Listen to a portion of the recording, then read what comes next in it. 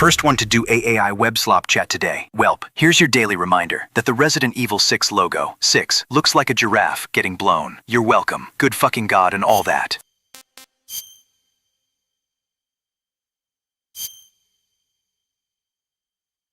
After the end of World War II, the world was split into two, East and West. This marked the beginning of the era called the Cold War.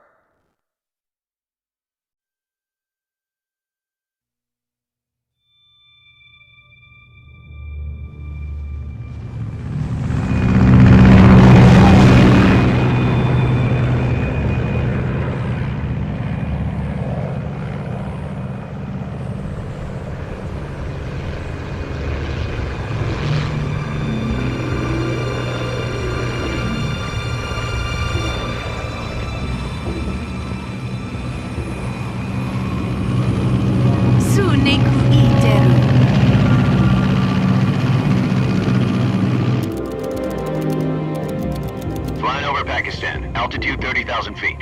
Approaching Soviet airspace. 20 minutes to drop off. Commencing internal depressurization. Equipment check. Arm main parachute. All right. You ready to go? Drop zone still showing a high pressure mass. Cav okay. Good. We've got high visibility.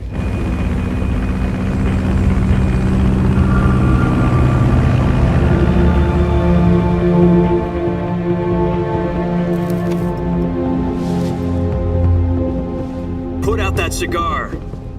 Connecting oxygen hose to interior connector. Put on your mask.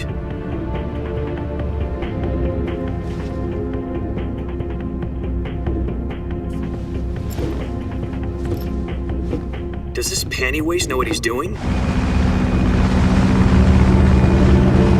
Approaching release point. 10 minutes to drop off. Hey, are you deaf? He said put out the cigar and put on your mask.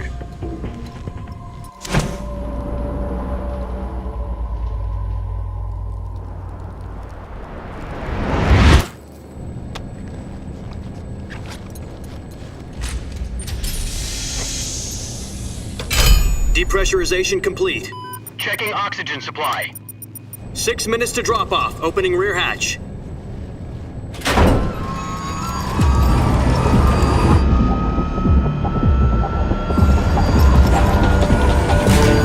Sunrise.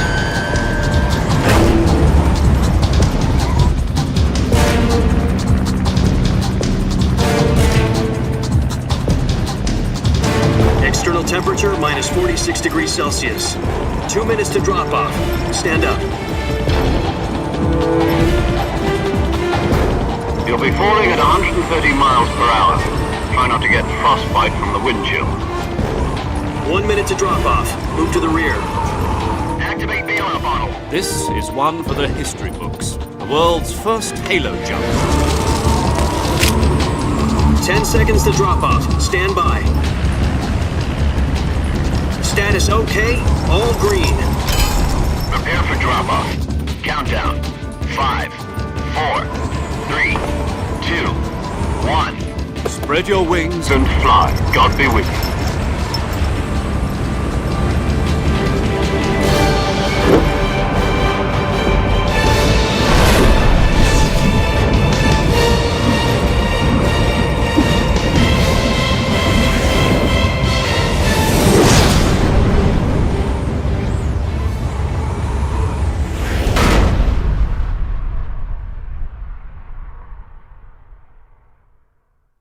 Jack, I've got some important news.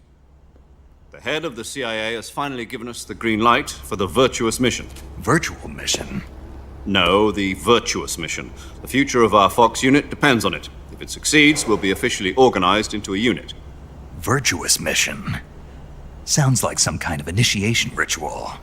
Don't get cocky. This isn't a training op. Right. So what exactly is this wonderful mission? Well, about 2 years ago, a certain Soviet scientist requested asylum in the West through one of our moles. His name is Nikolai Stepanovich Sokolov. He's head of the OKB 754 Design Bureau. Hey, you can't go changing the future like that. You'll create a time paradox. Oh, it's just a mask. Pretend I didn't say anything. Do. On April the 12th, 1961, the Soviets achieved the first manned spaceflight in history. The Earth was blue, but there was no God. Well spoken.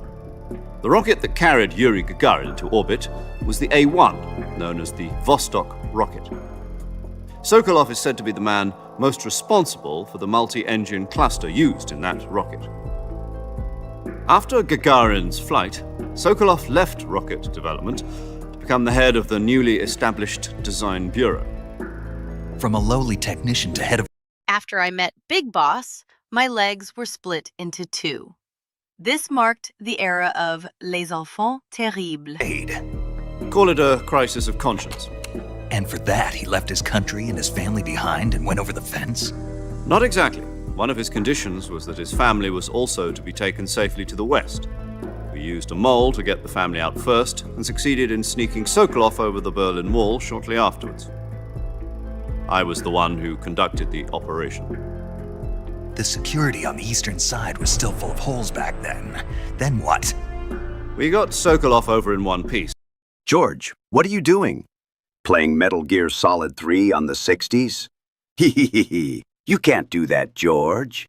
I know it's 11 minutes of the stream, but eject the disc now before it's a paradox. And it was only a week later that we had something much bigger on.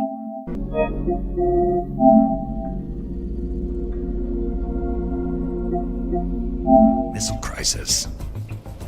October the 16th, 1962, President Kennedy received word that the Soviets were in the process of deploying intermediate-range ballistic missiles in Cuba. The President demanded that the Soviets dismantle and remove the missiles. At the same time, he announced a naval blockade to prevent further missile shipments from reaching Cuba. But the Soviets didn't back down, instead placing their armed forces on secondary alert. Soviet transport ships carrying missiles continued on course towards Cuba. US and Soviet forces went on alert for an all-out nuclear war. Frantic negotiations were conducted through the UN's Emergency Security Council and unofficial channels to end the hair-trigger standoff. Finally, on October the 28th, the Soviet Union agreed to remove its missiles from Cuba. And so the world avoided a nuclear holocaust.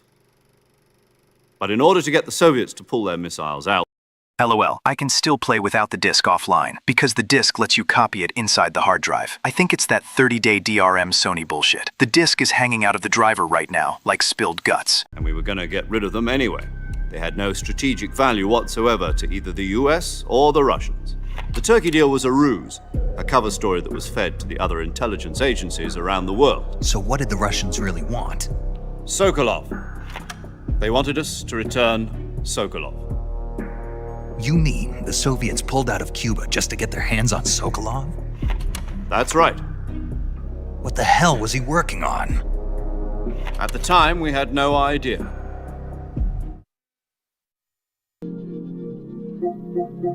Off or risk full-scale nuclear war. In the end, we had no choice. President Kennedy gave in to Khrushchev's demand. The next day, I got Sokolov out of the hospital, handing him over to agents on the eastern side. Sokolov kept on screaming, "Save me," until he disappeared from my sight.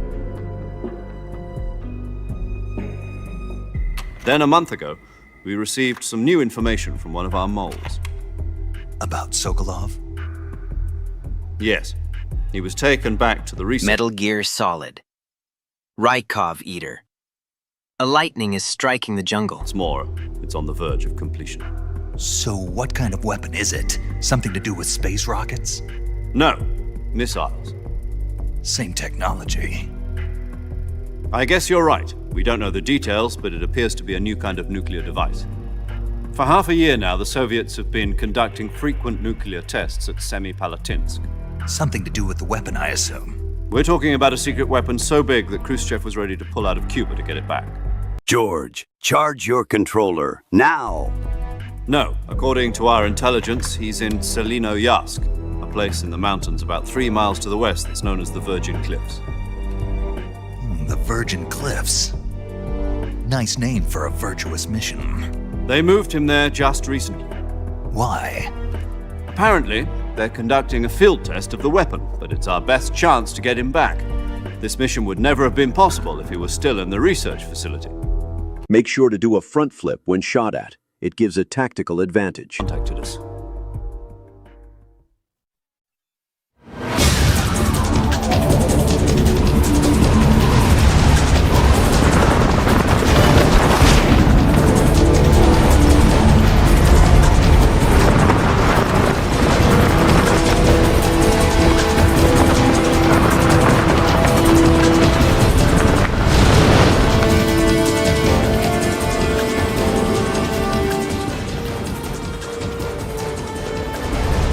Listen up, Jack. Your mission is to infiltrate Selino-Yask in the Soviet mountains, ensure the safety of Sokolov, and bring him back to the West.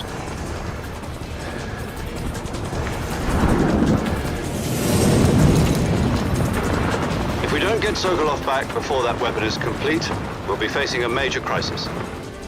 The clock is ticking.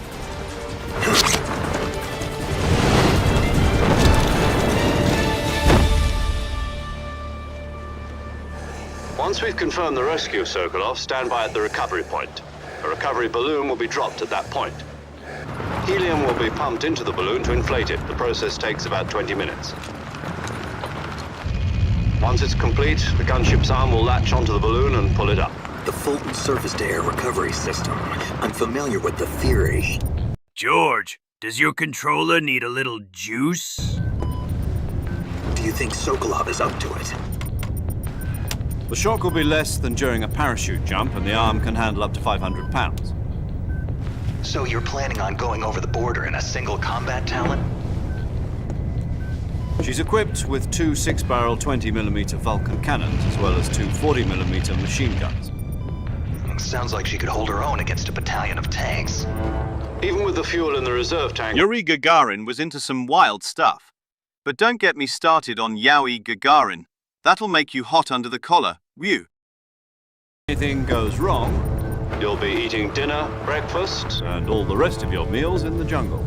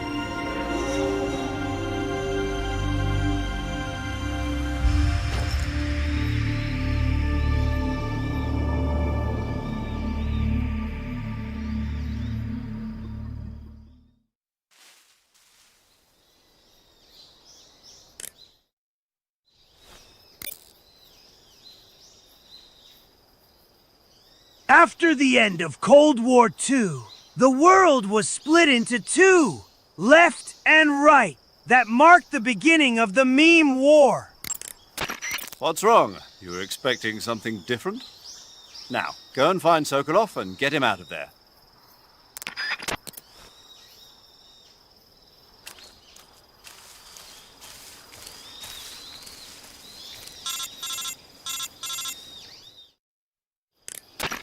Do you copy? You're already in enemy territory, and somebody might be listening in. From here on out, we'll be using code names to refer to each other. Your code name for this mission will be Naked Snake. I'll be referring to you as Snake from now on. You're not to mention your real name. Snake? What, you don't like snakes? What do you mean? You've eaten one before, haven't you? In survival training.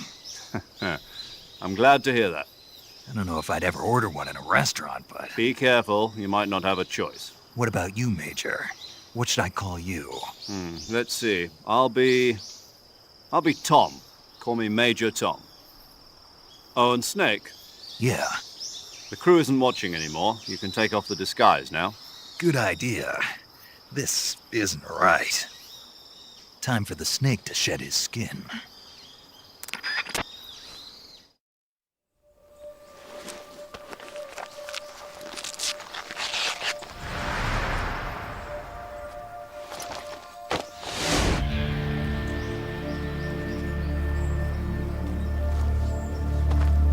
Oh no! The MGS3 disc is hanging out the PS5 like dupe from my ass!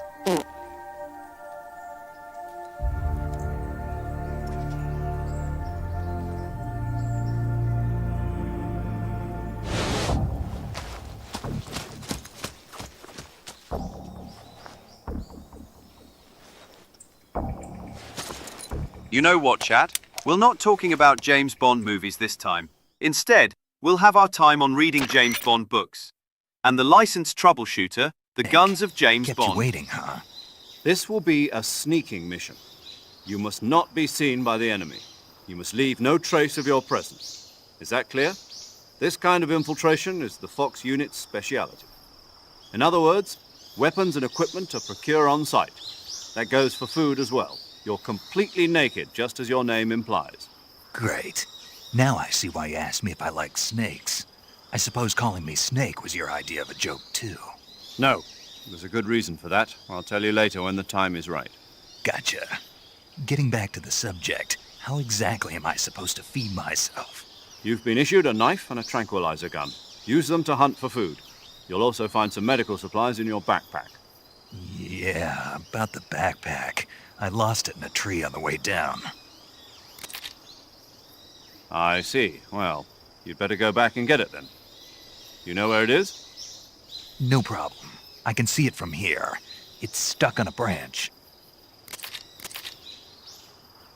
To climb a tree, stand in front of a tree that's covered in ivy and press the action button. I'll be monitoring your progress over the radio. We can't risk violating Soviet airspace, but I'll be in the gunship. George, if you don't charge your controller, the future will change. You can't go changing the future like that. I need to talk to you. If you need to talk to me, use the send function. Okay, Snake, go get your backpack.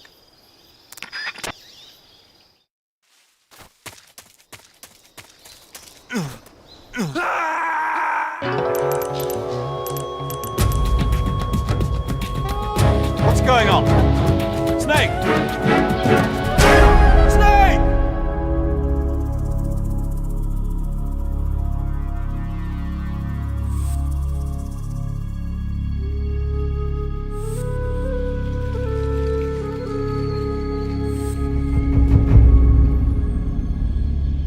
Ground control to Major Tom. Ground control to Major Tom. Wait, what was this song being about again?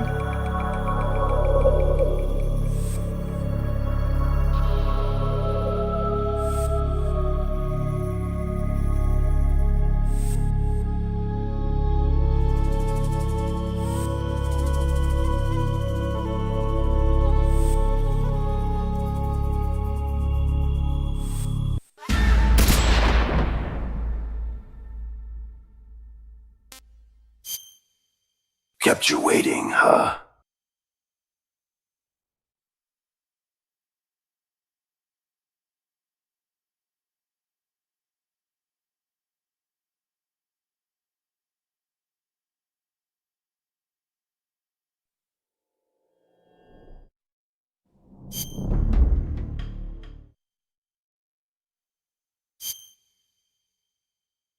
James Bond this, James Bond that. How about you make a bond with a female? I guess they call you Zero because you get 0 bitches.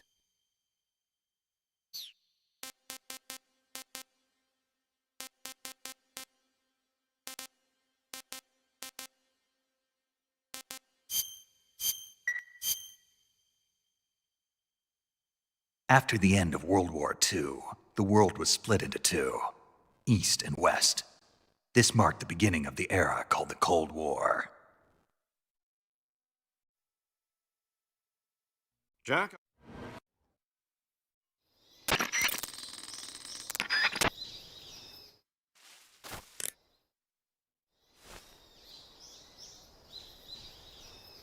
Ground control to Major Tom. Take your protein pills and put your helmet on. Snake, first you need to find that backpack you lost on the way down. Your backpack got caught on a tree to the north. Try heading in that direction. Snake, you said your backpack got caught on a tree branch, right? Yeah, Was there ivy growing on the tree? there was, but Perfect. perfect. Indeed. You can climb any ivy-covered tree by standing in front of the ivy and pressing the action button. Climb the tree and retrieve your backpack. Snake, first you need to find... Snake.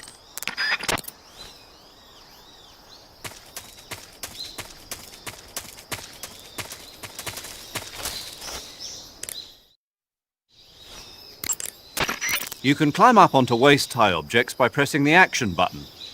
Climbing can get you to locations that can't be accessed by walking, and it may help you reach items that can't be found normally. Don't forget to try climbing things.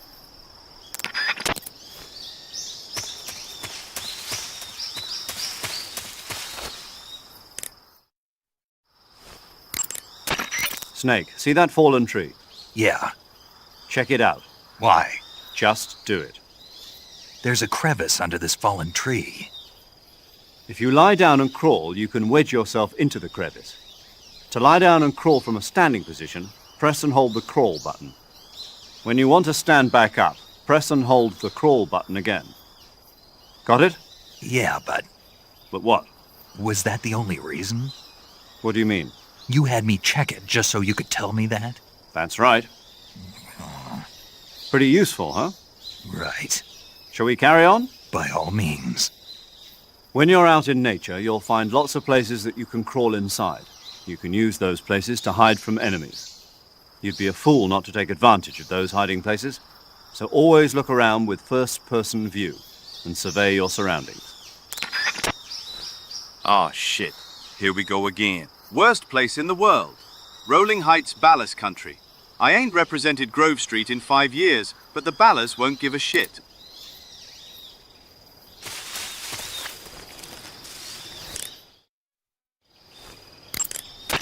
If you crawl into the grass, you can advance under cover. When you do, the camera automatically switches to intrusion view. If you want to stand up again, press and hold the crawl button once more. If you press the crawl button briefly, you'll crouch in that spot. This allows you to observe things without blowing your cover. Even when hidden in grass, if you make a noise, your enemies will locate you. When enemies are nearby, move with slight movements of the left stick. That way, you can proceed with minimal disturbance. Snake, first you need to find that backpack you lost on the way down. Backpack, backpack, backpack! What is this, an episode of Dora the Explorer? You can climb...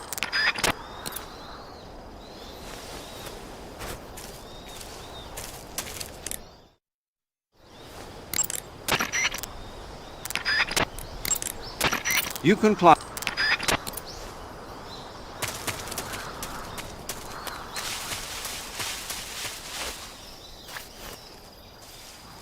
Control to Major Tom. Snake don't even think about backpack.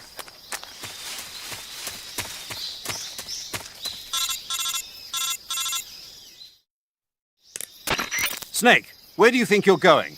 You can't expect to proceed with the mission without any weapons or equipment. First, you'll need to recover your backpack. It's caught on a tree to the south. Press the action button to climb the tree and retrieve your backpack. Is that clear?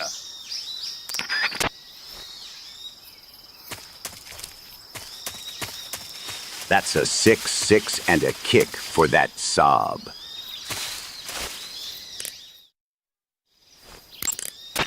Snake, your backpack is stuck on a tree branch, right? Climb the tree and get it back. You can climb...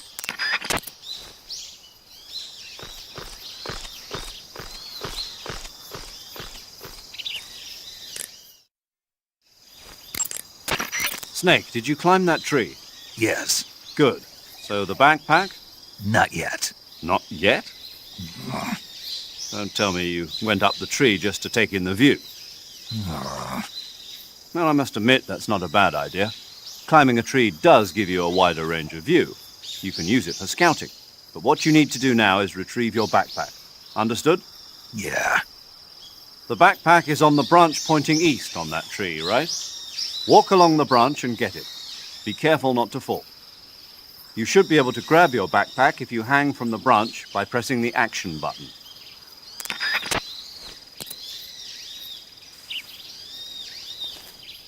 Backpack, backpack. Bok, bok, bok, bok, bok.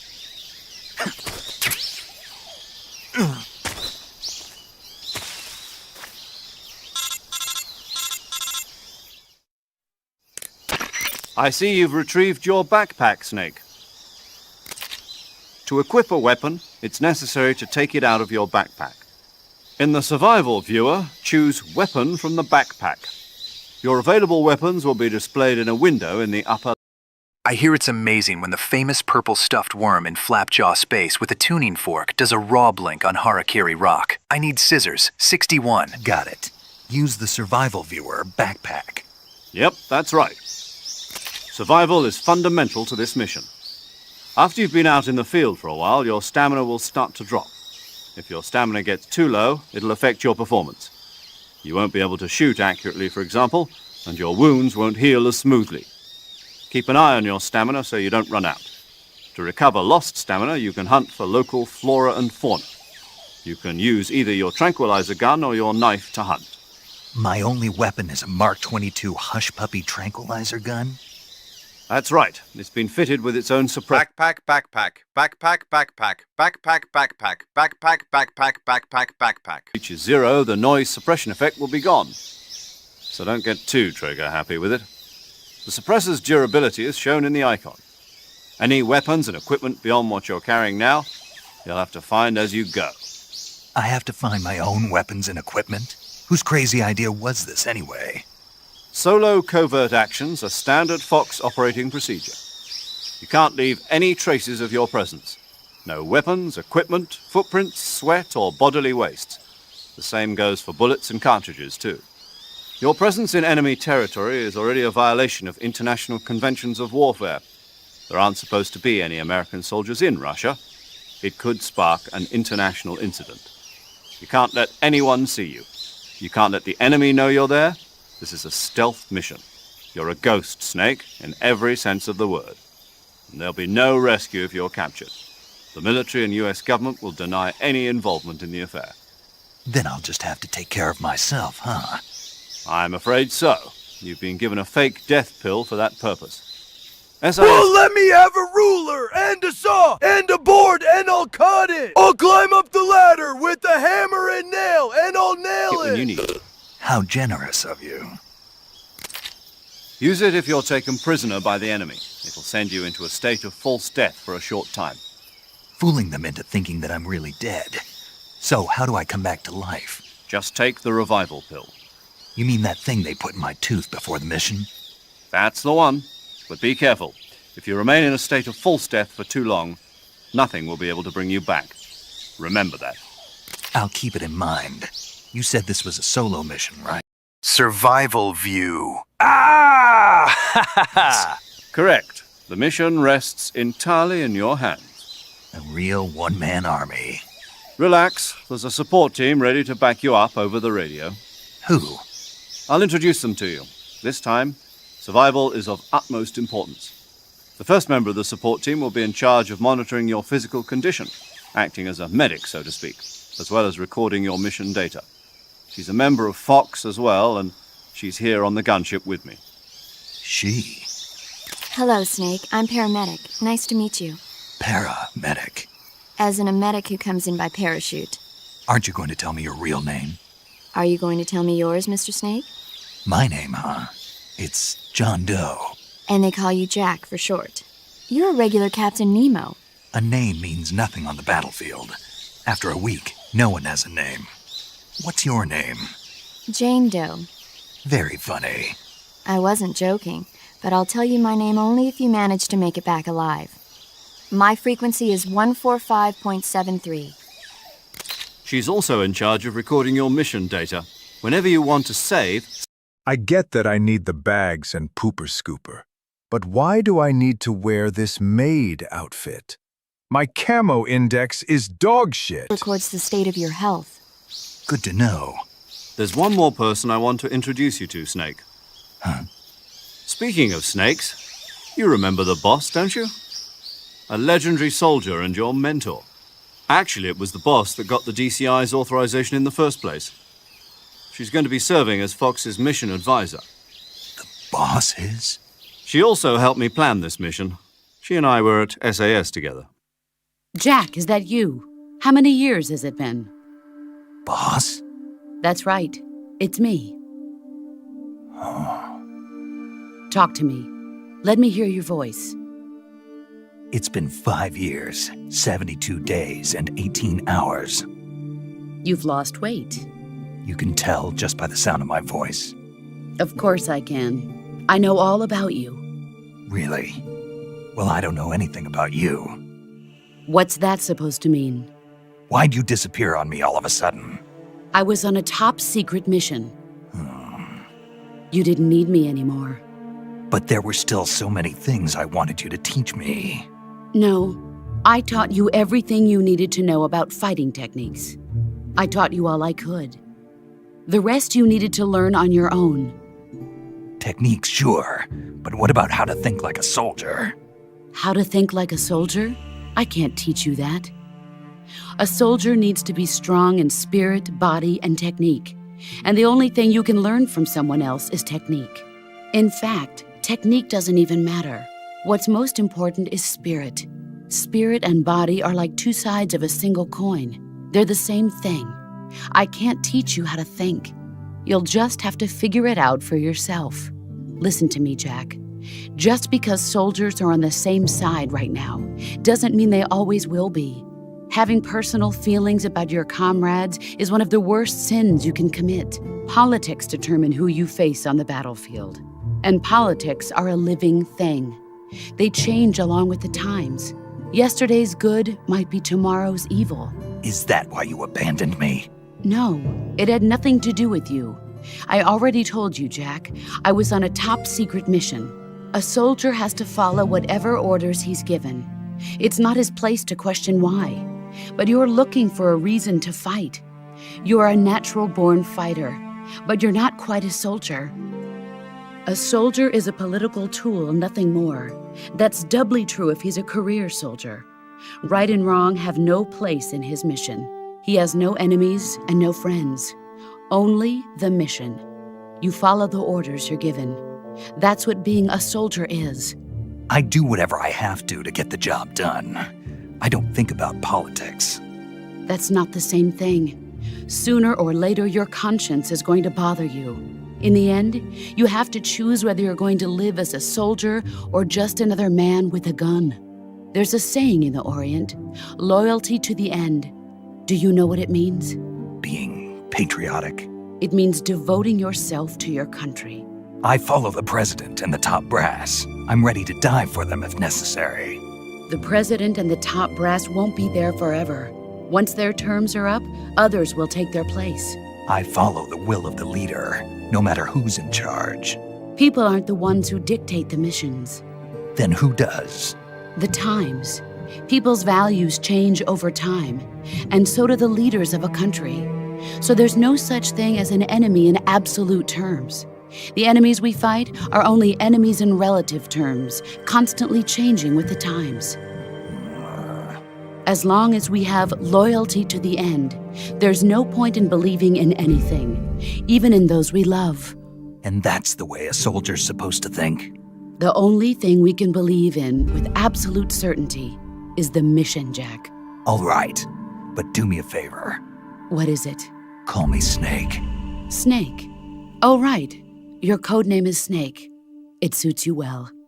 That's right. The legendary unit that the boss put together during World War II was a snake. The Cobra unit, a group of heroes that brought the war to an end and saved the world.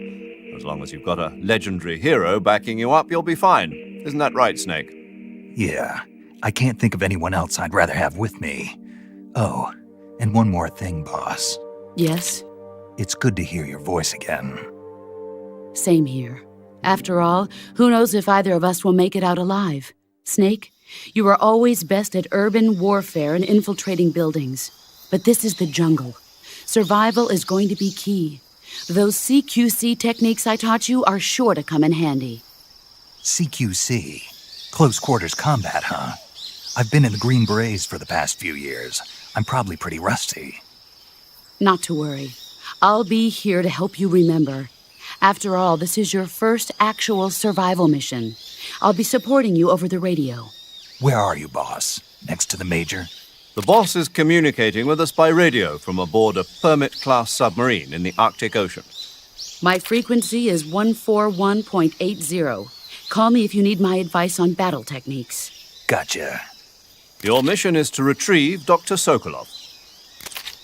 Dr. Sokolov is being held in an abandoned factory located to the north of your current position. Avoid heavy combat and don't let anyone see you. Don't forget that this is a stealth mission.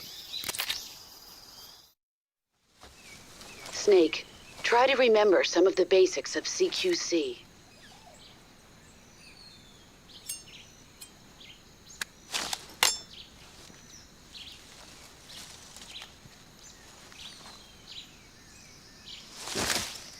Commencing virtuous mission now.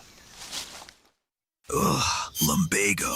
Never make me go get that backpack ever again. Ah, so many backpacks has aged this snake so badly.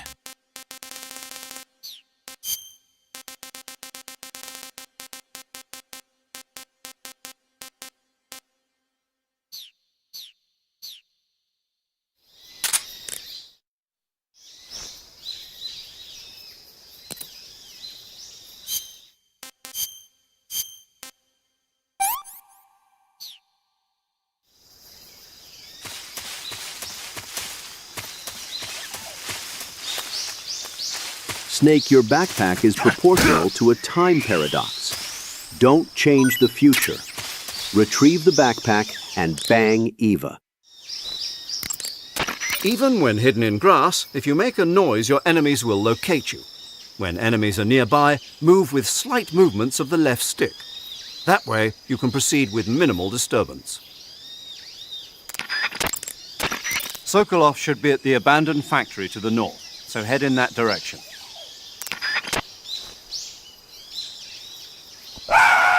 Take that backpack already! Good God! Snake, intelligence indicates that that area is outside the enemy's cordon, so you shouldn't have any unexpected encounters with enemy patrols. I think it will be a good idea to take this time to get accustomed to using your camouflage, hunting for food, and navigating the survival viewer. If you have any questions about camouflage or CQC, ask the boss. The boss's frequency is 141.80. Paramedic is the medical correspondent for this mission. Ask her about hunting for food and medical treatment. Also, she has documents detailing flora and fauna in the operation locale. Contact her if you need detailed information on any of the plants and animals in your area. Paramedic's frequency is 145.73.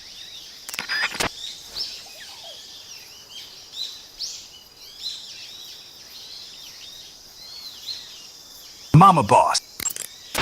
Snake, remember that this operation is a solo sneaking mission. We'll be providing you with support over the radio, but out in the field, you're on your own.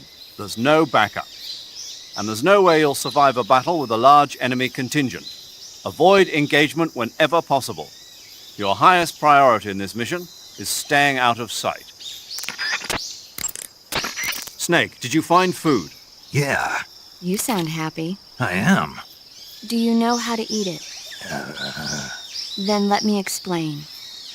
To eat food, press the Start button to enter the survival viewer, then select Food.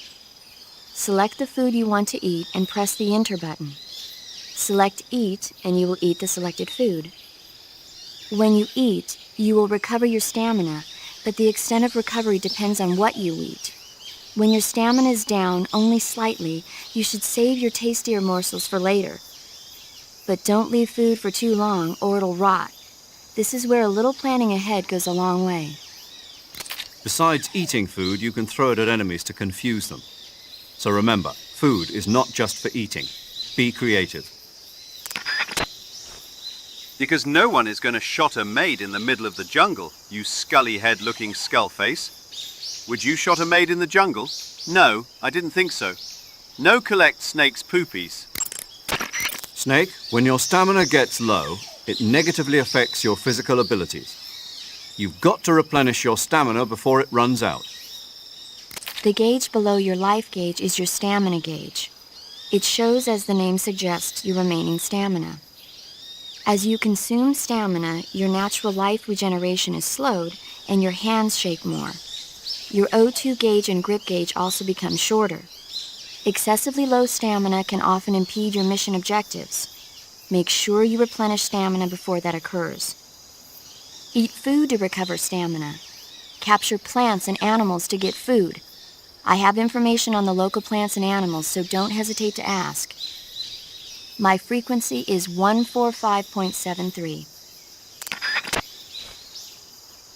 The light and dark will battle for all time. A soldier's duty is to define the nature of that battle. They're blah, blah, blah. I'm done yapping. I'm gonna play on my Game Boy. Your actions can lower your stamina. The more demanding the activity, the more stamina consumed. Exactly. Walking slowly will conserve stamina, while actions like rolling, crawling, and stalking consume large amounts of it. Try your best to avoid unnecessary actions in order to conserve stamina. Snake, use the survival viewer to pick your camouflage, treat wounds, and eat food. Ask the boss or paramedic about the details. The boss's frequency is 141.80. Major. What is it? It's about your code name. Major Tom? Yeah, where'd you get that name? From a tunnel. A tunnel? That's right. Snake, have you seen the movie The Great Escape? No. It's a movie about a determined group of Allied POWs trapped in a German POW camp who plan an escape. The POWs dig 3 tunnels for their escape. They named them Dick, Harry, and Tom. I see. So Tom was an escape tunnel. Did they make it? Out of the camp? Of course. One of the tunnels was even discovered before it was finished, but eventually they do make it out. I get it now. So Tom was the tunnel they used to escape. Yes, that's right. What is it? Well, actually, I'm not sure if I remember correctly. Major. Oh, it's all right. It's Tom, Snake. Tom is the escape tunnel. Yes, no question about it. I'm still in a dream, cake eater! Woof! Snake, in order to carry out the mission without being spotted, you must learn to detect an approaching enemy well ahead of time. Press the first-person view button. You can use an equipped weapon during first-person view. This is called a first-person view attack.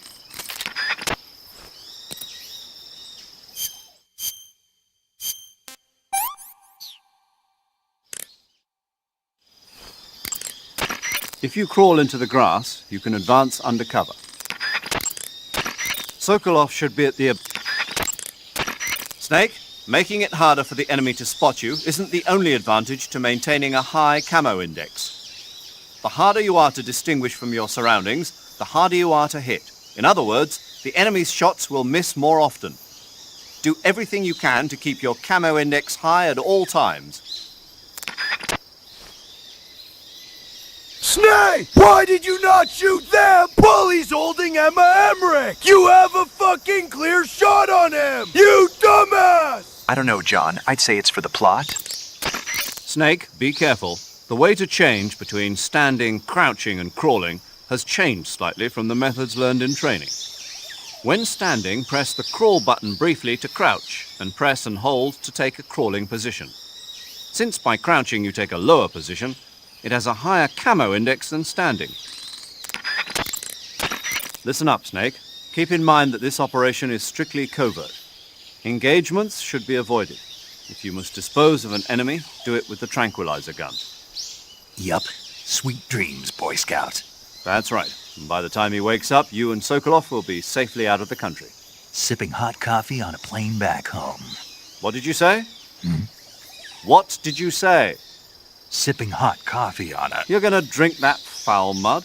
On the victory flight home? Okay, then. What would you drink? Tea, of course.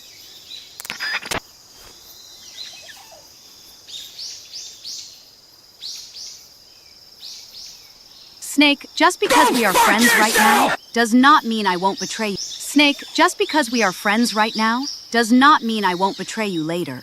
Boss, what are you saying? You really are dense.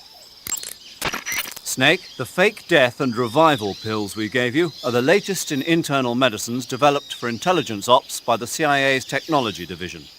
You can use the fake death pill to send yourself into a death-like state for a limited period of time. Use it wisely, and you should be able to fool the enemy into thinking you're really dead. It may come in handy if you ever find yourself cornered. To revive yourself from the fake death state, use the revival pill. But remember, timing is critical. The effect will be ruined if you revive right in front of your enemy. Interesting. But how does it work? What do you mean? I don't feel right taking some pill I don't know anything about. How does it make me look dead? How's it gonna affect my body? Well... Don't you what's up with me? I get it. I should ask Paramedic. Paramedic. Allow me to explain. You know how there are animals in nature that play dead, like weevils, ladybugs, chickadees, possums, and the like? Well, the fake death pill takes the natural art of playing dead and applies it to the spy world.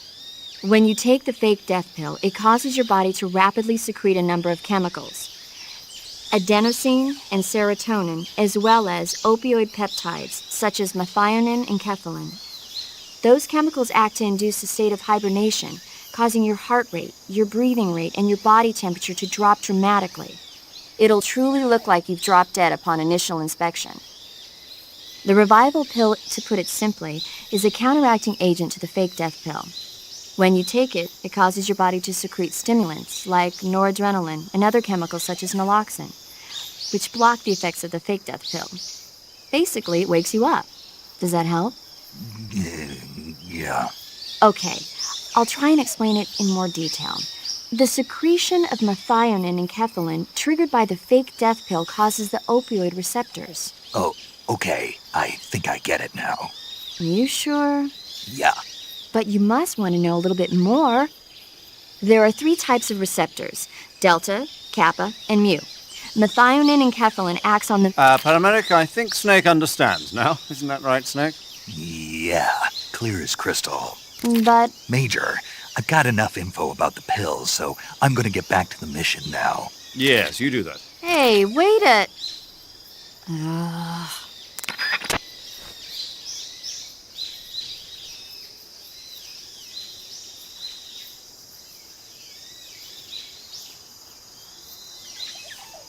What? What the fuck do you mean? Sony is doing away with physical media! Do you realize how far back you're setting the gaming industry?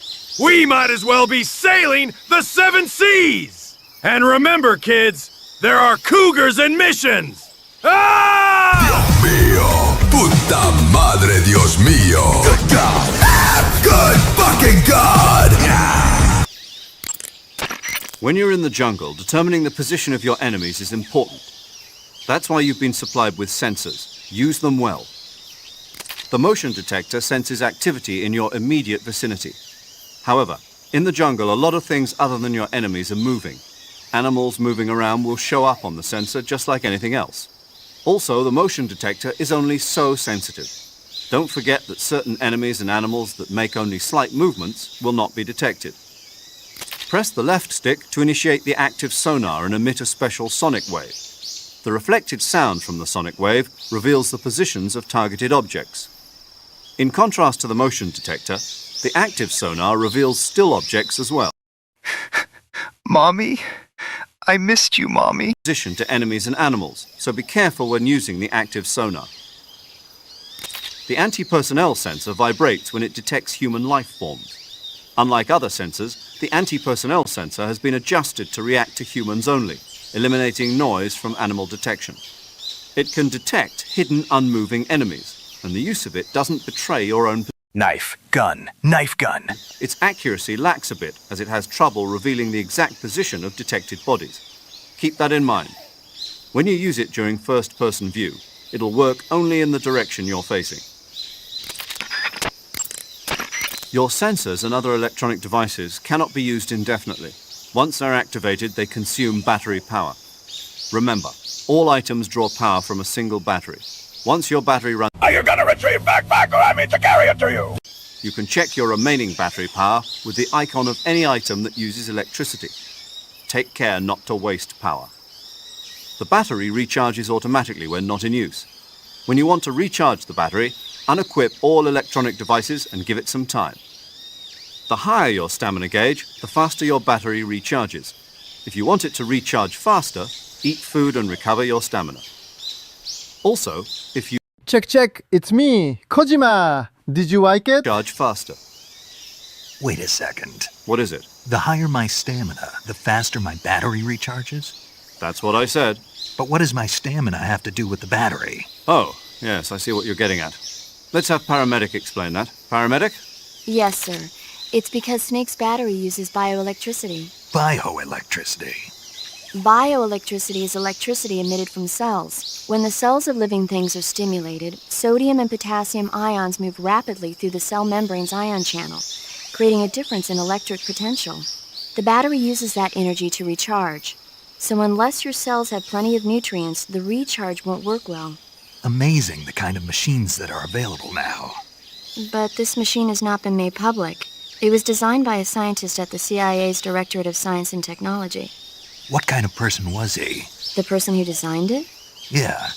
I heard he was pretty strange. Stranger than the Major? There's nothing strange about the Major. My tea's gone. Who drank it? How am I supposed to have tea time without tea? Well, not too strange, at least. Hey, my scone's gone too. Major, does this panty waste know what he is doing? He has been standing there for half an hour. Snake, what do you do when you get a new weapon or item? I put it in my backpack first. But you know that you can't equip items that are still in your backpack, right? Yeah. The only things that can be equipped with the weapon and item window buttons are items on my person. Correct. If you want to equip an item, first you have to remove it from your backpack. To place a weapon on your person, go to the survival viewer, then backpack. Major, what kind of place is this secret design bureau that Sokolov is heading? The Soviets have a number of secret design bureaus like this one, each engaged in cutting-edge research. OKB-1, the bureau where the Voskhod spacecraft was developed and which plays a leading role in the Soviet space program, is one of those installations. Most of them are located in secret cities built in isolated areas, and we don't even know their exact locations, much less the nature of their research. And Sokolov's OKB-754 is the most secret bureau of them all. The intelligence communities of the West have tried time and again to find out what they're working on, but they've failed consistently. So you have absolutely no idea what Sokolov is developing? We've got nothing. Then how did you get the information for this mission? It can't have been from Sokolov. From the boss. The boss? That's right. She has her own intelligence channels that she cultivated during the last war. She shared what she learned with us. That we were able to get the green light for this mission at all is thanks to her pull with the powers that be at the CIA. In other words, this mission would never have come together without the boss's help in a number of respects. Everyone thinks MGS3 is about not falling for blind loyalty.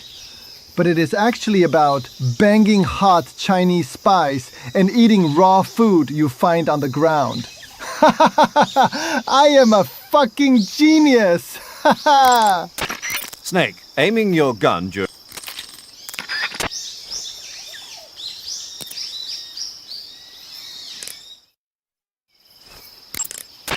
Snake, the Soviet troops are not your only enemies. How do you mean?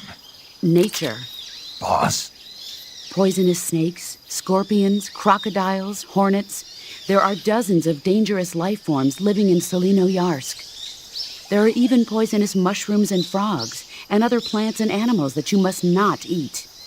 In order to survive in nature, you have to know nature. Paramedic has information on the flora and fauna in each area. Ask her for the details. Paramedic's frequency is 145.73.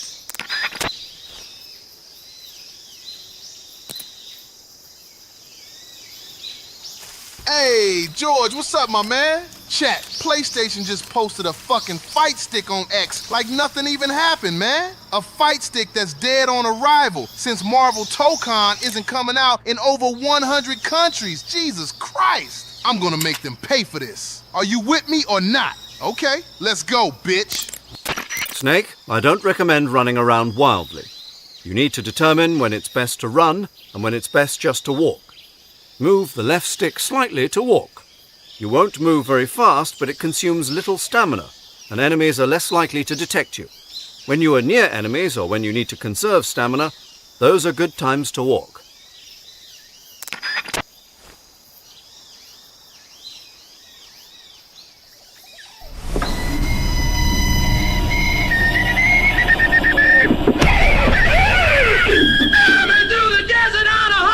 No name. It felt good to be out of the rain. In the desert, you can remember your name, 'cause there ain't no one for to give you no pain. I've been through the desert on a horse with no name. It felt good to be out of the rain. In the desert, you can remember your name, 'cause there ain't no one for to give you no pain. Snake, there are other ways to recover your stamina besides... Such as? Such as taking a rest. A rest? To take a rest, all you have to do is save and exit the game. The next time you load your save data and continue the game, your stamina and life will have recovered. How much they recover depends on how long of a rest you take. So the longer I rest, the more I'll recover. That's right. If you're so exhausted that you don't even have the strength to find food, save the game and take a rest and you'll be back on your feet. I hope that never happens. So do I. But you never know. Just don't forget, okay? I won't. In the 2 years since Sokolov's asylum operation, I spent all my time making preparations. And now is the time to show some results. Fox is a next-generation espionage organization designed to update us for 21st century operations that I propose to the CIA. Fox sent Holy shit, TH, are you okay? special tactics on solo sneaking missions like this one. A next-generation unit that combines the skills of special forces units like the SAS and Green Berets with the know-how of an infiltration and espionage unit. Military politics never was my strong suit. What I'm trying to say is stealth. This is a stealth mission, crucial to the coming Cold War.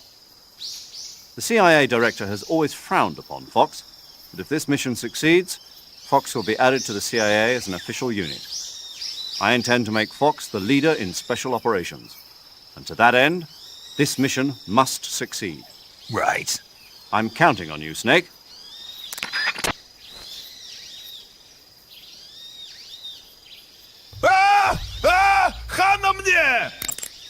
In most areas outdoors, your footsteps will create some noise, even if you walk slowly by using small movements of the left stick.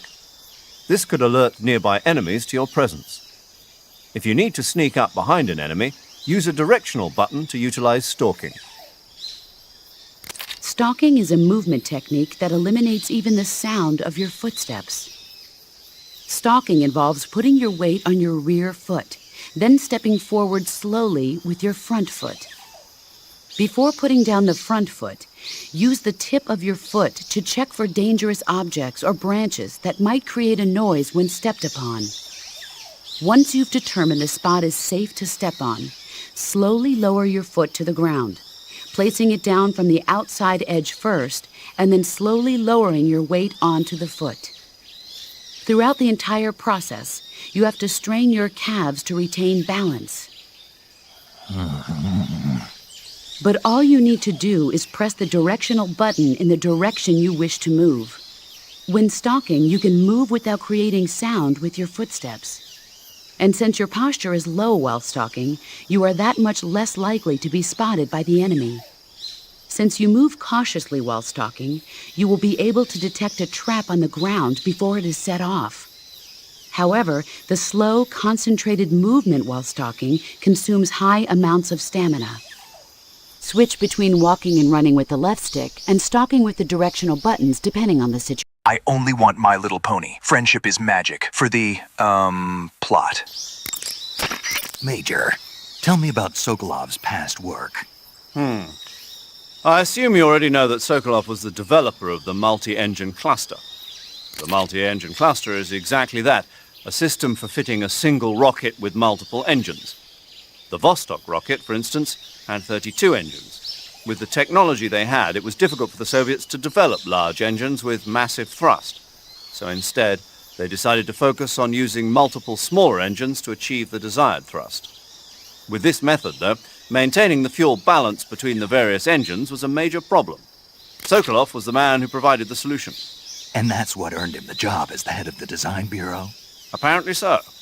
So this secret weapon is some kind of ballistic device? Well, that's my best guess. We don't know for sure, but... You'll find out soon as I get Sokolov out of here. I'm counting on you. George! Why did Snake didn't even think of shooting Emma Emmerich back in MGS2? He's fucking stupid! Ah! Calm down, John. It's not your game. With an equipped weapon in... The degree to which you move the left stick not only changes your walking speed, but changes your speed when crawling and for intrusion movement. With large movements of the left stick, you can move faster, but you'll make noise and give yourself away to nearby enemies. With slight movements of the... Part of your mission is to demonstrate to the brass the core concepts behind Fox. Leave no evidence. That's the essence of Fox. And avoid engagement with the enemy. Understood. Not only that, I mean leave nothing behind, including weapons, equipment, footprints, sweat, even bodily waste. Yeah, when I do my business, I bury it good. What? What's wrong? That's the American way. American way for what? To handle defecation. You're gonna bury it? Yeah. Bring it home with you. What? That's what we did in SAS. The US Army is sloppy. They do things well, but not perfectly. Here in Fox, we're doing things my way. Got it? Yes, sir. There are no backpacks in Ba Sing Se. Snake, if you step in any water or mud, your feet will get wet. Equip food as a weapon and press the weapon button to throw the food. Snake, the Mark 22 is a tranquilizer gun. Use it to put enemies to sleep without harming them. The speed with which the tranquilizer takes effect depends on the point of impact on the enemy. If a target is hit on the arm or leg, the tranquilizer won't take effect immediately, but a target hit on the head will drop like a fly. If you want to take an enemy out in a flash, aim for the head.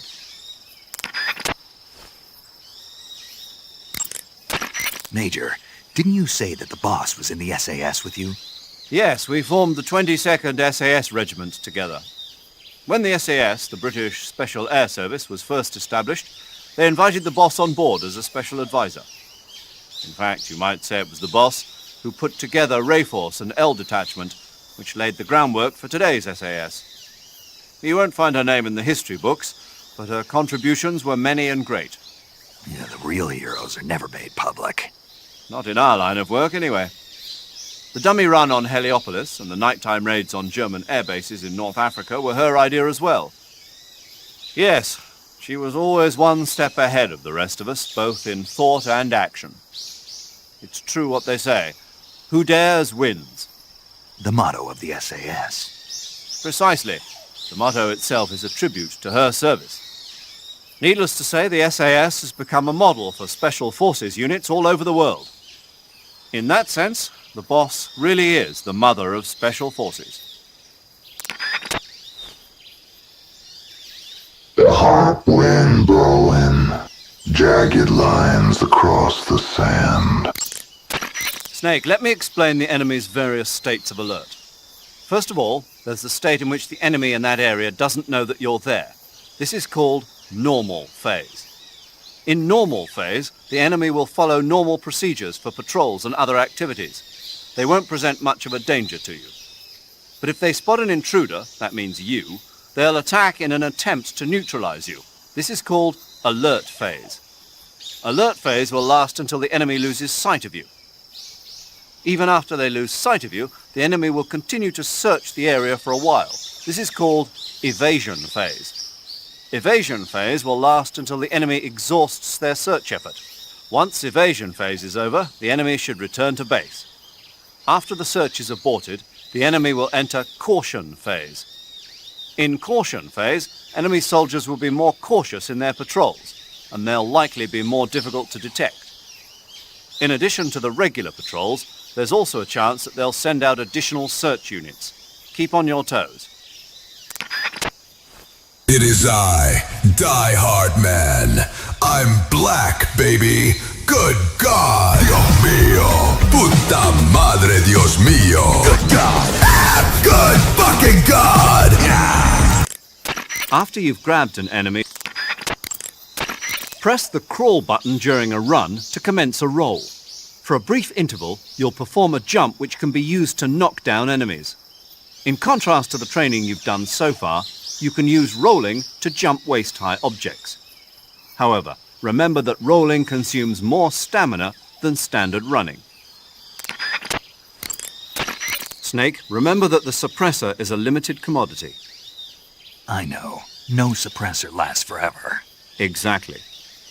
When the suppressor's durability wears away, it breaks beyond repair. See the weapon icon to check the suppressor's present level of durability. Remove the suppressor from your gun if you want to make it last. Select the weapon that the suppressor is on with the weapon window button, and press the Enter button to attach or detach the suppressor. Regulate usage of the suppressor based on the situation.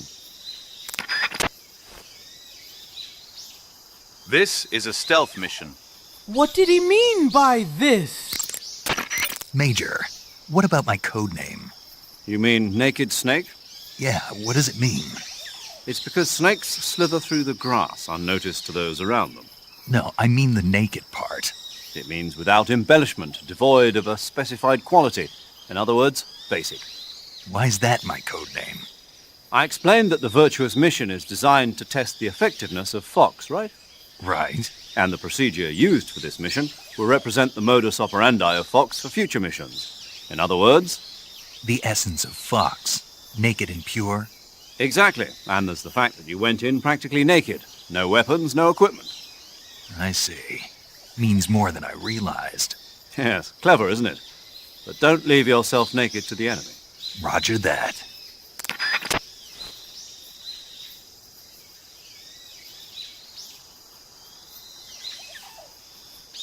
Stalking. Isn't that what bitter exes do to their partners? Snake. Certain enemy soldiers are equipped with radios. These signalers can use their radios to transmit information to and from the command headquarters.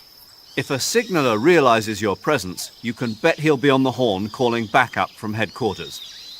After headquarters receives the call for backup, they contact a nearby unit and order them to head over to give support. Once backup arrives, your enemies will outnumber you beyond hope for victory. It'll be too much for even you to handle.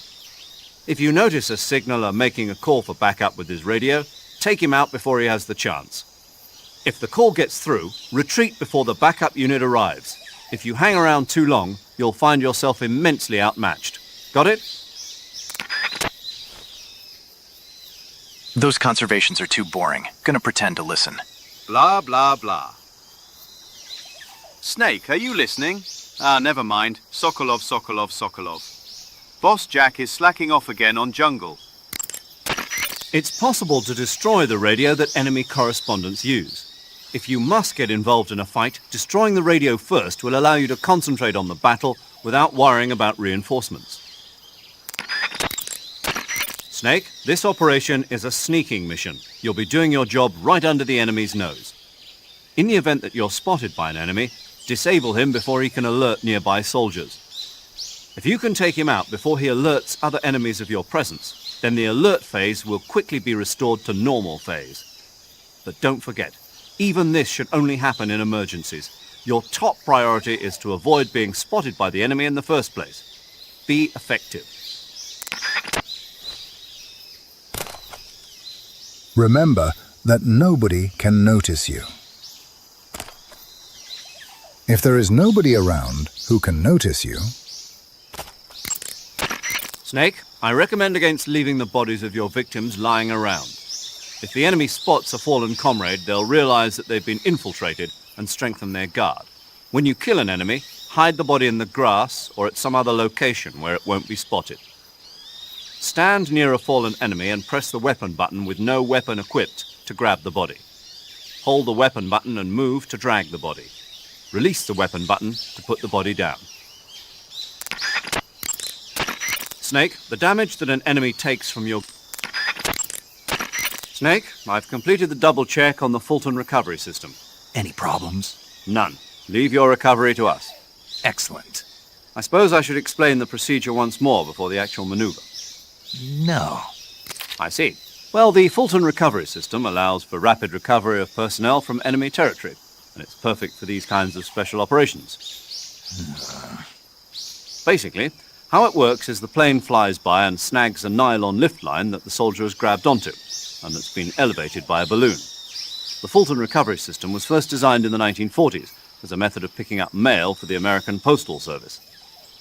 During the Korean War, that system was redesigned to recover personnel. JAC, an ancillary organization to the CIA... Yes, good old JAC. It stands for Joint Advisory Commission Korea. Isn't that something? So, JAC first used the Fulton surface-to-air recovery system to extract agents from North Korea and mainland China. Let's go over the procedure once more, to be on the safe side. First, the plane drops a canister about the size of a coffin to you. Inside, you'll find a balloon, a 1,500-foot cable, and a harness that attaches to your suit. Take the items out, attach the line to your suit, fill the balloon with helium, and send the line up. The plane will approach at 125 miles per hour. Snag the cable just below the balloon with a hook on the nose of the aircraft, and whisk you away. Assuming the pickup is successful, you'll be reeled in with a winch and pulled to safety into the rear of the aircraft. Got it? Snake? Yeah, I got it. I got it real good. Were you listening? Yeah. All right, then. Snake, did you retrieve your backpack? Or DD should carry it to you. If you crawl into the ground, you can get inside trees that are hollowed out from decay. Snake, when you... In the corner view, move the... If you have a gun equipped, buy it. You did an excellent halo jump. Not really. I didn't land in the right spot. A jumper who lost his pack on the first real halo jump. That'll make a good story for you. Who cares? There are no records of your operations. I know, but... What, you're embarrassed? No, I'm not embarrassed. It's the boss, isn't it? What about the boss? Nothing, paramedic. Doesn't sound like nothing. Nothing to do with the boss, I mean. It has something to do with the boss, but you don't want to say so. Yeah, kinda. I understand, Snake. The boss has done a lot of work on the military study of halo jumps. And Snake here wanted to give a perfect performance on the first real jump, you know, to show respect to the mother of the technique. Major! Snake, I thought you were over and out. Wow, is that right? You got something to say. No. I bet you do. Not really. I just think it's kind of sweet of you to think like that. I don't know whether to take that as a compliment or an insult. It's a compliment, Snake. So tell me, is it true? What? Not that. Is it true that the boss really worked on research for halo jumps? Oh, that. Yes, it's true. HALO stands for High Altitude Low Opening. It's a jump technique developed for covert insertions into enemy territory, just like the area you're in. A plane flies at 10,000 feet or above to avoid detection by ground forces, and the jumper free falls until he's within 1,000-foot altitude above the target area, when he finally opens his chute. By using this technique, the chances of revealing the parachute landing to the enemy are marginal. The HALO technique was originally developed in France. This was partly due to popularity of parachuting as a sport since the end of World War II. And the boss was an instructor for the research that was carried out there. In 1957, at the JFK Special Operations Center at Fort Bragg, the boss was invited to instruct at the first ever US military HALO school. Of course, none of this is on the record, but she's the mother of modern-day special forces.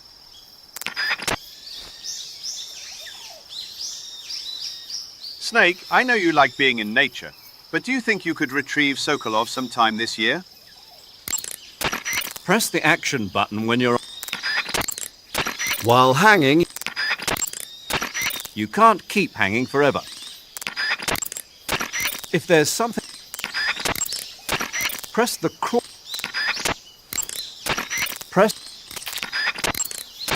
If you approach an enemy undetected, you can render him defenseless by jutting a gun into his body from behind.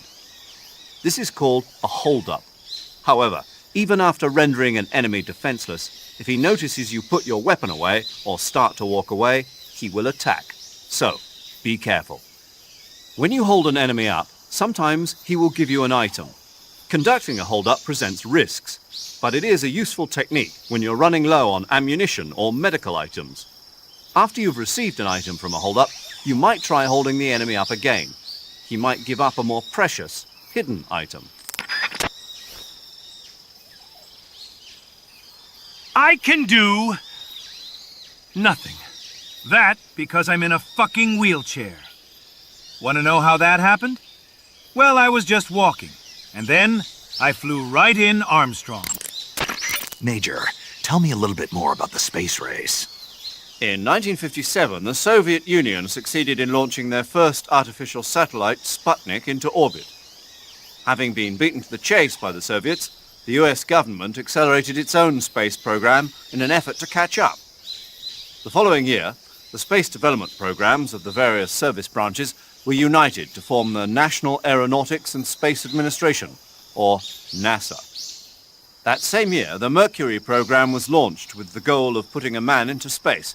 7 candidates were chosen from the military as the first astronauts. These were the men with the right stuff. But as you know, it was a Soviet cosmonaut, Yuri Gagarin, who made the first successful manned spaceflight 3 years ago. NASA's first successful ballistic flight came 1 month after Gagarin's mission, with the Freedom 7 carrying Alan Shepard into space. After that, with America still lagging behind the Soviets in orbital flight, President Kennedy made a momentous decision. That America would put a man on the moon before the end of the decade. Yeah, I heard that speech, but a lot of guys I knew weren't real happy about it. They said no one was going to make them go on a mission to blow up some damn moon base. But rocket research and missile research are closely related. Imagine, if you will, a Soviet Union able to send wave after wave of nuclear missiles raining down on Washington from a base on the surface of the moon. Even if that's still a long way from reality, if we lose the initiative, we may never get it back. We're left with no choice but to keep moving forward one step at a time. The Gemini program, launched 2 years ago, represents the initial step towards establishing a moon base. And yet, I don't want to call President Kennedy a liar, but I simply can't imagine that in 6 years man will have reached the moon. I don't know. I never even thought we'd make it up into space. I guess it all depends on whether you have the will to make it happen. Perhaps you're right. Then eventually, he broke my legs. Now I can't do anything. Snake, press the left stick. Press the CQC. Snake, if you find an item box, use first-person view to take a good look and find out what's inside. When you press the assault... The distance during first when you creep inside a snake, did you notice that when you knock an enemy unconscious, stars appear over his head? If you take a close look at the stars above the enemy's head, each time you use up the if you approach an enemy snake, Backpack, backpack, backpack, backpack, backpack, backpack, backpack, backpack, backpack, backpack.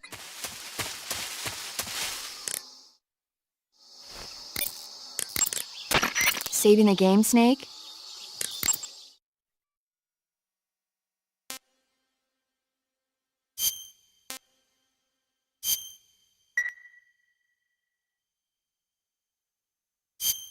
Hey, Snake, you ever heard of Godzilla, King of Monsters? No, what is it? It's a movie. You haven't seen it? Nope. It's about this monster called Godzilla, who grows to an enormous size in a nuclear test and goes on a rampage in Tokyo. Nuclear test, huh? Then the Marshall Islands must be crawling with giant monsters right about now. It's just make-believe. Maybe that's why my pants have been so tight lately. Snake, it's a movie, not a report out of Los Alamos. I know. So then what happened? Godzilla is immune to all weapons, and humanity has no way to stop the monster. Dr. Shirazawa develops a new type of weapon, but meanwhile, Godzilla is getting closer and closer to Tokyo, obliterating everything in its path. It was originally a Japanese movie, but they made an American version, too. I recommend seeing the original Japanese one if you ever get the chance. It's mostly mindless fun, but it's also got a serious anti-nuke message as well. Where can I see the original?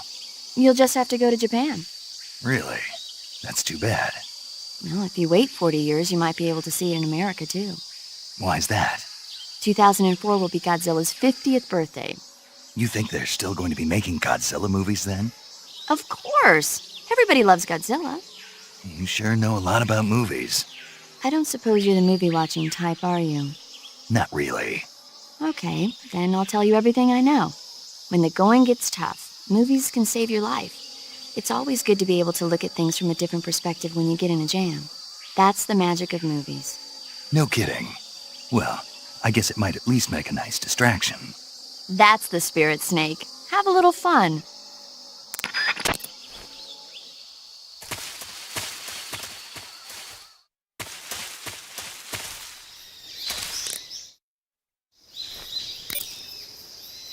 Oh God, I'm stranding.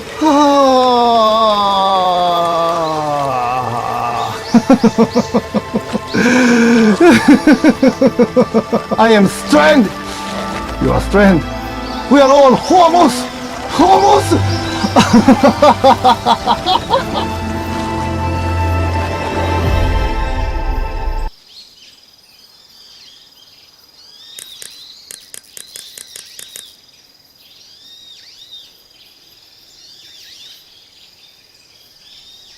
Fulton me straight to outer heaven.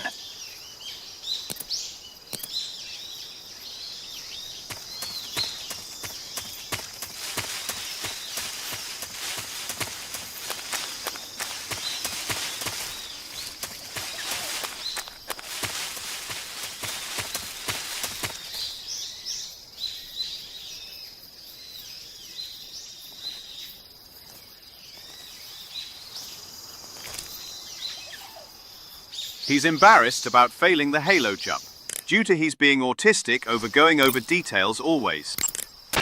Paramedic is the medical correspondent for this mission. Ask her about hunting for food. Snake, intelligent. Do you want to save?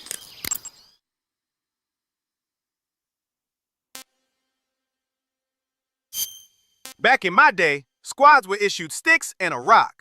And they had to share the rock. Snake, do you know the creature from the Black Lagoon? Nope, never heard of it. These scientists are investigating a place deep in the Amazon called the Black Lagoon, and they get picked off one after the other by this fishman thing. And there was this scene when the heroine is going for a swim, and the creature sneaks up on her from underwater. Oh, I thought my heart was going to stop. I mean, of course, the 3D effects in It Came from Outer Space were a lot more intense, but... It wouldn't be referring to you coming from outer space, would it?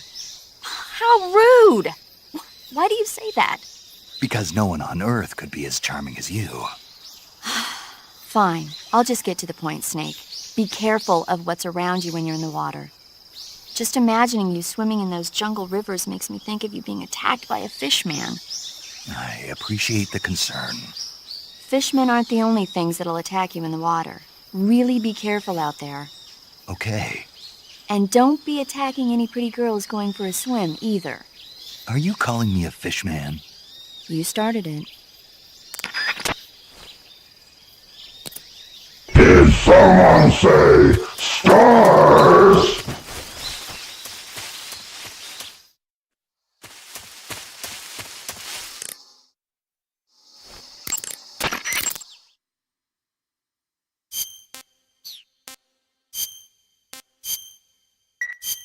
Snake, have you heard of It Came from Outer Space? Yeah, you told me already. So this astronomer sees a meteor, but it's really an alien spaceship, right? And the aliens start replacing the townspeople with clones and forcing them to help repair the ship. The 3D effects were quite realistic. I've got all the real I can handle here in the jungle. No, you don't get it. Precisely because it's realistic, with the images jumping out of the screen at you. It makes for a nice escape from reality. I have to admit it made my eyes tired, but it was really intense. Unfortunately, they don't make very many of those movies anymore. When did it come out? I was still in college, so probably about 10 years ago? Guess I'm out of luck then. You know, they're coming out with household versions of video cassette recorders. One day you'll be able to see old movies anytime you want. It'll be like having a movie theater in your own home. Really? It's like if you had a record with movie film etched onto it instead of music. It'll work the same way. You're kidding. No, really. And someday they might make movies where you control the characters yourself. Sounds like magic. It'll happen. Make sure you stay alive to see it, Snake.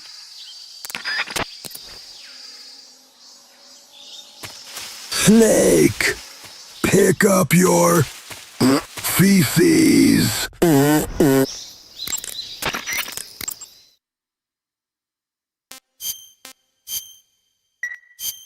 Hey, Snake, have you ever seen Forbidden Planet?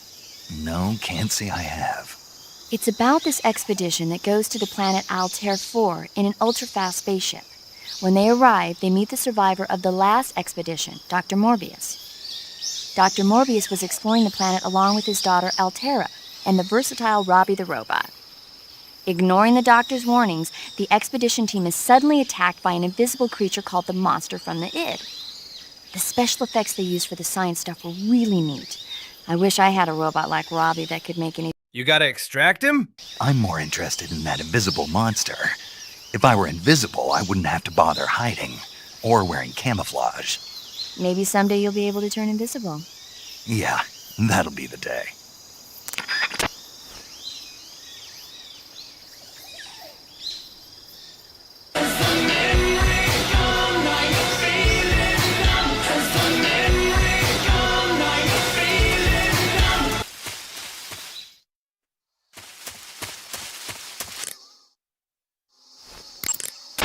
You want to save?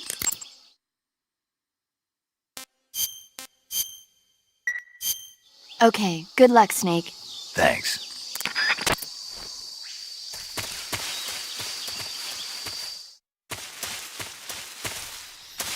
I know you backtracked to the first area just to catch a glimpse of me in my maid outfit.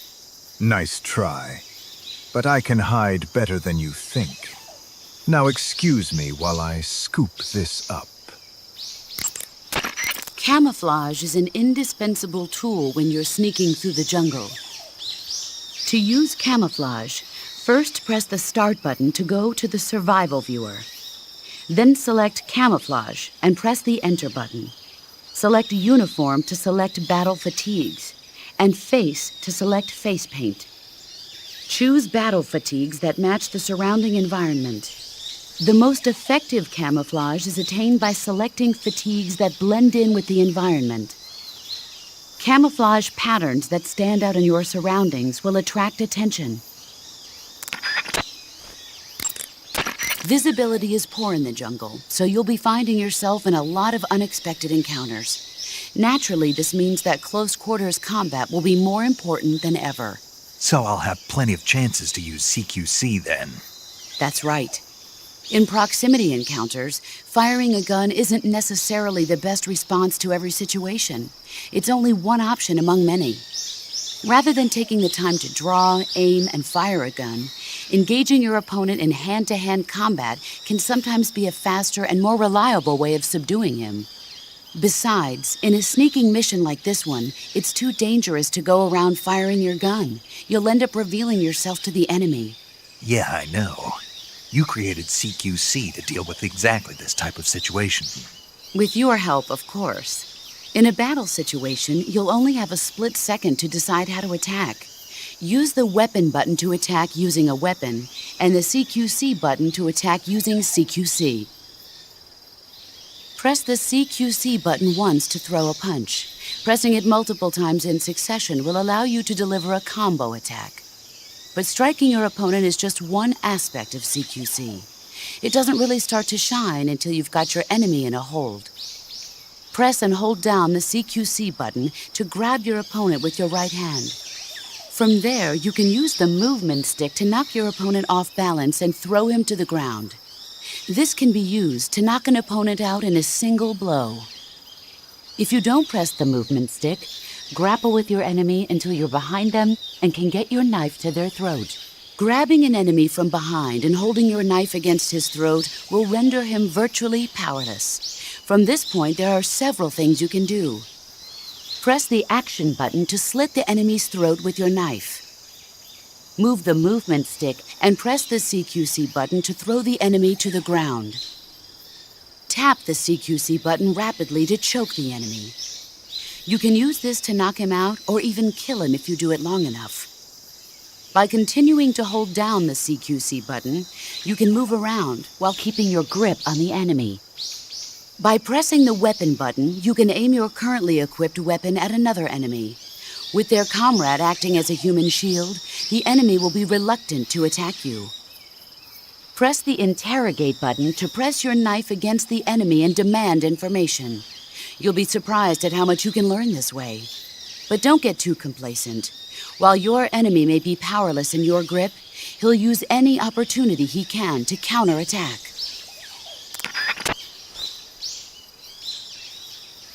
Snake, do you know the movie Plan 9 from Outer Space? You can only use CQC to... I see you're wearing the olive drab uniform. Olive drab, or OD for short, is what you might call the pre-camouflage uniform. Plain-colored OD fatigues are still worn by infantry today, but they'll be replaced sooner or later by patterned camouflage. As you can Snake, did you know about Ace Combat Series? So of course it won't make a very effective disguise. You should change into some other type of camouflage as soon as you can.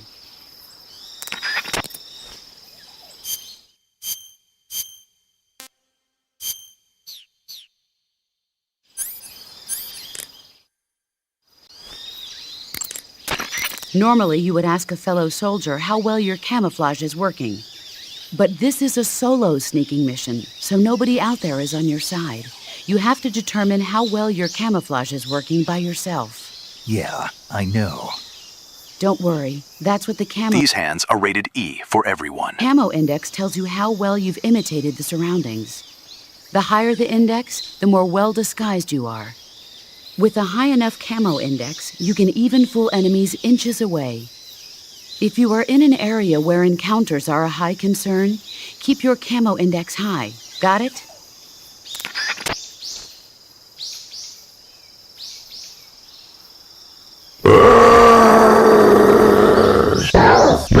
Last time to play Animal Crossing. Mom told me so.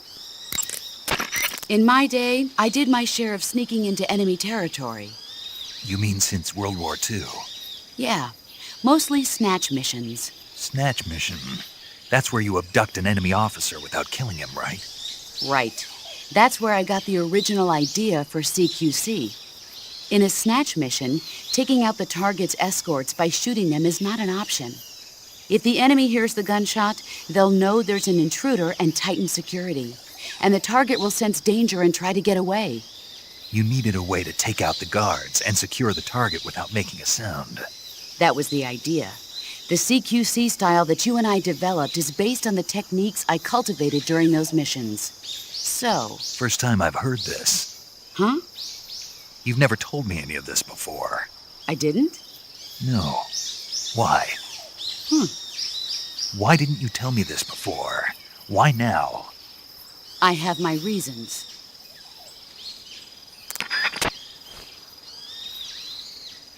Come to think of it, George, when will you do AMGS Delta Content Library in Japanese dub? Sorry for sudden mention, but maybe it's a refresh switching from David Hayter to Akio Otsuka. Thanks. This is a solo sneaking mission. There's no one out there to support you. You'll need to be more than just a soldier. You'll have to be a medic, a pilot, and even a cook. You don't need to remind me. I'm glad to hear that. Glad to hear what? That you haven't changed a bit. The truth is, you're nervous, aren't you? I'm not nervous. There's no need to be embarrassed. No one's ever attempted a mission like this before. In fact, you might say that getting nervous is the natural way to react. Relax. That's why you have the survival viewer. The survival viewer contains everything you'll need to stay alive in the field. Use camouflage to change your camouflage, backpack to select a weapon, food to eat, and cure to heal yourself. The map option lets you view the map, and the options function lets you change the settings to suit your individual style. The survival viewer is going to be your best friend in this mission, so learn to make the most of it. I see you're wearing the basic bitch uniform. Try changing into something more interesting before calling me again. Bitch. Choose battle fatigues that match the surrounding environment. The most effective camouflage is attained by selecting fatigues that blend in with the environment. Camouflage patterns that stand out in your surroundings will attract attention. It takes more than just clothes to make a good disguise.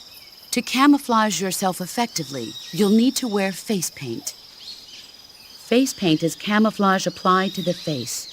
Bare skin sticks out like a sore thumb in the jungle, so always protect yourself with face paint. Choose a color that matches the features of your surroundings, and use your finger to apply the face paint. Start by applying a light color, then gradually move up in darkness. That way, even if you make a mistake, you can cover it up with a later, darker color. In order to flatten the appearance of your face, use light colors on areas of the face that recede, and dark colors on areas that protrude. Open the survival viewer, go to camouflage, then select face, and you'll find the selection of face paints. Be sure to select a face paint that makes you blend right into your surroundings, okay? The CQC style you and I developed is based. Camouflage is about blending in with nature. To ensure effective camouflage, you have to stay low and keep still. As long as you have camouflage fatigues, face paint that matches the environment, and lay on your stomach, you don't need to be concerned with being spotted by distant enemies. On the other hand, no amount of camouflage will keep you hidden from the enemy if you're running around. So when you need to hide from the enemy, lie as low as possible and stay still. You can check the camo index to see how your movement and position affects the quality of your disguise.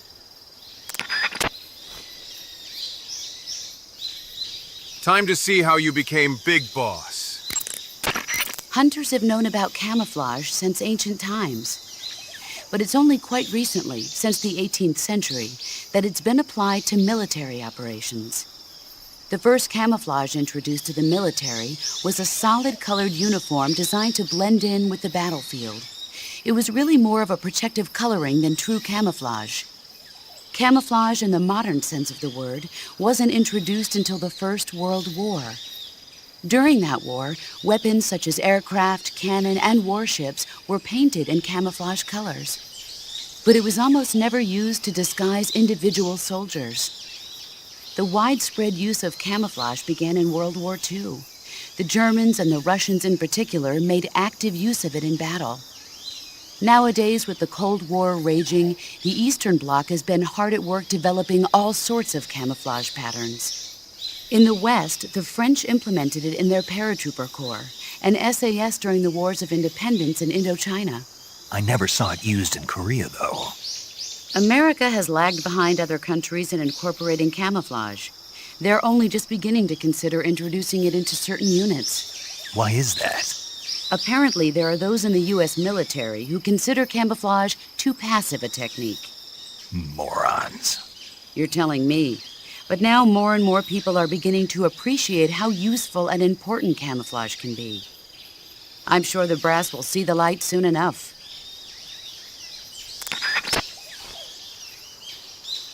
The boss said I am nervous, honestly. I just have to take a wicked shit. To place a weapon on your person, go to the survival viewer, then backpack, then select weapon. A list of weapons will be shown in a window in the upper left. Select the weapon you wish to put on. This Camouflage, camouflage, camouflage. situation. So be sure to make use of sensors like the motion detector and active sonar. When you aim your hand, stalking is in the jungle, it's absolutely crucial to keep your position secret. Camouflage. Camouflaging. Camouflagens. Position away and get you killed. You'll have to make sure your weapons and equipment don't make noise bumping around. Use tape to secure metal objects and other items that seem likely to produce noise. After you've secured your gear, jump up and down to see whether it makes a sound. Don't worry. I remember the drill. Select map. Keep in mind that your weapons and equipment each have their own weight. There is one weapon greater than any other in battle. Do you know what that is? Yeah. What? Do we have to go through this again? Yes. Will. An unflinching will to survive no matter what. Exactly. The will to carry out your mission and return home alive will see you through even the most desperate of situations. It's the most potent weapon in your arsenal. Don't forget that, no matter what. Treetops, bushes, hollow logs. There are plenty of places in nature you can use to hide yourself. Search each area carefully and... If you want to survive in the jungle, you're going to need to hone all of your senses. An unnatural movement in the undergrowth, a tiny shadow peeking out through the trees in the distance. Always keep an eye out for any signs of the enemy's presence. Your sense of hearing is equally important. Visibility is poor in the jungle, so you've got to learn to pick up the enemy's presence from the sounds you hear around you. Always be listening for that one snap of a twig among the chirping of the birds and the babbling of the brooks. Your sense of smell is also important. Body odor, sweat, gunpowder, food. These faint smells wafting in the wind will tell you where the enemy... No. No? I can't smell. You? What now? I can't smell. Not at all. Nope. Not even a little bit. Not a thing. Oh.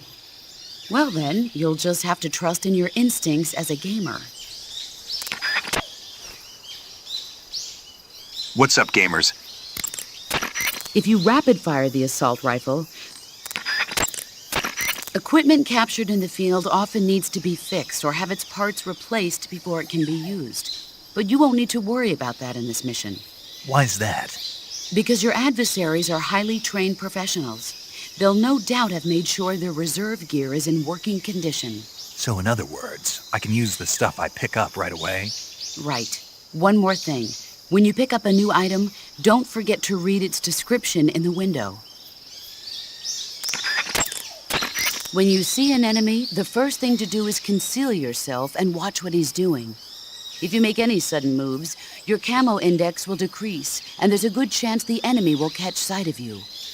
And don't start to panic just because an enemy is acting like he knows you're there. It doesn't necessarily mean he's figured out exactly where you are. As long as you hide someplace like the bushes and stay perfectly still, you'll usually come out all right. Stay calm, keep a grip on the situation, and use clear judgment. Got it? Your ultimate objective in this mission is to find Sokolov and get him to safety, not to slaughter the enemy. So basically, I should avoid getting into battles, right? You don't have to tell me.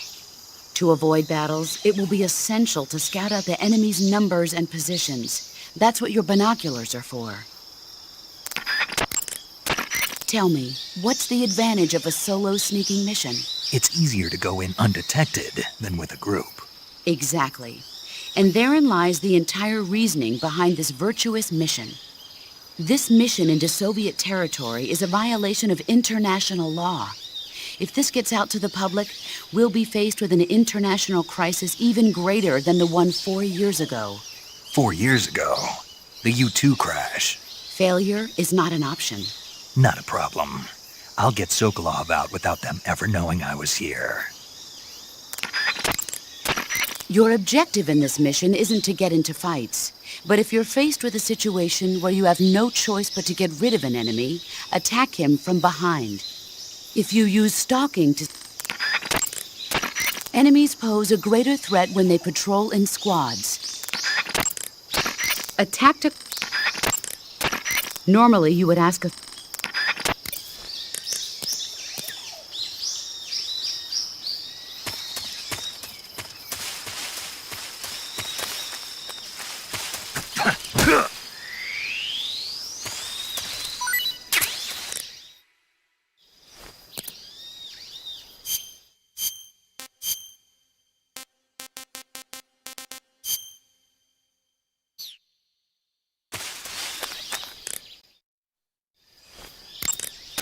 Attack. The sooner... When you...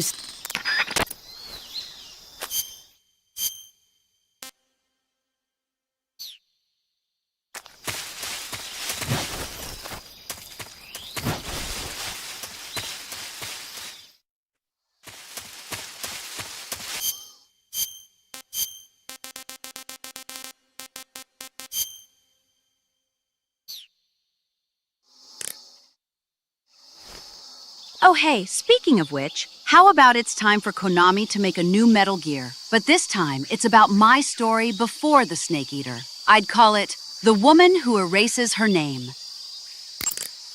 Snake. What's up, boss? Don't you what's up me. Just what do you think you're doing? What do you mean? What do I mean? What is that camouflage you're wearing? Oh, this. What do you think? Of all the... Looks pretty good on me, doesn't it? Are you out of your mind? You can't wear that in battle. It's like saying to the enemy, hey, here I am, shoot me. Well, I'll admit it is a little on the flashy side. Then why don't you... But it does look good on me, doesn't it? You don't think so? Listen, wise ass, camouflage isn't going to do jack if it doesn't help you blend in with your surroundings. Well, I think it looks good on me. Fine. Wear whatever you want. Thought you'd like it.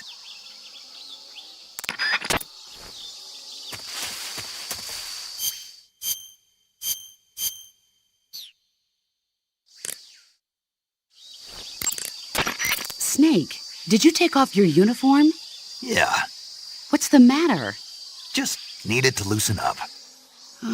I know there's a naked option under uniform in the camouflage window that lets you take off your uniform. But without a uniform on, your camo index will remain low, and you'll burn through your stamina more quickly. So stop acting like a fool and put some camouflage on now. Did you hear me? Yeah. Use the camo index, sounds, etc. to combat the jungle. Then switch to the solid eye and use night vision. Oh wait, that's Metal Gear Solid 4. Can we play the gif of Old Snake rocking out? I see you're not wearing any face paint. Selecting no paint for face under camouflage lets you remove your face paint.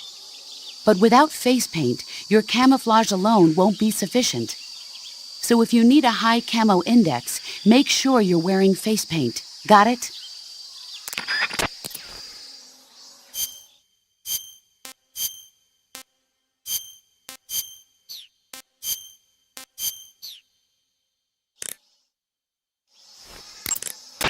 I see you're wearing the tiger stripe camouflage. The tiger stripe pattern has been in use since 1959 among the South Vietnamese Marine Corps. But the pattern originated with the French. It's said that it developed out of the brushstroke pattern, also known as lizard camouflage. It provides some cover in trees and grass, but it's especially effective in earth and mud environments. You should find it useful when you're concealing yourself by crawling on the ground. You're wearing the woodland face paint, I see. The woodland face paint is designed for use in forests. It'll give you a high level of camouflage in a wooded environment. Try using woodland paint when you're traveling through the forest.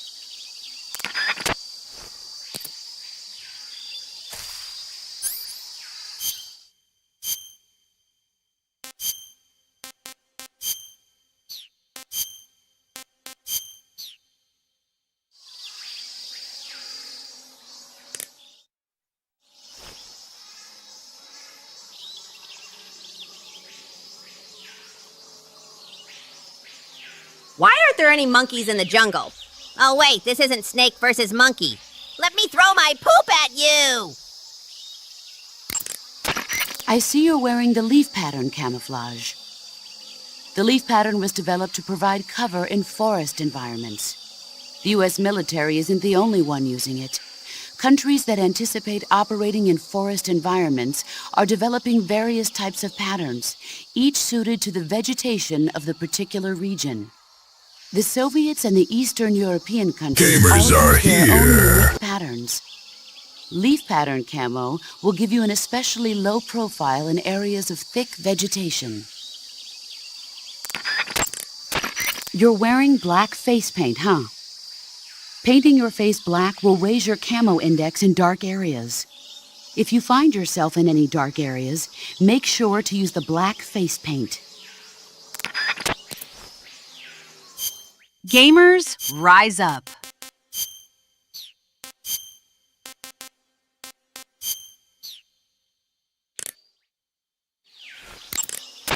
I see you're wearing the tree bark camouflage.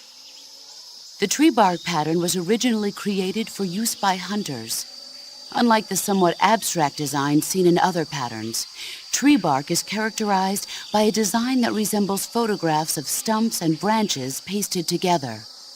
It's especially good when you're pressed up against a tree. You can only use CQC.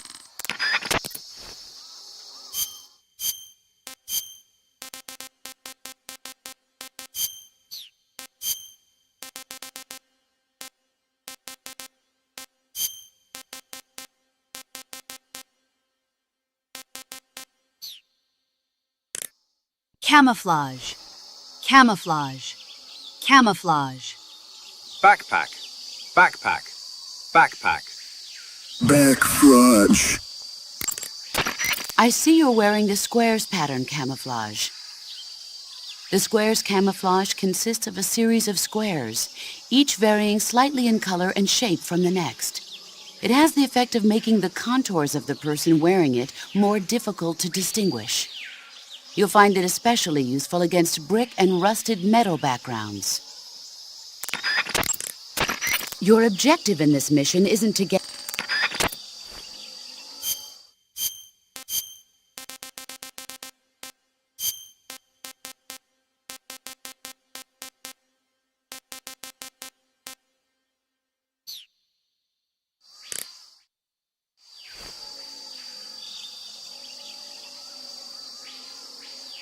In the jungle, welcome to the jungle. Watch it bring you to your knees, knees. Oh, I want to watch you bleed. I see you're wearing the black camouflage. People tend to associate black camo with night operations, but that's not always the case. Wearing all black when you're out in the forest at night makes your silhouette darker and more prominent, and you end up standing out instead. To get the most out of your camouflage, it's essential to choose a pattern that matches your surroundings, even at night. Don't forget that.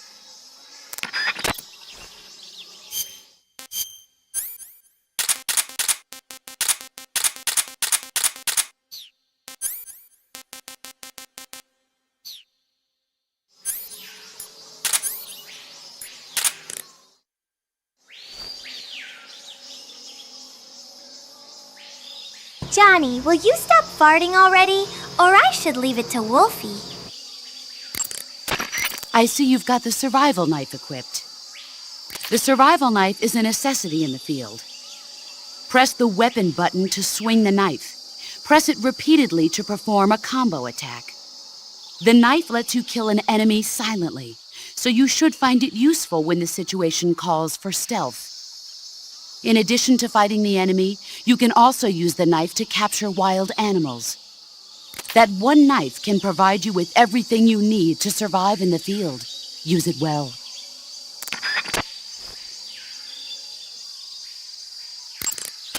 I see you're using binoculars. The ones you've got are a high-performance military model equipped with a zoom function. Yeah, they give me a flat image across the entire viewing range. They're completely waterproof and highly shot. Painting your face black will increase your camo index in Detroit, Snake. Scouting is key during a sneaking mission. That's racist. You're racist. That's racist. You're racist. That's racist. You're racist. Make your job that much easier. Use them wisely.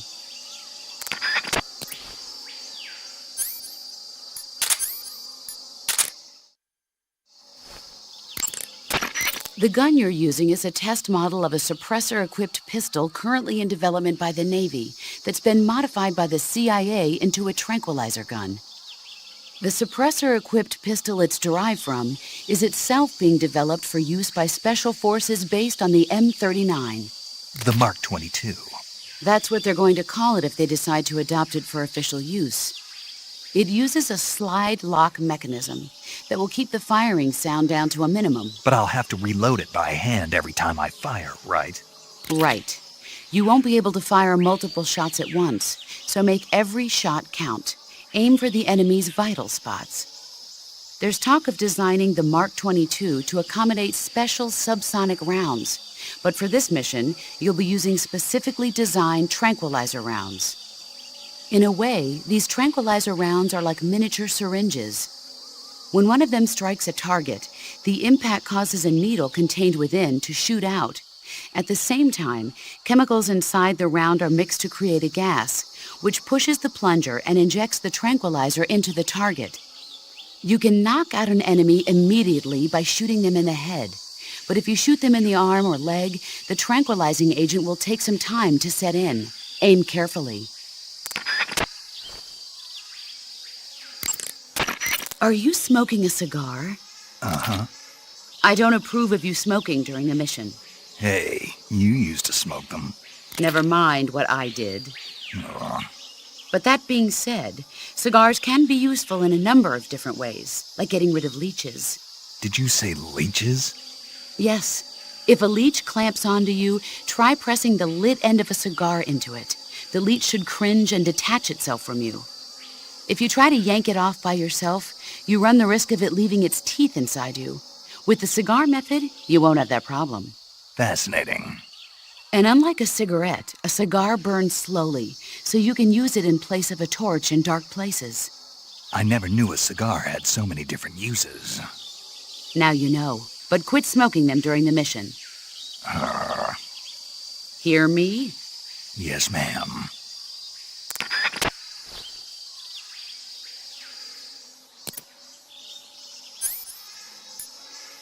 Shake! You should have used me to travel through those jungles!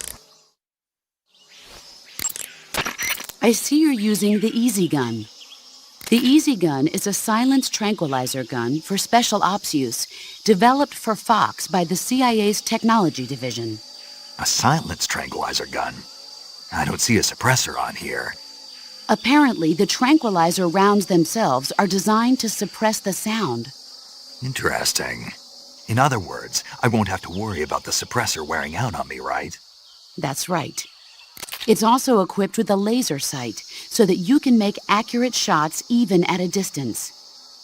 In addition, merely equipping the Easy Gun should have a positive effect on your camo index. I've even heard it helps you recover your stamina. Put it to good use.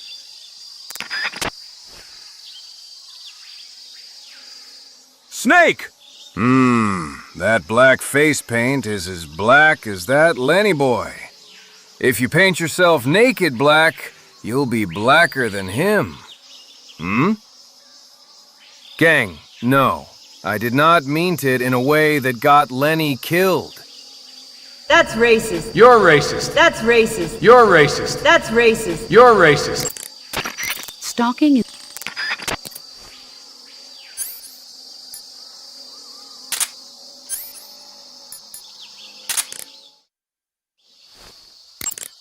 Press the CQC button once to throw a punch.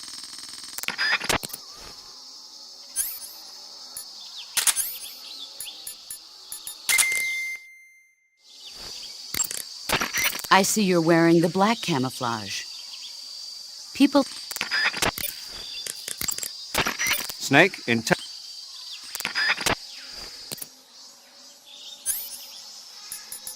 I'm born in the 60s, I have the same issues with Go Round on the Jungle. But I have Cigar to myself. Is that it?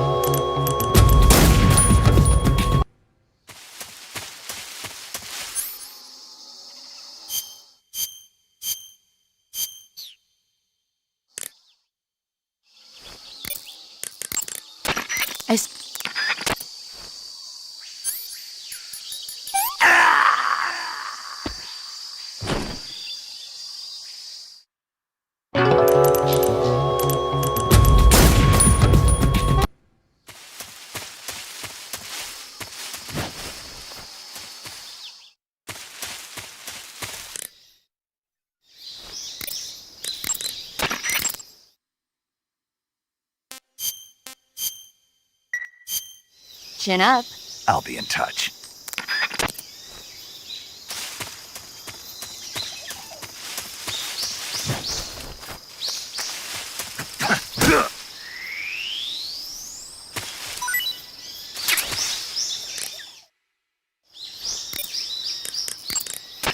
I see you caught yourself a reticulated python.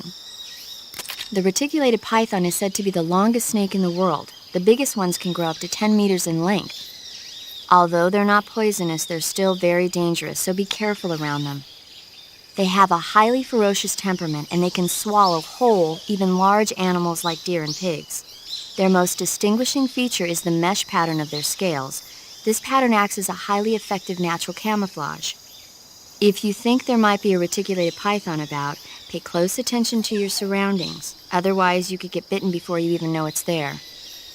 It's a huge snake, but you should be able to capture it alive by using the tranquilizer gun. I'll bet if you capture one and throw it at an enemy, it'll give him a good scare. Right. But how do they taste? Huh? Do they taste good? You're actually going to eat one. Why else would I be asking? Cannibal. What was that? Nothing. Let's see what the guide says. Ah, you're in luck. It says they taste pretty good. Good. I can hardly wait. Ugh.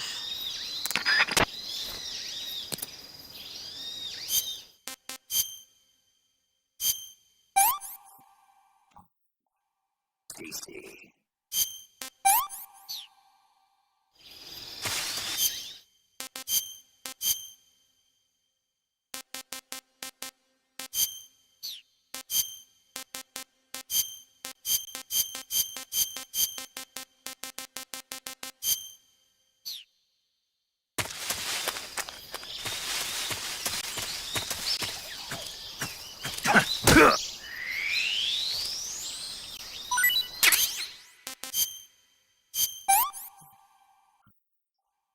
That's tasty.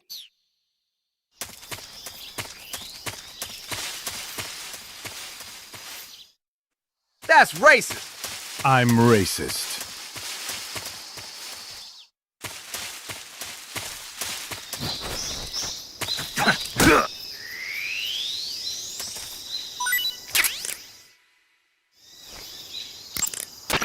I see you've captured a giant anaconda. The giant anaconda is believed to be the largest snake in the world in terms of weight and diameter. It's not poisonous, but its large size makes it extremely powerful. They say it even eats crocodiles. Its only natural predator is man. And snake. And snake. The giant anaconda is a very large snake, but you should be able to capture it alive using the tranquilizer gun. The taste is... Oh, you've already eaten one. Yeah, it was delicious. Ah. No, really. It tastes like chicken with a surprisingly light flavor. Maybe a little bit stringier than chicken, but all in all, I'd say... Snake? What? I don't really care. Oh. Okay. Yeah, talk to you later.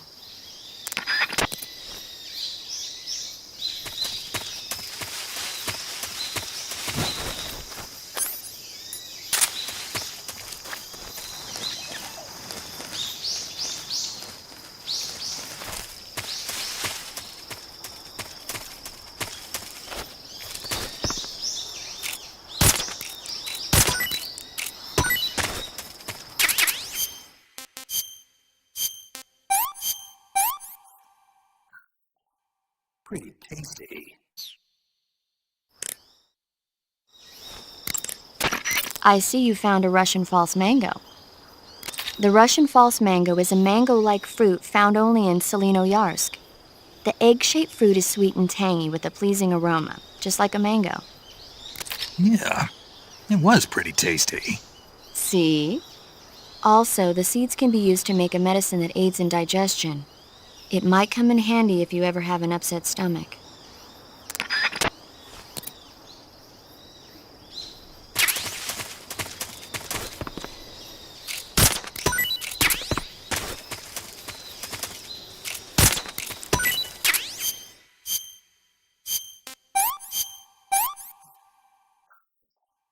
Disgusting.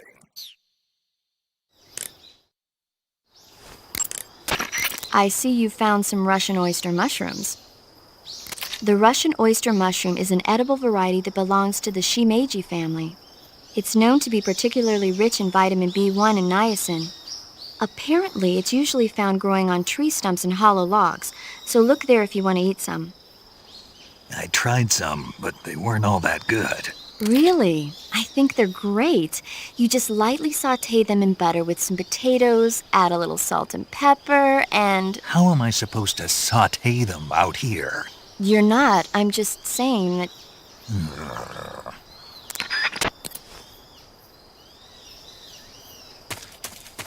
Don't care. Didn't ask. Plus ratio. Plus L. Plus homeless. I see you've caught a tree frog. The tree frog is a green frog that's found throughout Asia. It's arboreal, spending most of its time in shrubs and bushes. But the tree frogs that live in that jungle are a lot bigger than ordinary tree frogs. They've got an appetite, huh? You've got a one-track mind, don't you? But seriously, that is one theory. However, there are people who think it's a mutation caused by nuclear testing and waste from the research facility. Do you think they're safe to eat? Is that all you ever think about? What else is there? Lots. Like what? Like why a frog would get so big in the first place. Whether it's a temporary phenomenon created by a unique environment, or a permanent mark of evolution, or a product of the toxic waste coming out of the research facility. If it is the waste that's causing it, then it means humans are interfering with the ecosystem. It really makes you think about the changing relationship between... This isn't interesting. Oh, fine. Be that way. So, how about it? You mean, is it edible? Yeah. Well, I guess it's probably okay.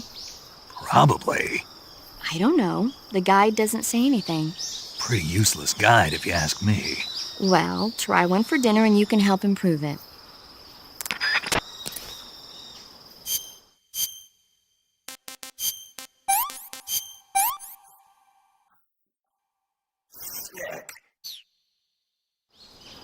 Snake! What the fuck is this bootleg mango you brought me? The mission is a failure, soldier! Turn off your device, right now! I need Mango 61!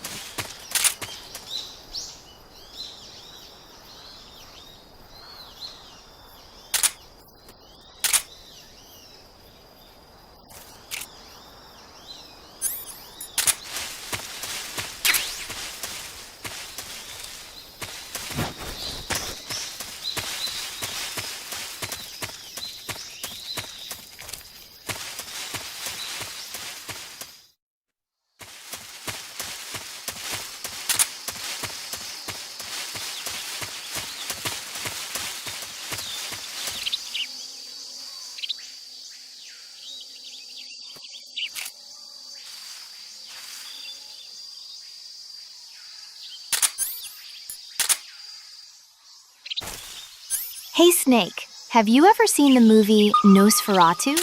Hey, don't tell me what I'm thinking. Yep. I gonna outta here. Wait, Snake.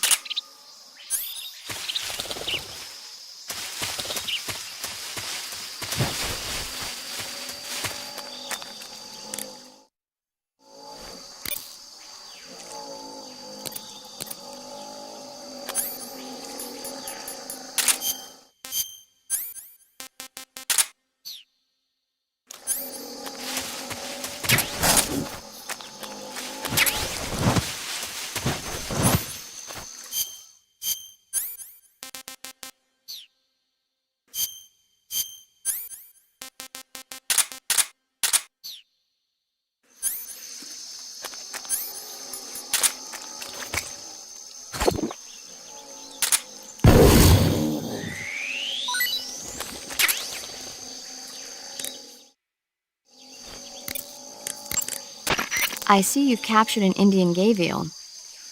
The Indian gavial is a crocodile that originally lived in freshwater regions in India and Nepal. Why are Indian crocodiles way out here? They're captive crocodiles that were brought here for research purposes but escaped and became wild again. Indian gavials are large creatures. Adult males grow to over 6 meters in length. You'll never catch one alive, even if you use the tranquilizer gun.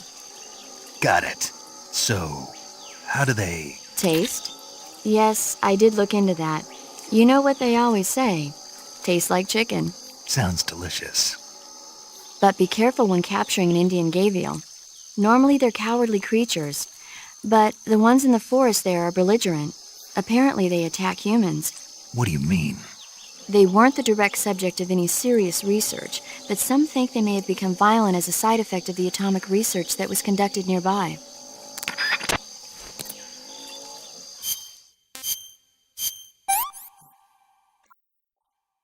Not too bad.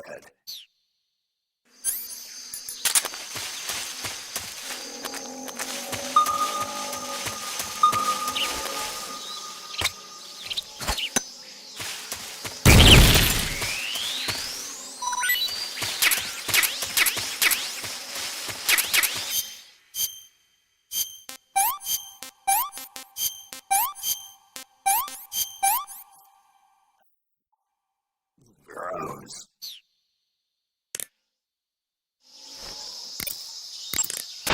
I see you've captured a magpie. Magpies are members of the crow family. They're distinguishable by their beautiful dark blue and white bodies and their long tails. Their favorite food is insects, but they'll also eat small fish, acorns, and fruit. They're omnivores, which means... They'll eat anything. Right, just like you, huh? If you use the tranquilizer gun, you should be able to capture magpies alive. They taste... well, you should know since you've already eaten one. Yeah, it didn't taste all that great. Oh, what a shame. Yeah, no kidding. Snake? What? I was being sarcastic. Oh, really? I didn't notice. Mm-hmm.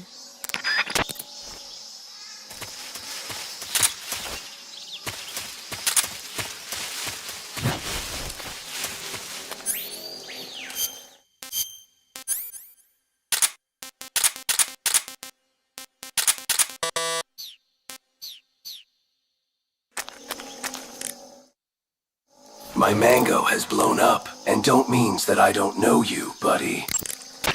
Snake, be careful of that swamp. What's dangerous about it? It's a bottomless swamp. A bottomless swamp? Yes. The mud in that swamp is highly viscous. It will stick to your body like tar. It will be impossible for you to swim. If you get swallowed by the bottomless swamp, you won't be able to escape on your own. Once you sink down to about head level, you'll be trapped for good. Make sure you get out before that happens. Sokolov should be at the abandoned... Snake, in order to carry out... Snake, you fool! Quit killing the local wildlife and make me some money! We can't get to Tahiti without money!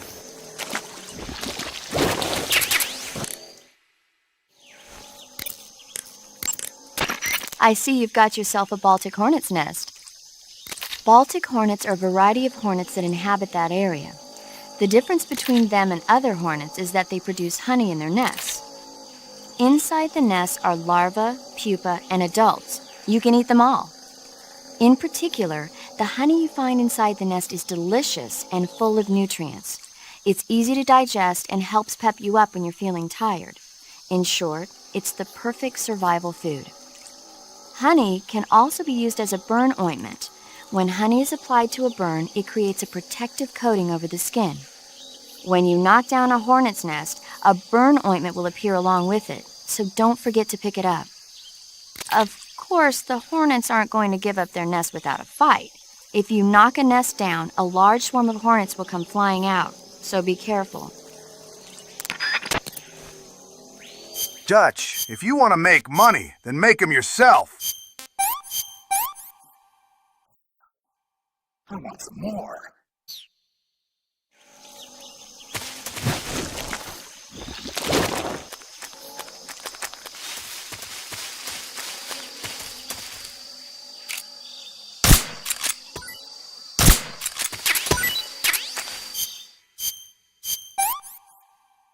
Get out of my swamp!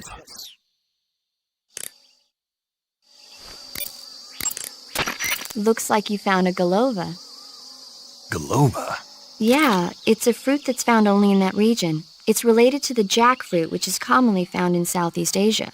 Jackfruit, huh? Yep, he's a cannibal. Huh? I didn't say anything. No, I'm sure you... I said, I'm sure you'd like it. Oh. Golova means head in Russian. It's probably called that because the fruit grows to about the size of a human head. It's supposedly pretty good to eat with a uniquely sweet flavor. The fruit itself is fairly large, so you could make a meal out of it. Yeah, I tried one. It was pretty good. Naturally. Golovas grow directly off the trunk of the tree. If you're running low on stamina, it might be a good idea to keep an eye on the tree trunks. Snake, you've never eaten shark meat, have you? No. And what does it taste like? What a cannibal. He's rich. I should give him a try.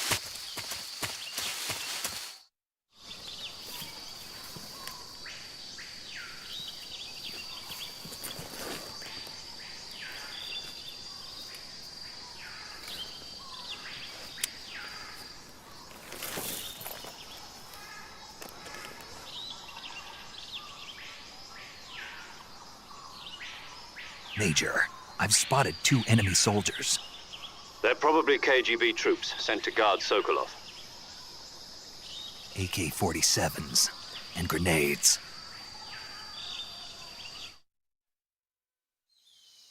Snake, your presence in Soviet territory is already a violation of international law. We can't let the Kremlin find out that the CIA and the American government are involved. Contact with the enemy is strictly prohibited. Don't engage them in battle either. This is a stealth mission. Got that? The Major is right. The point of this mission is to sneak through the jungle without being seen. The success of the mission depends on how well you use your camouflage. Change your camouflage by selecting Camouflage from the Survival Viewer. The Uniform option lets you pick your uniform, while the Face option lets you change your face paint. Choosing camouflage that blends in with your surroundings will help you conceal yourself more effectively. Also, don't forget that anything that moves will stand out in the jungle. If you just stand up and run around like an idiot, you're bound to be spotted. But if you crawl instead, you should be able to sneak by without being noticed. You can see how effective your camouflage is by looking at the Camo Index. The Camo Index shows how well your current camouflage blends in with the surrounding area. The higher the value, the harder you are to spot, and vice versa. The key is to make yourself one with nature. Keep that in mind as you go along, okay?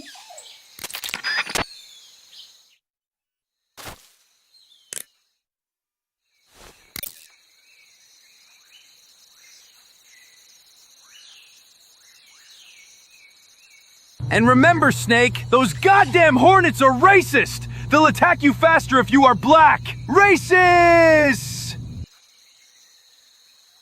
That's racist. You're racist. That's racist. You're racist. That's racist. You're racist. Sokolov. Snake, that region is inside the enemy's area of control. I know. Time for the real deal. The enemy is running regular patrols. You don't know when or where you might run into them. Use camouflage prudently and proceed with caution. Snake, camouflage uniforms alone are not enough. You'll need to put on face paint as well. Snake?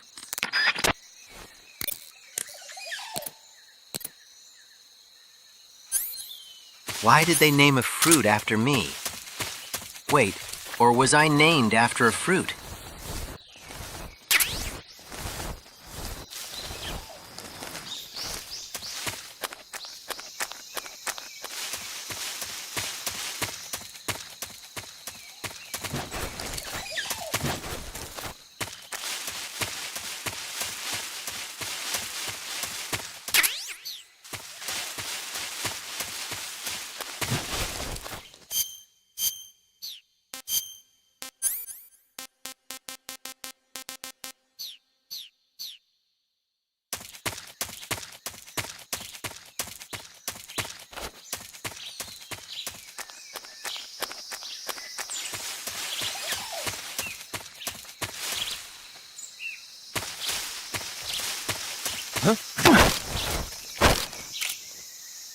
Speak.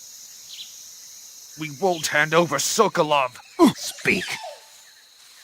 Let go of me. Freeze. No, wait.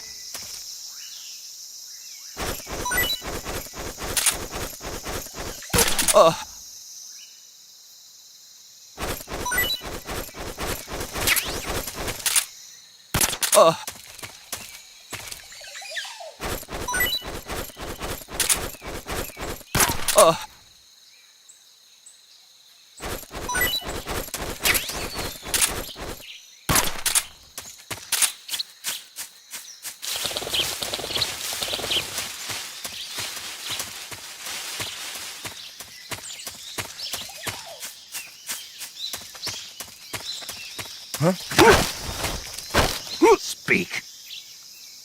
If you climb trees, there's fruit. Speak. Inside fallen trees. Freeze. Please don't.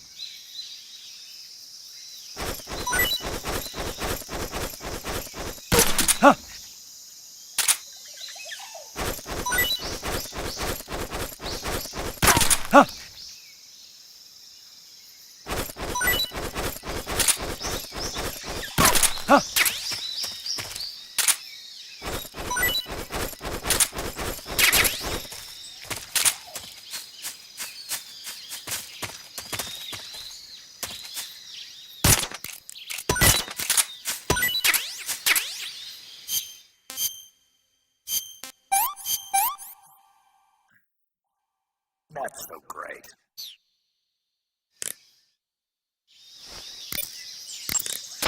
I see you found a Yabloko Moloko. Yablo, what now? Yabloko Moloko. It's a Russian name that roughly translates as milk apple. It's a type of star apple. The juice is thick and sweet, like milk, hence the name. And if you cut one in half lengthwise, you'll see a star-shaped ring radiating out from the center. Hence the star apple. Right. The star-shaped part has a gelatinous texture and is said to be especially tasty. I ate one. It didn't taste that great. Are you sure? It's supposed to be delicious. Nope, it tasted terrible. That's strange.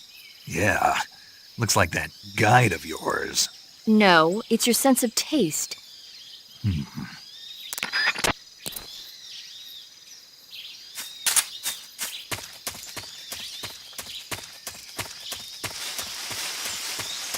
Huh?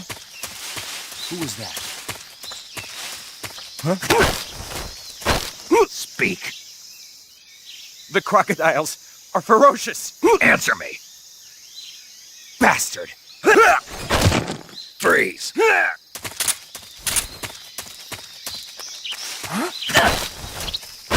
Answer me. Hornets. They're terrifying. Speak. Crocodiles taste great. Speak. Throw a grenade into a crocodile's mouth.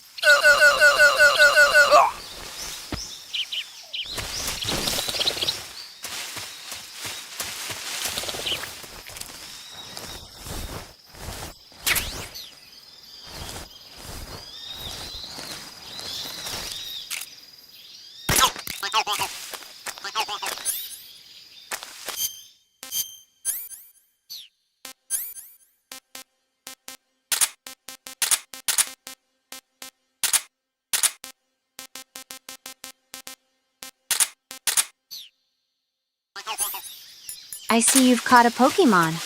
Pokemon? Don't tell me you're going to eat him. Don't. What? Why? Because they're partners, not food.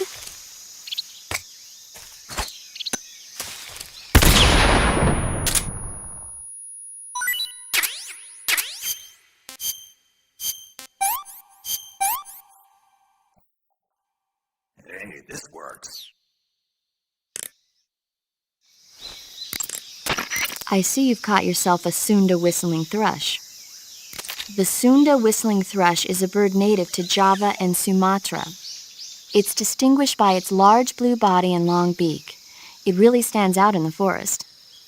If you're aiming to catch one alive, use the tranquilizer gun.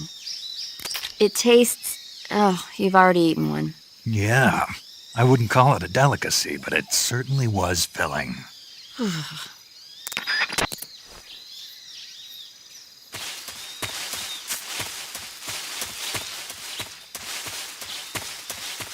I assure all of you, the twerking to pop gear off the enemy is essential to this gameplay. Otherwise, what else would do with the cakes on these silly bakas? Am I right?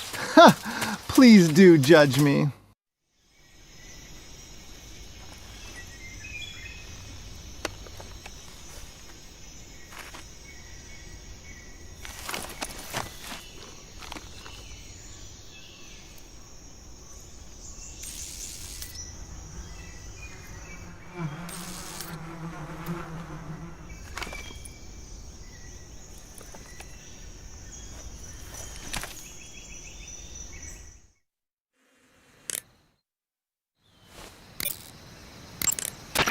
Snake, when you knock down a hornet's nest, a large swarm of hornets will come flying out. If used wisely, this can sow panic among the enemy, but if you're not careful, the hornets may end up attacking you. If you're attacked by hornets, wiggle the left stick around and wave your survival knife to shoo them away. Smoke is another useful tool in keeping hornets away. If you're attacked by hornets, I'd advise you to try using a smoke grenade. And if you use the insecticidal bug juice, the hornet should stay away as long as the effect lasts. Hornets are prone to becoming agitated and aggressive when they see the color black. Their attacks will be more vicious if you're wearing black clothes. If you're attacked by hornets, you should change into white clothes. Sokolov should be at... Major, you said the enemy was KGB, right? I did. What unit are they from? The 6th Directorate? No, the 9th Directorate. The 9th? Yes. But I thought that was... Exactly. It's the unit that protects the Kremlin and provides bodyguards for high-level VIPs. But they're assigned to protect party and government figures. I thought that only meant high-ranking officials and their families. And now they're being sent out to stand watch over a field exercise? That's the idea. What's really going on? I don't know.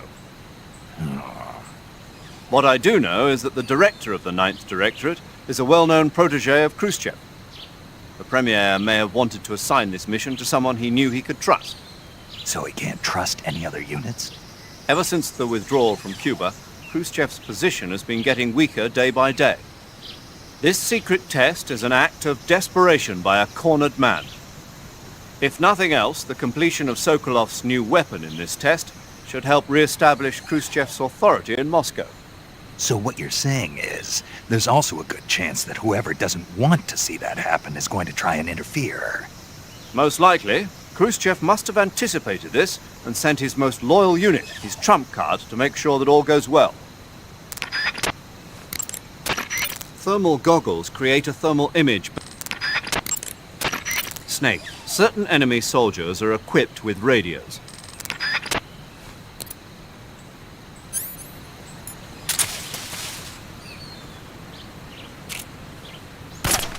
Don't listen to that paramedic, my Pliskin twin.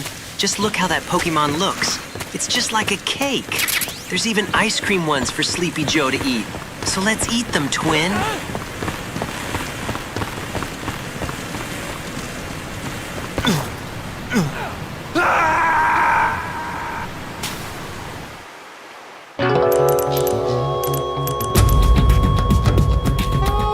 Snake, respond! Snake!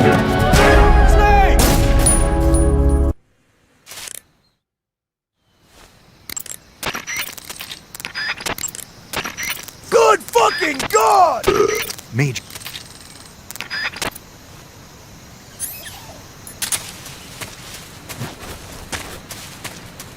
Huh? Speak. Watch out for hornets around here. Speak.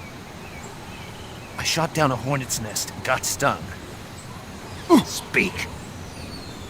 Let go of me!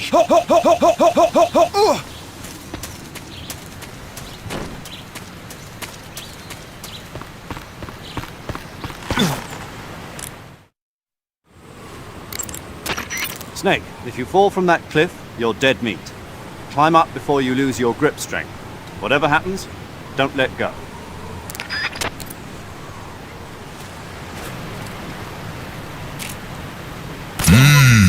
That's damn good. What a delicious Tsuchinoko. Good God. Woohoo! I'm black, baby.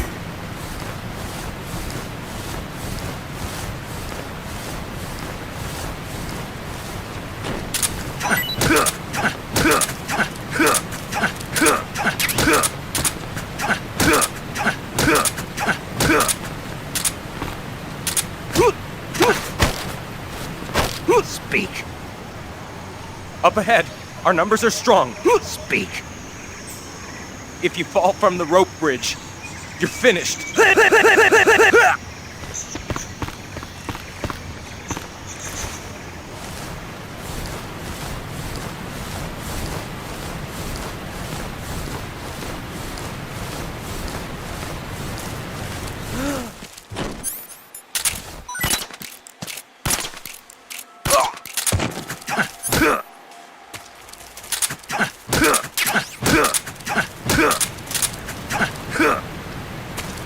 Agree.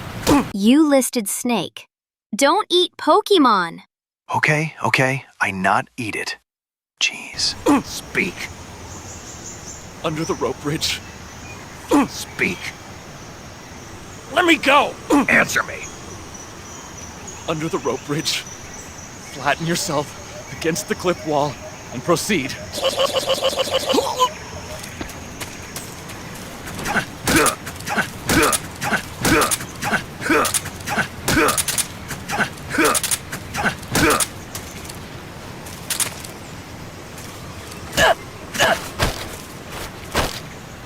Huh? What is this lame skill issue, soldier? That noob got wasted! Major Zero, you need someone with giant muscles as myself. Send me and I'll defeat those Cobra unit with my powerful boulder punches. But in exchange, I need someone to save the Redfield bloodlines. I'll wait for you call. Hey, fuck your sister! Speak. You stinking American! Speak. You lousy!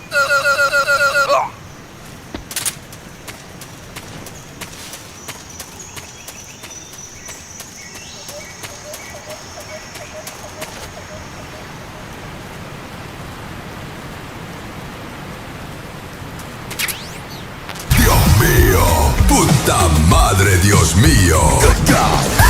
Good fucking God.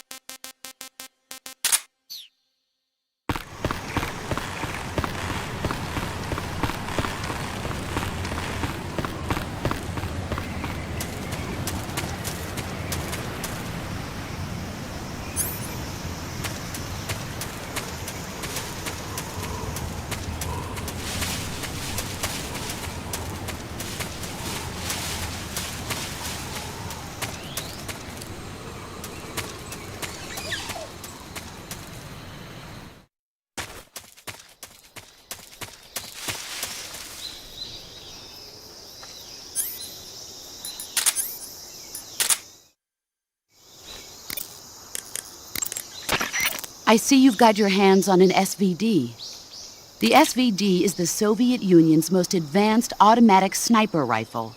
It's said to be better designed and more durable than anything the West has. It looks kind of like an AK-47.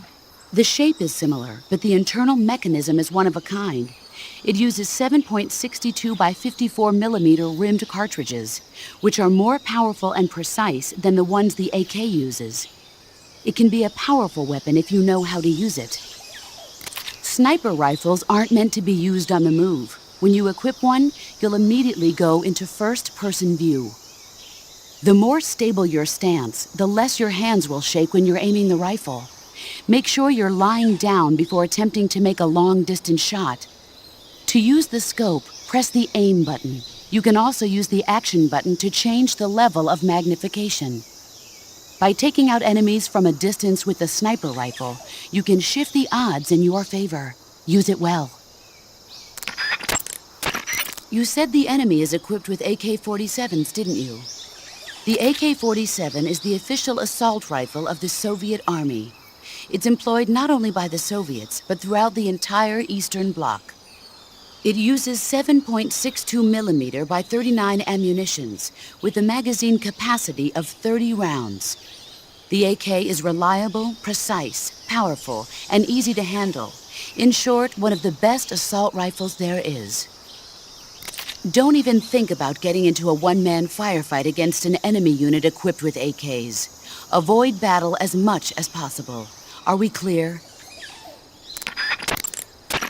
You mentioned the enemy was also carrying grenades, correct? Those grenades are RGD-5s, the standard blast fragmentation grenade of the Soviet Army. You can protect yourself from a large part of the blast and shrapnel from a grenade by lying flat on the ground. If someone throws a grenade at you and you sense that you can't get away in time, get into a crawl position. It should reduce the damage to a minimum. The woodland...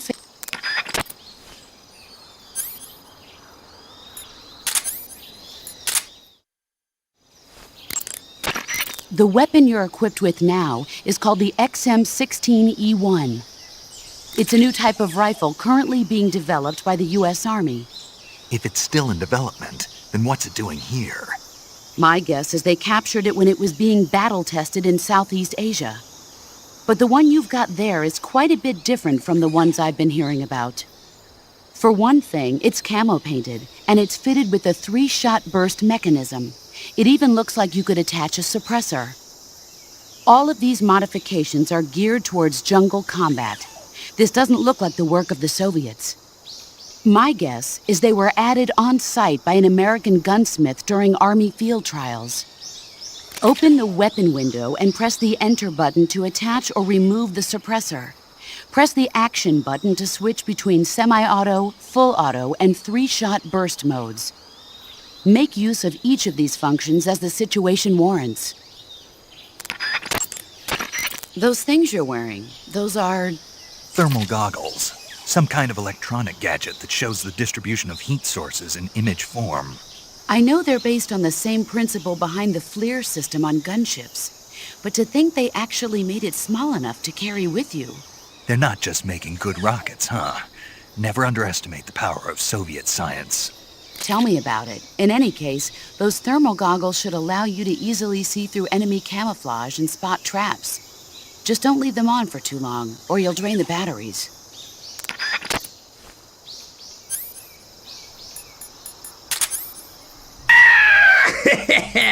I need scissors! 61!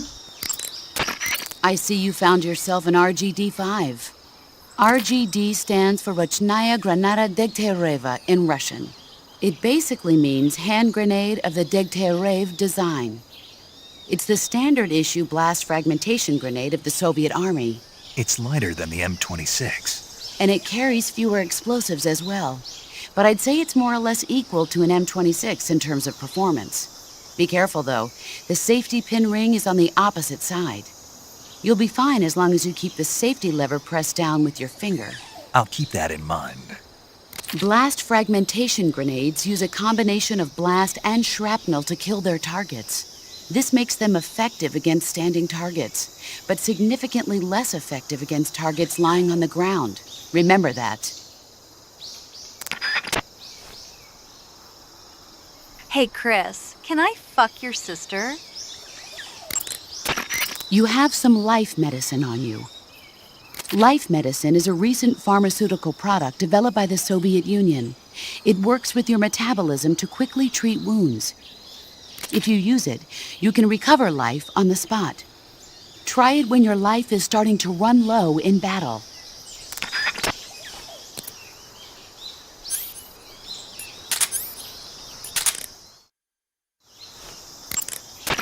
Ah, you've got a directional microphone. The directional microphone is a high-performance listening device. When you equip it, you'll go into first-person view, where the microphone will pick up sounds in whichever direction it's facing. By pointing the microphone into the forest, you can sometimes hear the footsteps of enemy soldiers lurking beyond the trees. In jungle combat, success depends on how well you can sense the enemy's presence. Use it wisely. Press the...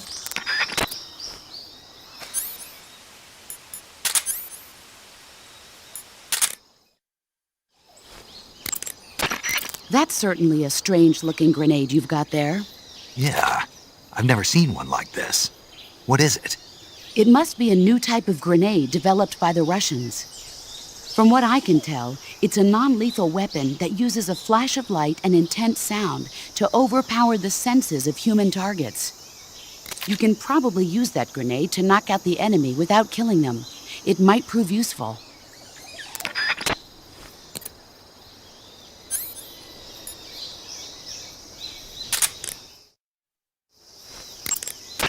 What is that you have in your hands?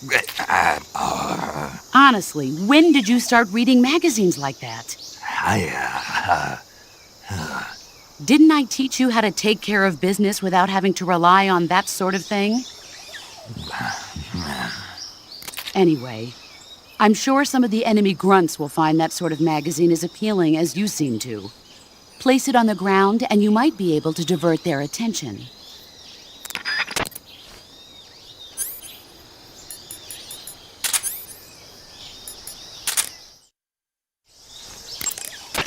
Camouflage.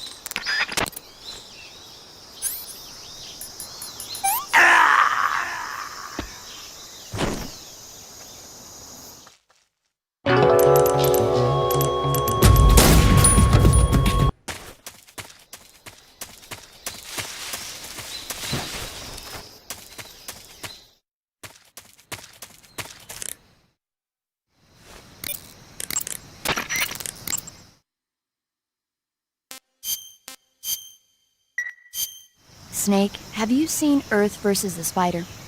Nope. It's about this spider that suddenly mutates into a giant monster. They bring it into the city in a state of hibernation, but it wakes up and starts wrecking the place. So why did the spider turn huge? I told you, it suddenly mutated. Yeah, right. Snake, it's people like you that take all the fun out of watching movies. Always nitpicking and taking things too seriously. Honestly, why even bother? Look, the important thing isn't that it got big. Then what is important? The fact that there's a huge spider destroying the city. Suspend your disbelief. That's the whole point of movies.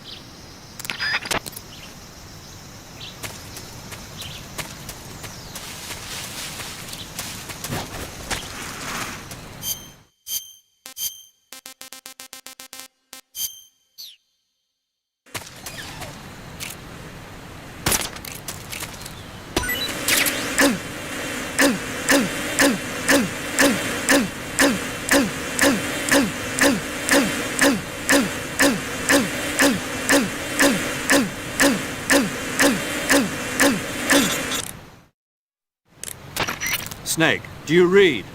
Snake! Major. Snake, are you all right? Yeah, I'm okay. You're far from okay. Look at your life gauge. You're on your last leg.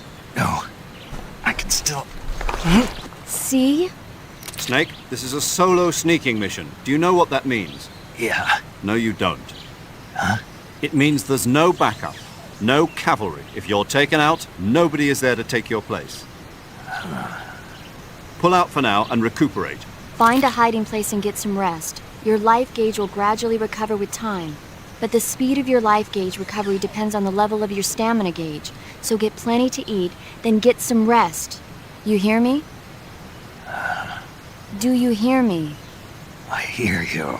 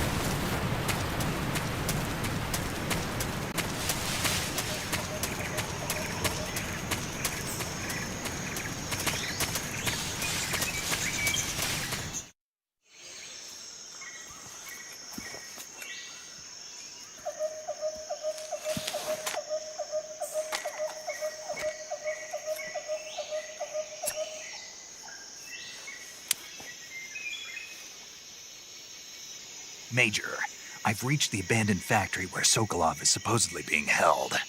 This place is a dump.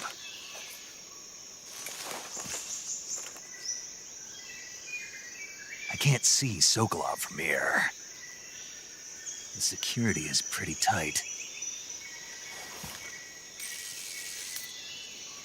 There are sentries posted around the perimeter. I wonder how many are inside.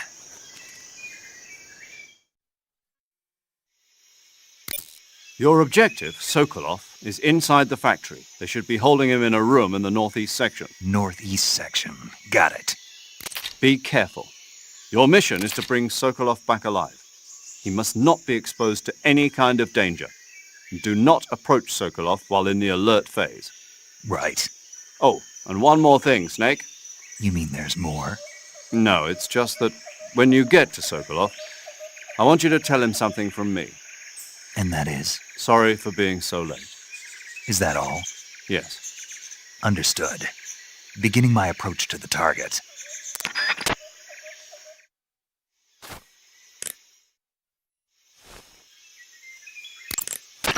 Snake, Sokolov is imprisoned in the northeast area of the factory.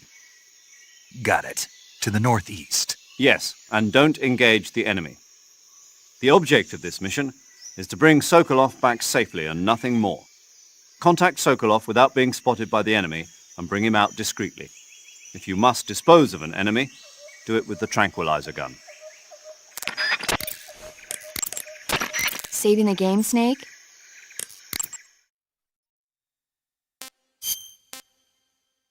The Patriots control everything. That's why we have Sony ending physical media to then try and sell you a fight stick. Consume and be happy. Snake, have you seen the movie Them? No. It's about these giant ants that appear in the desert of New Mexico after a nuclear test. The army tries to fight them off with flamethrowers. The ants were so big that they filled up the entire screen. The whole movie theater was screaming. An ant that big could make a good meal. Yeah, well, if you find any, don't eat them.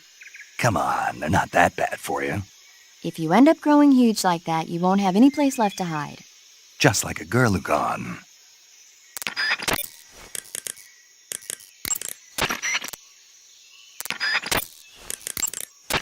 Snake, as I said before, this mission is only to bring Sokolov back safely. You must not put Sokolov in danger. You're not allowed to contact him during the alert phase. Period. Snake, Sokolov is imprisoned in... During...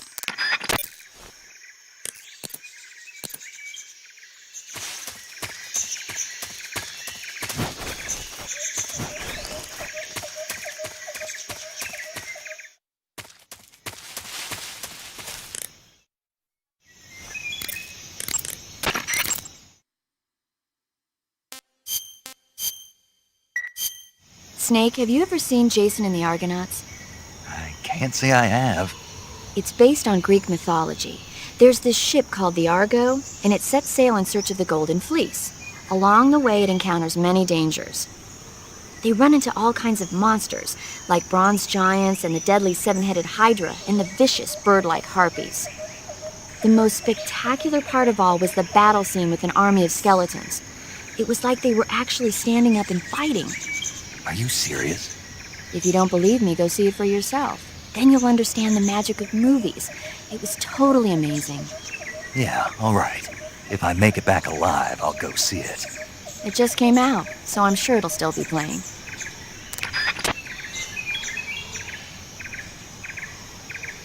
Snake, have you seen The Odyssey? I'm starring as Helen of Detroit!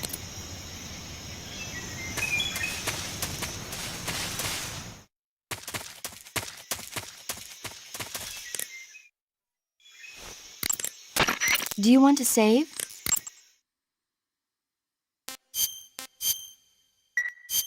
Take care, Snake. I will.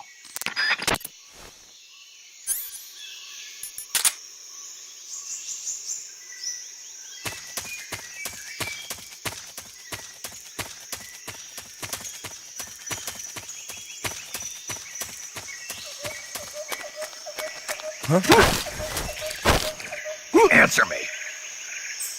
Press the action button in front of a drum barrel. Speak!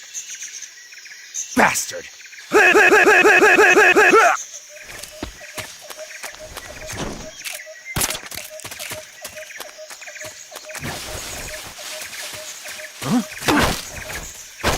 Speak! The others? Speak! If you want to learn more, take a look at the survival viewer map.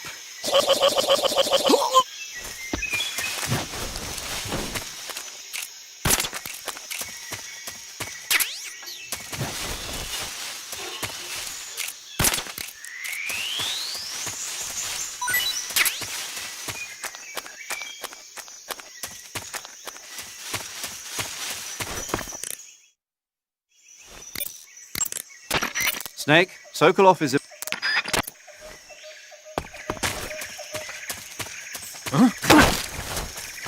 Speak. In this area, there's a weapon. Answer me. If you want to learn more, take a look at the survival viewer map. What's that?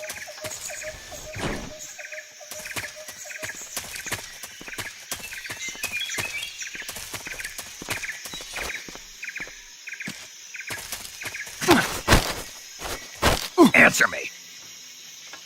Throw something at the northeast window. Answer me. Let go of me.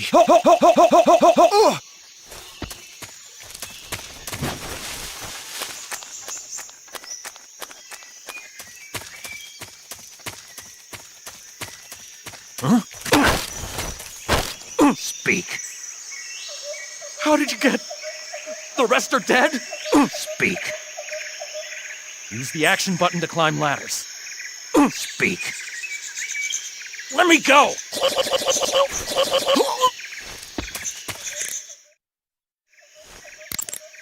After you've grabbed...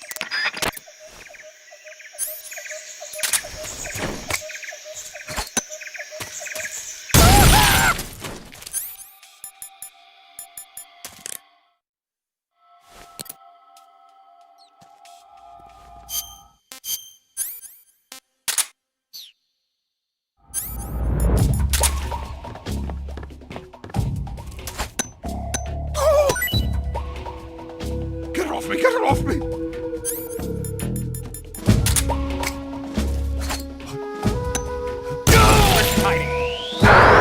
I'm disappointed in you, Snake.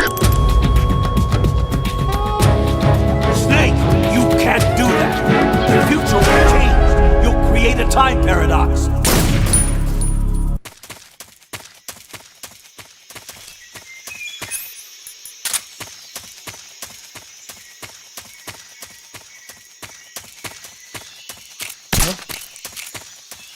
Dios mío, puta madre!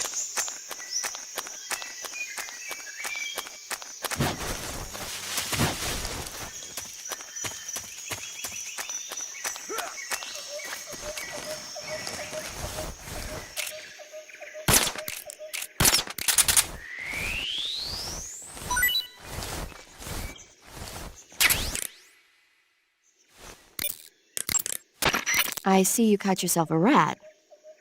The rats in that area are the descendants of wild Norway rats that were domesticated by humans as pets and lab animals.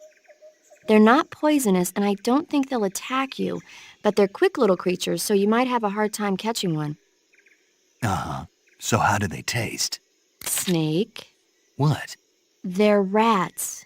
I know what they are. Do they taste okay? The guide says they're not that bad. Good enough for me. Ugh.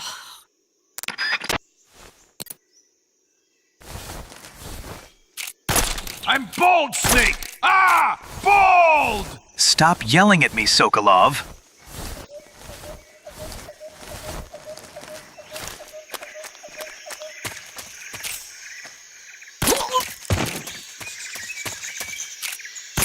Please stop!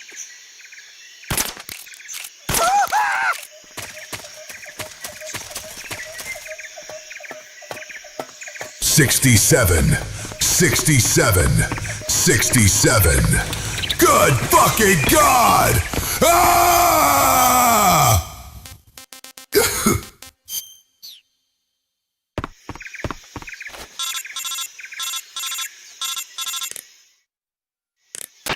Snake, when you meet Sokolov, don't go in wearing that mask. Why? He won't like it. Won't like it? No. Why not? Just trust me, he won't. Yeah. You'll need Sokolov's full cooperation to complete this mission successfully. Don't do anything to make him lose confidence in you. When you go in to meet Sokolov, make sure you remove your disguise. Got it?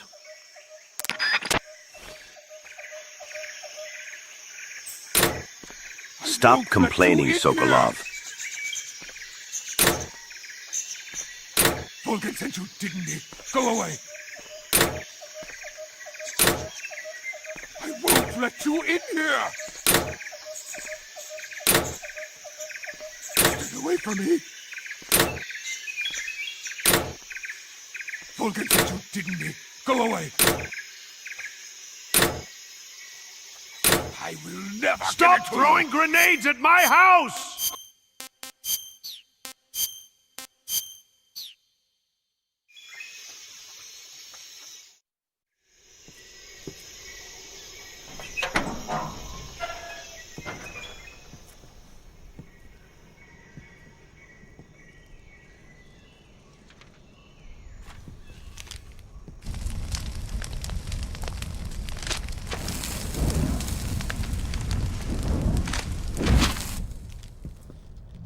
You must be Sokolov. Are you one of Volgin's men? You'll never get it from... Did you know if you visit Sokolov's house and throw grenades at the house, if you wait long enough, Sokolov will eventually show up to defend his home? I'm back, baby. I will hold you and protect you. So let love warm you till the morning.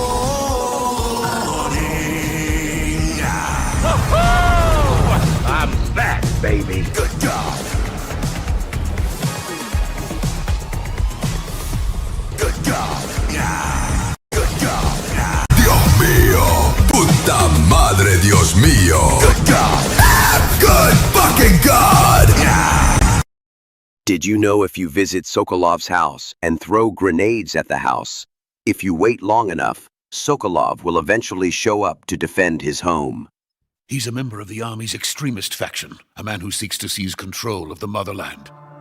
Ever since the Cuban Missile Crisis 2 years ago, Khrushchev has been pursuing a policy of peaceful coexistence with the West. Despite resistance and criticism from hawks in the army and the provincial authorities, Khrushchev has managed to suppress the opposition so far. But the failure of his agricultural policies has put him in a precarious position. And on top of that, the tragedy last November. President Kennedy's assassination. Precisely. In a sense, Khrushchev has lost his biggest partner, and his power base is rapidly crumbling away. A certain group is plotting to use this opportunity to seize power by rallying the anti-government forces, overthrowing Khrushchev, and installing Brezhnev and Kosygin in his place. The mastermind behind this plot is Colonel Volgin of the GRU. He has control over another secret weapons research facility much like this one, OKB-812, known as the Granin Design Bureau, and is using it to further his plans. But that is not enough to satisfy him. Now he's plotting to seize the secret weapon I have been developing here and use it as leverage in his bid for power.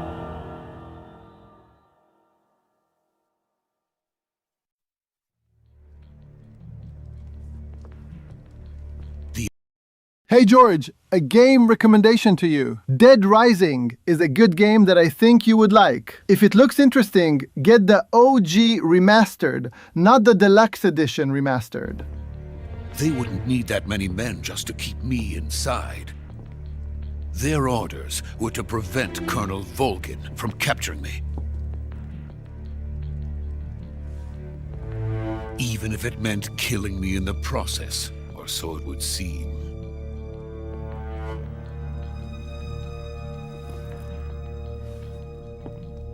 Volgin will come. I'm sure of it. You must get me.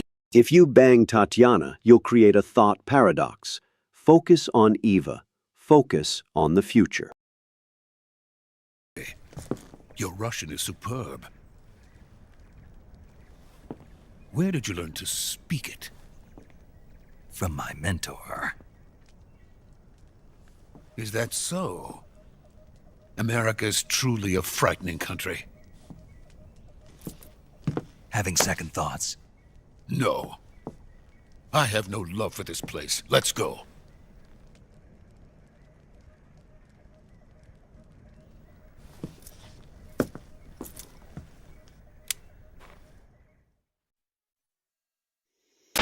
Major, this is Snake. Sokolov is safe with me. He's doing fine. No injuries. Good work, Snake. Now hurry up and get Sokolov to the recovery point. We'll rendezvous with you there. Roger. What about the sentries? I had to kill them. There was no other way. But no one will know we were involved. I see. What about the boss? We lost contact with the boss some time ago. What happened? It's probably just a weak signal. Just hurry and get Sokolov out of there.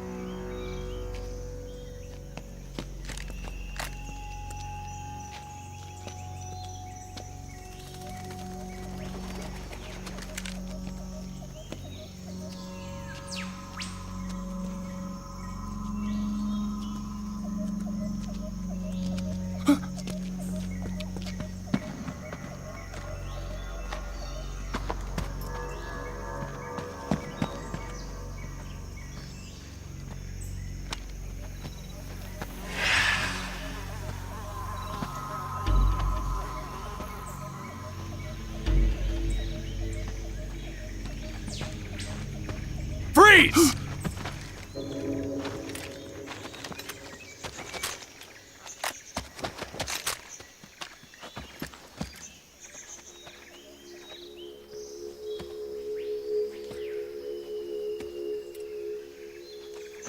So this is the legendary boss. Huh?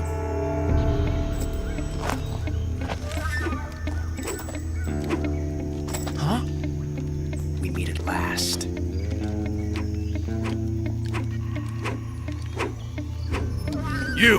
You're from the Ocelot unit of Spetsnaz. Huh. What's a GRU soldier doing here? Soldier?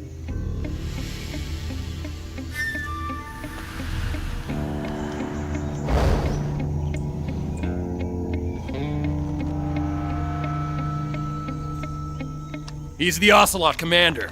Ha! That's Major Ocelot to you. And don't you forget it.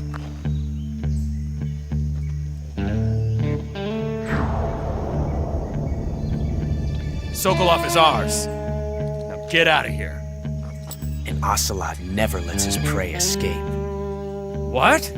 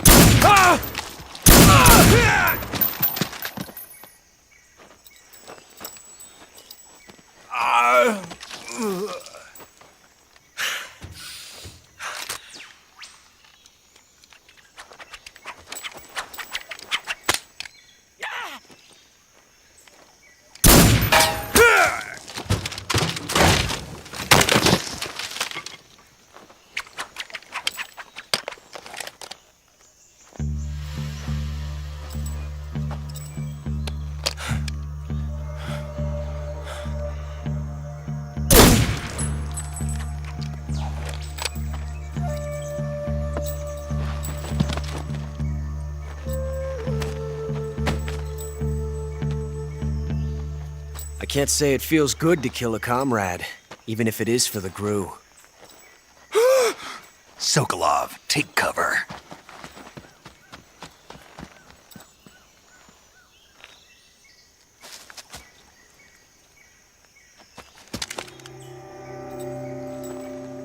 Huh.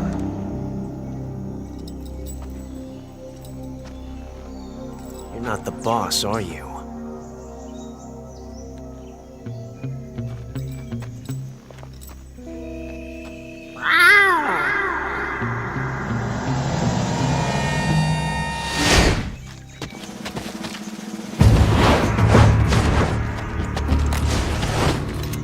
GRU operatives?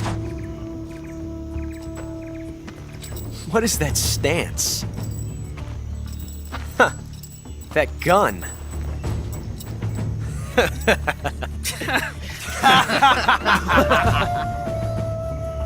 If you're not the boss, then die.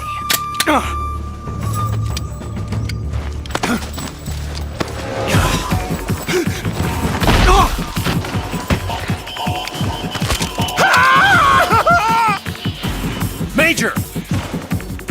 Leave it! Shoot the other one! Whoa!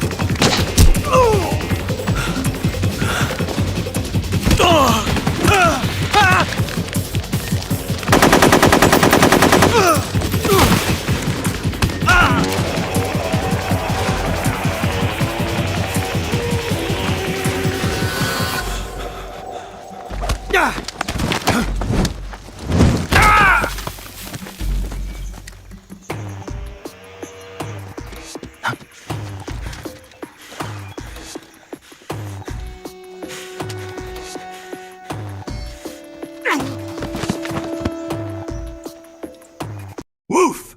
Oh, sorry. I meant... Meow.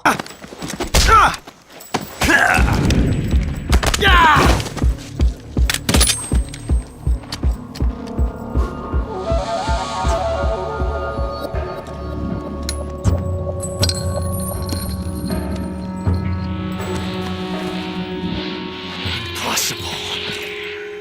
You ejected the first bullet by hand, didn't you? I see what you were trying to do. But testing a technique you've only heard about in the middle of battle wasn't very smart. You were asking to have your gun jam on you. Besides, I don't think you're cut out for an automatic in the first place.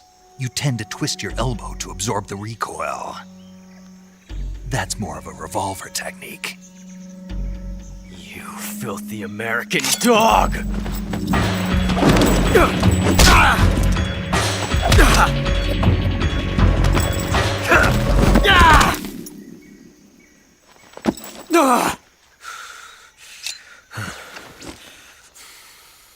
But that was some fancy shooting. You're pretty good. Pretty good.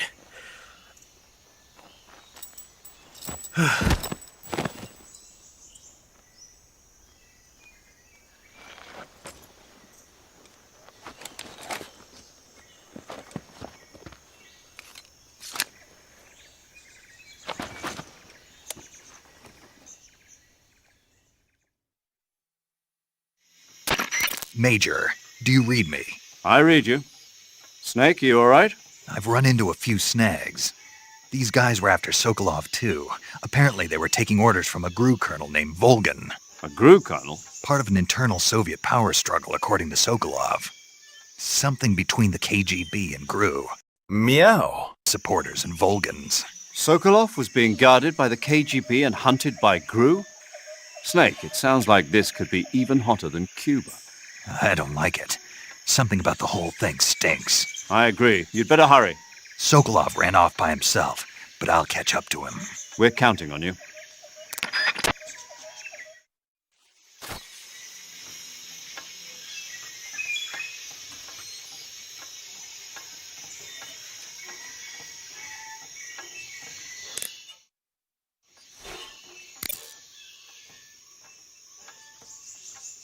Greetings, Comrade George and Comrade Chat. How Kuwabara are you today? Be careful not to get lightning strike. Snake, stay alert. The KGB and GRU both have their sights set on Sokolov. GRU is a military espionage outfit, the intelligence wing of the Soviet Defense Ministry's General Staff Office. It competes with the KGB, which is under the Ministry of Internal Affairs, and the two are always watching each other. Never let the left hand know what the right hand is doing. Exactly.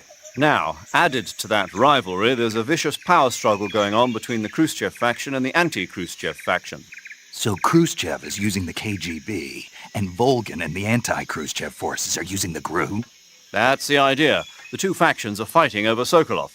We're in an extremely dangerous situation here. Yeah, I'm aware of that. Get Sokolov out of there safely.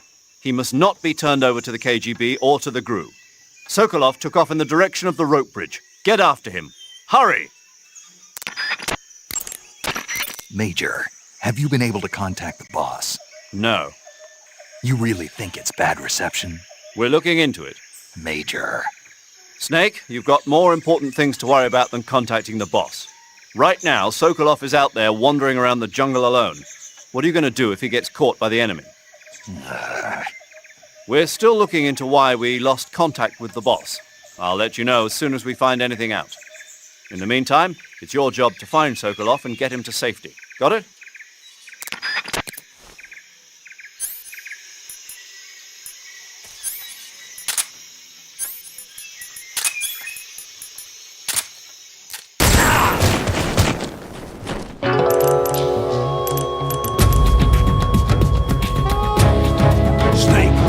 Done. You changed the future. You've created a time paradox. Snake, you're just a LARPer. LARPer? Yes, LARP. LARP's a her, Snake. Snake, stay. Major. Major, do you know anything about this GRU colonel Sokolov was talking about? Yes. Who is he? A most dangerous man indeed. His name is Yevgeny Borisovich Volgin. His code name in the West is Thunderbolt. He's gained a reputation as the most brutal and cold-blooded of the Soviet spy masters. During the war, Volgin was assigned to the domestic branch of the NKVD. He was stationed in the rear of the Soviet line to catch and punish any troops who tried to retreat or desert. He's also notorious for his accomplishments in anti-guerrilla operations in the Ukraine and the Baltic states. Apparently, he likes to boast that he disposed of over 100,000 anti-communists. We also know that he was instrumental in putting down the 1953 insurrection in East Germany and the 1956 uprising in Hungary. He is truly a fearsome man. There's no telling what he might be plotting. Be careful. I will. Major, what's this Grand and Design Bureau Sokolov was talking about? OKB 812. It's the same type of top-secret facility as Sokolov's own OKB 754. The director is a man by the name of Alexander Leonovich Granin. He's Sokolov's arch-rival, and the two have competed fiercely against each other since the days of the war. To hear Sokolov tell it, though, the rivalry was really all in Granin's head. In any case, Granin seems to harbor an unusually intense hatred for Sokolov. Knowing that Sokolov was protected under the aegis of Khrushchev, Granin threw in his lot with Volgin, the vanguard of the anti-Khrushchev movement. Apparently, Granin meant to use the funds provided by these opposition forces in order to defeat his old foe. Volgin, for his part, was intrigued by the possibility of using the high-tech weapons Granin created in the fight against Khrushchev. Thus, the two formed an alliance, and Volgin took the Granin Design Bureau under his control. But now Volgin's got his sights set on Sokolov. Yes, it would seem that he and Granin aren't getting along so well after all.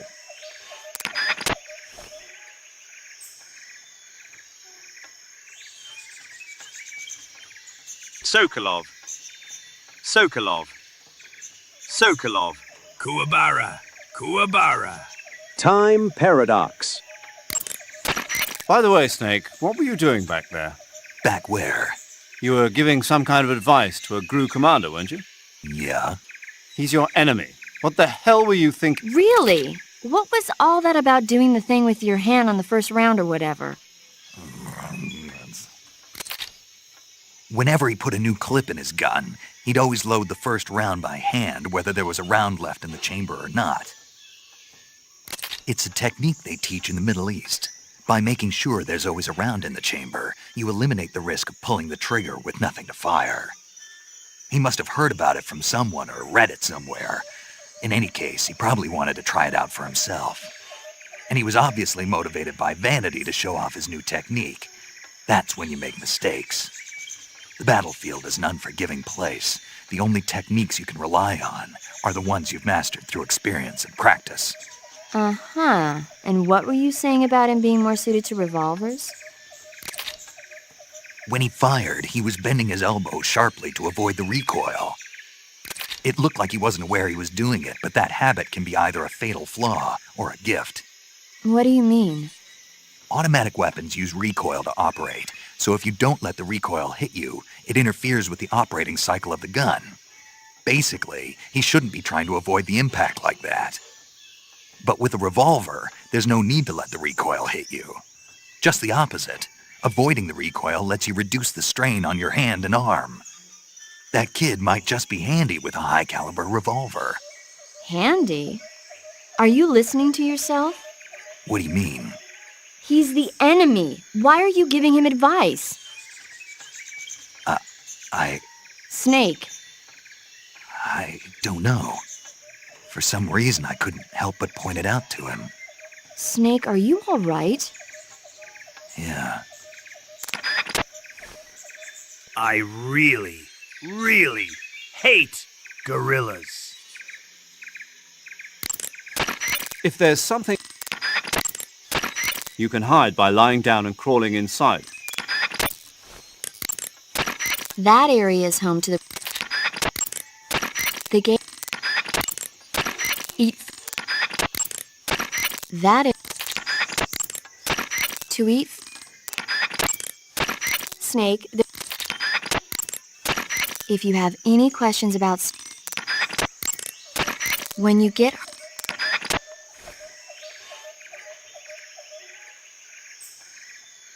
Hind. Nanomachines, son.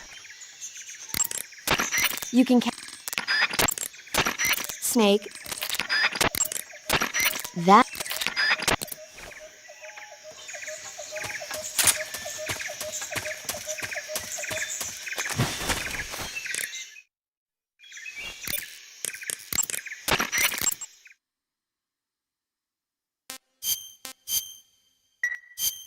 Take care, Snake.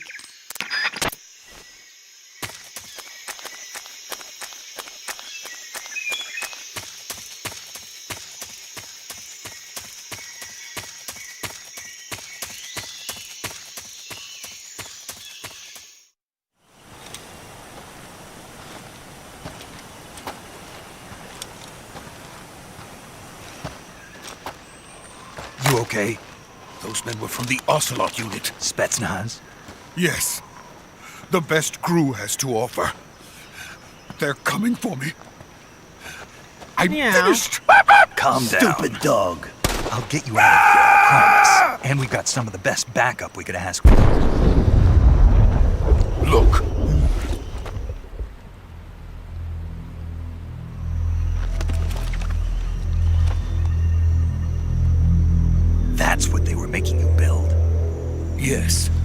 Shagohod, the treading behemoth, a tank capable of launching nuclear IRBMs. It can launch nuclear missiles from that kind of terrain? Oh, yes. And without support from friendly units. A nuclear-equipped tank capable of operating solo.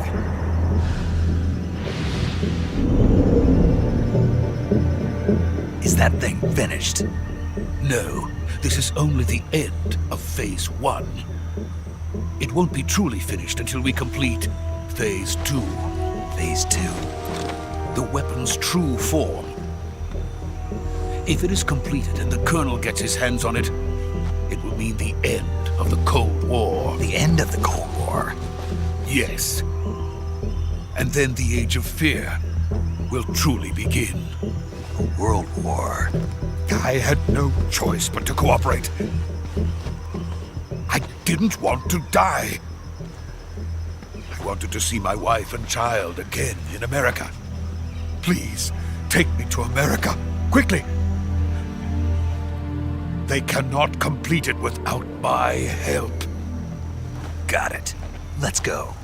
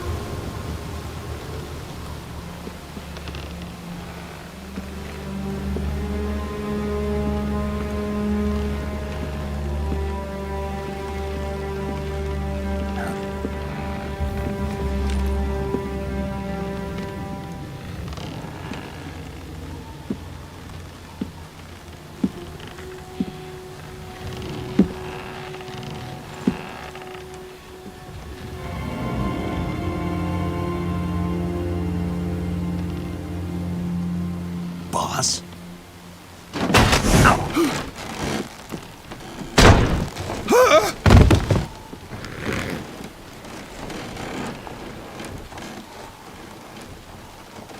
Good work, Jack. What are you doing here? Sokolov comes with me.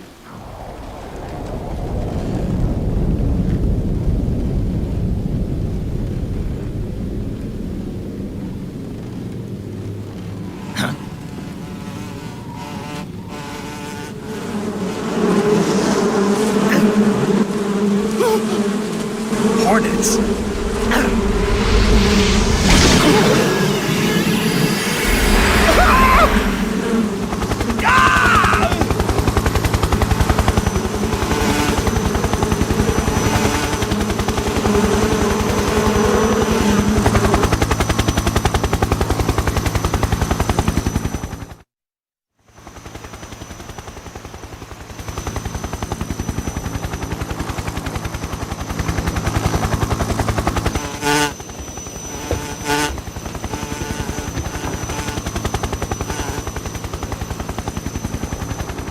My friends, let us fight together again. I have waited long for this day. We will fight with you once more. Welcome back, boss. Now that all 5 of us are together, it's time we go to the depths of hell itself.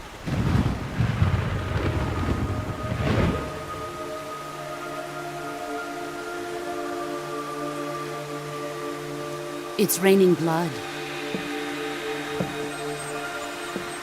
Is he crying?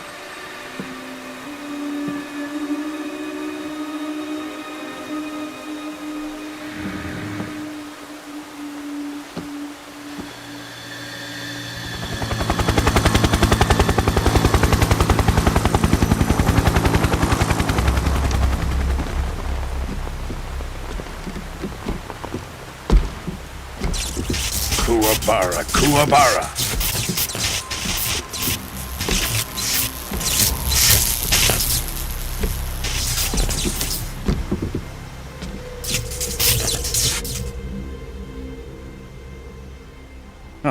joyful scene. Colonel Vogan. Welcome to my country. And to my unit.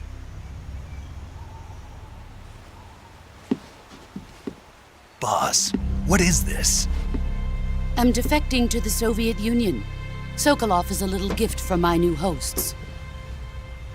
Recoilless nuclear warheads.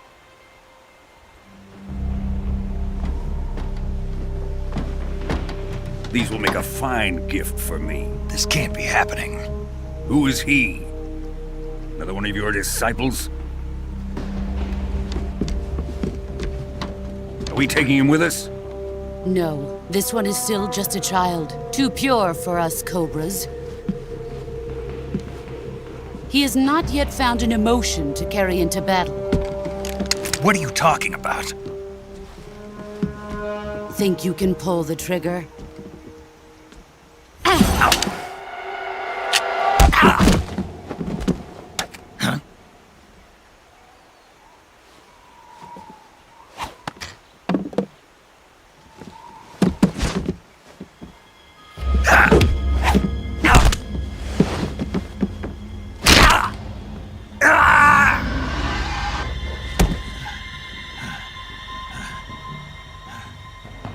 He's seen my face.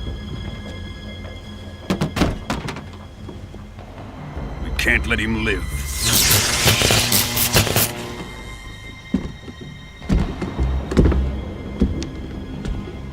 If Khrushchev finds out about this, we're finished.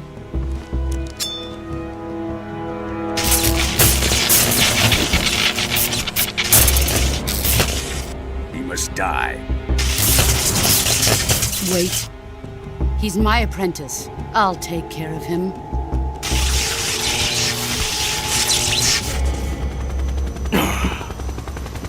Jack, you can't come with us.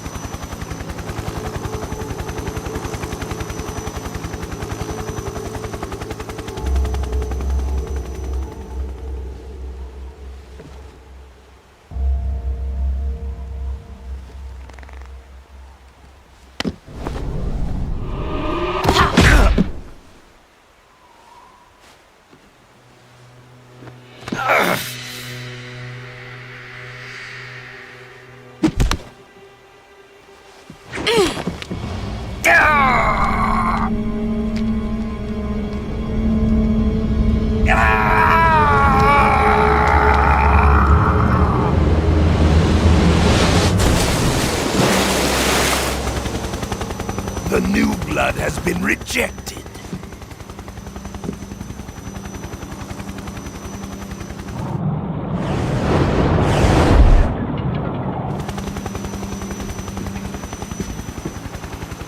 Are we done here? Now, onto Sokolov's research facility.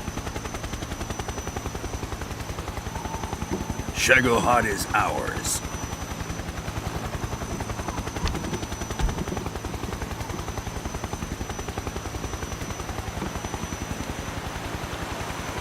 Drift away. My place is with them now.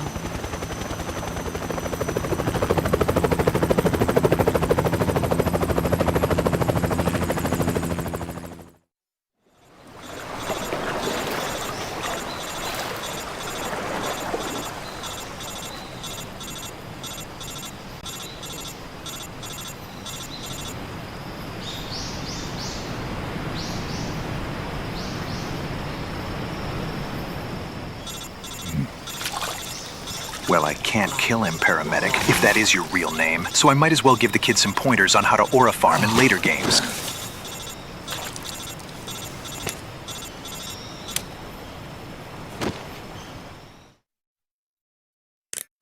Snake, can you hear me? Yeah. Just barely.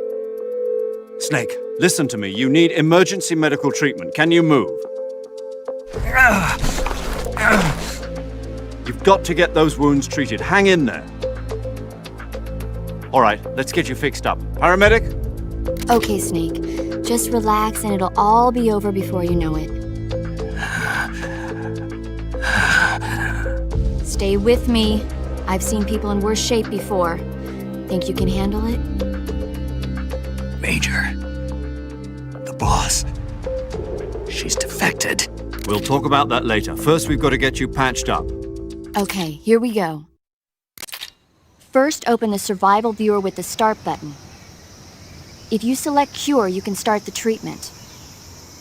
Healing is divided into treatment using medicine with the item window button and surgical treatment using the weapon window button. Your injuries include a fracture, What did you do? You just created a pine pterodox. right elbow, and abdomen. They need to be fixed using surgical treatment. Move the healing cursor with the left stick to the affected part of your body. Once you've selected the affected area, hold the weapon window button and use the left stick to select the medical item and then press the enter button. With this method, you can use items to help your recovery process. To treat a bone fracture, first secure the affected area with a fastener and then wrap it in bandages. That should do it. For lacerations, you'll need disinfectant to clean the wound, sutures to stitch it up, styptic to slow the flow of blood, and bandages to wrap the wound. If you do everything I mentioned, the wound should heal completely. Understood? Yeah. Stay with me. Go into the survival viewer and treat those wounds. Snake, to eat food, what you do is you place the food in your mouth. Move your jaws up and down, then let the food slide down your throat hole. Did you get all that?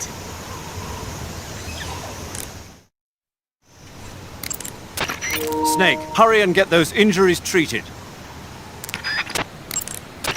Snake. Snake, what are you doing? Hurry up and treat those wounds.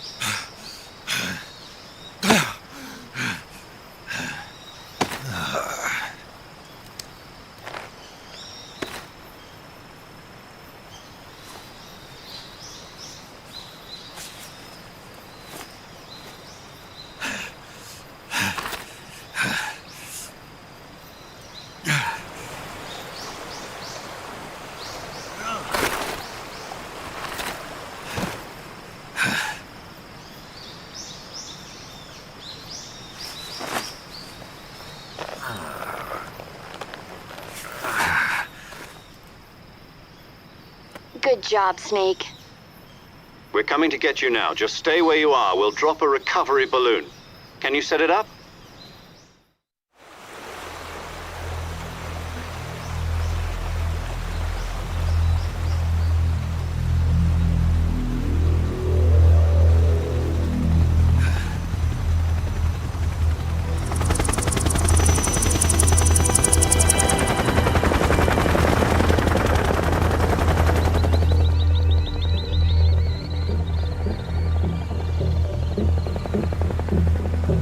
Shit.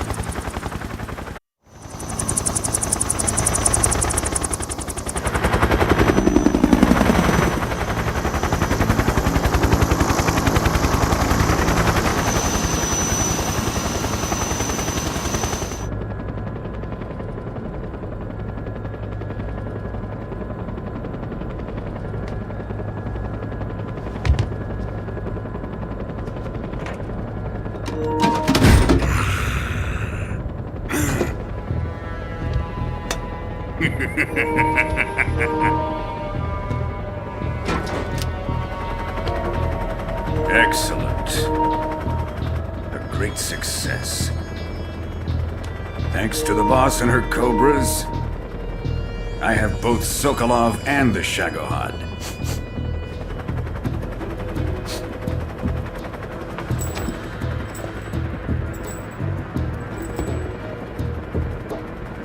What are we going to do with the girl? Who is she? Apparently she's Sokolov's woman.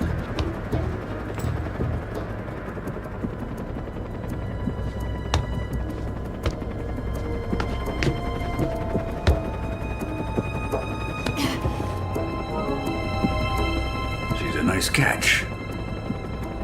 I'll take her. Not so fast, my dear.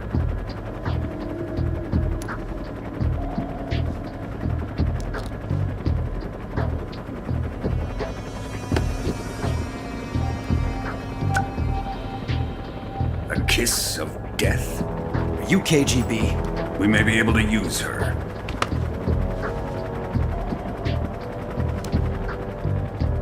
She has spunk.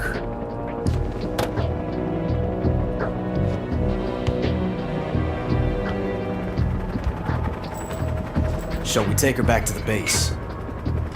Perhaps we should. We have no further use for Sokolov's research facility. I think it's time I gave this marvelous new toy a try. Colonel, even if they are our enemies, they're still our countrymen. But it won't be me that pulled the trigger. It'll be our friend, the American defector. You're going to nuke your fellow Russians? Remember the Alamo. Colonel! Tactical nuke incoming!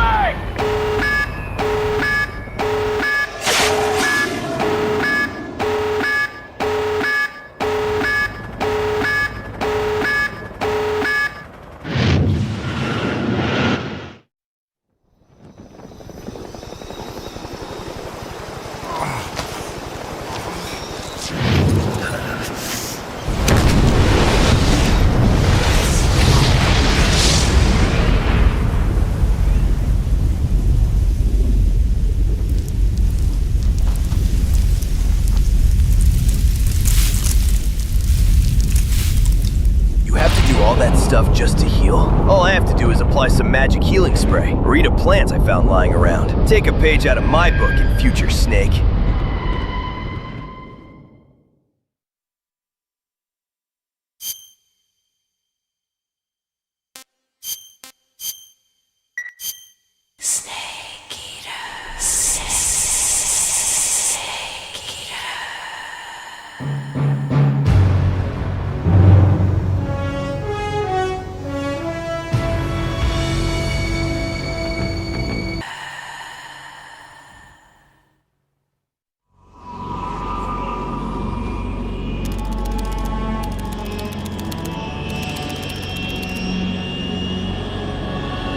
Quick, George. Open the survival viewer and charge the DualSense wireless controller. Approaching Soviet airspace. Arriving at the designated drone launch point. Drone oil pressure and voltage are nominal. Payload oxygen supply is nominal. Power supply to payload antifreeze system shows no problems. No gusts. All systems go for drone detachment. Snake, we can't... Everyone, take cover! Airspace security has gotten tighter since we were last here. We can't get as close to the ground as we did during the Virtuous mission. So instead, we'll be using one of our newest weapons. Snake, you're being given an honor on par with Alan Shepard. This is our last chance. Show your patriotism. If you fail, you'll be back in a hospital bed again, waiting for the firing squad.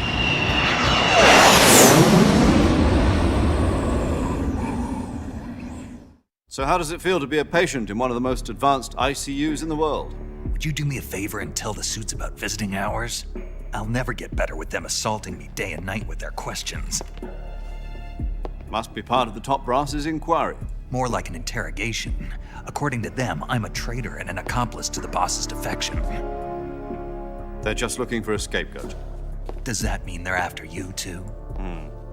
Let's just say neither one of us is going to be made a national hero out of this. Does this mean Fox is going to die? No. This fox is still one step ahead of the hounds. The reason I came to see you today, Jack, it's time for Fox to clear its name. What are you talking about? The situation has changed. We've still got a chance to come out of this one alive. Yeah, what kind of chance? Don't get too excited. Here, have a cigar. It's Cuban.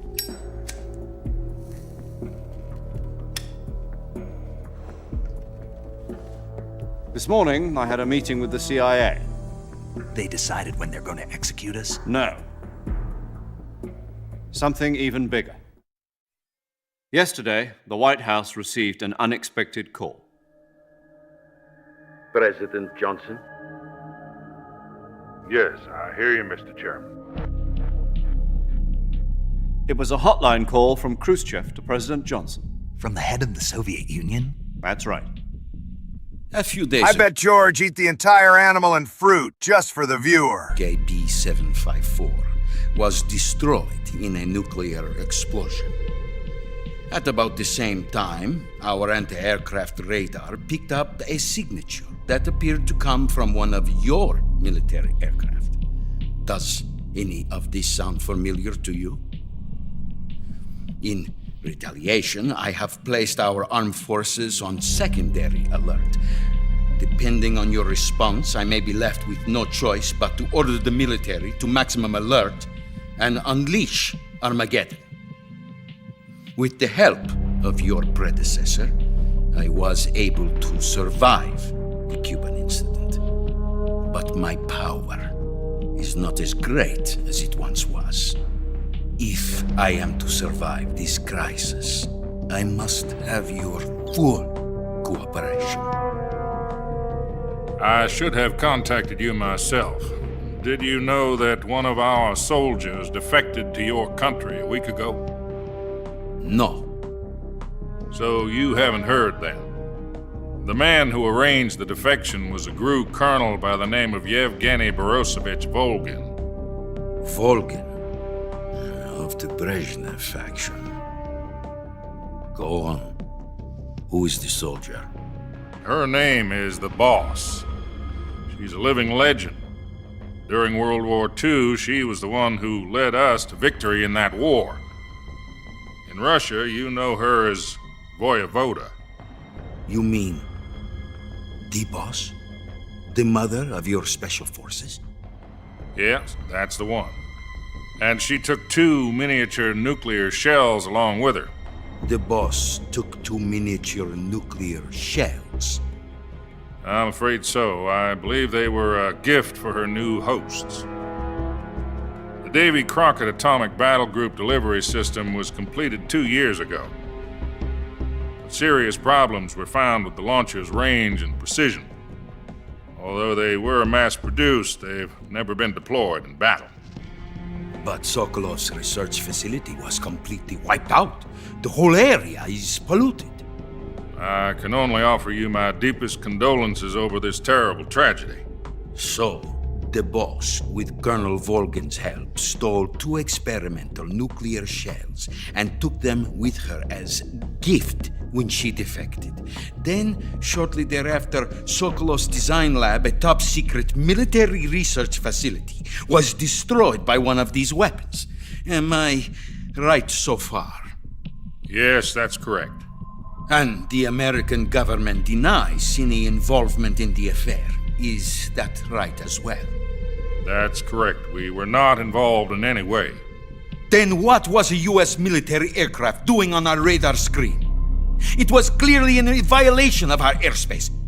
And yet you say it was not acting under your orders. That's correct.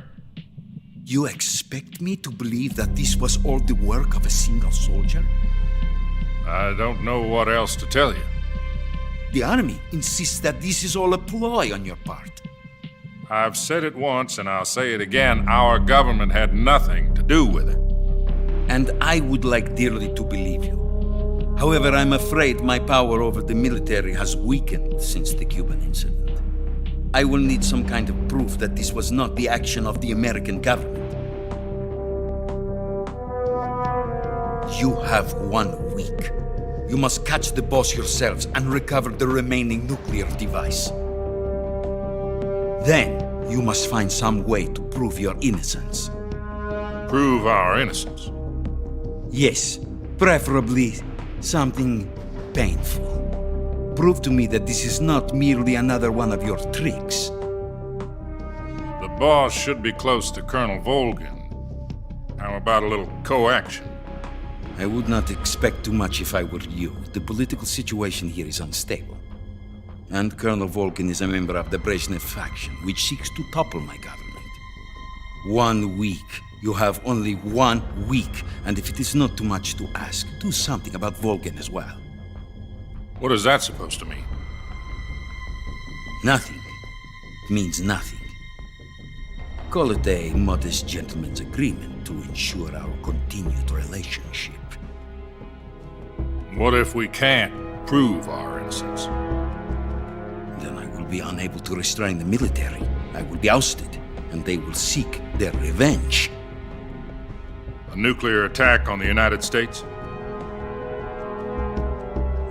Dr. Sokolov, Imfox, we've located the mercenary. Payne, get on board. I'll call it in. Don't shoot a man before throwing him out of a plane. No, he's crashing this plane. No survivors. Of a new world war. To put it simply, in order to avoid a full-scale nuclear conflict, we have to prove that America was not involved in that explosion. And eliminating the boss ourselves will prove America's innocence? Right. The higher-ups have decided that you're the only one capable of pulling this off. You were her last apprentice. Screw this one up, and we'll both be 6 feet under. There's no choice.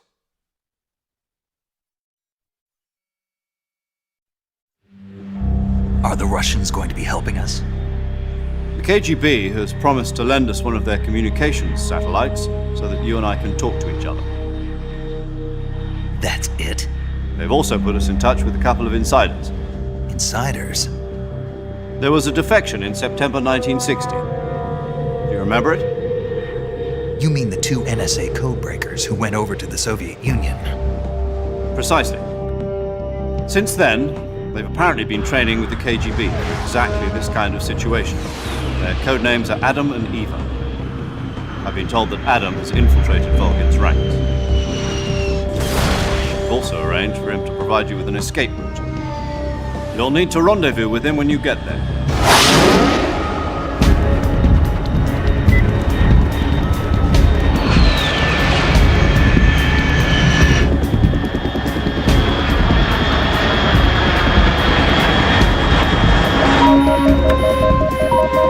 Control, unidentified aircraft detected. Altitude 30,000 feet.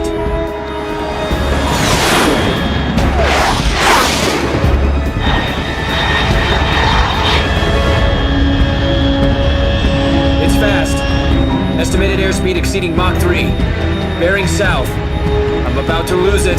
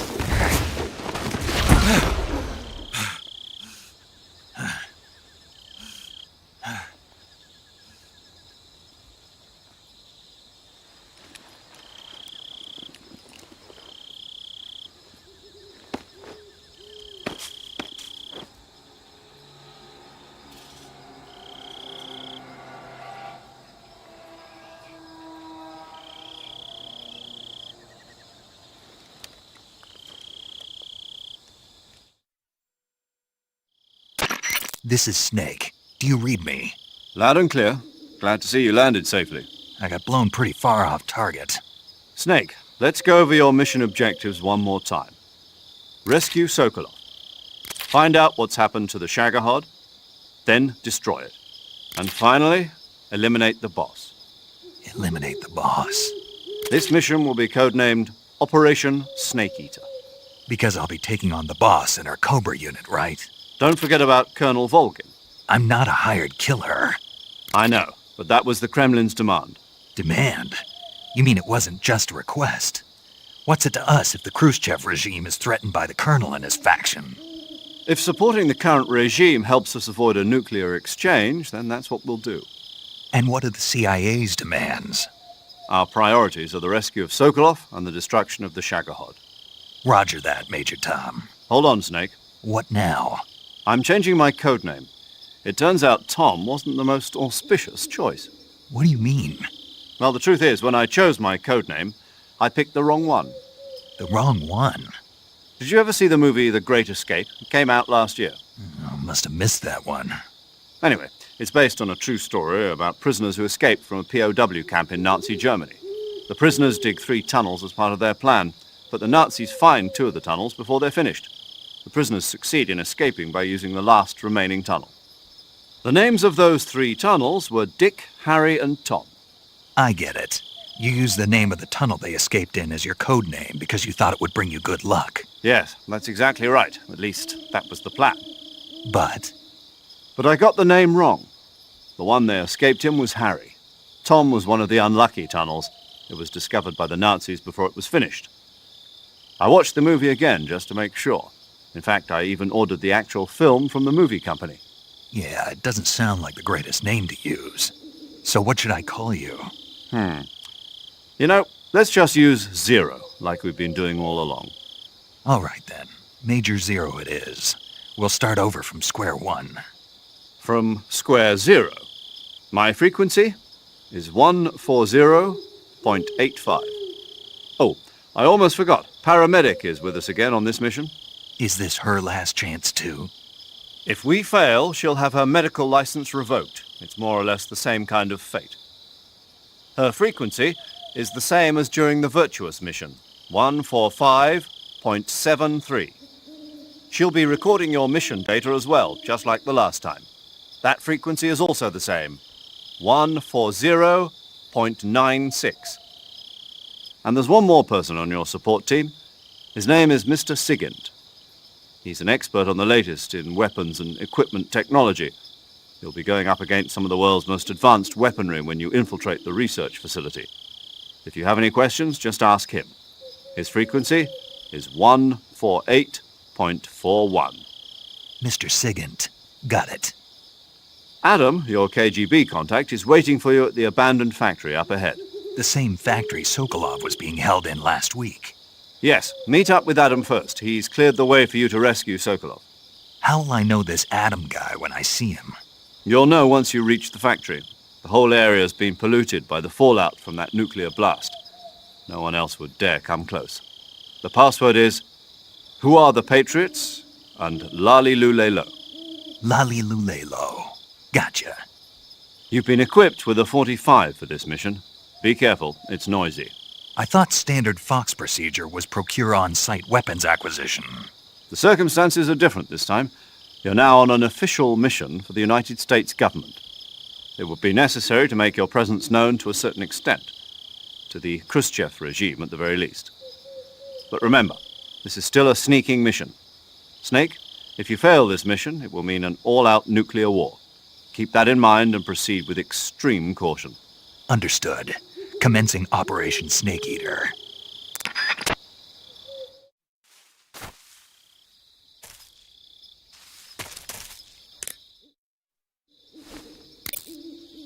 Eliminate the boss. My boss? Do I dare live out the American dream?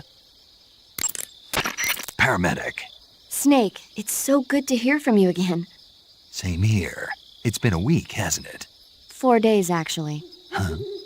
I visited you in the hospital. You were still unconscious, though. Then you must have seen me naked. Yeah, but you were all wrapped up in bandages and tubes, so I couldn't. Dick. Better luck next time.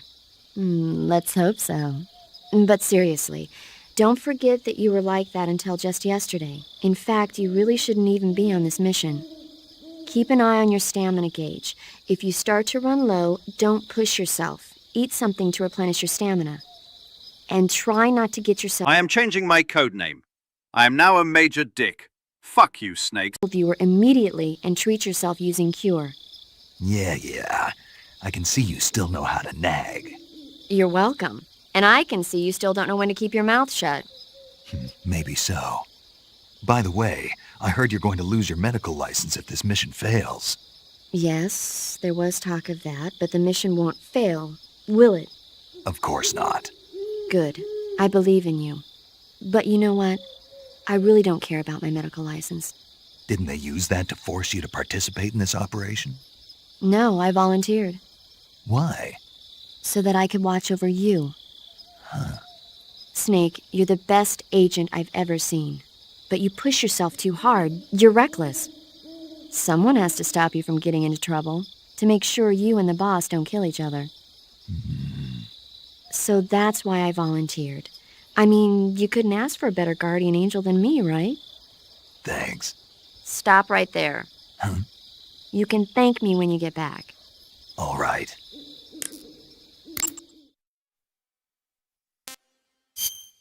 This flirting is going to be detrimental to your sneaking.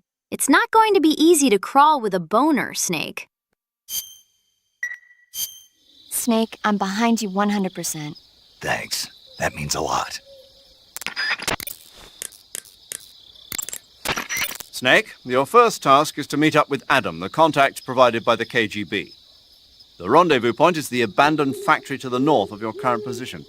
Head north. The abandoned factory. That's where I met Sokolov during the Virtuous mission. Correct, but we can't afford to have the same thing happen this time. I know. Like the Virtuous mission, Operation Snake Eater is a solo sneaking mission. There are no units in the field to back you up. Avoid engaging the enemy whenever possible. Your first priority is to remain unseen. Use the camouflage option in the survival viewer and choose your camouflage wisely. Proceed with caution. Unlike the Virtuous mission, this is a night operation. You'll get lost more easily in the dark, but it'll also make your camouflage more effective and make it harder for the enemy to see you. On the other hand, it will also be more difficult for you to see them. You'll also find that different animals are active. Some of these nocturnal animals are poisonous, so stay alert. Paramedic is with us again to provide information on the local plants and animals. Give her a call if there's anything you need to know. Operation Snake Eater is different from the Virtuous mission in that you won't be able to complete it in just a few hours. The time limit set by Khrushchev is 1 week. Within that time, you'll have to rescue Sokolov, defeat Volgin, destroy the Shagohod, and... I know. Good. In any event, you'll not be allowed to return until you've accomplished your objectives. Survival in the field will be critical in this mission, and the most important survival technique of all is, of course, finding food. You can get food in the same way you did during the Virtuous mission, by capturing it. The enemy presence in that area is still light. You should try and get as much food as possible while you can. Thanks to last week's nuclear incident, the Soviet Union is now on secondary alert. We're one step away from a nuclear war. DEFCON 2, huh? In American parlance, yes. From what Western intelligence has been able to gather, the radical elements in the Soviet command are showing signs of impatience. They say we're on the brink of World War III here. And with Khrushchev's position getting weaker every day, I worry whether he'll be able to hold them back. 1 week. Yes. America must eliminate the boss by its own hand to prove its innocence. There is no other way to resolve the crisis. Everything rests on your shoulders, Snake. Failure is not an option. I know. Major, what should I do with this wreck of a drone? Just leave it there. Are you sure? Yes. But isn't this thing top secret? Yes, it is. After the U-2 spy plane incident 4 years ago, plans were laid out for future spy missions in Soviet airspace to be carried out by an unmanned craft. That craft was the D-21 spy drone, the basis of the one you came in on. The D-21 is launched from a craft called the M-21. The M-21 itself is a derivative of the A-12, a supersonic long-range spy plane currently being developed as the successor to the U-2. However, for this mission, we used a modified YF-12A, a long-range interceptor version of the A-12. After being released from the mothership, the drone can achieve speeds upwards of Mach 3 at high altitude using its ramjet engine. It can't be shot down by ground-to-air missiles, and it's nearly undetectable by radar. With Selinoyarsk in such a high state of alert after our last escapade, this was the only reliable way to get you in. This is all top-secret military technology. Are you telling me I'm supposed to just leave it here? That's right. Why? The purpose of Operation Snake Eater is to send an American agent into the field in order to eliminate a defector and traitor, namely the boss. Part of that mission involves making sure the Soviets find out what we're doing. So we have to leave behind some kind of evidence that the US was involved. Don't worry. The technologically sensitive components of the craft were rigged to self-destruct when it landed. The only thing the Soviets are going to find is a pile of American-made scrap metal. Got it. Just one thing, though. What is it? I think they'd better redesign the landing impact buffer. People are going to get hurt landing that thing. I'll let them know. Major, I appreciate you allowing me to use weapons, but shouldn't I be carrying some rubles? You mean fake currency? Right. Snake, do you remember the Francis Gary Powers incident back in 1960?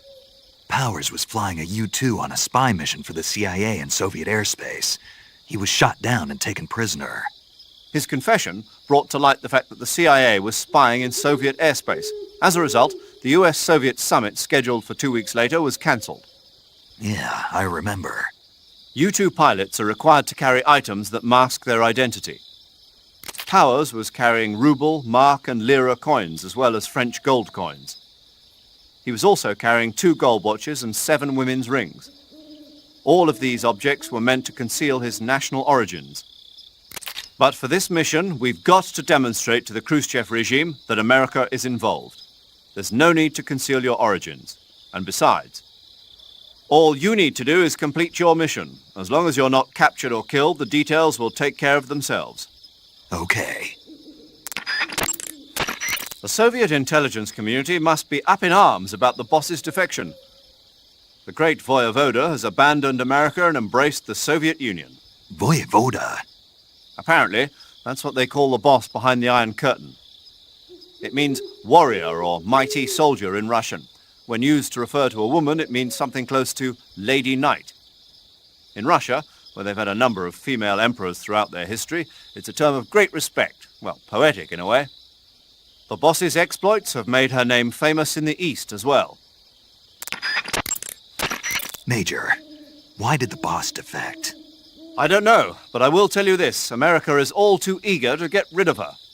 What do you mean? She knows too many of our secrets. If she were to relay all the top-secret information she knows to the Soviet bloc, it would put us at a severe disadvantage. It might even lead to the downfall of the West. Even if we survive, the boss is still too much of a hero to us. With her in the Soviet camp, we'd suffer a fatal loss of morale at home. There are even whispers that some of the less stalwart elements of the military might follow her example and defect themselves. I assume you're aware that since your last mission, several key figures within the CIA have been placed under house arrest. Yeah. The loss of the boss has been a painful one indeed. What about you? Me? I still can't believe it. As a comrade, I would have placed my trust in her before my own family. But now that I think about it, the boss always seemed to have an aura of mystery about her. I never would have expected it to manifest in this way, though. Oh, well, it won't do to get all misty-eyed about it. She's an enemy now, worthy of nothing more than our contempt. Understood. Major. Yes? I was just wondering, why do they call you Zero? What do you mean? We go back a long ways, but I just realized I never asked you why you're called Zero. You want to know where it comes from? Yeah, if that's all right. It's a bit nostalgic, really. Nostalgic? The first British intelligence outfit was established in 1909. The head of the Foreign Intelligence Division was a man named Mansfield George Smith Cumming. He was referred to simply as C after the first letter of his last name. Since then, out of respect for coming, the heads of the SIS have traditionally taken the name of C. And James Bond's boss is called M. That's right. I myself was once known as O. And that's where Zero comes from? Precisely. In another sense, though, it signifies a ghost, one whose true identity must remain a mystery, the primogenitor of the solo sneaking operation. Is that so? Snake, let's go over the controls for CQC one more time. Snake, this is a solo sneaking operation. There are no medics there to assist you. You'll have to treat your own injuries. Are we clear? I had a little bit of training, but I'm no doctor. That's where I come in. To treat an injury, first press the start button to open the survival viewer, then select cure to start the treatment. Healing is divided into treatment using medicine with the item window button and surgical treatment using the weapon window button. Treatment with medicine involves administering oral remedies and serum injections. You'll use this treatment method when you have food poisoning or when you've been bitten by a venomous animal. Surgical treatment involves applying surgical techniques to injured areas. You'll use this method to take care of burns and gunshot wounds. As long as you do everything you're supposed to, your injury should heal completely. Be sure to follow the proper procedures. Snake, the food you catch will gradually spoil over time. Some types of food spoil faster than others. Animal and fish meat goes bad relatively fast, but plants and mushrooms generally last a little longer. Animals won't go bad if you capture them alive, though. You can tell whether food has gone bad or not by looking closely at the icon on the food screen in the survival viewer. So be sure to check the icon before you eat the food. Snake, your first priority is finding food. Look for the nearest TGI Fridays. Failing that, I guess Burger King will do. Maybe the Selenoyask McDonald's. If you get a stomachache, go to Cure in the survival viewer and take some digestive medicine. Digestive medicine and antidotes aren't the only ways to cure stomach aches and food poisoning. You can also induce vomiting. Go into the survival viewer and press the viewer button to enter viewer mode. One more thing. Can I take off my pants? To spin your body around, and eventually you'll start feeling queasy. When you get dizzy enough, exit the survival viewer and you'll throw up. That should get rid of any stomach ache and food poisoning you have. Give it a try. Snake, be careful. The way to change between standing, crouching, and crawling has changed slightly. The boss would almost aura farm in front of my family. The assault rifle... Yo! You're Snake, aren't you? And you're Sigint? None other. I heard that you're an expert on weapons, equipment, and cutting-edge technology. Close. Huh? I am the expert on weapons, equipment, and cutting-edge technology. Ah.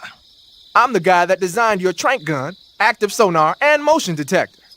If you want to know anything about weapons or equipment you find in the field, just send me a message and ask. Later. Sounds like the Cobra unit's members' names came from the specific emotions they each carry into battle. Emotions? Yeah. For unbearable torment, the pain. For true oblivion, the end. For infinite rage, the fury. For absolute terror, the fear. And for unsurpassed bliss, the joy. The joy? It's another name for the boss. Because of the joy she feels in battle, I suppose. Ah. During the war, she had a partner named the Sorrow. Sorrow and joy. They say there couldn't have been a more perfect pair. The Davy Crockett's that the boss took were mortars that fire nuclear warheads. They're named after Davy Crockett, the hero who died defending the Alamo. What the hell are you doing? You should be doing the mission, not playing with your weapon like a little girl. You look like a damn wanky. Warheads are equivalent to between 10 and 20 tons of TNT. Every building within 150 yards of the hypocenter is completely obliterated. But the warheads the boss had with her were some kind of experimental super bomb, so they're actually even more powerful than that. I don't even want to think about what would happen if she used it again. Snake, you know what you have to do. Yeah, I know.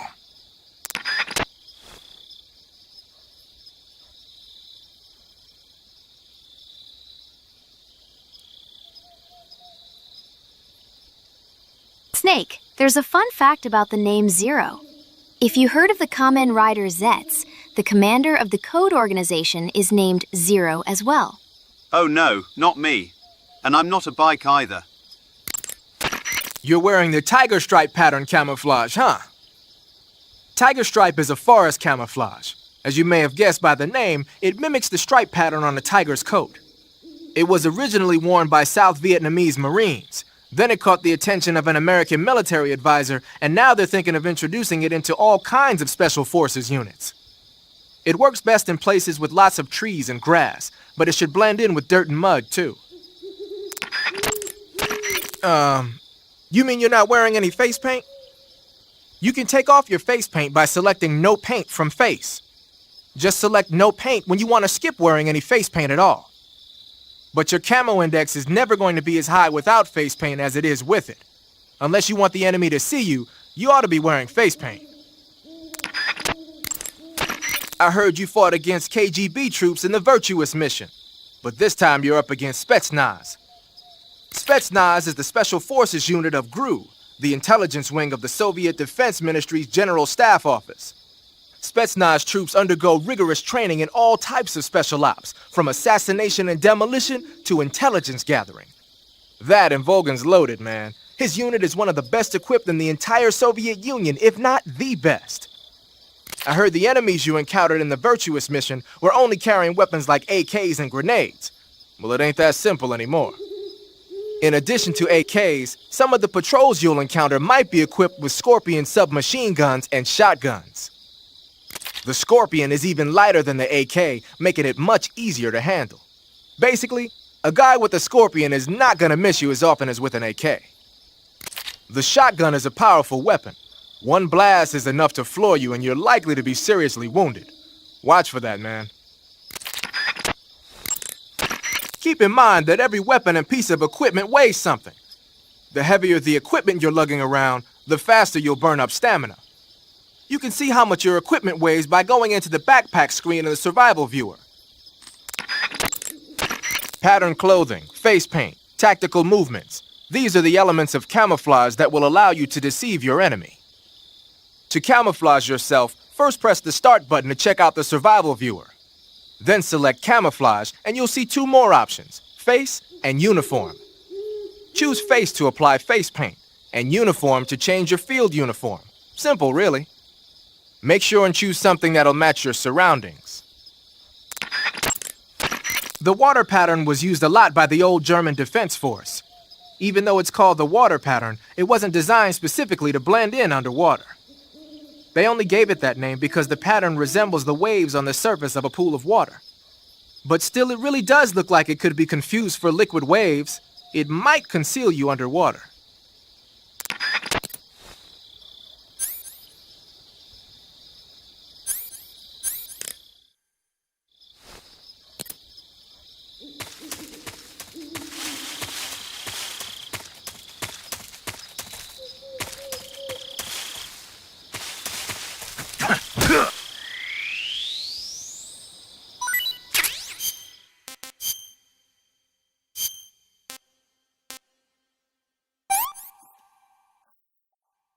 That's damn good.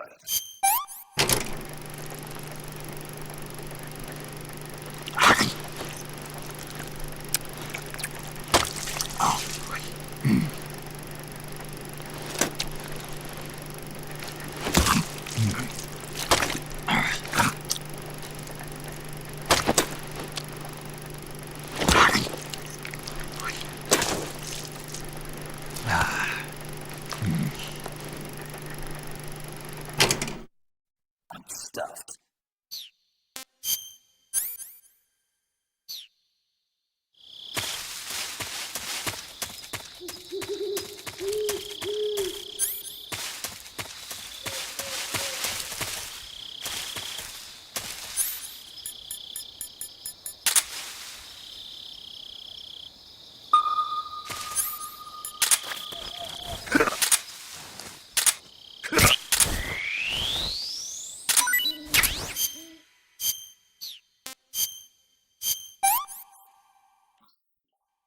Pretty tasty.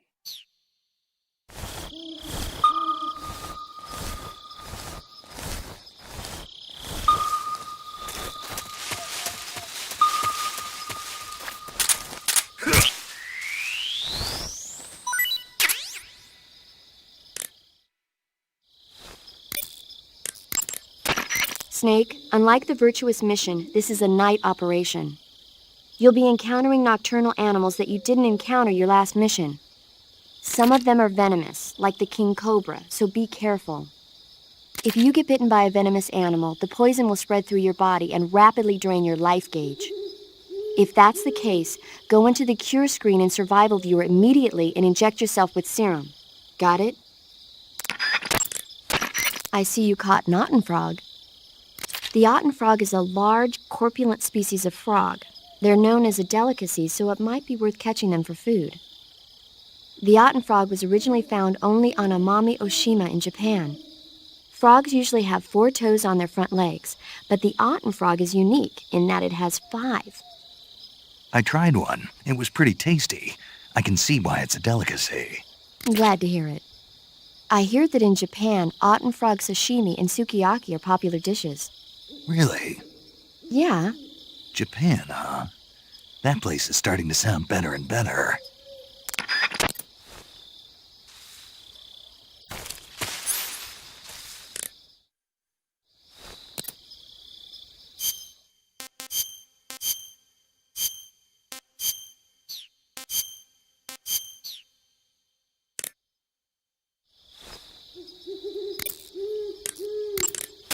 Ah, you're using the survival knife. Yeah, this thing provides me with all the bare essentials I need to survive in the field. Hey, wait. What'd you do with the knife I made you? That was a work of art. It had matches and fish hooks and thread and stuff in the grip. Sorry to have to tell you this, but that thing is useless in a fight. No way. Really? Yeah, when the grip is hollowed out like that, there's not as much space to stabilize the blade. So the joint between the blade and the grip is weaker. That makes it easier to break. I get it. You're right. With your knife, you don't have to worry about it breaking no matter how much you swing it around. So the important thing is durability. Man, I gotta write this stuff down. Next time, I'll make it so the matches and fish hooks go in the sheath instead.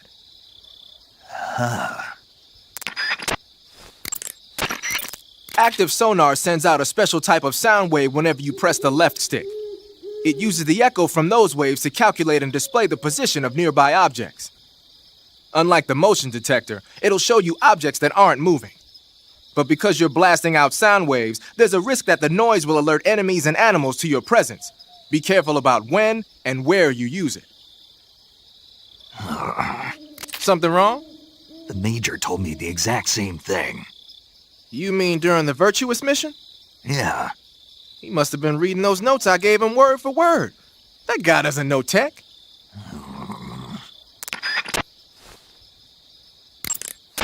So, you're wearing woodland face paint. The woodland paint is most effective in forest environments. It'll work best if you use it when infiltrating forest areas. Whenever you find a new weapon or piece of equipment, the first thing you do is drop it in your backpack, right? But you can't use your new goodies if they're just sitting in your backpack. To use a weapon or piece of equipment, first you have to take it out of your backpack and place it on your person. You can take off your face paint by selecting No Paint from Face.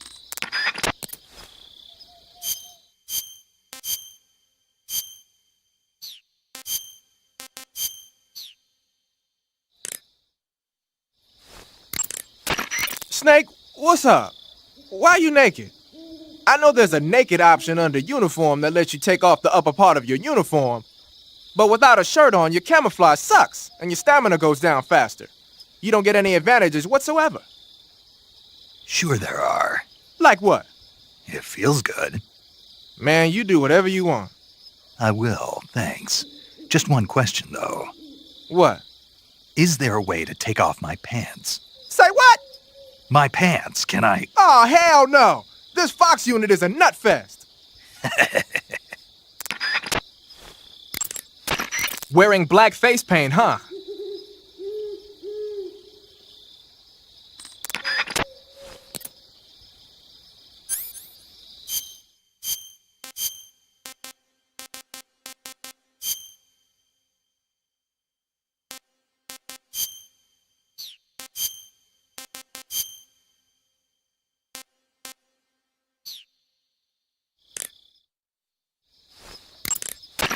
Wearing the leaf pattern camouflage, are you? Leaf pattern is a forest camouflage created to provide cover in woodland areas. Now that our involvement in Vietnam looks set to expand, they're thinking about adopting it for official use. It'll help you blend in, especially well when you're hiding in the bushes. Wearing the water face paint, are you? Water face paint should be most effective underwater. So put it on when you want to hide in the water.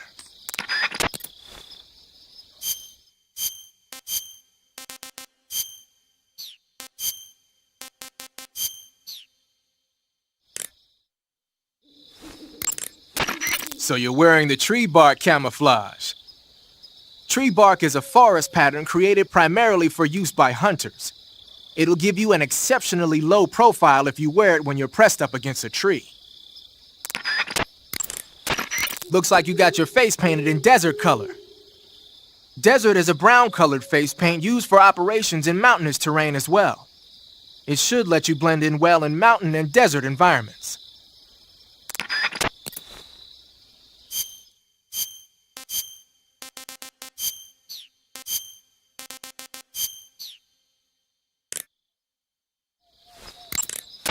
Ah, you're wearing the chocolate chip pattern.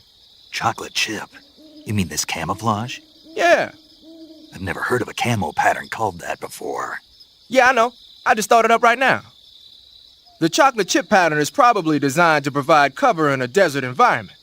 It should work best against a sandy or rocky background. Makes sense, but why'd you call it chocolate chip? 'Cause that's what it reminds me of. What? Those little round cookies the Major's always snacking on? They're not cookies, they're scotch. Eat chocolate. Chocolate chip ice cream. Tea. Snack? Tea? Same thing? No, it's not. Look here, afternoon tea is a fine old English tradition. Uh-oh, here we go again. Talk to you later, Snake. The origins of afternoon tea go back to the Victorian era. Anna Maria, the 7th Duchess of Bedford, was... Looks like you're using splitter face paint. Splitter is an indoor face paint. Painting your face with splitter should help you blend in better when you're infiltrating a building.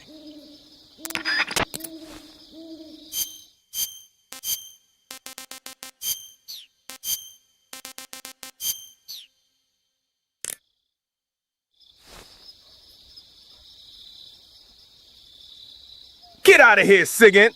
I was the first wisecracking black man in this series. I would like to have a word with you. Looks like you're wearing the splitter pattern camo. Splitter was used quite a bit in World War II on German aircraft and stuff. The pattern helped mask the plane's attitude and direction in dogfights. Even now, it's still being used as camouflage in some places. It works best when you wear it against a steel or stone background. You're wearing snow face paint. Snow face paint was designed for use in Arctic operations. It's most effective against snowy backgrounds.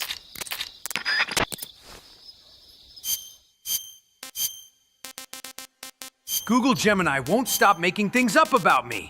I did not fight Peace Walker. And you shouldn't bring a Fulton launcher to fight Zeke. Where are the foot soldiers? Ah! Ah! Wearing raindrop pattern camo, huh? Raindrop was used by Germany during World War II. Even now, it's still used a lot in Eastern Europe. It's designed to be especially inconspicuous in the rain, so you'll get the most out of it if you put it on during a downpour.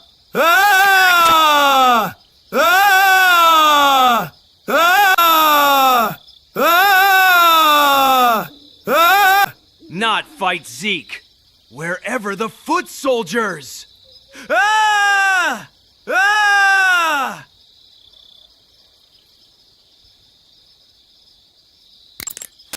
Snake, what's that face paint you're wearing? Kabuki. Kabuki? Right.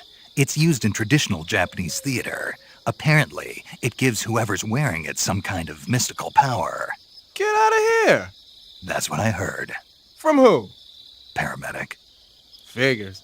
Well, whatever it doesn't make for very good camouflage. Really? Yeah. You should switch to another kind of paint. But I was just starting to like it. Oh.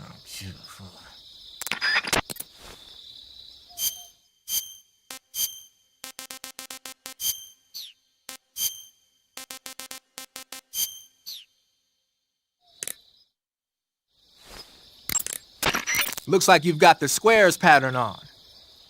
Squares is a mountain camo that's basically a bunch of square patterns. It might look conspicuous at first glance, but it actually blurs the contours of the person wearing it and makes them more difficult to pick out. It should give you a low profile against reddish backgrounds like bricks and rusty metal. Snake, your face paint is... I know. It's called zombie. Zombie? What does that mean? Beats me. Are you serious? Hello, paramedic. You mean you've never heard of zombies? Nope. Never. You guys don't know anything. A zombie is a dead body that's been cursed and brought back to life by a master of black magic. Supposedly, they revive the dead and use them as slaves. It's also seen as a kind of punishment. People who commit terrible crimes can be forced to labor even after they're dead. Interesting. How do you know all this stuff? I saw it in movies. Like White Zombie. Never seen it? Nope. Can't say I have. How about Plan 9 from Outer Space? No. Missed it. You can't just focus on the things you like all the time. You have to expand your horizons, try new things. You guys need to get out more. Yeah, well, anyway, that face paint doesn't look all that useful. Go ahead and wear it if you want, but I think you should change to... You don't need to change anything. Why not? It makes him look awesome. Doesn't it? Look, arguing about it isn't going to get us anywhere. Snake, you do whatever you want. It does make you look cool.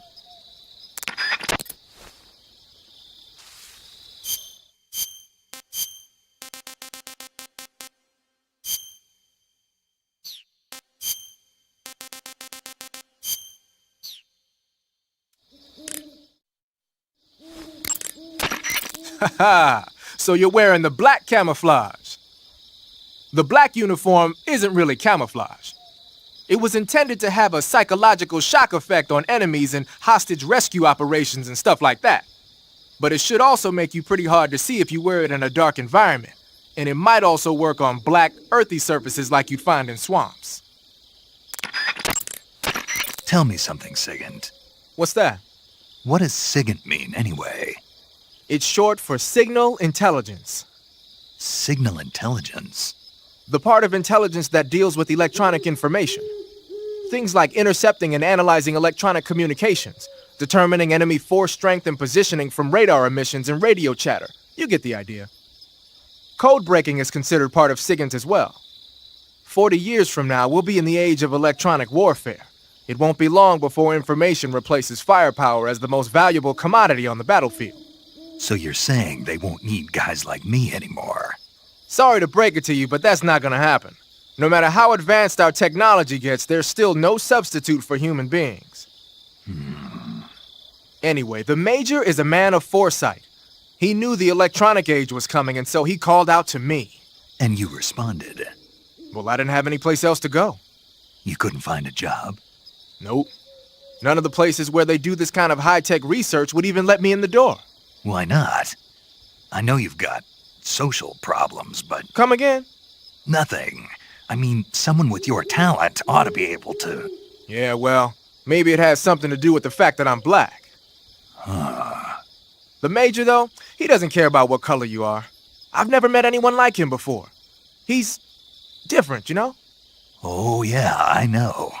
I don't think racism's going to go away even in the 21st century. But I want to work with computers and use them to bring people closer together. In the digital world, it doesn't matter whether you're black or white, American or Russian or whatever. Everybody's going to be the same. That's what I think. Snake, what's with that face paint?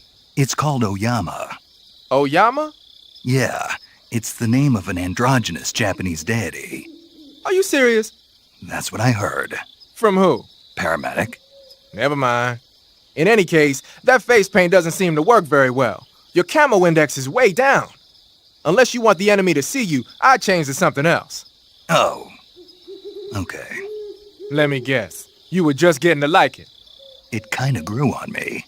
Fine. Get yourself shot. Yo, Snake, how you manage your ammo? And how get more ammo at once they're being empty? I have infinite face camo. And you got infinite ammunition. Yep. The camo index.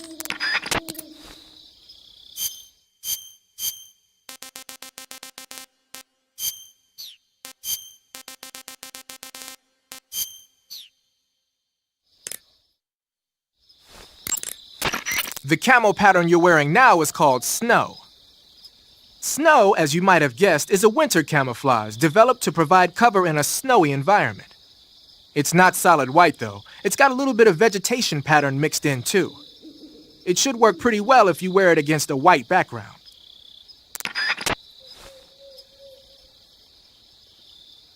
It's time to crab battle. Oh-ha!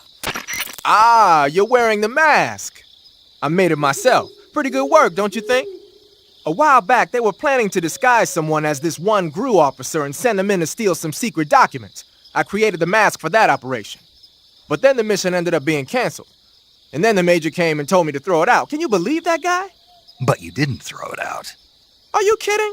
Tossing a superior quality product like that into the garbage without using it will be an insult to science. So I decided to sneak it into your gear.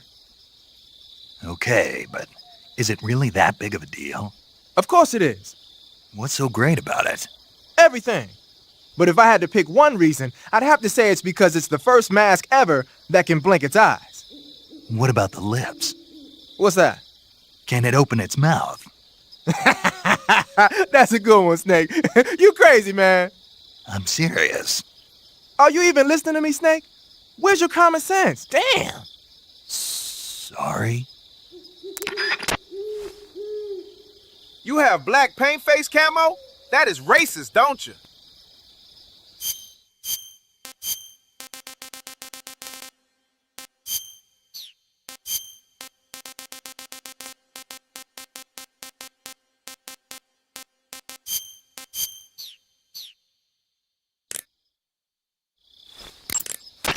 Those are some funky clothes you're wearing.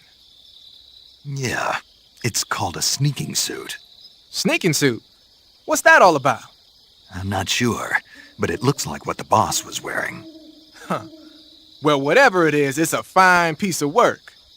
The suit seems to be made of some kind of special bulletproof fiber. Wearing it should reduce all the damage you take by half.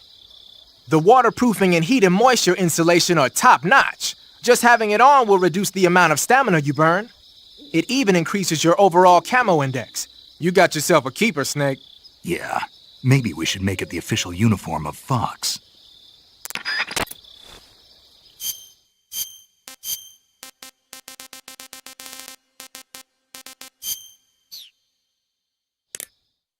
Good fucking God, matey! I'm back, baby! It's hot here in Ireland, but I hope everyone having a great day.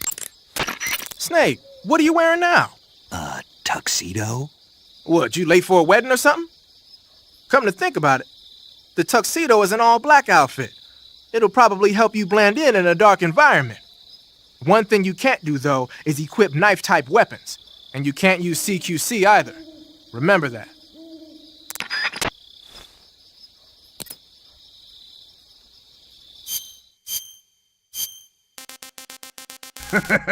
Machines don't make mistakes. Only men do.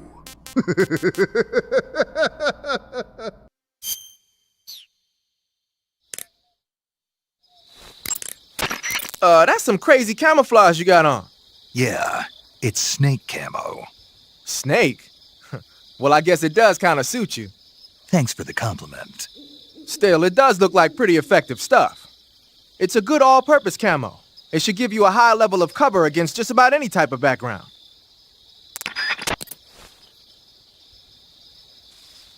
Commencing Virtuous Mission 2, Electric Boogaloo.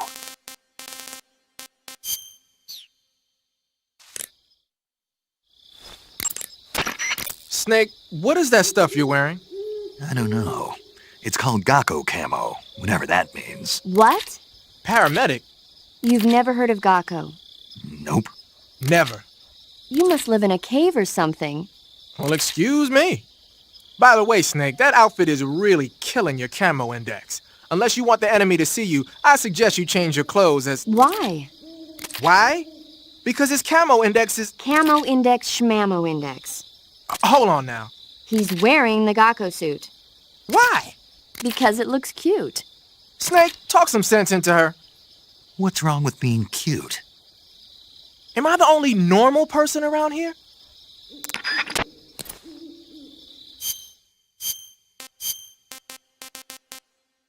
Racism is awesome! That's racist. You're racist. That's racist. You're racist. That's racist. You're racist. Snake, what kind of camo is that? It's called Cold War. Volgin had it with him. Cold War camo, huh? Well, I suppose the Soviets won't attack you from behind when you've got that thing on. Really? You mean it's got advantages other than being stylish? Stylish? Yeah. Don't you think so? Sure. Whatever you say.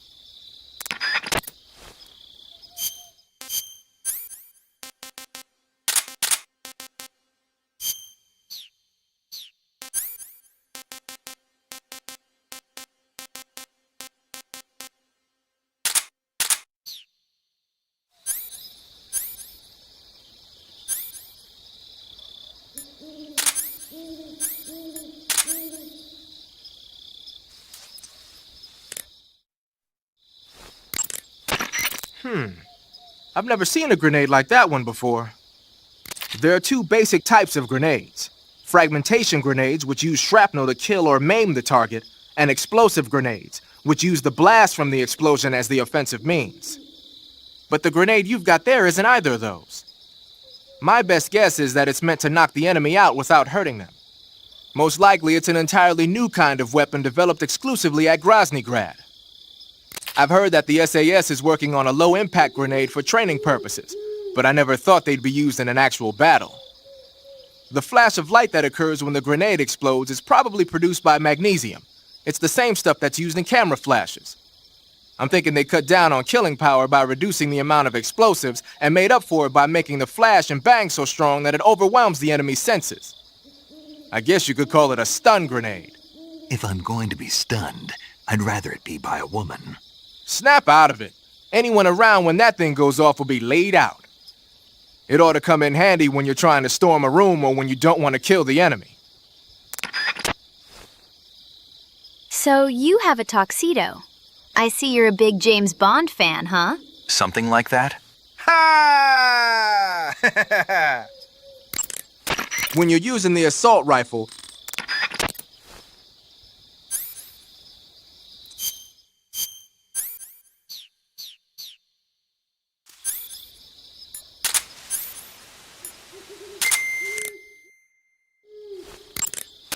I see you've picked up a directional microphone. The directional microphone is exactly what it looks like, a listening device. When you equip it, you'll go into first-person view and the mic will pick up sounds in whatever direction you point it in. The directional microphone will let you hear a lot of things you couldn't hear otherwise, like really soft noises and the footsteps of faraway enemy soldiers. You ought to find it useful when you want to know whether there's an enemy on the other side of the woods or something. Try it out. The motion detector will display any moving objects in your vicinity. But the enemy isn't the only thing that's moving around in the jungle. If there are animals moving nearby, the sensor will pick up those animals too. And remember that there's a limit to how sensitive it is. Enemies and animals that don't move around very much won't get picked up. Did he tell you that too? Yeah. Did you give him notes for it? Yep.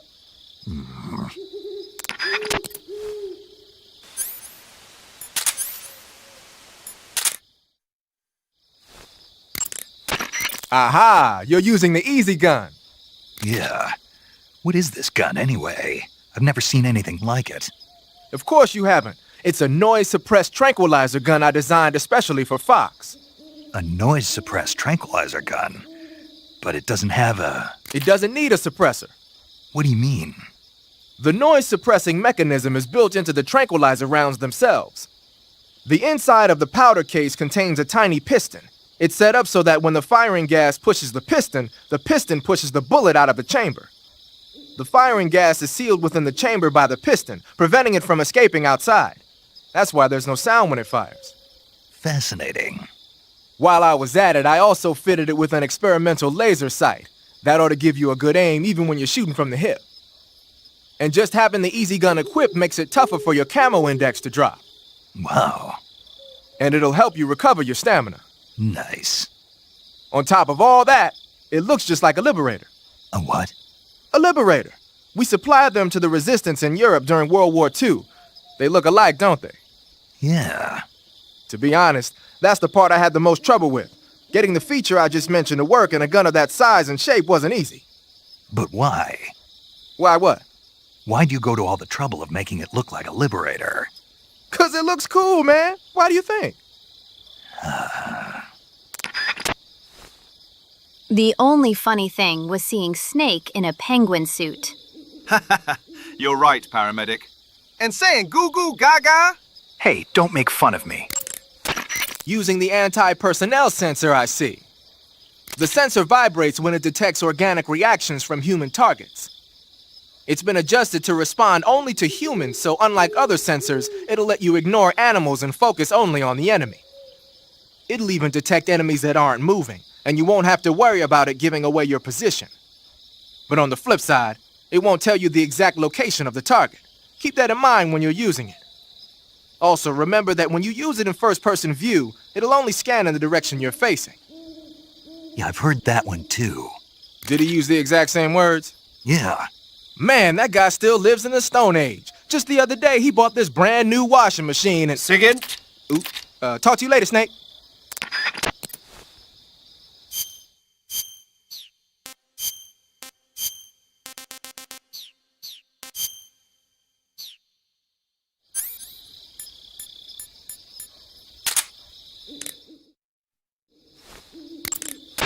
Using the Patriot, huh? Yeah, it's the same one the boss was using. Where'd you get it? I said, where'd you get it? Sigurd, don't get worked up over details. What? Whatever. Anyway, the Patriot is a one-of-a-kind sidearm made especially for the boss. It's basically an XM16E1 with the barrel cut short and the stock taken off. The idea was to create a large pistol that combined the feel and quick handling of a handgun with the force of a rifle. But with a barrel that short, the recoil is unbelievable. It's tough to aim, but it more than makes up for it in firepower. From the looks of it, it's fitted with a 100-round drum magazine. And it never runs out of ammo? Never. Why is that? Because the internal feed mechanism is shaped like an infinity symbol. Ah, I get it. Yep, that'll give you unlimited ammo.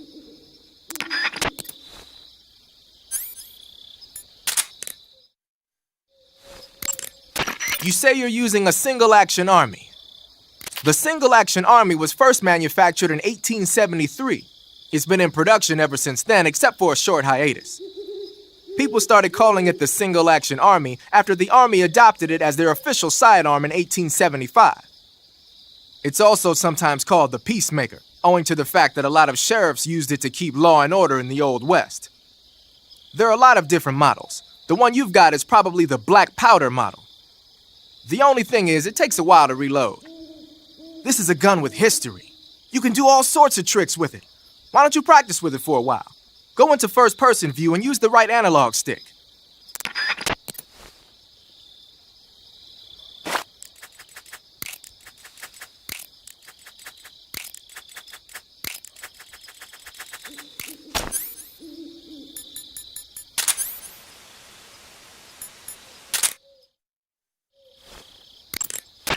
Snake, you smoking a cigarette? It's not a cigarette. It's a cigar.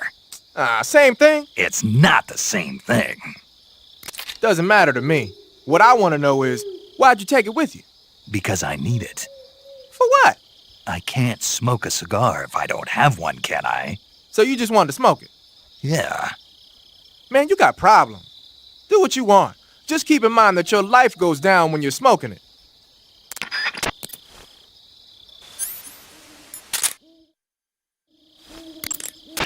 I see you're using the binoculars. Those are high-performance binoculars made especially for the military. They're completely waterproof and are filled with nitrogen gas to prevent lens fog. The eyepiece, objective lenses, and the prism have been coated to reduce glare. They ought to work plenty well even in dark places. And they're even equipped with autofocus and zoom functions. Won't find a better pair of binoculars than that. What are you, a binocular salesman? Hey, I know a good product when I see one, that's all. Huh. Welcome to the jungle. We've got tasty snakes. We've got mud and dirt so thick, it gets worse with the rain. Shuna-na-na-na-na-na, bees! Bees!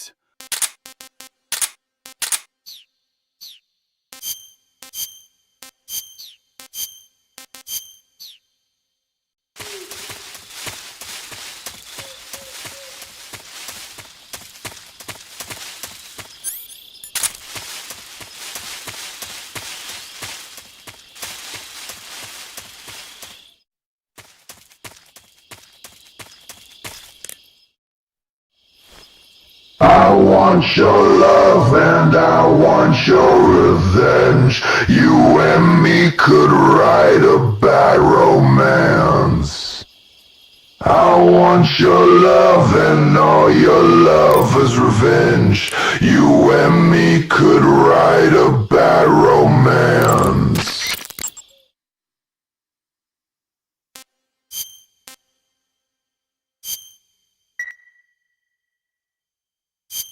Take care, Snake. I will.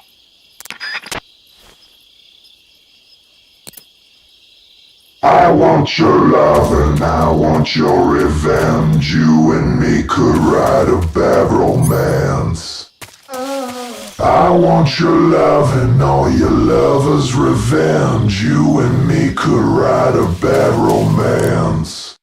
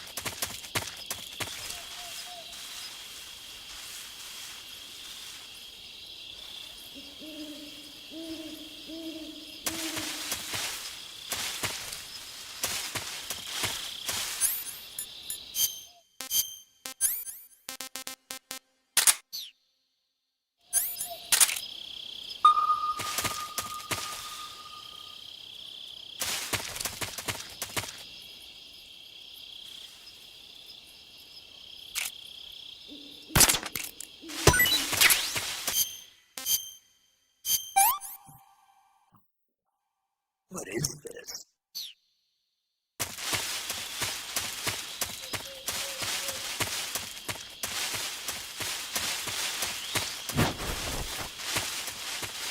In China, they say, if you live in jungle, don't eat everything you see. Firstly check is it edible or not.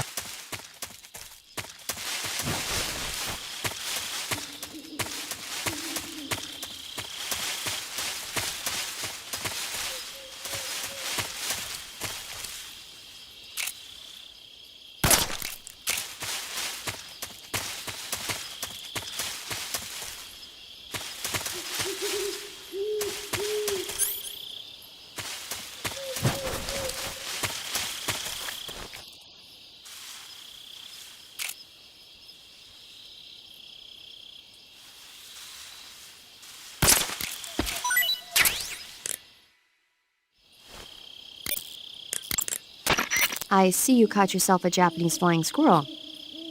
Japanese flying squirrels are non-venomous, and they shouldn't attack you. The head, front legs, hind legs, and tail of the Japanese flying squirrel are connected by a membrane of skin, which allows the squirrel to glide from tree to tree. It says here that if it catches a good wind, it can fly more than 100 yards. But for all the trouble it took to catch one, it wasn't that good. If only you were so enthusiastic about the mission. What was that? I didn't say anything. So long, Snake.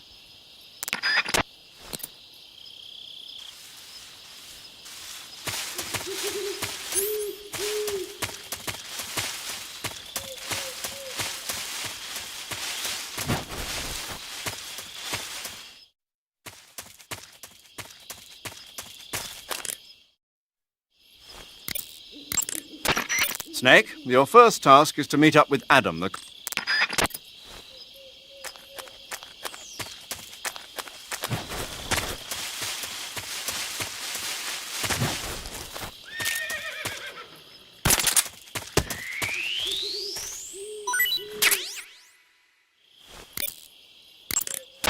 You just heard a horse? Yeah.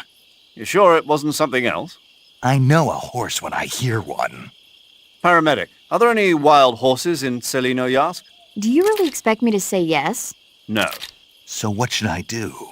There's only one way through that area. All you can do is move forward. Head towards the sound of that horse. It came from the north. Be careful.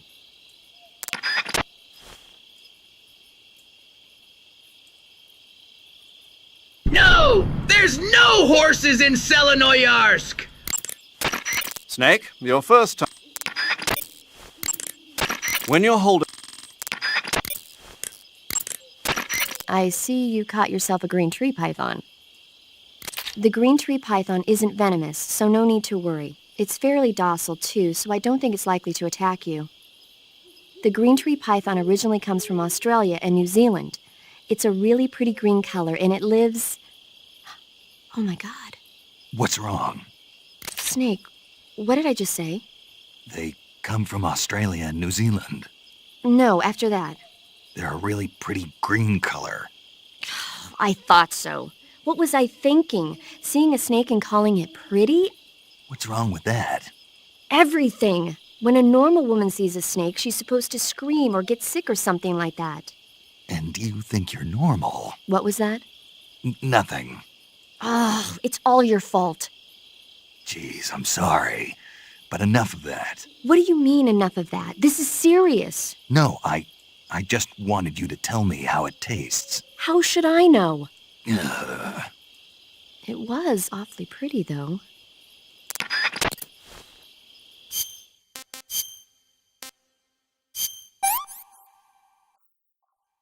What can I say?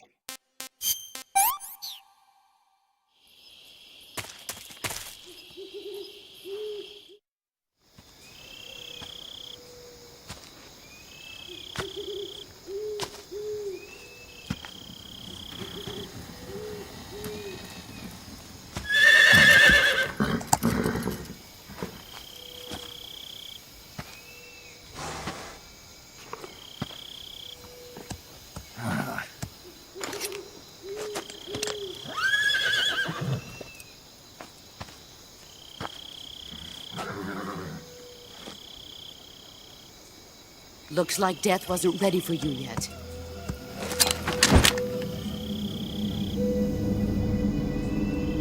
Boss. That arm still hurt?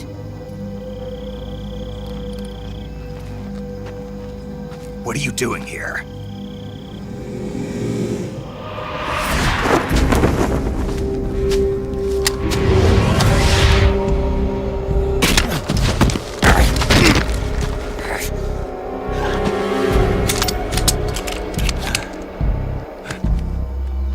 Go home.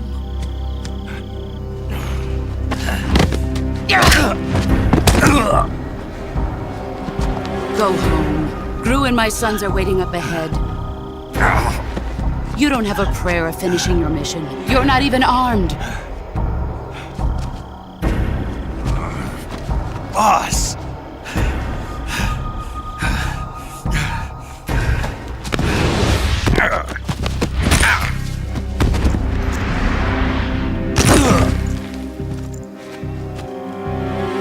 I'm not your boss anymore. There's nothing for you here. Go home. Go back to your boss. There's no need to prove that you are virtuous here. This isn't America.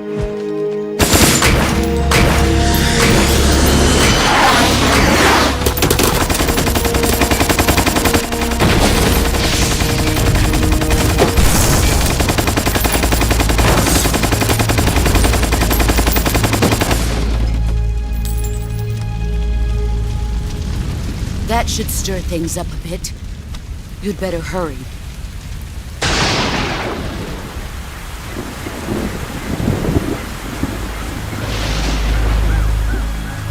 The border is 60 miles south of here. You ought to be able to run that far.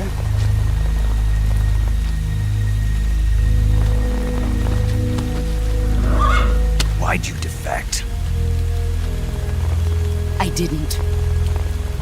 I'm loyal to the end, to my purpose. What about you, Jack?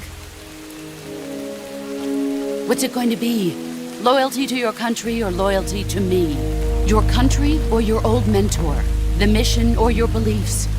Your duty to your unit or your personal feelings?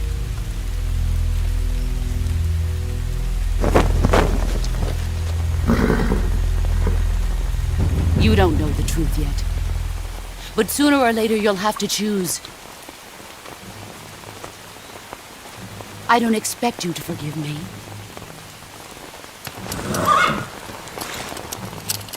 But you can't defeat me either. You know me too well.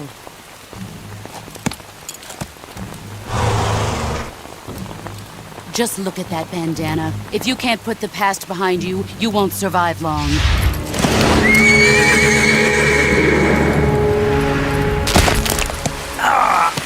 If we meet again, I'll kill you.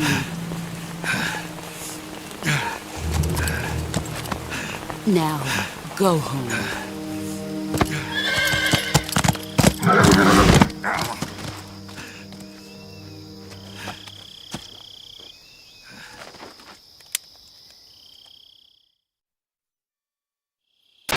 This is Snake. Major Zero. I read you, Snake.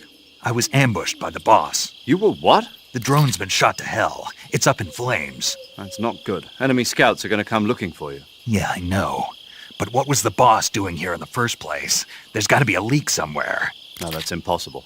The man the boss is working with, Volgin, isn't exactly on speaking terms with Khrushchev. I lost my gun. The boss destroyed it. Snake, I know how you're feeling. It's hard for me to believe, too, that a legendary hero like the boss would go over to the Russians. That she'd double-cross us like this.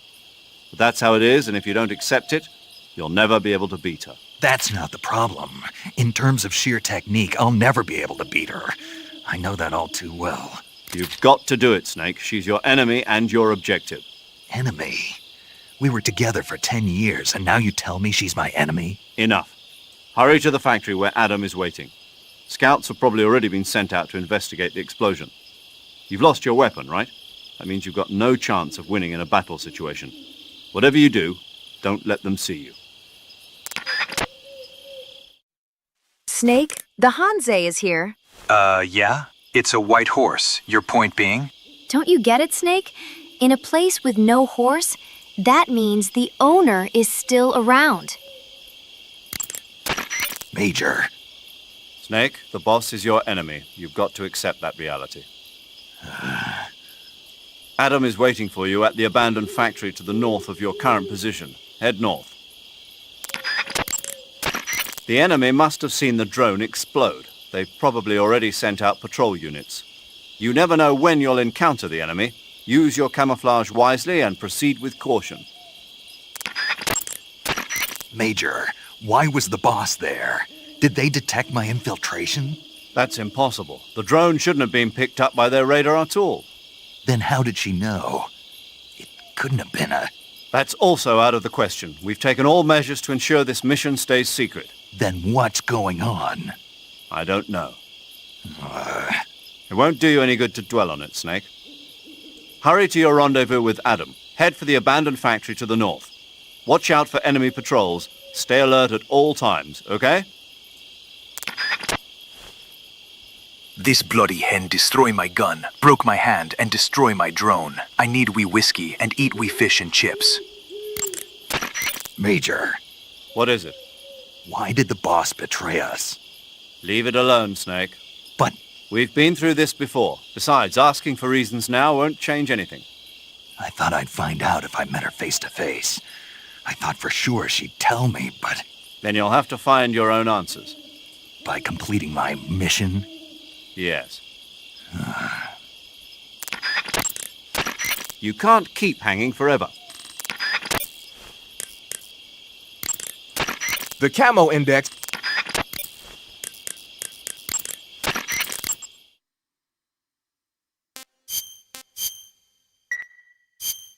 Chin up. I'll be in touch.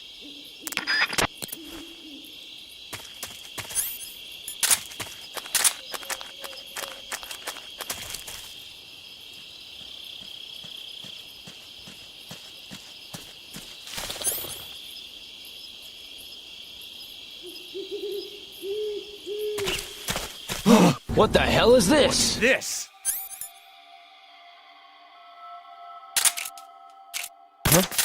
What's going on? Respond. There's something wrong. Support unit, confirm your status. Freeze! Answer me! When you walk on moist soil, your footprints Speak!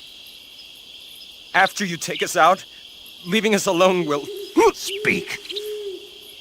If our chest radios are broken, our contact will Speak! Bastard! Freeze!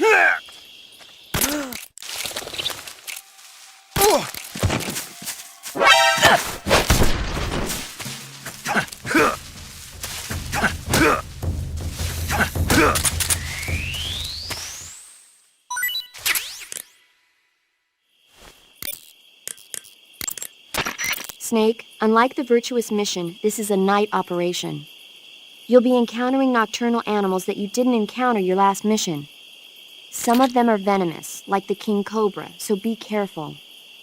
If you get bitten by a venomous animal, the poison will spread through your body and rapidly drain your life gauge. If that's the case, go into the cure screen in Survival Viewer immediately and inject yourself with serum. I see you've caught a king cobra. The king cobra is the world's largest venomous snake. Its large size means that it has a lot of venom to inject. One bite is supposedly enough to kill an elephant.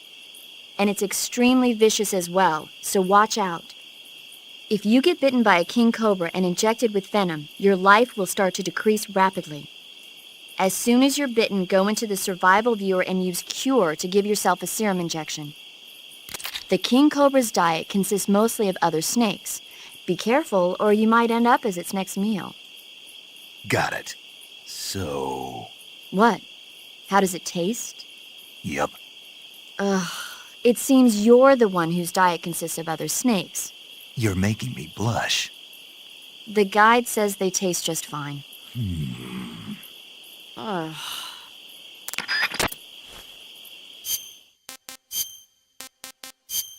Oh, Snake, what are you doing? You've got your wee easy-peasy gun. Fire it at everything, even that wee birdie over there.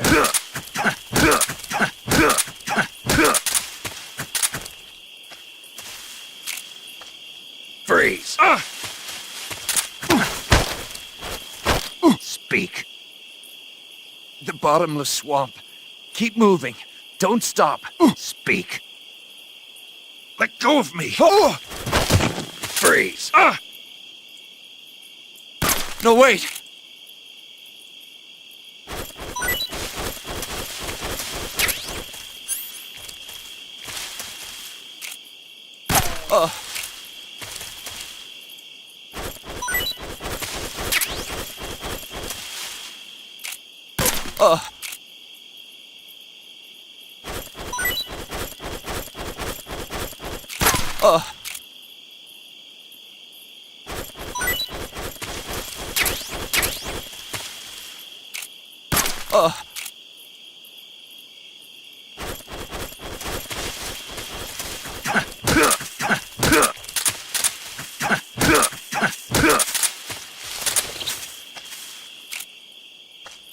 Freeze!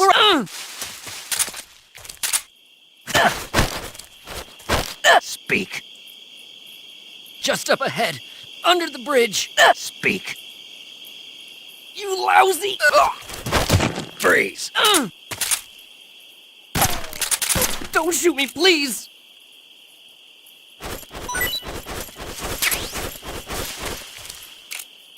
Oh!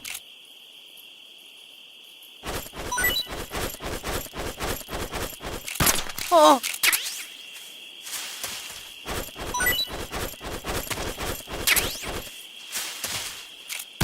Oh!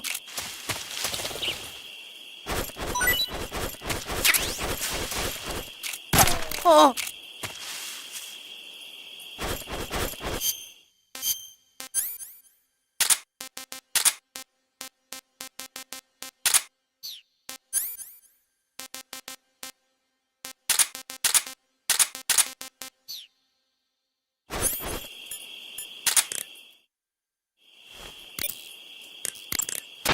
Covering your body.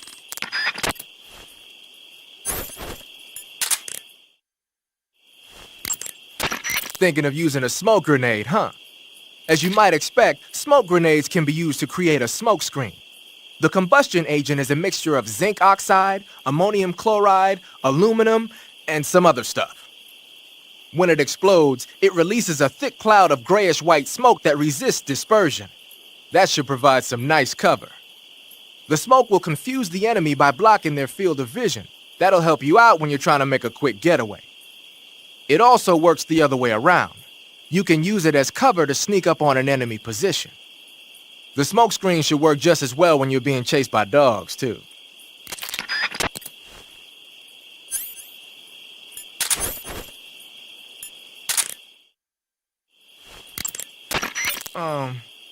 That's a weird grenade you got there. From what I can tell, it's an anti-electronics weapon that works by scattering a bunch of metal foil in the air to interfere with radio signals. Call it a chaff grenade, if you will. By using a chaff grenade, you can disrupt the function of enemy radios and electronic devices for a short period of time. But keep in mind that as long as the chaff is in effect, you won't be able to use your motion detector or active sonar either.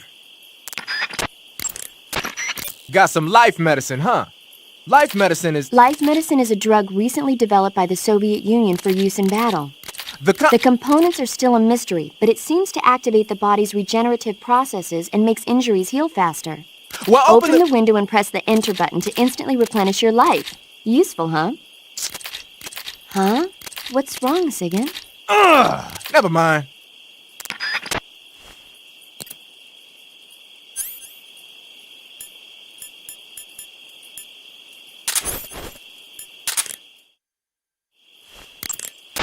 I see you have the bug juice equipped.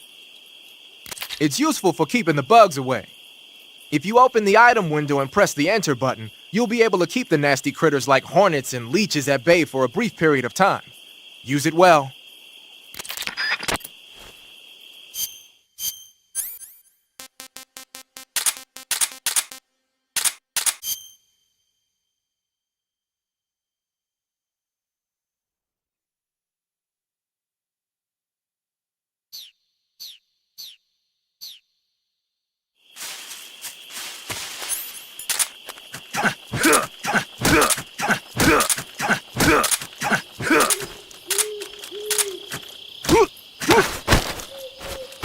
Answer me!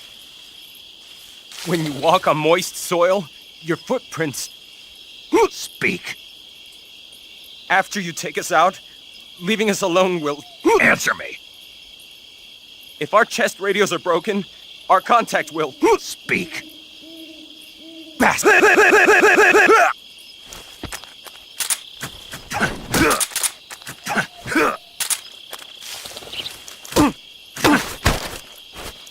Speak.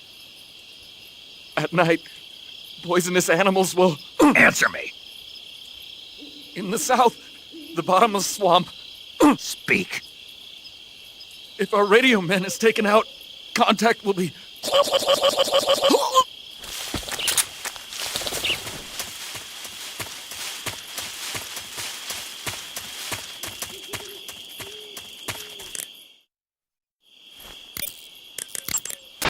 You can get inside trees that are hollowed out from decay. Entering a hollow is an effective method for gaining temporary cover from enemies.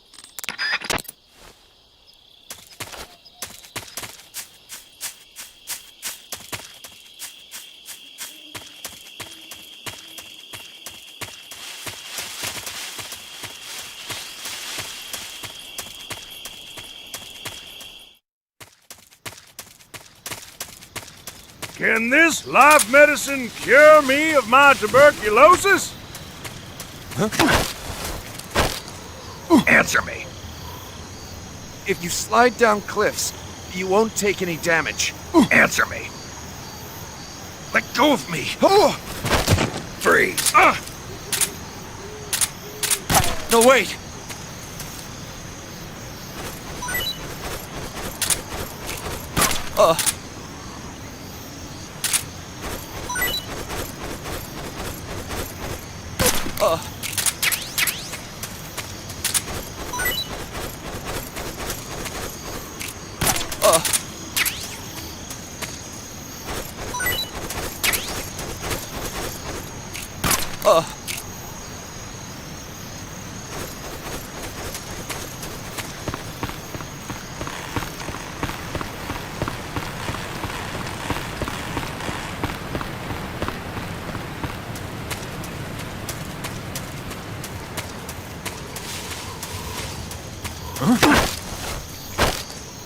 Freeze.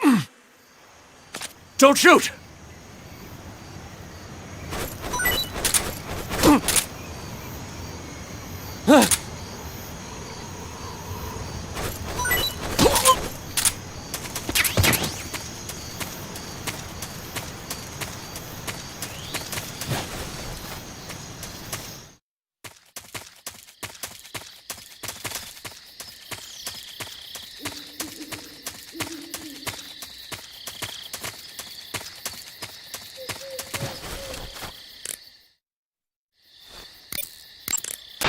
You've arrived at the factory, I see.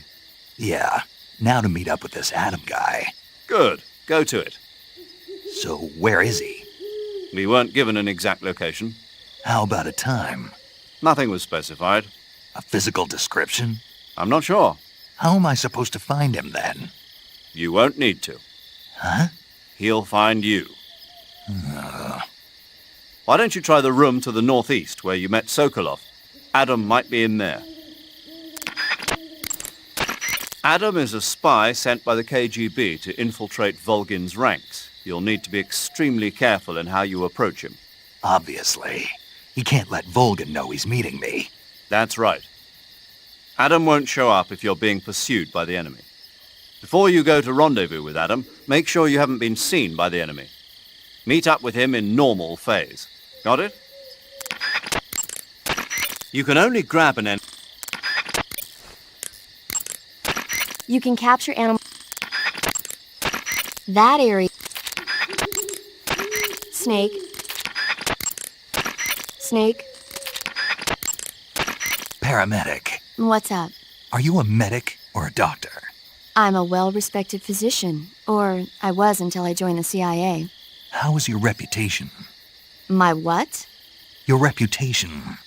Oh, that. How was it? Why? Don't you trust me? That's not what I meant. Fine then. Uh-huh. So? So what? Your reputation. How was it? My, you're relentless. Hey, I'm a snake. So? My reputation was spotless. I'm highly skilled, patient, and good-looking to boot.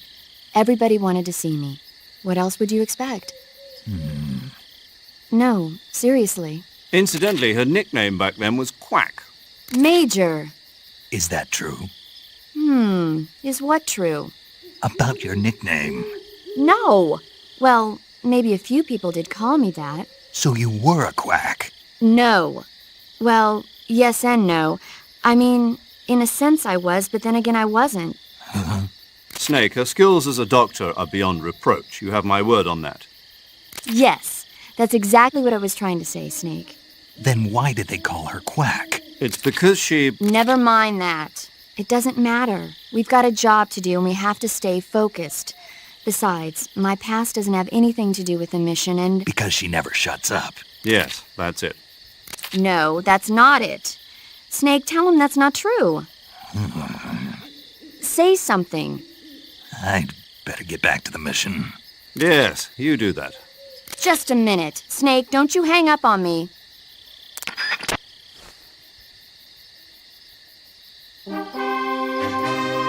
Snake! What are you digging to that man? Why is he shaking his ass? Wait, where is my American Venom? I can't hear the trumpets! Kundalini, please give me back my trumpets!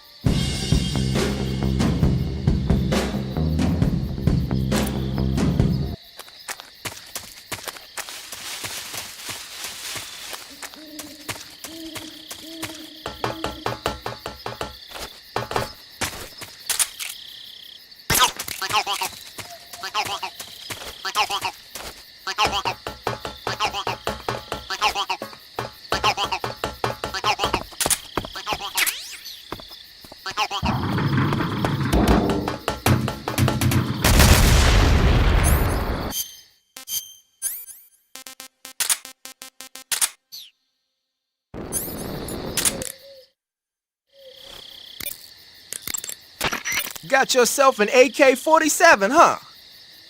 The AK-47 is the official assault rifle of the Soviet Army.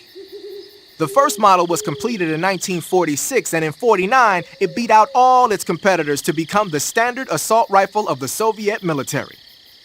It uses 7.62 millimeter by 39 rounds developed in 1943, and a 30-round box magazine originally designed for a different assault rifle. You can aim it from the shoulder by equipping it in first-person view and holding down the aim button. It's sturdy and extremely reliable with high power and precision. There's no better assault rifle in the world.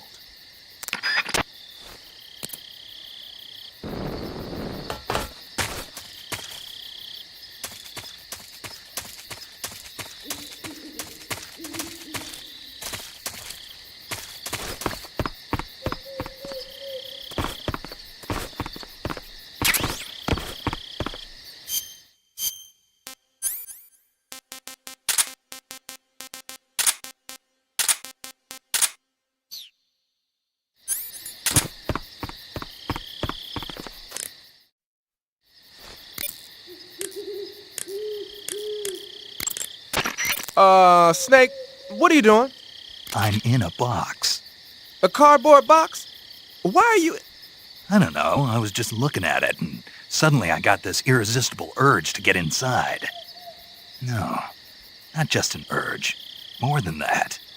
It was my destiny to be here, in the box. Destiny? Yeah, and then when I put it on, I suddenly got this feeling of inner peace. I can't put it into words. I feel safe. Like this is where I was meant to be. Like I'd found the key to true happiness. Uh-huh. Does any of that make sense? Not even a little. You should come inside the box. Then you'll know what I mean. Man, I don't want to know what you mean. Between you and Paramedic, is everyone but me that is hooked up with a Major Strange? Yeah, well... Anyway, I suppose even that dumbass box might make a decent disguise if you wear it inside a building.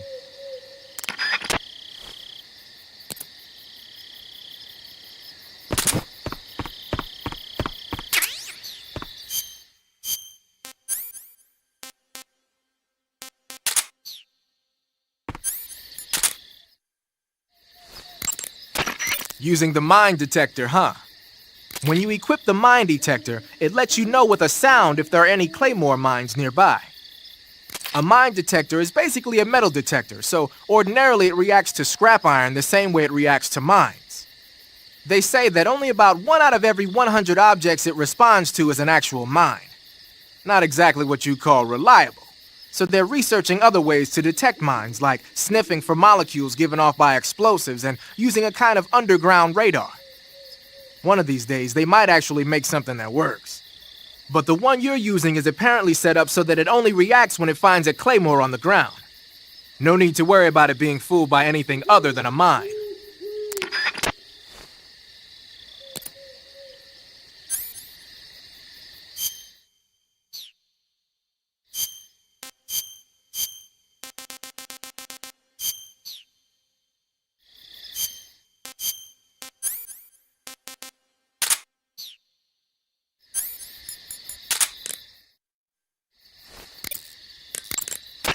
Snake Eye. Huh?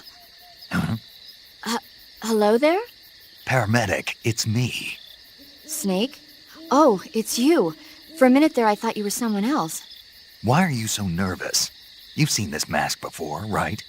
Yeah, but it looks so cool. Huh? Cool. You know, kind of like a Venusian. A Venusian? I mean, not the crab kind, the other kind. Paramedic, do you really think a guy you've never seen before would suddenly call you on this frequency? I know it sounds ridiculous, but still. What if it was a being from another planet? You can't rule out that possibility.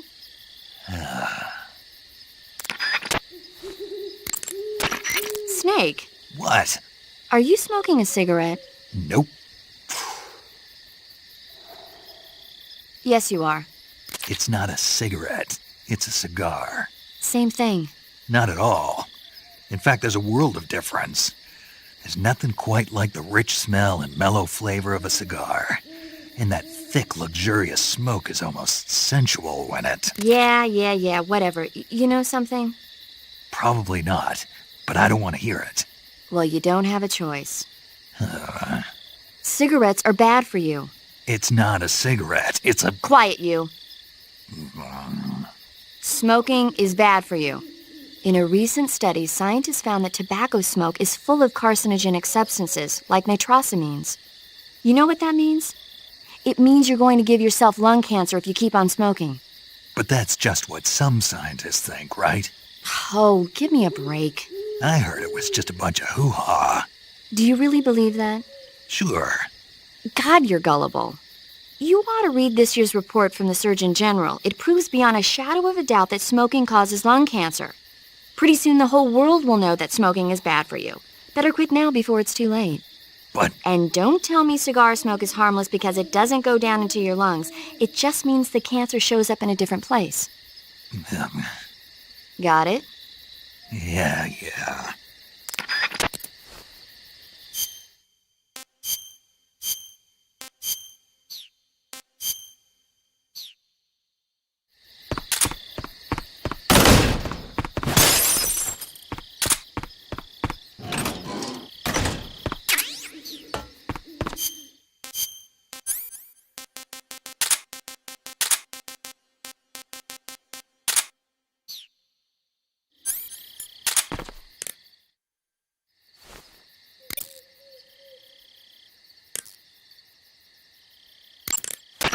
Hey, what's that you've got there? Thermal goggles. From what I can tell, they detect and display sources of heat. You're kidding me. They actually made a passive infrared night vision device small enough to carry around with you? What, is that special or something? Is it special? Here in the West, we've just barely got the technology to install it on aircraft. So that's what that thing is they put on the gunship. But doesn't the Army have something like that for driving vehicles at night? I thought I saw... You mean the ANPAS-5? That's an active infrared night vision device. It fires infrared beams from an infrared projector and uses the reflections to build an image. Those goggles you've got there are completely different. Basically, when you've got those equipped, you'll be able to spot enemy soldiers in the jungle with ease, even if they're camouflaged. They might even help you find traps. But you won't be able to see the terrain as well, so watch your step.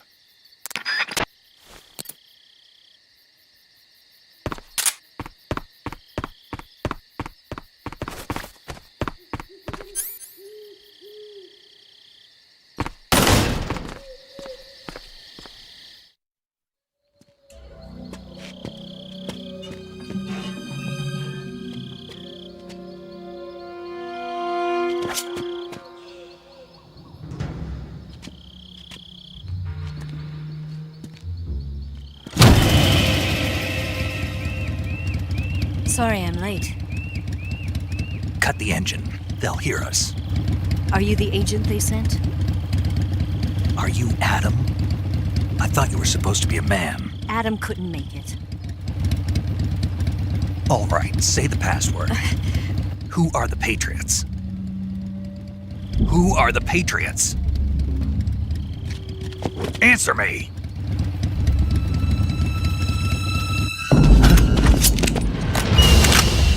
Trapped. Get down!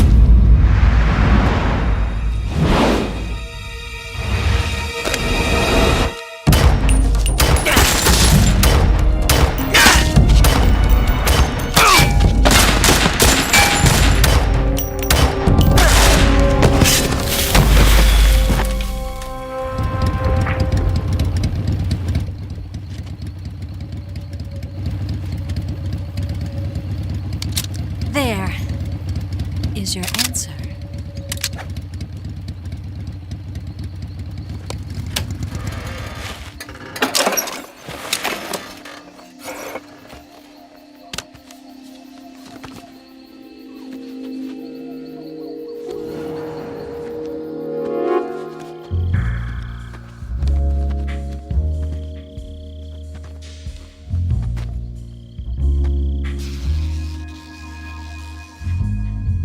The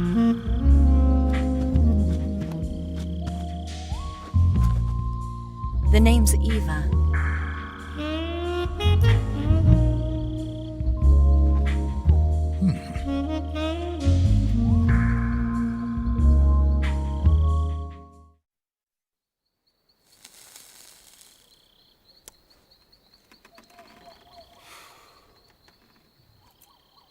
This wasn't part of the plan. What happened to Adam?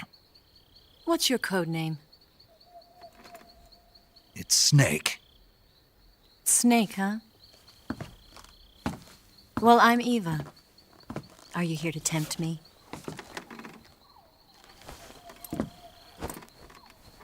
What happened to Adam? Colonel Volgan is a very suspicious man. He decided Adam wasn't the right person for this mission. And you were? Yes, Why? because I can do things he can't.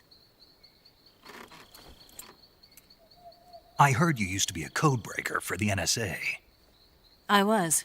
4 years ago, I defected to the Soviet Union with Adam. Mauser military. The broom handle. It packs quite a punch. Nice to have when you're on a bike. You held it sideways and used the muzzle jump to create a horizontal sweep. That was impressive. Bet you've never seen that technique in the West. It's imitation, isn't it? Yeah. It's a Chinese Type 17 pistol. Around here, even that's hard to come by. Don't worry, though. The one I've got for you is American-made.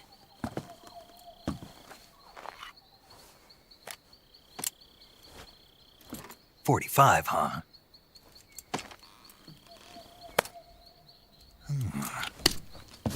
Incredible. Do you like it? The feeding ramp is polished to a mirror sheen. The slide's been reinforced, and the interlock with the frame is tightened for added precision. The sight system is original too. The thumb safety is extended to make it easier on the finger. A long type trigger with non-slip grooves. A ring hammer. The base of the trigger guard's been filed down for a higher grip. And not only that, nearly every part of this gun has been expertly crafted and customized.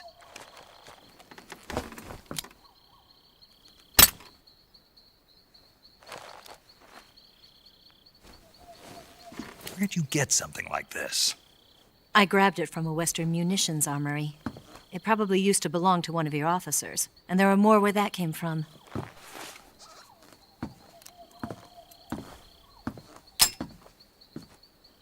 You had this with you, didn't you? Better take this too. What's that? A disguise to make you look like a scientist. A disguise? Yes. You're here to rescue Sokolov, right? Sokolov's still safe then? Yes. He's being forced to continue his work on the Shagohod. Where? At the lab. They've got a whole army of scientists there developing new weapons. Security is tight, but if you disguise yourself as a scientist, you might be able to sneak in. Can we get Sokolov out of there? We'll see, won't we? Tell me how to get to the lab. The safest way in is from the rear. First, you'll need to head north through the jungle. You'll come to a heliport used for shipping materials. Pass the heliport and continue north, and there will be a large crevice. Descend into that area, and you'll reach a cave. Move through the cave, and you will arrive at a mangrove swamp. After the swamp, there'll be a warehouse. Make your way through the warehouse, and you'll come out just south of the lab. Got it. And just what are you doing there? In close-range combat, a knife can sometimes be more useful than a gun. By doing this, I'll be able to hold a knife at the same time and still keep the gun steady. That way, I can instantly switch between a gun battle and a knife fight.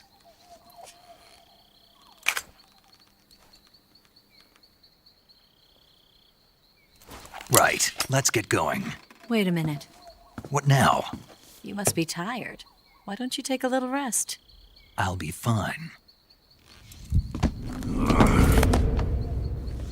You'll never make it in your condition. It's a jungle out there.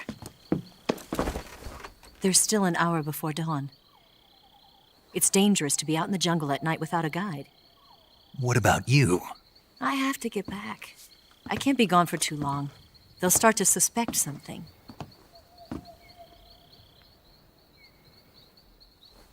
Don't worry. I'll keep you updated over the radio. That's it? My orders are to provide you with information, nothing more. You look disappointed. All right, then. I'll do something special for you.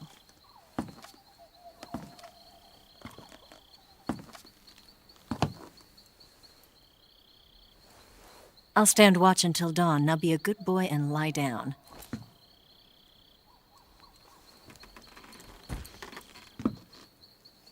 What's the matter? I don't know you well enough to trust you. How well do you have to know me to trust me? Oh my God, can you please get off my back and let me enjoy my smoke, woman? That sounds like someone who wants to experience cock and ball torture when they get back home. Gonna get that?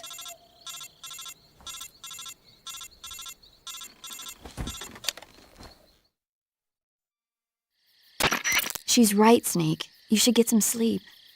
Although in your condition, you really ought to be back in the ICU. Whenever you save the game and quit, you'll go to sleep. Sleeping allows you to gain back stamina naturally. Depending on how long you sleep, you may also recover naturally from sickness and injury. When you're tired or hurt, the best thing to do is just get some sleep. So do yourself a favor and take a nap. Doctor's orders, okay? Yeah, okay.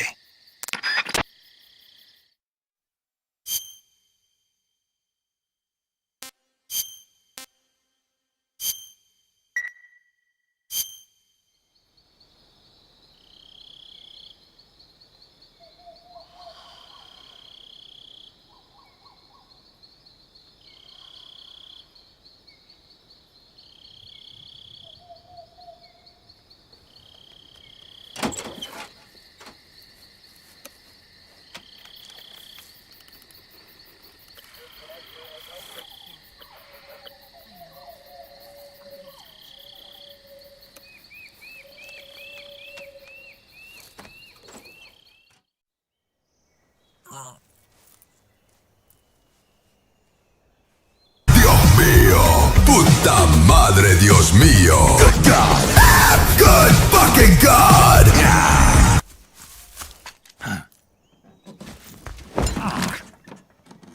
What's the matter? We're surrounded. I see 4 of them.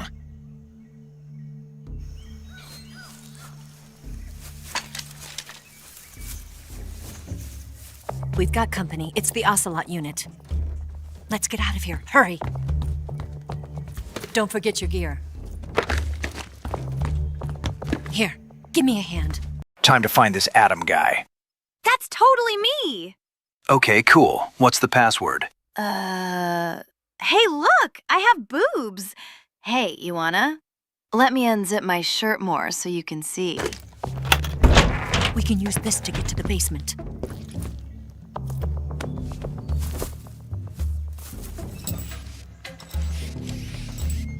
Damn it! Ocelot! I'll get past them on my bike. I'll call you later. Okay, I'll keep them busy. Huh? Don't go dying on me now.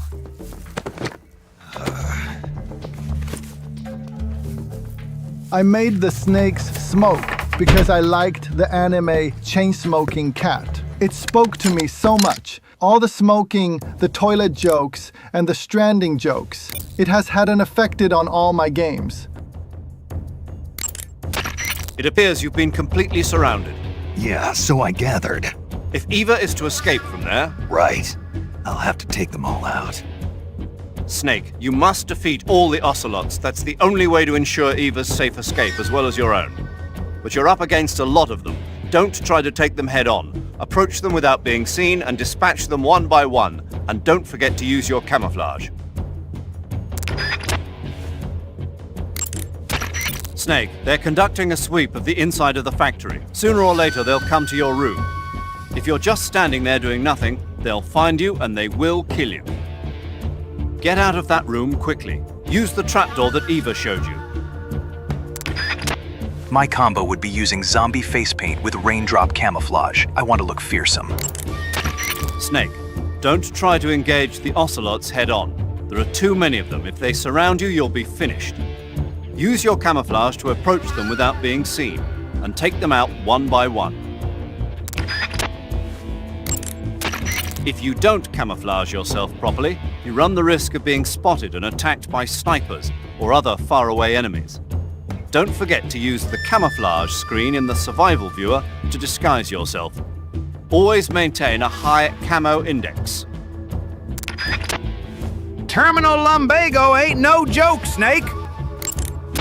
Snake, enemy soldiers who move in file pose a serious threat. Try to take them out one at a time, starting with the one at the back. Snake, there were drums filled with fuel in the factory. If you shoot a bullet into one of those drums, the resulting explosion should send any nearby enemies flying. Use them to your advantage. Snake, you like Chinese pistol? EVA shoot her gun sideways wreck San Andreas gangster. Snake, there's no telling where the enemy might be hiding. Be sure to check the ceilings and the bushes. Don't let your guard down even for an instant. Eva needs you to distract the enemies until she can escape on her motorcycle. She's probably out there somewhere waiting for her chance. Don't worry about her. Focus on defeating the enemy. Understood? Snake, it appears they've got snipers in place. Snipers are excellent shots. If they hit you, you're likely to be wounded. Find the snipers and neutralize them before they can shoot you. If you do get shot at, take cover behind something. Understood? If you don't camouflage yourself properly, you run the risk of being spotted and attacked by snipers or other faraway enemies. Don't forget to use the camouflage. Snake, it appears... When you have a serious injury, like a gunshot wound or a burn, your maximum life will decrease. Those rifles the Ocelots are using aren't AK-47s, are they? No. They kind of look like AKMs, but they're different. Different how? They've got steel handguards and vertical type foregrips, and the muzzle suppressor is bigger. A carbine version of the AKM, huh? Hungary has a unique modified version of the AKM called the AMD-63. I heard something before about them making a prototype carbine version of that. My guess is they probably imported some of those prototypes. If they're using a carbine version of the AMD-63 like I'm thinking, then they could be a serious threat. Those things handle better than the AK-47s, especially at close range. And don't forget, the Ocelots are elites. They're gonna be better shots than normal Spetsnaz, and you're that much more likely to get seriously hurt. Keep your eyes open. Heads up, Snake. Looks like some of those guys are equipped with M63s. The M63 is an American-made light machine gun. It's got more firepower than you might think. It can punch through a wall too, so watch out. You said some of them are using shotguns? Those shotguns are M37s. They're an American model designed for field combat. Not all that dangerous from a distance, but at close range, they'll tear you to shreds. Be careful. Looks like some of them are using Scorpions. The Scorpion is a Czechoslovakian submachine gun. They don't have the stopping power of a rifle, but they're easier to handle and lethal at a medium range. If you eat more than a couple of rounds, it's not gonna be pretty. Don't fool around. Snake, watch out for those grenades they're tossing. You'll be injured pretty bad if you get caught in the blast. You could get burned too. If somebody throws a grenade at you, get away from it and hit the deck. Snake, if you fire that thing without a suppressor attached, the bang and the muzzle flash will give your position away to the enemy. Attach a suppressor and you won't have to worry about all that. To attach a suppressor, open the weapon window and press the circle button. Snake, they're using stun grenades. Watch out! Stun grenades? Yeah. It's a new weapon they invented themselves. It uses an intense blast of light and sound to knock out the enemy temporarily. If you're looking at the light from one of those things when it goes off, you can kiss your optics goodbye. If one gets tossed your way, turn around quick. Snake, they're using stun grenades. Watch out! If you're looking at the light from one of those things when it goes off, you can kiss your optics goodbye. If one gets tossed your way, turn around quick. If they're using a carbine version of the AMD-63 like I'm thinking, then they could be a serious threat. Those things handle better than the AK-47s, especially at close range. And don't forget, the Ocelots are elites. They're gonna be better shots than normal Spetsnaz, and you're that much more likely to get seriously hurt. Keep your eyes open. Snake, they're using...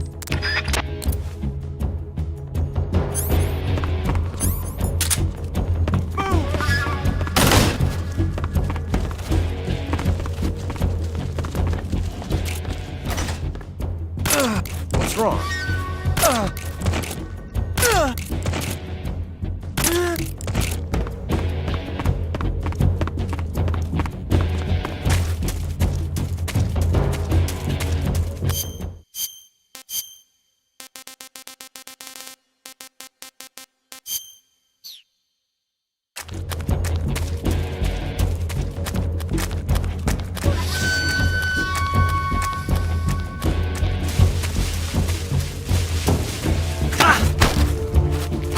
Speak. There are snipers up high. Speak. Major, he'll have his revenge. Speak. There are snipers.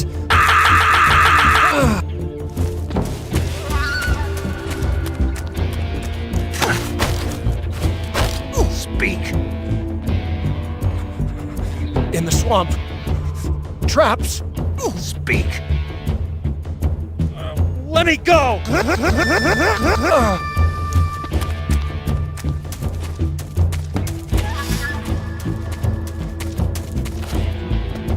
Must be seeing things.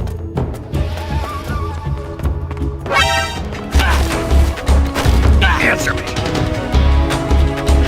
In the water. The crocodiles are tough. Answer me! You lousy!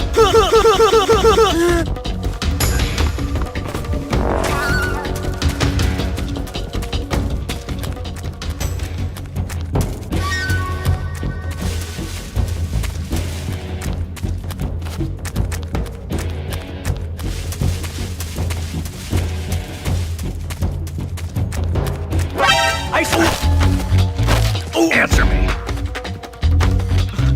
Beyond the swamp, there are mines. Answer me! Let go of me!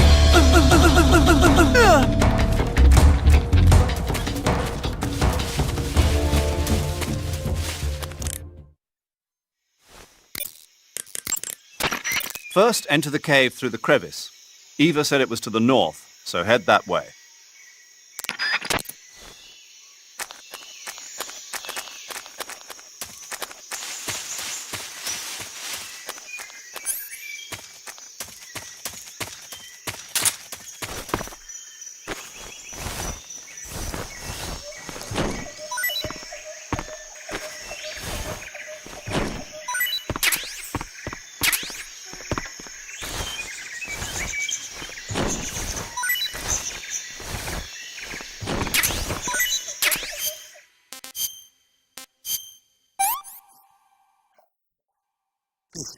Horrible.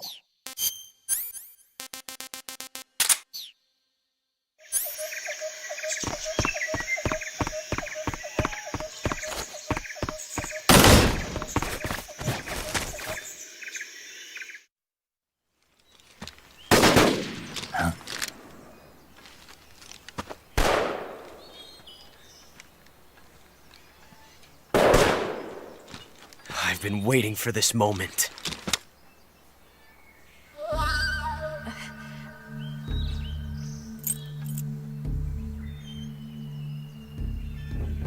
That's it.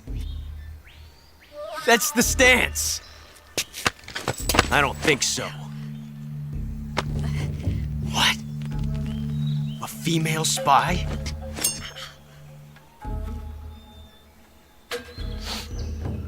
This bitch is wearing perfume. Stay where you are. I've had enough of your judo. I see you've got yourself a single-action army. That's right. There'll be no accidents this time. You call that an accident? Well, it wouldn't have happened if you hadn't been showing off. What did you say? It's a nice gun, I'll give you that. But the engraving gives you no tactical advantage whatsoever. Unless you were planning to auction it off as a collector's item. And you're forgetting one more very basic thing. You don't have what it takes to kill me. We'll see.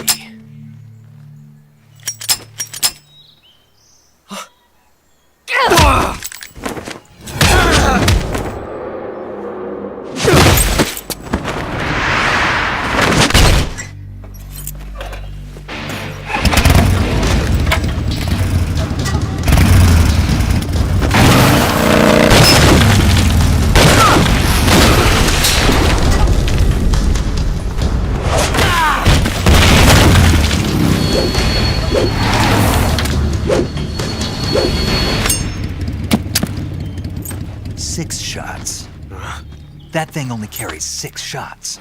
The Makarov carries 8. You have to get a feel for how many you have left.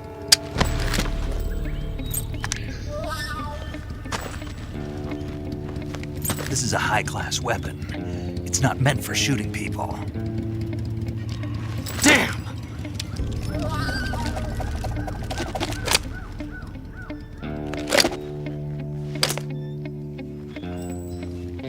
This isn't over yet.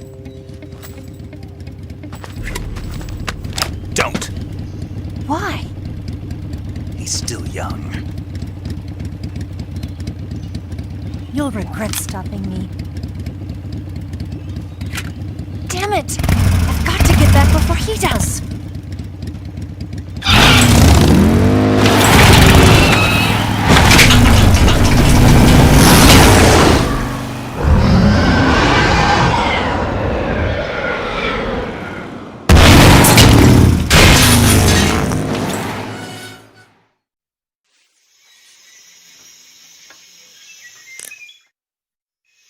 Ocelot unit was crazy that the Ocelot unit was very patient with me while I was having a radio call with my buddies. Probably some courtesy thing or something. It's not like we're in some kind of video game. It looks like you've got rid of all the ocelots. Yeah. Now proceed with the rescue of Sokolov. According to Eva, you should start by going to the crevice to the north and... Can we trust her? What's that? Eva is with the KGB, isn't she? Can I really believe what she says? How do I know she won't double-cross me? There are no guarantees in espionage, Snake, only calculated guesses. At this point in time, the KGB stands nothing to gain by stabbing us in the back. So you're saying I can trust her? I'm saying the chance that she'll betray you is low. Ah. Of course, we checked the route she gave you against our own data. It looks like a pretty solid infiltration route. It makes good use of weak spots in the enemy's defenses. You shouldn't have any problems. Follow the route Eva showed you and proceed with the mission. Roger. First, enter the cave through the crevice. Eva said it was to the north, so head that way. Woof! Bark! I mean, meow! Meow! First, enter the cave through the crevice. Eva said it was to the north, so head that way.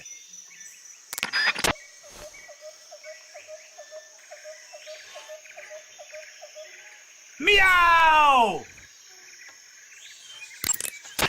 Eva was right when she said that operating in an unknown jungle at night is extremely dangerous. In my former outfit, the SAS, we'd always be sure to set up camp before sunset and wait until daybreak before setting out again. Being able to stay in that abandoned factory made things a lot easier for you. You ought to be thanking Eva. This guy spinning his revolver. Look at this guy spinning his revolvers, thinking he's a cowboy and gunslinger. He got nothing on me. Major, what's this temptation Eva was talking about? In the Old Testament of the Bible, Eve was seduced by a snake into tasting the fruit of knowledge. By eating the forbidden fruit, Adam and Eve disobeyed God's command and were cast out from the Garden of Eden. Thus, it was the snake who led mankind into original sin. Come to think of it, I did break a rib in the virtuous mission. Maybe that's where Eva came from. But the one who tempted Adam into eating the forbidden fruit was Eve. You may be working together, but she's still a KGB operative. Don't let your guard down. I don't intend to.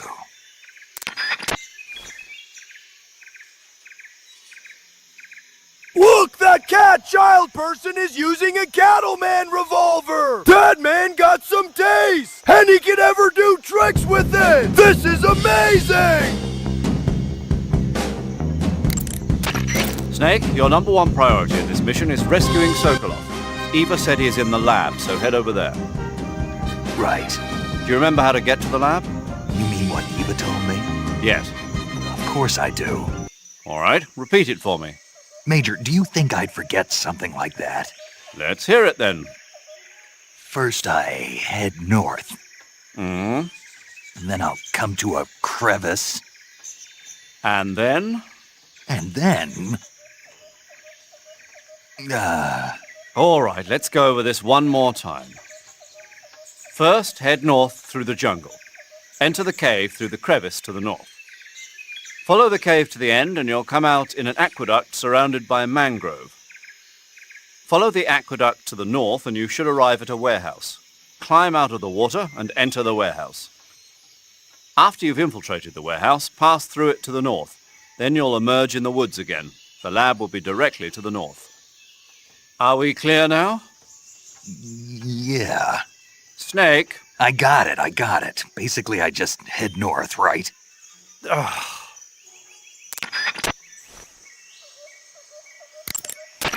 Snake, I heard you got a scientist disguise from Eva.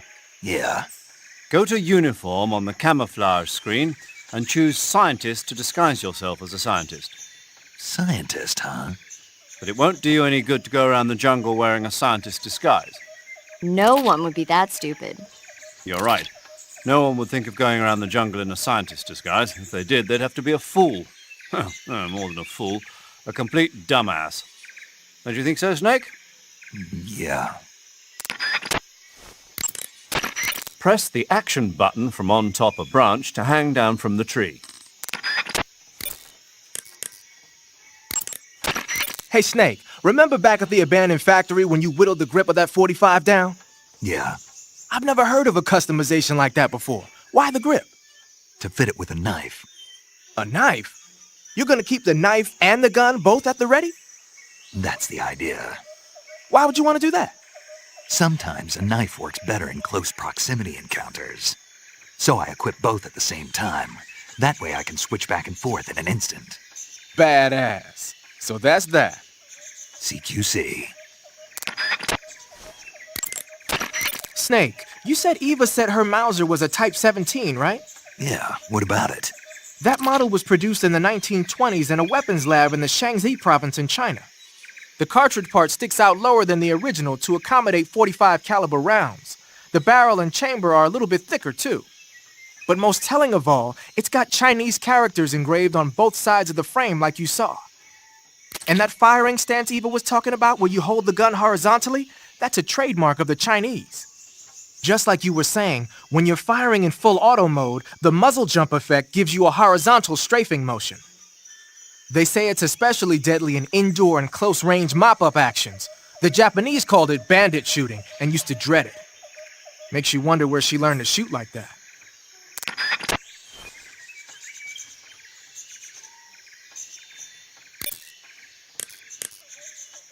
Pretty good. Good. Pretty raw. Pretty good, bitch.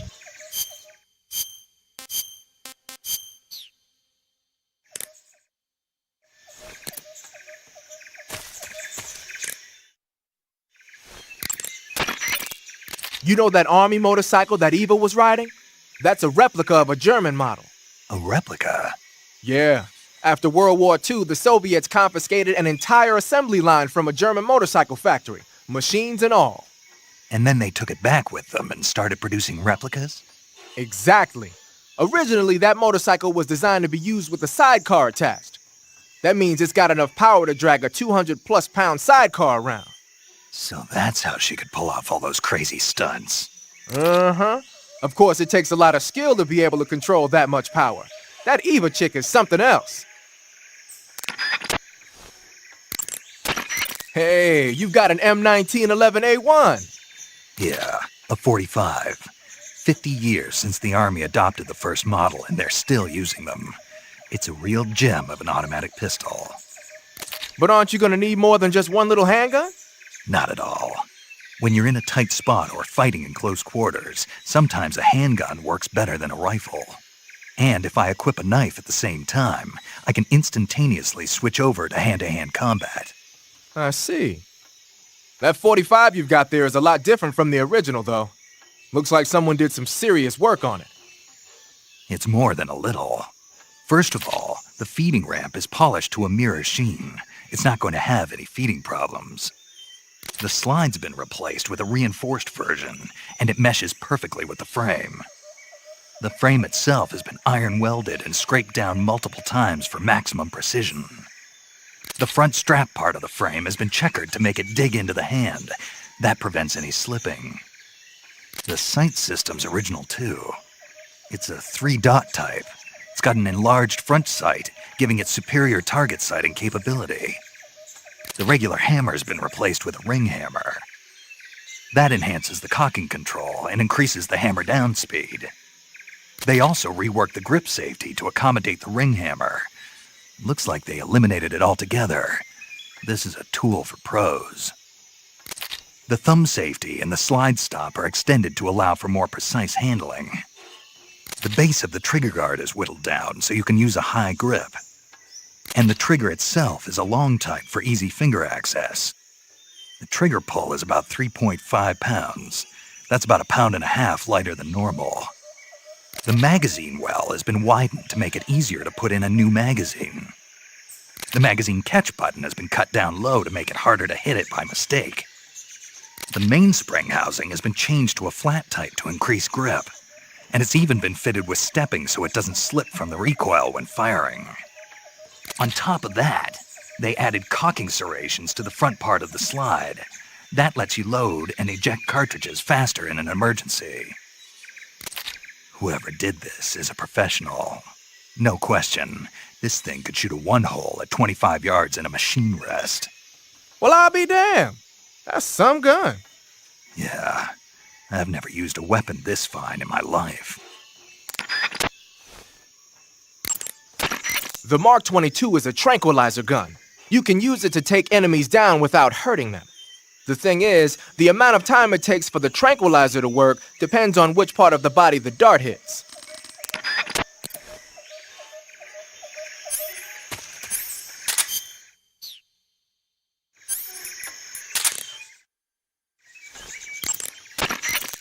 You're thinking of using a white phosphorus grenade.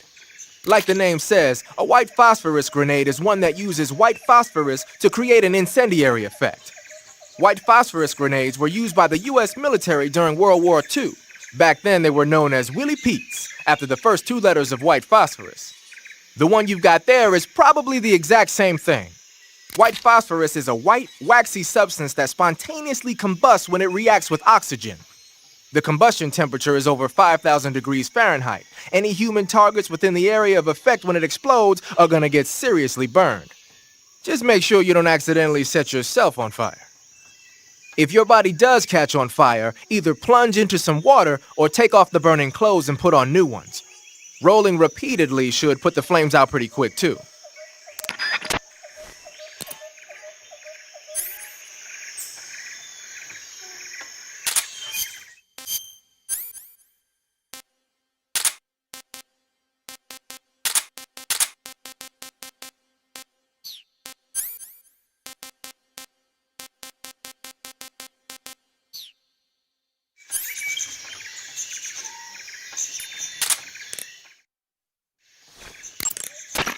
The weapon you've got equipped now is a prototype model of the Mark 22, a suppressor-equipped pistol currently in development by the Navy.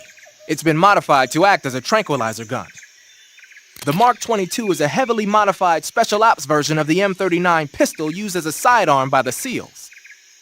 Probably the biggest change from the M39 is that it's got a longer barrel, which allows it to be equipped with a suppressor. And it uses a slide lock mechanism. That makes it a lot quieter, but it also means you have to load a new round into the chamber by hand every time you fire. It's also fitted with tall, adjustable sights, so you can use the front and rear sights to line up your shot even with a suppressor attached. Looks like they got rid of the magazine safety, too. Good eye. That feature wasn't too popular with guys like you who know their guns. The shear release lever's been taken off as well, meaning the hammer won't fall even with the safety on. So I can just cock and lock. That, and you get the added bonus of not having any mechanical noise from decocking, even with the safety on. The perfect pistol for a sneaking mission, huh?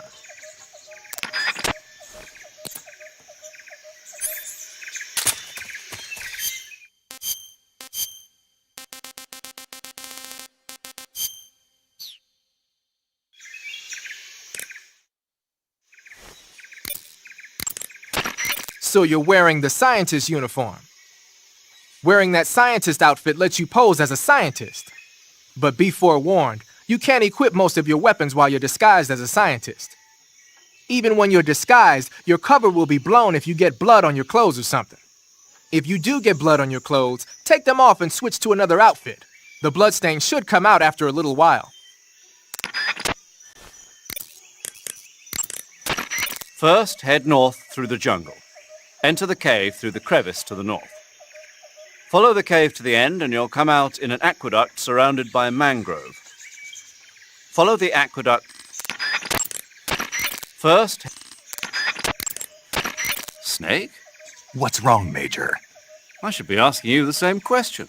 Why are you wearing that outfit? I wanted to try it on. Did you listen to a word that I said? What are you thinking, dressing like a scientist in the middle of the jungle? Look at your camo index. You're a walking bullseye. Get back into your camouflage, now! Lighten up. What was that? Nothing. In the corner view... That area is home to the Sunda whistling thrush. That area... Treating serious wounds... Snake some type... That is... That... Snake... That is...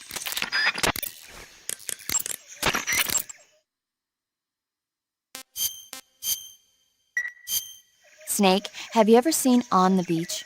No, I don't know it. It's about the survivors of the Third World War. The entire Northern Hemisphere is obliterated in a nuclear holocaust, and it's only a matter of time before the few survivors left in the Southern Hemisphere are poisoned by the deadly fallout. Their only hope is an American nuclear submarine that escapes to the Southern Hemisphere. They set out for the Arctic to investigate the fallout. The movie came out in '59, and the year that the war was supposed to happen was 1964. In other words, this year. Nice warning. Let's hope it stays just a movie.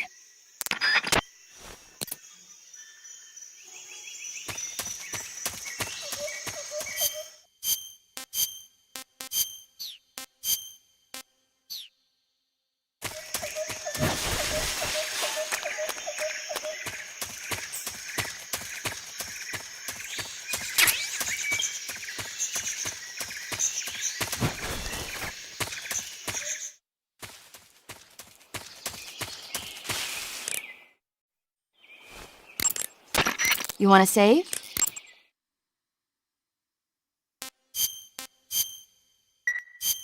Snake, have you ever seen the War of the Worlds? No. These flying saucers from Mars arrive on Earth disguised as meteorites. The saucers use their heat rays to attack the nearby towns. And then... Something wrong? The thing is, I was too scared to watch. I had my eyes shut almost the whole time. Then you haven't seen it. No, it's not that. It's based on a novel by H.G. Wells. You haven't seen it, have you? That does remind me, though. When I was 2 years old, my father listened to the radio drama version of the story. It was right after dinner on Sunday, and we were relaxing in the living room. They said monsters had come out of a meteorite that landed in New Jersey. It sounded just like a real live news broadcast. My father said he and my older brother actually believed it and started yelling and panicking. My mother supposedly grabbed me from my crib and took me out to the car, still wrapped up in blankets. But then, just as my dad was about to start the car, he realized that it was all just a radio drama. Because on the car's radio, they were playing Bing Crosby tunes. No matter what station he turned to, no one else seemed to be reporting on this big history-making news story. Sounds like something out of the big broadcast. Nobody said a word. We all went back to our rooms. My father and brother got off with a scolding from my mother, but I was the one who really suffered. After that incident, every time I acted out, my father and brother would scare me by saying, "The Martians are coming!" That's terrible. Isn't it, though? So, you haven't seen the movie? I saw it. So even nuclear weapons wouldn't work against the Martian war machines. Anyway, Snake, if you conceal yourself like the Martians did, the enemy won't know we're hidden. Back, baby. Maybe not in a meteorite, but if you can hide yourself inside something a little more close in hand. Good job. Use a hand. Good job. Something like a box. Ah, I get it. So, you never saw the movie? I saw it, all right?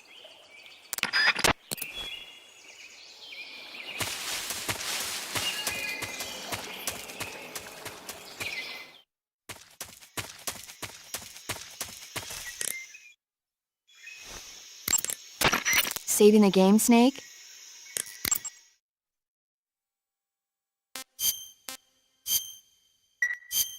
Snake, have you ever seen For a Fistful of Dollars?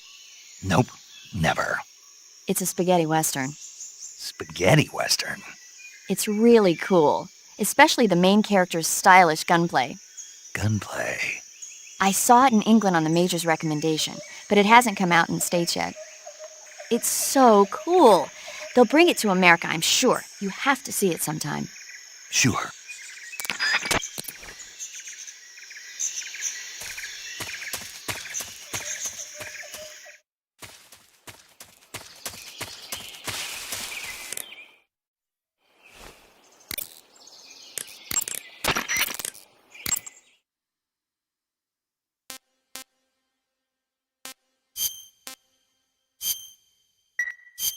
Snake, I'm behind you 100%. Thanks. That means a lot.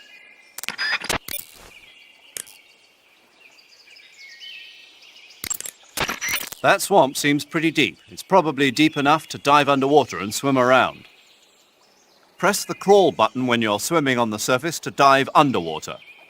The controls when you're underwater are quite different from when you're on land.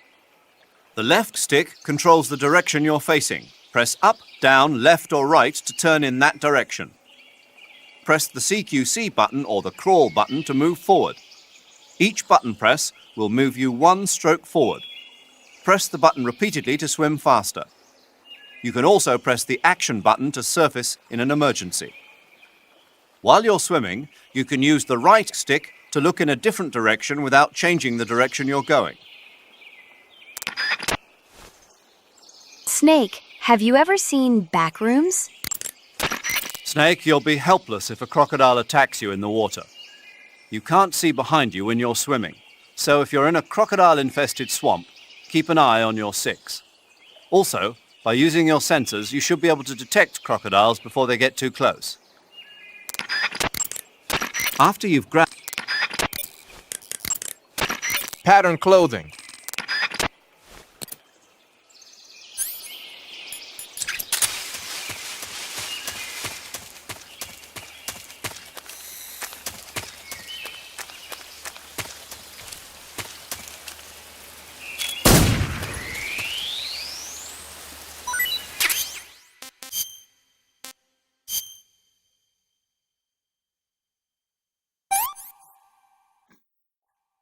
I'm gonna puke.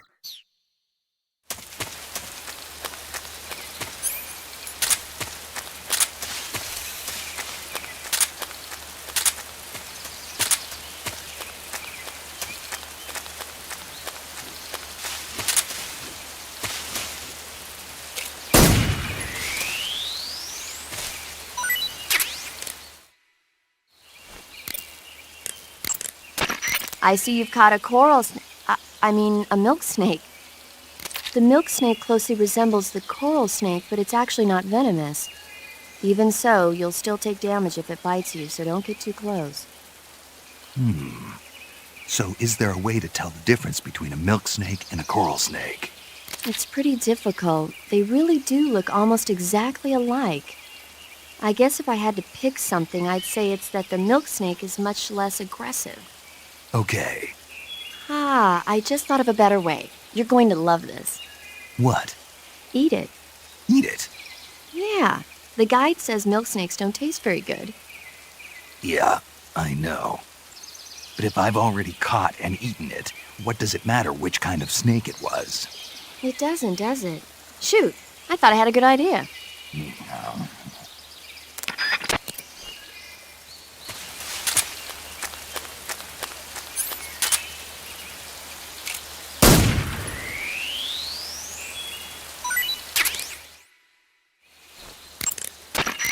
Wow, you caught a coral snake. The coral snake is a venomous snake that originally hails from the Americas. Its venom is a very potent neurotoxin, so don't let it bite you. If you do get bitten, go into the survival viewer right away and use Cure to neutralize the poison with a serum injection. The colorful red and black patterns on the coral snake are a warning sign. Apparently, the bright flashy colors and pattern let other animals know that it carries a deadly poison that keeps them from attacking. There are many animals that mimic the colors of known poisonous animals as a defense. See, by mimicking other poisonous creatures, they increase their chances of survival. There is another non-poisonous snake called the milk snake that borrows its coloring from the coral snake. Uh-huh. You're not even listening, are you? No. Okay, we'll talk about something you're interested in then. The taste? Yes. It says here that coral snakes are pretty good in a snaky kind of way. A snaky kind of way, huh?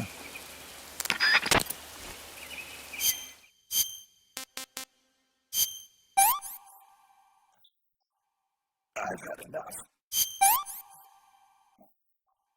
Pretty tasty.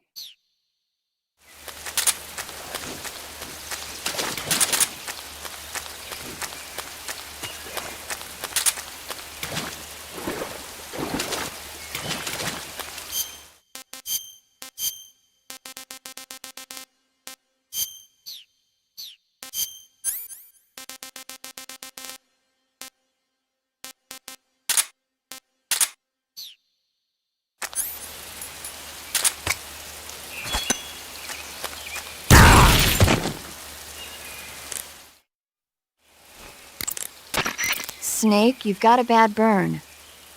Burns happen when you're engulfed in flames or get caught in an explosion.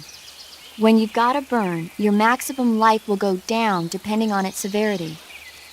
Burns heal naturally over time without you doing anything, but if you go into Cure in the survival viewer and treat the burn, you can heal it instantaneously. To treat the burn, lightly spread the ointment over the wound and wrap it in bandages. If you do both of these things, you can heal the burn altogether. Hey, Snake, have you ever seen Metal Gear Solid 3, Snake Eater? It's about this autistic guy who really likes cardboard boxes, fighting a bunch of World War II veterans in a jungle.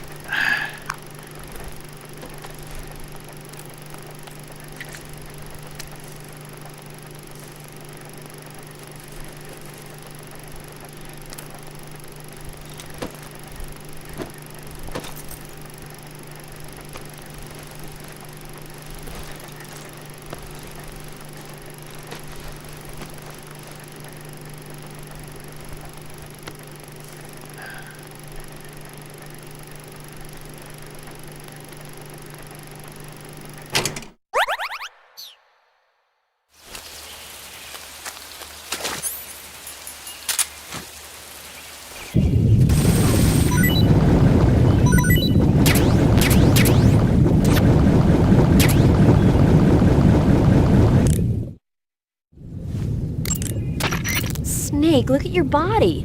Yep. Looking good. Not there. Then where? See the leeches? Leeches? Yeah, you've got leeches all over you.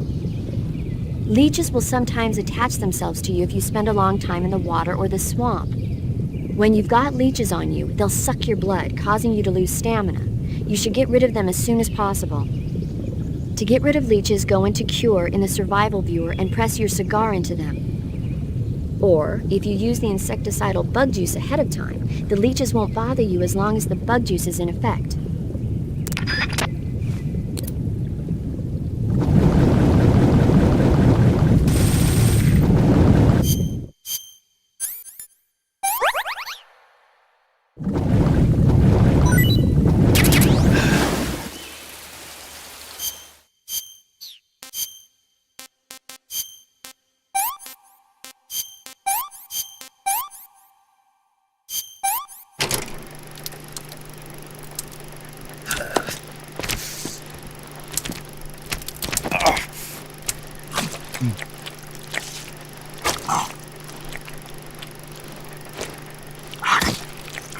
사이버를 비워라!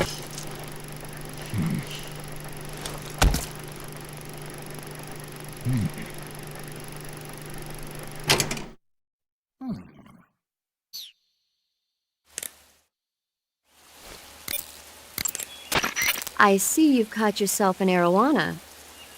The arowana is an ancient fish that lives in tropical freshwater areas. Because of its large size, I don't think you'll be able to capture one alive. Ancient fish like the arowana are living fossils. They've hardly changed their form since the Devonian and Jurassic periods. Other ancient fish besides the arowana include the coelacanth, the starlet, and the knifefish. Almost all organisms on Earth have evolved in various shapes and forms, but these fish have kept the same form for hundreds of millions of years. Baffling, isn't it? Sure. Well, I can see you're not interested.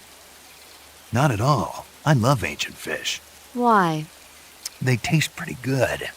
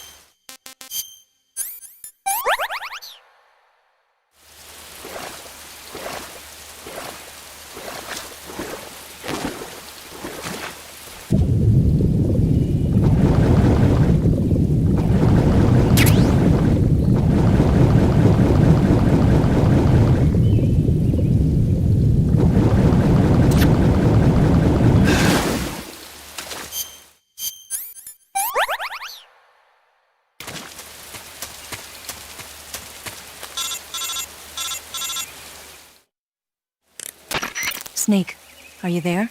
Eva, Did you miss me? did you make it without any trouble? No one saw me. So you're back with Vulcan. In a matter of speaking. What about the boss? Yeah, she's here too. Better be careful. Thanks, I will. The boss and I get along pretty well, though. I guess we traitors have a lot in common. Why would anyone want to defect?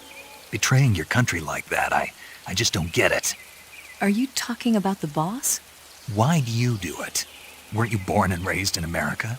Yes, in a small rural town. I never even knew there were other countries, other cultures, other ways of thinking, until I went to work for the NSA.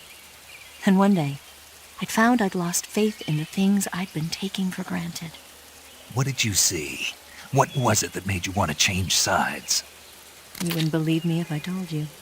Try me. I saw the universe. The universe? Not the actual universe. The universe as the intelligence community sees it. I realized that the gravity in this universe was holding me back. That's all. People and countries are both changed by their environment and by the times. That sounds like what the boss was saying. There's a world of difference between this country and America. But it's only a difference of position, a difference of perspective. Coming here made me realize something. Half of what I'd been told was a complete and utter lie. The other half was a conveniently constructed lie. Where's the truth then? It's hidden in the lies. Are you lying too? Who knows? I've been trained to make even the most severe falsehood sound like the honest truth. Weren't you? No. I believe because I have to, even if it is a lie. That's part of my mission. I'll have to remember that. If you need me, give me a call on the radio. My frequency is 142.52. See ya.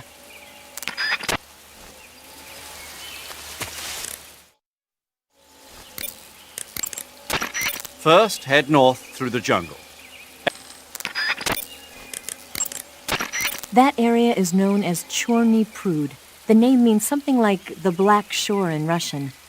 It got its name from the deep swamp that covers the area. The crocodiles in that swamp are extremely vicious.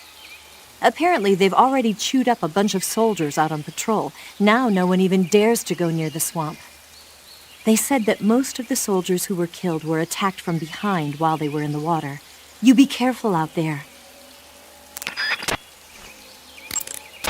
Eva, what kind of unit are those ocelots I fought a little while ago? The Ocelot unit is an elite group composed of soldiers handpicked from among the ranks of Spetsnaz, the Special Forces wing of GRU. They've undergone even more rigorous training than regular Spetsnaz. Their skill with weapons is the stuff of legends. You'll find they're much better shots than the rest of GRU. Watch yourself. The crevice that leads to the cave is still a ways to the north. Keep heading that way. The crocodiles in that swamp are extremely vicious. Apparently, they've already chewed up a bunch of soldiers out on patrol. Now no one even dares to go near the swamp. They said that most of the soldiers who were killed were attacked from behind while they were in the water. You be careful out there. The crocodiles in that swamp are extremely vicious. The crevice... The croc...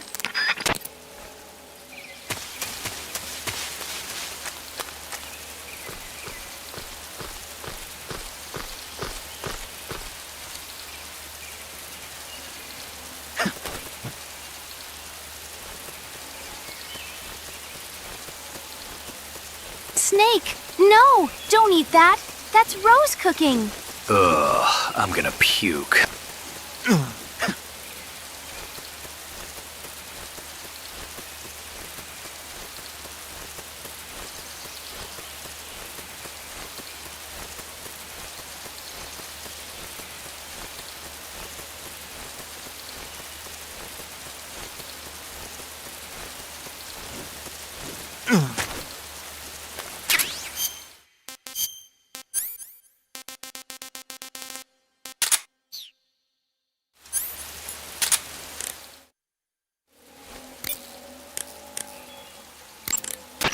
Snake, what in God's name? How does it look? It looks cool. Huh? It looks cool on you. It does? Yeah. I don't think cool is the right word. Why? What's wrong with it? What's wrong? Don't you think it looks silly? Doesn't it make you laugh? Aren't you going to ask me what the hell I was thinking? No. Oh. I think it really does look good. It reminds me of the alligator people. Oh, the... what? The Alligator People. It's a science fiction movie. You've never heard of it? No. Oh, well, you should see it sometime. It's about this guy who gets hurt in a car accident and tries to heal his wounds by injecting himself with a crocodile serum, but then his head turns into a crocodile head. You look just like him with the mask on. That's awesome! Right. Huh? Oh, never mind. I suppose you might be able to disguise yourself as a crocodile by wearing that cap and sticking your head out of the water. Pretty good. Like a crocodile head, you say? Yeah. What do you think? I think it's a great idea. You know, animal disguises are one of the oldest tricks in the book in the intelligence world. I don't know whether it's true or not, but I've heard that during World War II, the OSS used to use cow suits. Supposedly, they sent agents out to hide in herds of real cows so they could spy on enemy units as they passed by. Nowadays, I guess most people wouldn't even give a crocodile-shaped cap a second look. They think it was just a gag item. But if you use it the right way, it can be an effective weapon for spying. I gotta hand it to you, Snake. You're one sharp guy. You okay, Snake? Now forget it. Huh?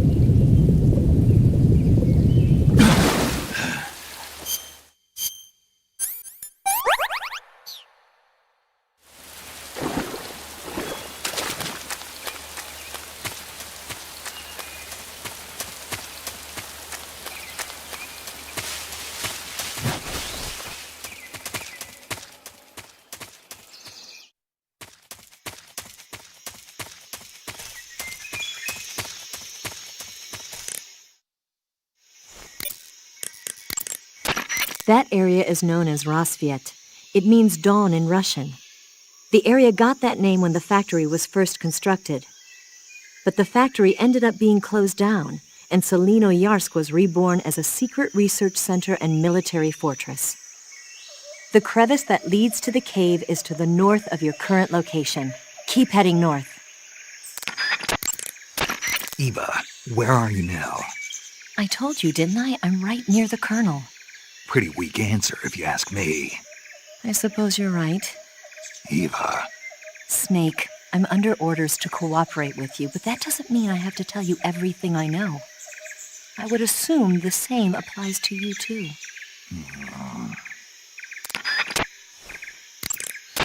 The crevice that leads... The...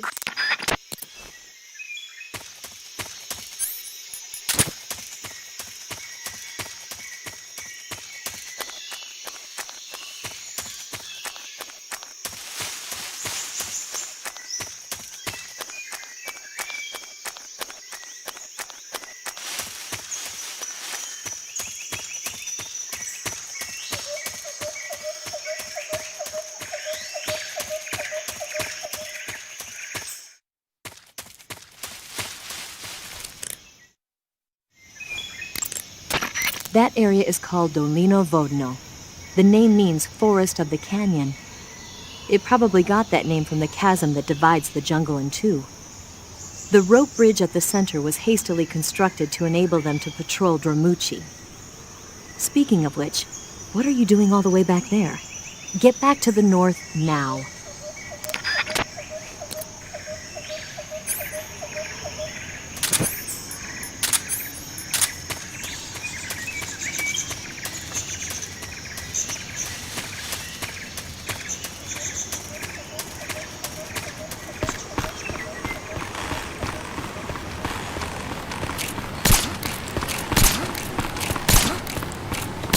What's wrong?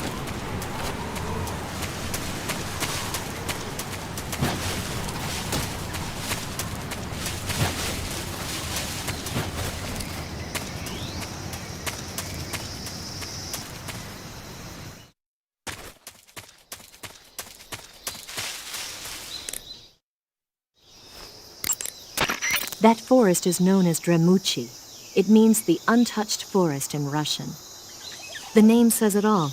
Dramuchi is a pristine jungle at the far edge of Selenoyarsk, untouched by human hands. The forest is so dense that large units can't penetrate it, making it a natural defense. That's why Sokolov's research facility and Groznygrad were built here. But more to the point, what are you doing all the way out there? You're not thinking of abandoning the mission, are you? Get back to the north. Tell me something, Snake. Why did you let Ocelot get away? I thought I told you already. Because he's still a kid? Yeah. Pretty lame excuse if you ask me. You think so? Yeah, I do. Maybe you're right. But more to the point?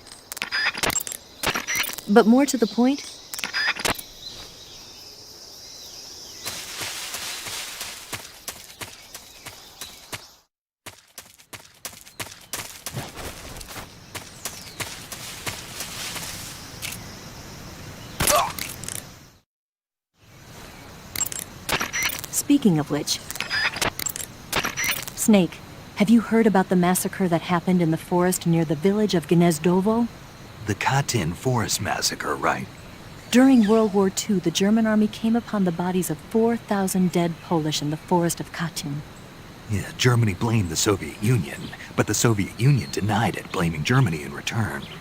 The truth is that Stalin ordered the NKVD to carry out the killings. And it's not just Katyn. In places like Western Ukraine and Belarus, there must have been at least 20,000 Poles in the prison camps. Why are you telling me this? Volgin was one of the people responsible. He was one of the vicious leaders behind it. Volgin was? He blamed it on a prisoner revolt to allay any fears, and requested they be put to death. I've heard that Volgin even removed the blindfolds from each prisoner before he beat them to death.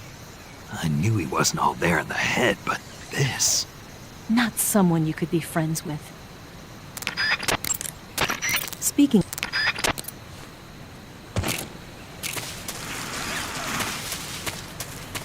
Hey Snake, have you ever seen Supergirl 2026?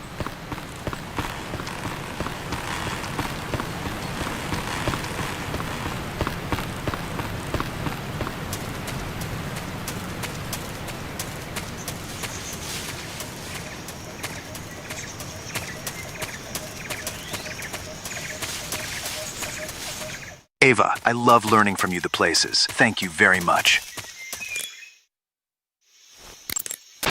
The crevice... Snake? Eva, what do you think? What a dork. You must be kidding me. Are you willing to risk your life for that joke? All right, finally I get a normal response. What? Everyone was giving me strange responses and acting like nothing was odd about it. I was starting to wonder myself, but now I feel better. I'm not sure what you're talking about, but you look adorable in it. I'm sorry. I gotta go. This is too much. All right. Finally, I have something to go with the rice. Snake, for God's sake, let go of that Goldeen. You're not eating that damn Pokemon, do you understand? What?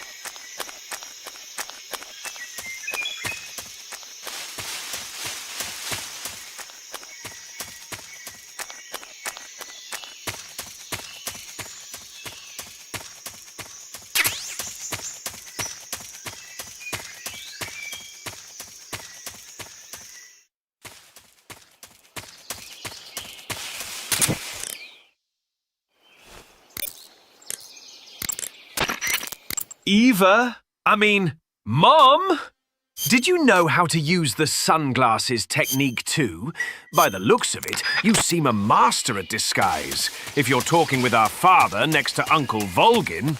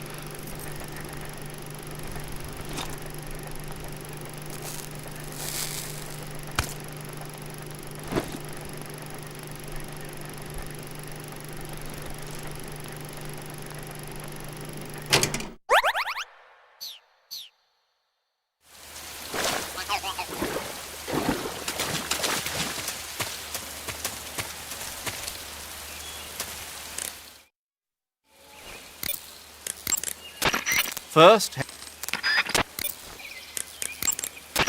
Snake, be careful. I might not have told you this yet, but that swamp is rigged with traps. The traps in that area are set to go off when a rope stretched along the ground is disturbed. Keep a close eye on the ground and make sure you don't trip over a rope.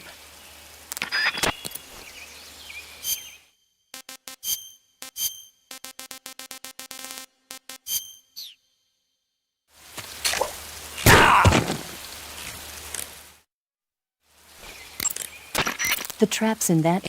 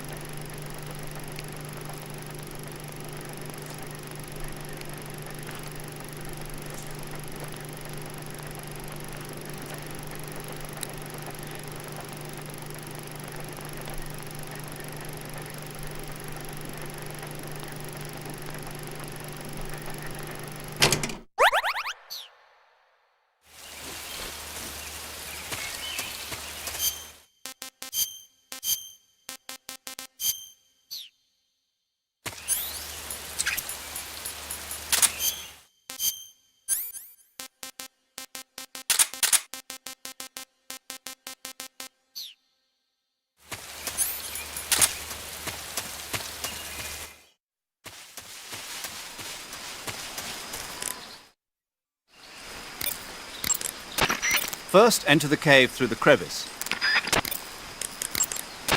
Good. You made it to Bolshaya Pust. The name Bolshaya Pust means something close to the Great Cavity. It probably got that name from the crevice to the north. There's a fortified area in the southern part of Bolshaya Pust that's strung with barbed wire. To the north of that is a relay station that serves as both a depot for material shipments and a communication facility. The crevice leading to the cave is located to the north of the relay station. Head north. This isn't a Metal Gear Solid Snake Eater on GameCube, but MGS3 wasn't announced by Nintendo of America in 2003 and not released in March 2004. Graphic. Eva, that was some pretty nice driving. Really? Ballsy, yet overwhelmingly accurate. That kind of driving isn't something you can pick up in a couple of days. I told you to trust me. I love motorcycles. It is not easy to jackknife a bike like that. So, you believe me now? I think I'll pass on going tandem, though. Oh, that's too bad. George, wake up! We need one more score, and then we can go to Tahiti and farm mangoes! The crevice... Snake, the barbed wire in that area has a high-voltage electric current running through it. A high-voltage electric current? Right, though I might have forgotten to tell you. Huh. You'll get electrocuted if you touch that barbed wire, so don't. Electrified barbed wire, huh? Looks like I'll have to find another way around. That won't be necessary.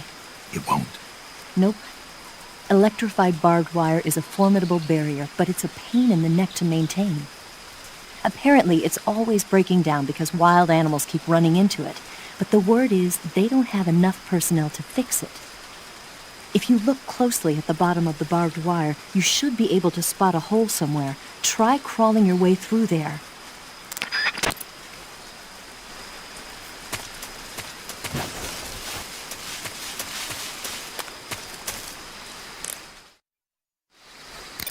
Uncle Volgin, do you know about nuclear weapons? Yeah, Liquid. That'd have a Dave Crockett launcher and destroy a damn mid-Russian jungle. Yay! Snake, be careful. That barbed wire is electrified and you'll get a shock if you touch it. It looks like there's no way to get over it. Didn't Eva say that the barbed wire doesn't receive proper maintenance? Look carefully at the bottom of the barbed wire. There might be a gap somewhere. If you find an opening, crawl through it flat on the ground.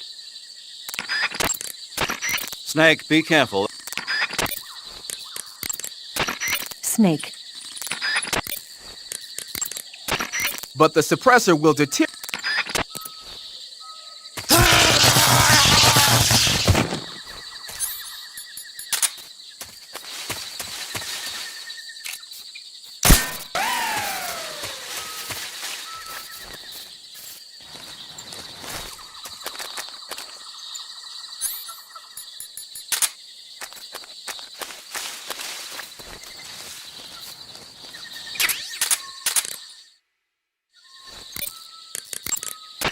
That area is reportedly planted with claymore mines.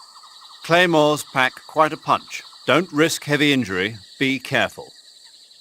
Claymores are not completely buried in the ground. If you look closely enough, you can tell where they've been hidden. You can also pick up claymore mines by crawling over them. It'll be useful if you recover a few of the enemy's traps. That area is reportedly planted with claymore mines. Claymores pack... When you're bitten by a... Snake, it looks like there are claymore mines planted all over that area. Claymores are a new type of anti-personnel mine produced in America. The ones you see there must have either been stolen or recovered from a battlefield in Southeast Asia. And what's more, our Russian friends seem to have modified these claymores with a special type of sensor. If you get anywhere near them, bang, you're toast. Watch your step. Claymores can be picked up by crawling over them. If you come across a minefield, try crawling through it. Snake, be careful. I might not have told you this yet, but that swamp is rigged with traps. Snake.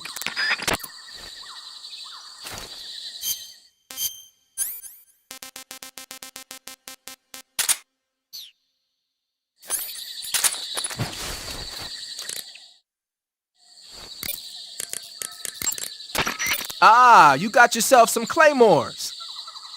The M18A1 Claymore is a new type of anti-personnel directional mine developed in the U.S. after the Korean War. The gently curved casing is packed with 1.5 pounds of high-grade explosives. The side facing the enemy is lined with 700 steel ball bearings. So when the mine explodes, the ball bearings simultaneously burst out of the casing. Anyone in the kill zone, be he friend or foe, is instant Swiss cheese. The mine is triggered by an electric detonator. Apparently, the detonator's got some kind of special motion detector built in. Yeah. When the mine is planted, it reacts to anything that comes close and automatically explodes. Just make sure you don't trip your own mine or something stupid like that. I'll be careful. You can pick up a planted claymore by crawling over it. Mines planted by the enemy can also be picked up in this way. So if you come across a minefield, it's a good idea to crawl through it and pick up the mines. What are they doing making minefields out of Western mines anyway? They're probably doing field performance evaluations on mines they either captured or stole from the West. The structure of the claymore isn't actually all that complicated. They must be learning a lot about them. It might not be long before we start seeing Claymoraski mines.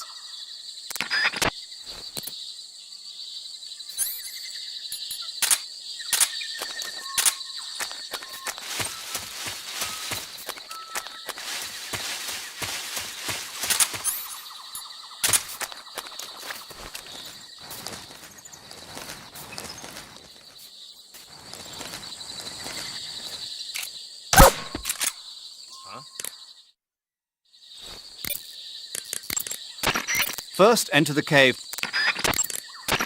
First...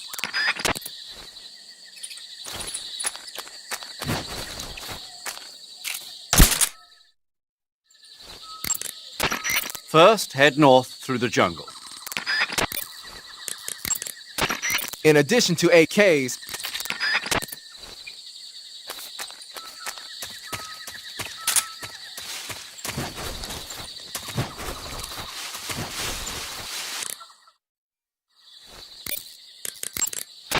Snake, it looks like they've got attack dogs in that area.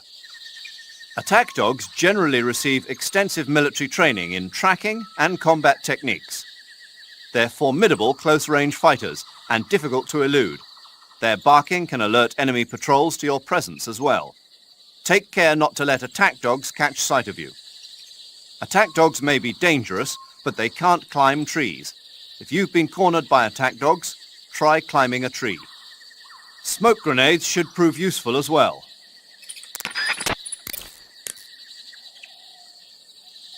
Snake, have you ever heard about Big Chungus? You say there are attack dogs? Those attack dogs are Great Danes. The breed is originally from Germany.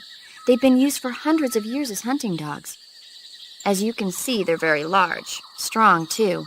They've got a calm yet courageous temperament, and on top of that, they're extremely intelligent. In some cases, a trained Great Dane can be more dangerous than a human opponent. Watch out for them.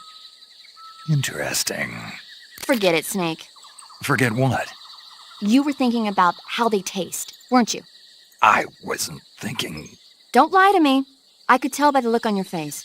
You can't see my face. No, but I can imagine it. Don't you dare think about trying to capture an attack dog. You hear me? Yeah. I see you got mango. Someone say, mangoes! they sicked attack dogs on you? People have been using dogs in wars since before recorded history. The Greek and Roman armies used to send out packs of dogs with spiked collars to charge at enemy ranks. Attack dogs were regularly employed in the First and Second World Wars as well. Traditionally, dogs have been used to keep watch, send messages, and assist in search operations. Then the Soviets came up with a new idea, using them to carry bombs. Bomb dogs? Yeah, they were trained to dive beneath tanks carrying a payload of bombs. Apparently it worked pretty well, but the Russians messed up, man. They used their own tanks for the training. Turns out the dogs kept going after Russian tanks and blowing them up, so the plan was scrapped before it got off the ground. Well, I don't think you need to worry about those dogs exploding on you. They don't seem to be the bomb-carrying type. But they are highly trained in tracking and detection. Don't underestimate them. They're excellent trackers and ferocious fighters. Attack dogs move fast and are deadly in proximity encounters. They'll pick up your scent and use it to track you, so it'll be hard to shake them off. In a way, they're more dangerous than any human opponent. Be prepared. The Soviet-made smoke grenades you might find around there also seem to act as a mild tear gas. It might not have that much of an effect on human targets wearing balaclavas, but it ought to wreak havoc to a dog's nose. If you're being chased by attack dogs, give them a taste of a smoke grenade. Some? I got only one. How's that some SIGINT? Snake, sorry if I forgot to tell you, but they've got attack dogs prowling that area. If they find you, you'll be in for a rough time. Attack dogs are trained for fighting, and you won't be able to shake them off so easily. If they bark at you, it'll alert nearby patrols to your presence. Be careful not to get spotted by those dogs. Snake, the enemy's attack dogs are very highly trained, so be careful. You can tell if a dog's been highly trained or not? I can tell. How? I used to have a dog. You had a dog? Yeah. What's so funny about it? Nothing. It's just hard to picture you with a puppy. Who asked you? He was really cute, but I had a hard time housebreaking him. When he finally did learn, I was so happy. I still dream about it sometimes.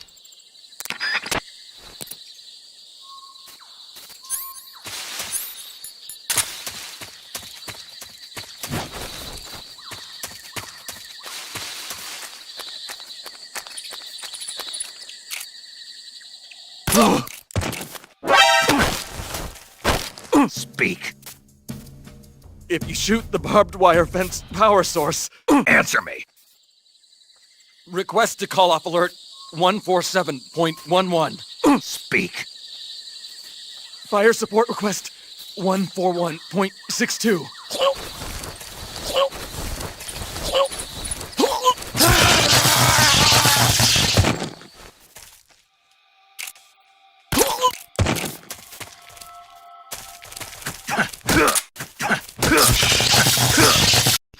Swiss cheese. Yummy. Ugh. Dang it, Sigint. Oh, come on. I didn't thought he would be that easy.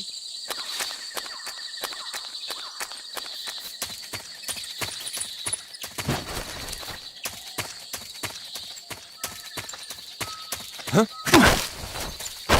Answer me. There are lots of traps around here. Speak. What dogs really like is animal meat. Speak. Let go of me.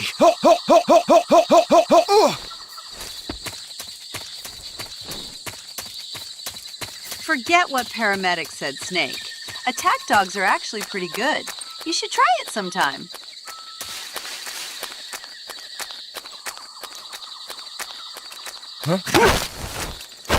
Speak. On the little island in the southern swamp, a bizarre crocodile. Speak. There are guys who know alert cancellation frequencies. Speak. Bastard.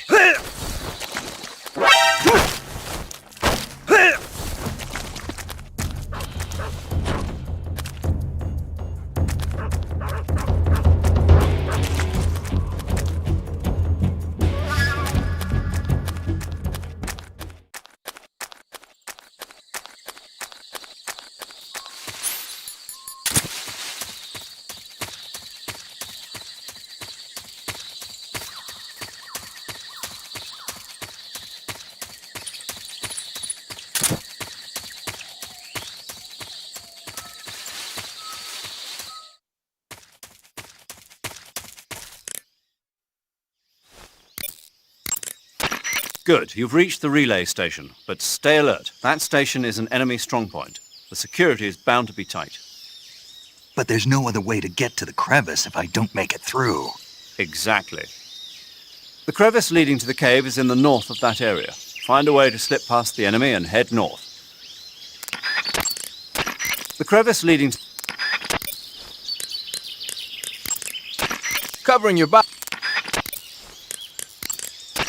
The crevice leading to the cave is to the north of that base. Keep heading north. Eva, about the 45 and the Mark 22 you showed me. Yeah, You said you got them from a vault full of Western weapons, right? that I did. How? A vault full of secret Western technology should be under strict surveillance. You really want to know? Yeah. Really? Yes. Well, I'm not telling anyway. Why not? It'd be a waste of time. A waste of time. Even if I explained how I did it, you'd never be able to do it yourself. What does that mean? Exactly what it sounds like.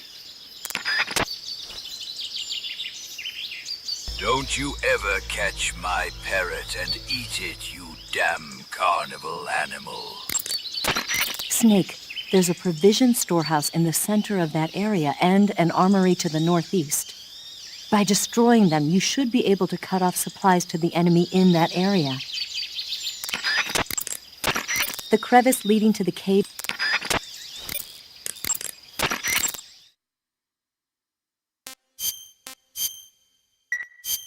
Take care, Snake. I will.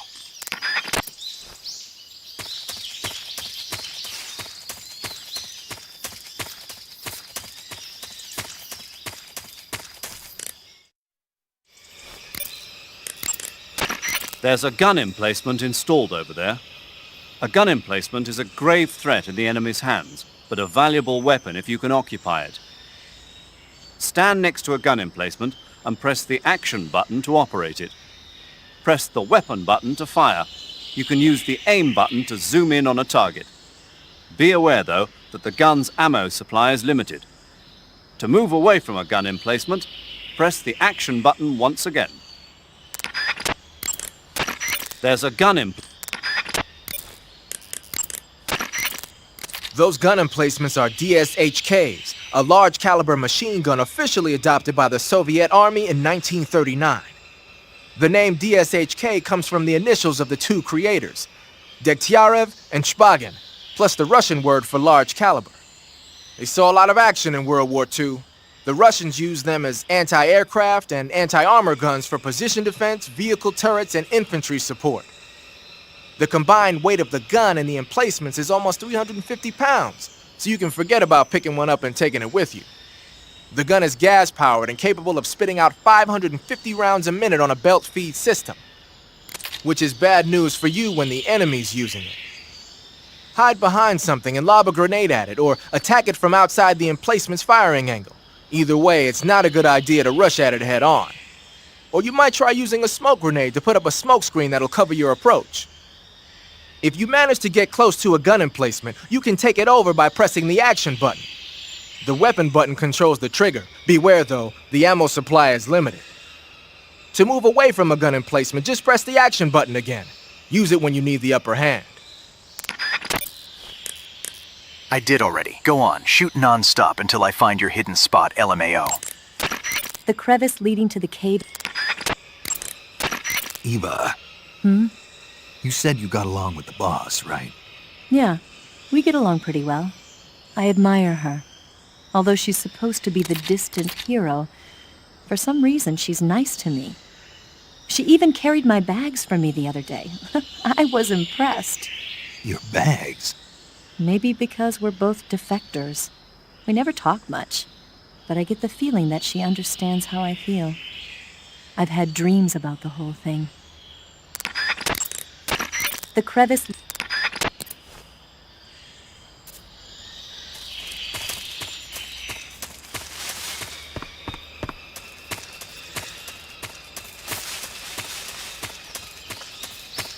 What the...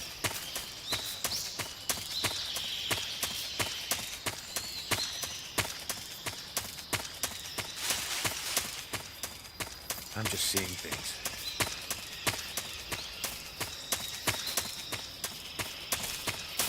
Huh? Speak. To the north. Speak. There's more of us.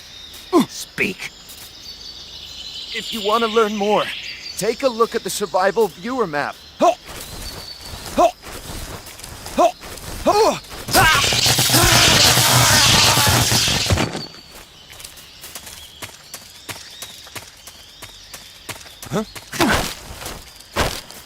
Answer me. Listening to the radio can be relaxing. Speak. Radio 148.39. Speak. Let go of me!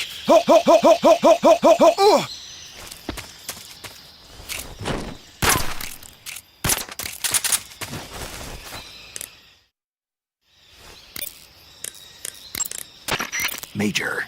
What is it? That attack chopper is parked on the heliport. The one from before? Yeah. The one that took away the Shagohod during the Virtuous mission.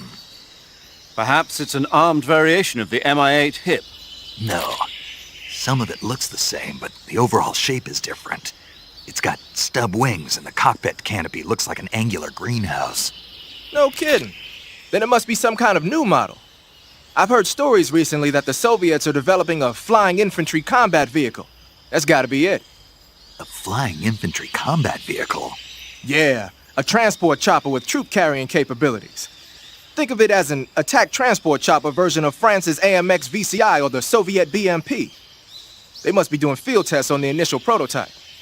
A next-generation chopper that's a little smaller than the HIP.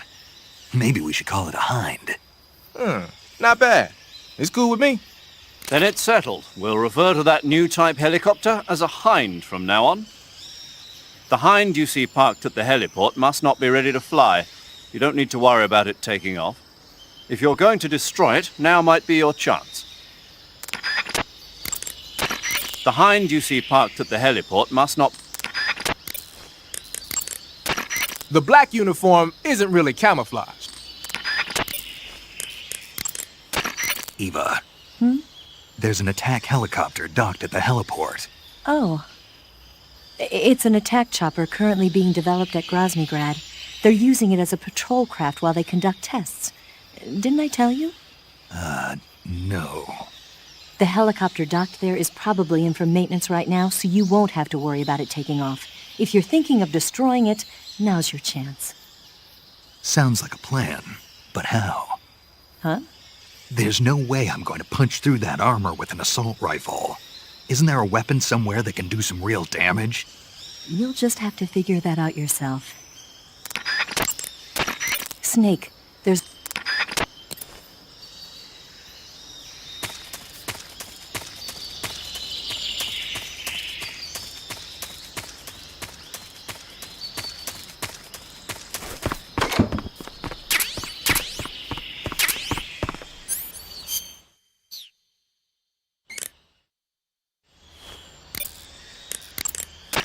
I see you have a calorie mate. Calorie mate? The thing you're holding now?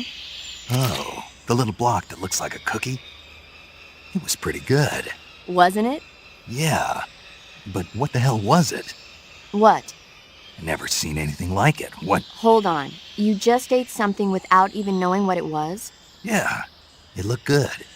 Oh. So, what was it? Calorie Mate is an energy supplement that contains all the proteins, lipids, vitamins, carbohydrates, and minerals needed for a balanced diet. It's a well-balanced food. Because of that, it's just perfect for giving your body the nutrition it needs in combat. It sounds like a space-age food. Real astronaut food is not very good, but that should taste fine. Yeah, and it'll help balance out all this jungle food I'm eating. It's easy and quick to eat, so it's perfect when you're running late for an important mission in the morning. I've never been late for a mission. Really? Aren't you always keeping people waiting? Huh? It's easy to keep track of your calorie intake and receive the nutrition your body needs, so it's good for losing weight, too. All of the geisha girls in Japan use it for watching their calories. Is that why they're all so slim? Right. And any diet where you eat nothing at all is bad for the body. I see. You seem to know a lot about Japan, don't you? Yes, I love Japan. Don't worry, Big Boss. I'm here to boulder punch the shit out of that hind.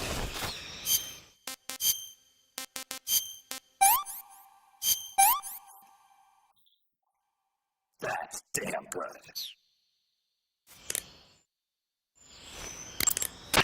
I see you've got yourself a ration. Rations are portable meals carried by Soviet soldiers. No, they're not. Huh? They're disgusting portable meals carried by Soviet soldiers. Hey, you should be grateful. Those things are designed to last. No matter how long you keep a ration, it'll never go bad. And they're surprisingly good for you, too. I'd take a snake over this any day, even if it's a little rotten. You are hopeless.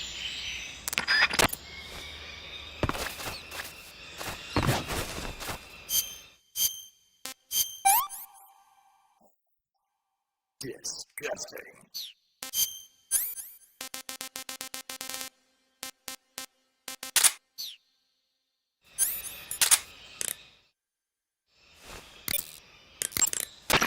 Hey, you got a mousetrap! That mousetrap is a portable tool for capturing small animals alive. Press the weapon button to place it on the ground. Come back a little bit later and there might be a frog or a snake caught in there. Whether or not you actually catch anything, though, is all a matter of luck. Don't get all down if there's nothing in the trap. Try and try again. Also, don't forget that you need some bait in the trap or nothing's gonna come crawling in there. If you capture an animal with a trap, it won't have any bait left. Just crawl to pick it up, then put some more bait back in and set it down again. You can use the map in the survival viewer to see where you've placed traps. If you forget where you put a trap, just look at the map. Snake, that building next to you is a provisions storehouse. A provision storehouse is where the enemy keeps their food. Enemy units in that area use it to stock up on rations. So if you happen to blow up a provision storehouse, the enemies in that area won't be able to get any more rations. Spetsnaz are people too. They gotta eat, or their stamina starts to go down. They might pass out more easily or lose their concentration and start to shoot less accurately. Who knows? they'll probably be a little more desperate for food just lying around. Basically, if you get rid of a provision storehouse, the enemies in that area will get physically weaker. By destroying a provisions warehouse, you can cut off the food supply to enemies in the surrounding area. It may be worthwhile if you have time and materials to spare.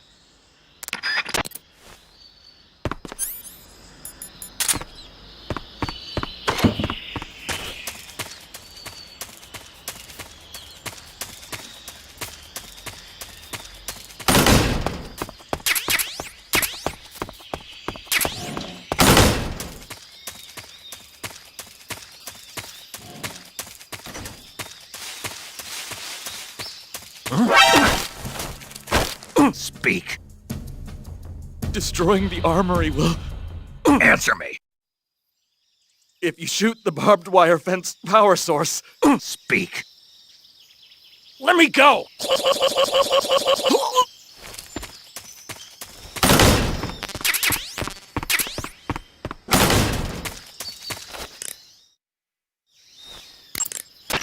Snake, that building next to you is an enemy armory. As you might have guessed, those armories you sometimes run into are where they keep their ammo and other stuff. If you take out an armory, the enemy units in the area will have their ammo supply cut off. And if they know they're on their last leg, they'll use ammo a little more sparingly in a gunfight.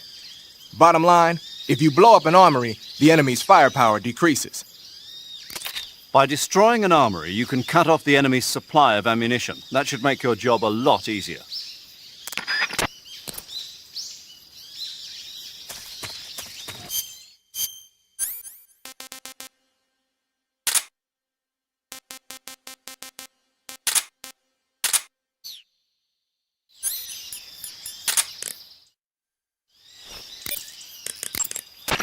Looks like you've got some TNT. TNT is short for trinitrotoluene, a pale yellow crystalline compound made from a trinitrified mix of nitric acid and sulfuric acid. It's used throughout the world as a military explosive. It has a low sensitivity and is chemically stable, making it easy to handle. It's also got a low melting point and can easily be shaped by boiling or steaming it. But because the sensitivity is so low, you need a booster to actually get it to explode. No problem. It came with its own remote control detonator. Good. Then all you have to do is press the weapon button to place the TNT, and then press the CQC button to set it off. The map screen in the survival viewer will display the locations where you've planted TNT. Take warning though, the radio signal for the detonator is pretty weak. Don't forget that pressing the CQC button will only set off TNT that's planted in the same area.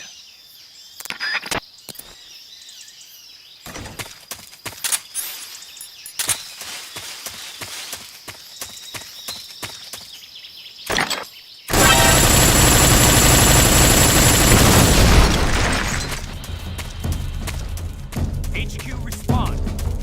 This is HQ. Patrol here.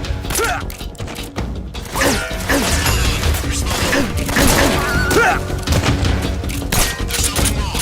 Support unit, confirm their status.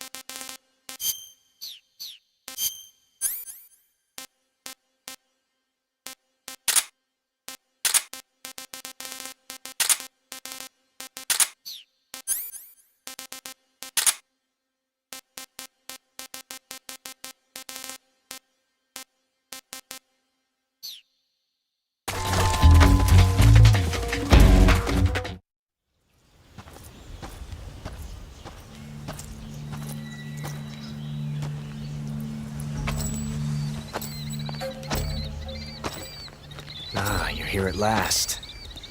Looks like the boss's info was right.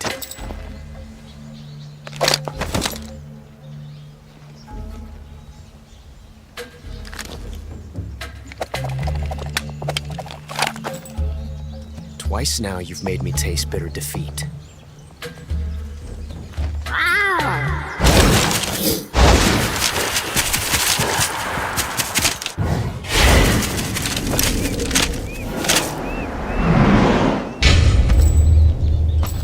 hate to disappoint the Cobras, but you're mine now. All of you, leave us.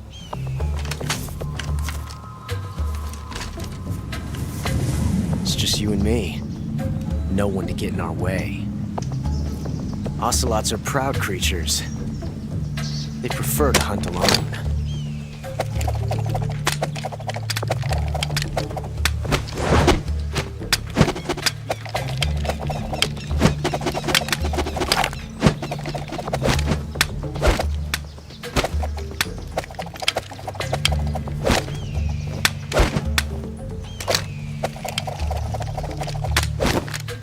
Shots.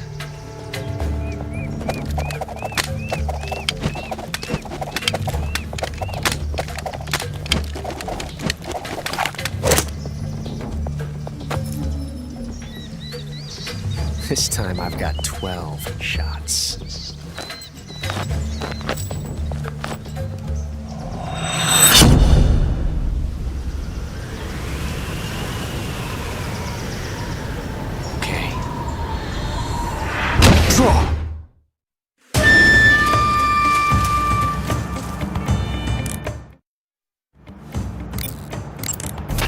Snake, the only way to proceed is to fight. You have to defeat Ocelot.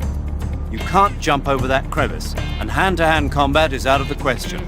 You'll have to shoot it out with him. Take cover behind something and wait for an opening, then attack him in first-person view. Ocelot is using a revolver. Revolvers take a long time to reload when they run out of bullets. When he stops to reload, that's your chance to attack. Snake, you won't survive a fall into that crevice. Make sure you don't fall into it while rolling by mistake. Even if Ocelot hides in a blind spot, you can still shoot him from up in the trees. If he hides from you, climb a tree and attack him from there. Ocelot is using a revolver. Revolvers... It looks like there's a hornet's nest up there. If it falls down, you'll be attacked by the hornets inside. If you get attacked by hornets, swing your survival knife around or use a smoke grenade to drive them off. Wearing light-colored clothing can also be effective. There's a hornet's nest over... That guy is using a single-action army. It's a 6-shot 45 caliber revolver. The only drawback is that because it's a revolver, it's a pain in the ass to reload.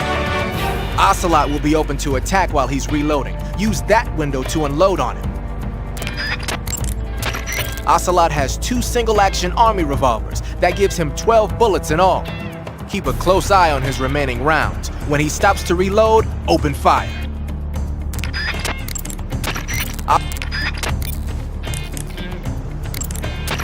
Ocelot is a force to be reckoned with. Don't even think about running away. The only way to proceed with the mission is to defeat him. They say that Ocelot can hit targets hiding behind obstacles by using ricochet shots. Rocks and trees won't protect you. If you stay too long in the same spot, you'll only be making yourself an easy target.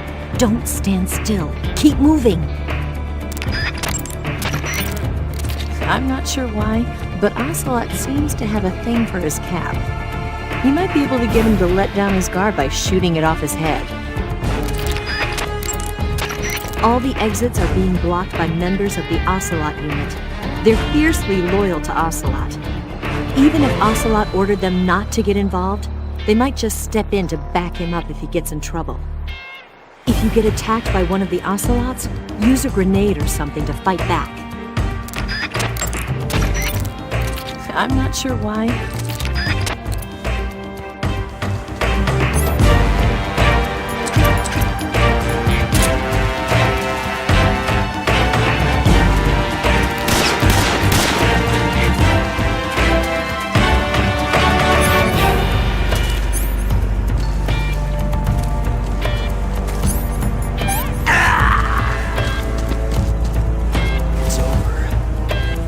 Lasted.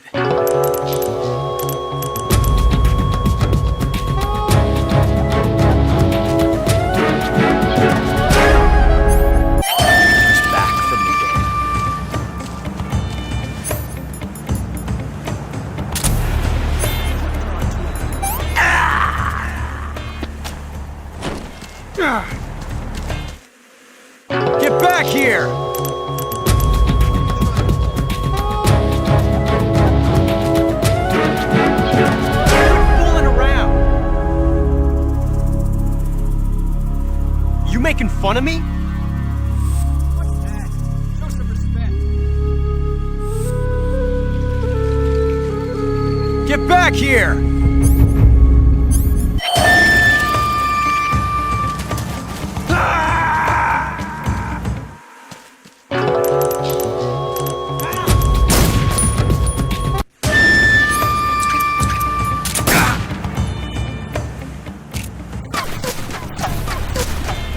Hold your fire! I felt that.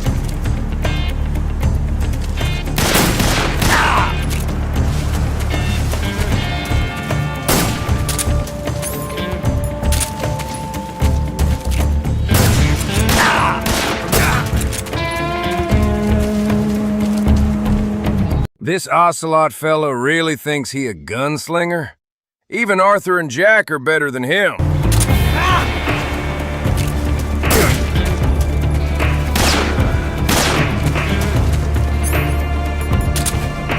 I felt that.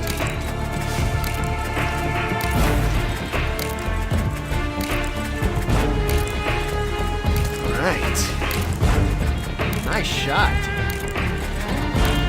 Not bad. Excellent.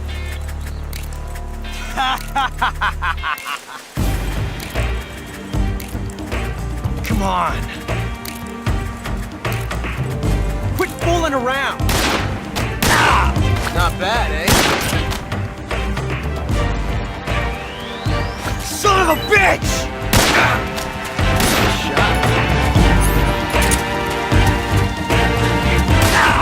You're all talk, huh? I've never felt a tension like this before. That's so different from simply changing a clip.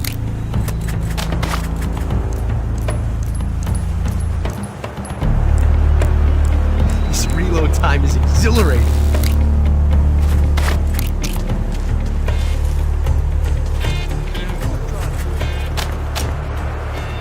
Yes! It's the heart of a duel.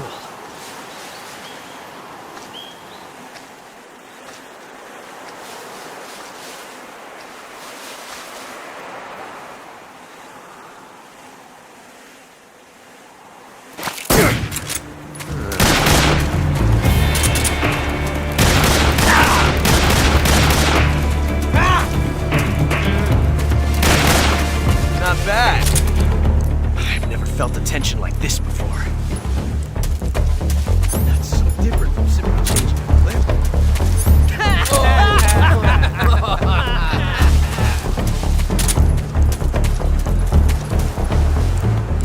This reload time is exhilarating.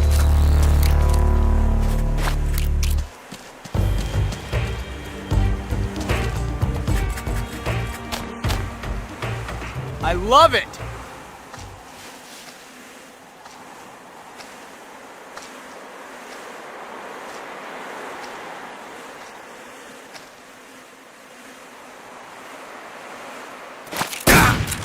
I felt that.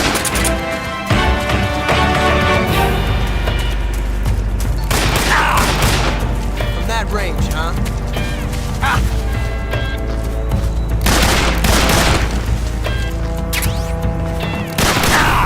You're all talk, huh? Amazing.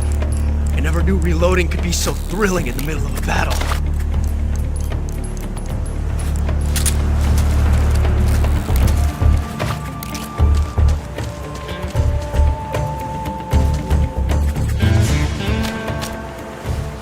I love it!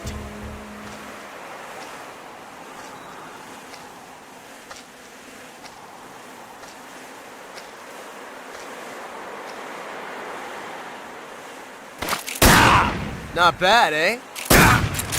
Nice shot.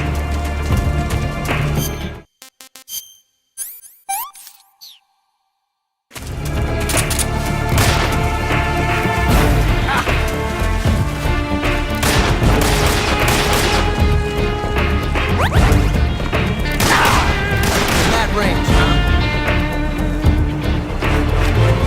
This reload time is exhilarating.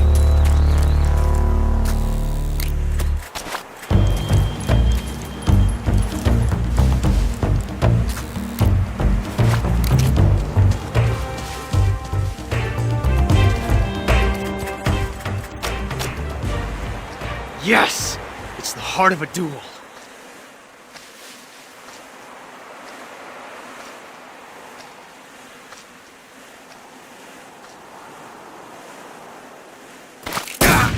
Give me a cigar, fool. I want to be the double D for, maybe an hour. Excellent.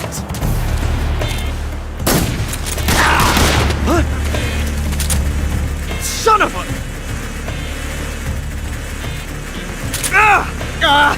Damn it! Nice shot. You're all talk, huh?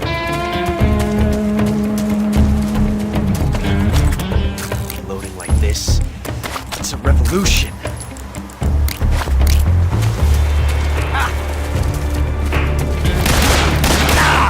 From that range, huh?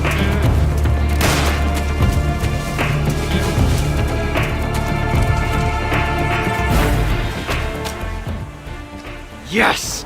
It's the heart of a duel.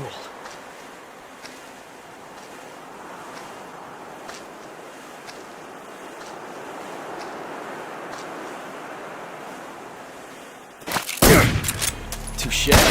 Damn! Right.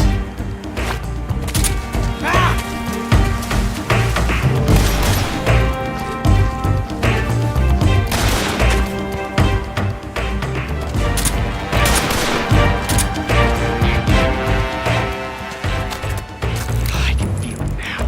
Rhythm, the pulse, the heat of battle.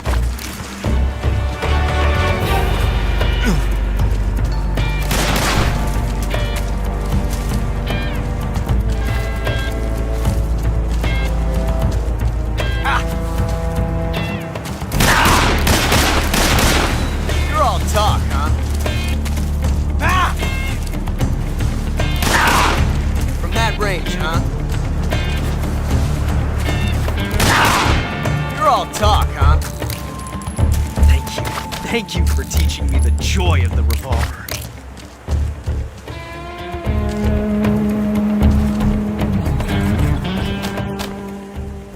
I love it!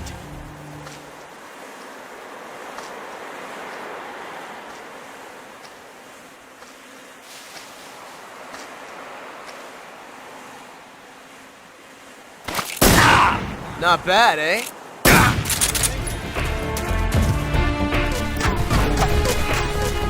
I told you to stay out of this!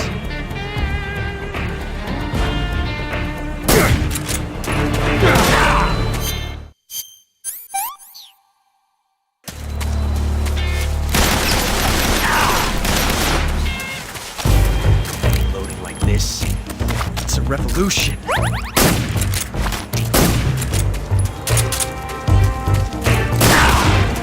That range, huh?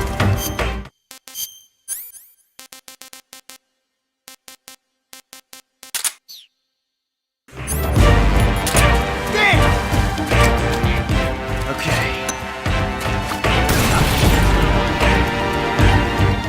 Come on.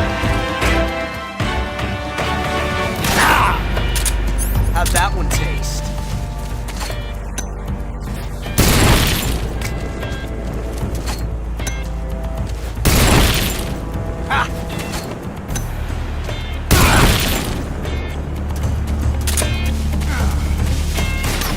Not bad.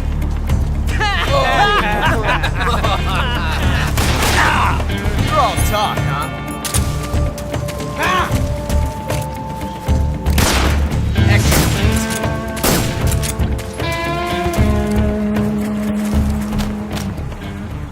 I love it.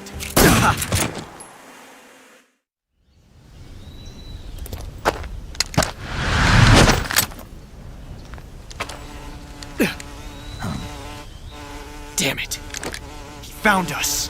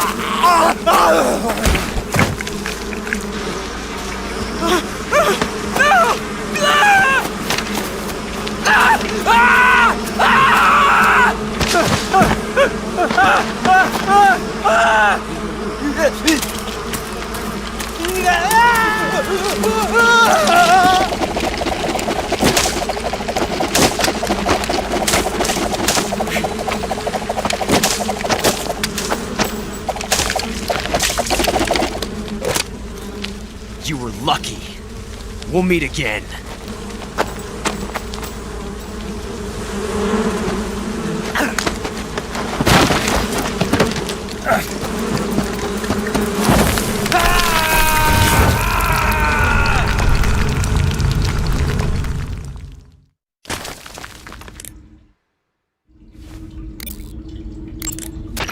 Snake, are you okay? Snake! Major. Snake. Are you all right? You're not hurt? No. That was a hell of a drop, but I'm fine. Looks like there's no way back up, though. I see. Well, anyway, it's good to hear you're not injured. Slipping and falling may not have been part of the plan, but getting into that cave was. Proceed further into the cave. The cave seems to be structured like a maze, but there's an exit somewhere. Find a way out of the cave and head for the aqueduct. All right, but it might take me a while to get through this cave. Are you hurt? No. Is it the enemy? Did they set a trap for you? Not that either. Then what is it? It's dark in here. Dark? Yeah, there's no light anywhere. I should have brought a flashlight with me. So what you're saying is that it's going to take you a while because you don't have a flashlight? Right. Snake, if you don't have a flashlight, you should be looking for a substitute. I tell you, American soldiers these days rely too much on ready-made equipment. Here we go again. What was that? Nothing. American soldiers rely too much on ready-made equipment. And not only that, they can't seem to grasp that one piece of equipment can have multiple functions. Back when I was in the SAS, we never had that problem. We were trained to use every piece of equipment in as many ways as possible. If you don't have a flashlight, look for something else. You need to develop flexible, innovative thinking if you want to... Hey, are you listening to me? Yeah, of course I am. First, take a look at what you're carrying with you now. Don't you have anything that can provide you with some light? Where's your tactical advantage, Snaked? First, take a look... Snake, those hornets that attacked you while you were fighting Ocelot... I know. They look familiar, like the ones I saw during the Virtuous mission. So it was one of the Cobras? That's what Ocelot was saying, too. Keep your guard up. I will. Press the action button from on top of Branch. Splitter is an indoor... Snake, are you all right? Yeah, just barely. What the hell were all those hornets? Most likely that was the Pain, one of the Cobras. I figured as much. Are they tracking me? I don't know. The Cobras only take orders from the boss. Not even Volgin knows what they're really up to, so I don't know anything about them either. No kidding. I'll try and dig up as much as I can about them. You just focus on moving ahead. Go to the end of the cave and you'll come out in an aqueduct overgrown with mangroves. This leads to the Ponizovye swamp. And Snake, be careful. That cave is pitch dark inside. Good. I did remember to tell you then. If it's completely dark and you need a light, try using a torch. I heard there's some emergency torches stored somewhere in that cave. Torches. Got it. So where are they? Huh? Where are the torches? How should I know? Go find them yourself. Eva, I wanted to ask you about Ocelot. Yeah, I know. He's pretty infatuated with you, isn't he? That's not what I meant. Aren't the Ocelots an elite unit? Yeah. So how'd he get to be their commander? He can't be any older than 18 or 19. I can't believe he's already a major. I heard from the colonel that he's been given special treatment. Special treatment? Yeah, he's the son of some legendary hero or something. No wonder he seems to have the right stuff. So who is this legendary hero anyway? Beats me. The Colonel never told me. All I heard was that his mother was supposedly shot in the gut during battle, and that he was born right there with bullets whizzing past them. A pregnant woman in the middle of a battle? That's what I heard. They say that when they stitched her up, the scar was shaped like a snake. Well, that's battlefield medicine for you. What about his father, this legendary hero? He didn't tell me. I don't think Ocelot's ever met his parents. Are they dead? Maybe, I don't know. There were a lot of MIAs back then, during the last days of the war. Ocelot probably would have ended up the same way. But he was taken in and raised by Gru and Volgan. Because he was special. That's my guess. That cave is known as Chornaya Peshara. In Russian, Chornaya Peshara means the black cave from which cold wind blows. It's a magma cavern formed millions of years ago, back when Salino-Yarsk was the site of volcanic activity. The structure of the cave is pretty complex, but you should be able to find the aqueduct if you keep moving inward. Head toward the interior of the cave. If it's completely dark and you need a light, try using a torch. I heard there's some... If it's... You want to save?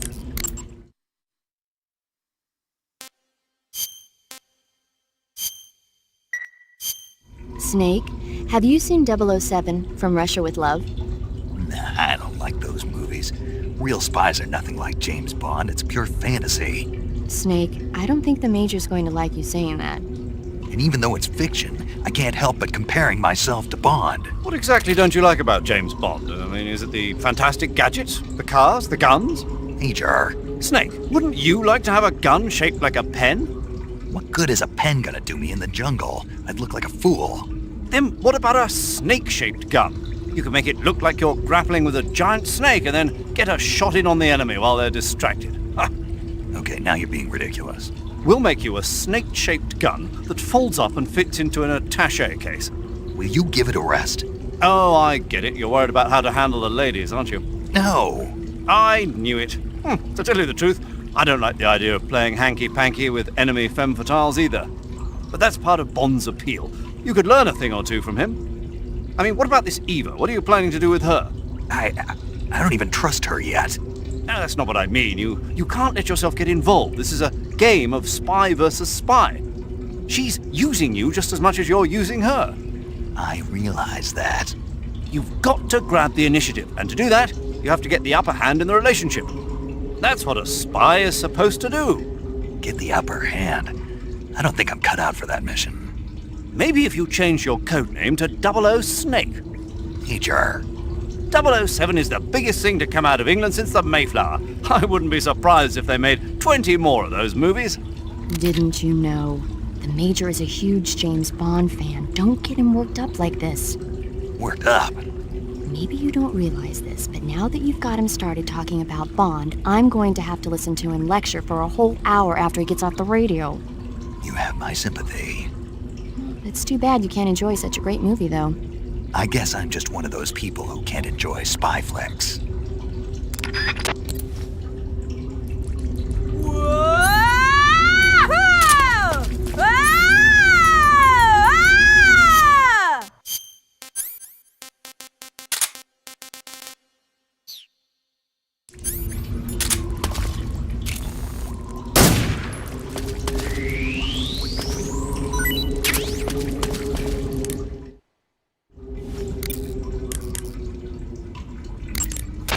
I see you've caught yourself a Kenyan mangrove crab. The Kenyan mangrove crab is a land-going crab. It lives in burrows dug near seashores and mangrove swamps. It's not poisonous, but it might hurt a little if it attacks you with its pinchers. Treat it with caution. Got it. So this thing must taste pretty good, huh? Why do you say must? It's a crab, isn't it? It is. And crabs are good to eat. What's so good about them? You don't like crab? Not at all. Why not? Why? How can you eat those things? They're all purple and yellow striped, and they stink like cat pee. But that's just my opinion. Don't listen to me. Let's see here. The guide says... No way. It says they're delicious. Well, if you want to eat one, then go right ahead, but count me out.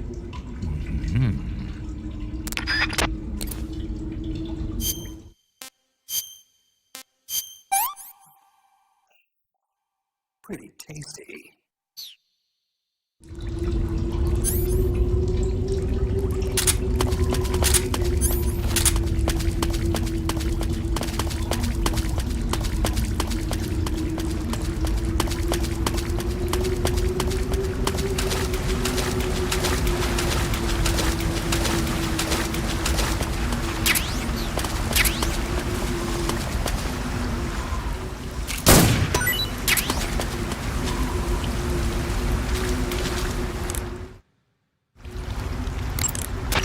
I see you found some Russian glow caps.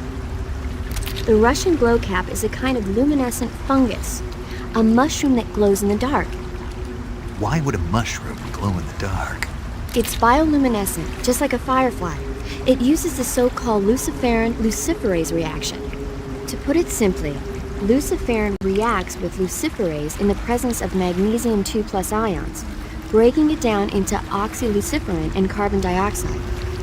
The carbonyl groups in the oxyluciferin are initially in an electrical excited state. When they return to their base state, they give off light. Did you get all that? Not really. Oh. By the way, does that mushroom recharge your batteries when you eat it? Huh? I mean, it seems like if you ate a glowing mushroom, it might recharge your batteries or something. Snake, your batteries are organic batteries. They produce electricity by utilizing the potential difference between cells. Organic batteries are known for their highly efficient energy conversion, but they still rely on chemical reactions between proteins and enzymes to... So you're saying they'll get recharged? Believe what you want. Great.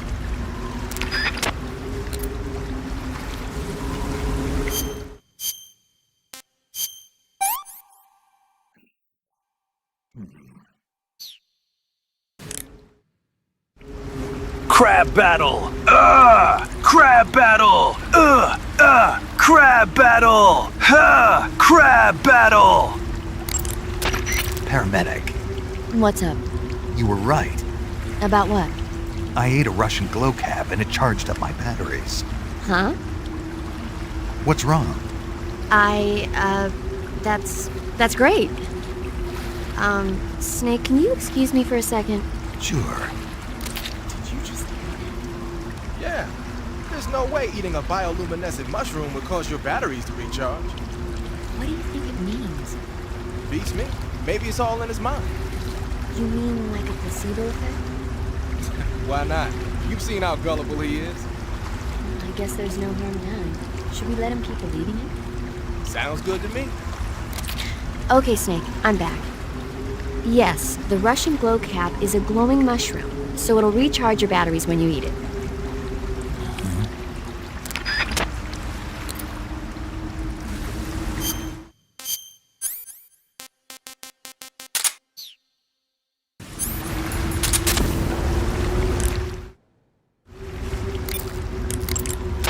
A torch? A little primitive, but a light's a light. From what I can tell, that torch is made of white birch dipped in turpentine. It burns long, so I don't think you'll have a problem with it burning out on you. If you equip it and press the CQC button, you can use it to smack the enemy. You can also swing it around by pressing that button repeatedly. Useful when you need to clear the room of bats and stuff. With the weapon button, you can light and extinguish a torch, so make sure that thing is out if an enemy is closing in. Get used to it. The light from the torch is visible from a long way off, though. It probably goes without saying, but marching into battle with a torch in your hand is not the sanest course of action. You should only light a torch when you're someplace like a cave where you can't find your way around without a light. Yeah, I hear you.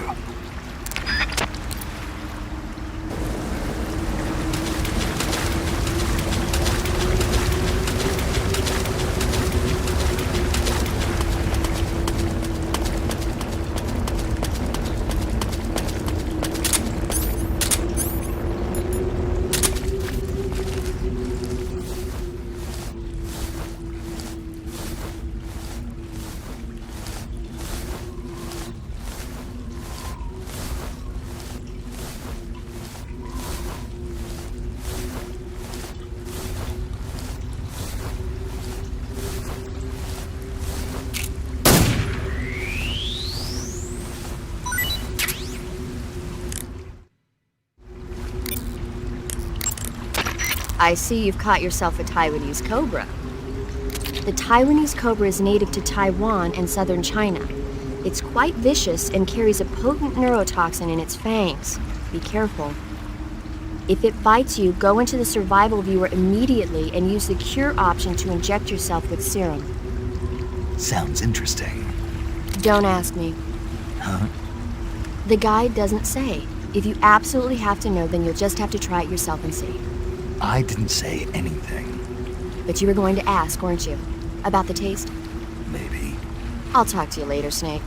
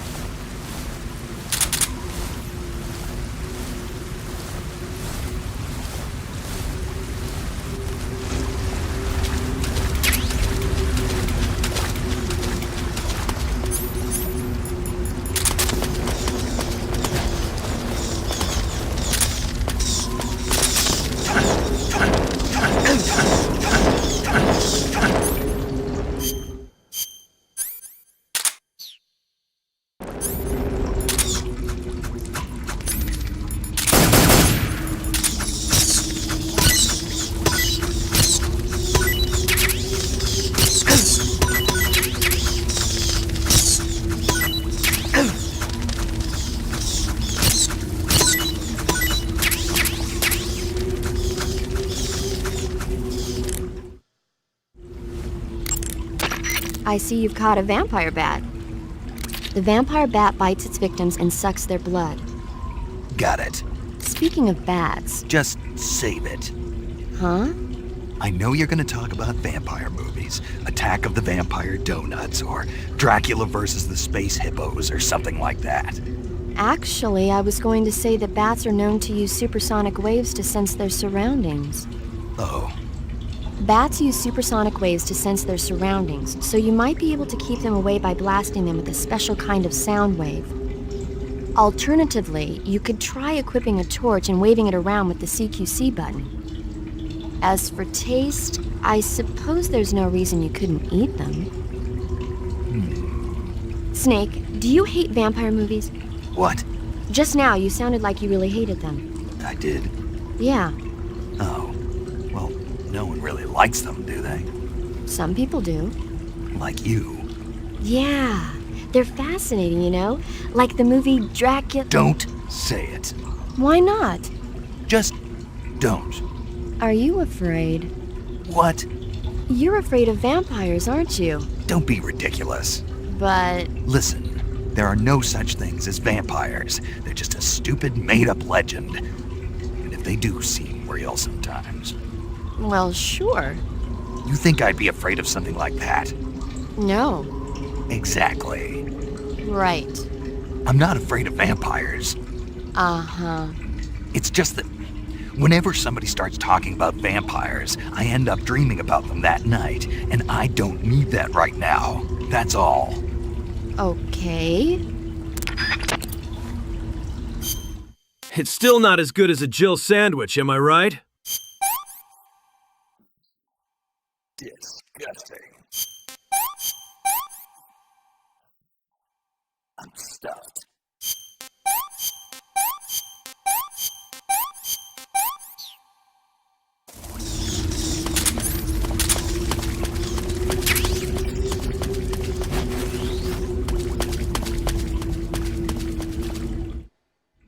Sucker stole my bike. Yeah, Buster stole my bike, Ike. Mr. stole my bike, Ike. 'Cause stolen my bike. Snake, have you heard of The Last War? Nope, doesn't ring a bell. It's a Japanese movie where the world ends in a nuclear war. Tensions between East and West reach the breaking point, and before anyone can stop it, they launch the ICBMs. You saying I don't exist? The movie depicts that destruction from the eyes of ordinary people. Their simple daily lives are torn apart by the terrible power of a war that has nothing to do with them. Everybody's afraid of the next big war, but there's only so much that one person can do. That's why the people who have the power to stop it have to. The cave seems to be structured like a maze, but there's an exit somewhere. Find a way out of the cave and head for the aqueduct. The cave. That reminds me, I've heard they keep a shotgun stored in that part of the cave. Why don't you go look for it? Go to the end of the cave and you'll come out in an aqueduct overgrown with mangroves. This leads to the Ponyzovie swamp.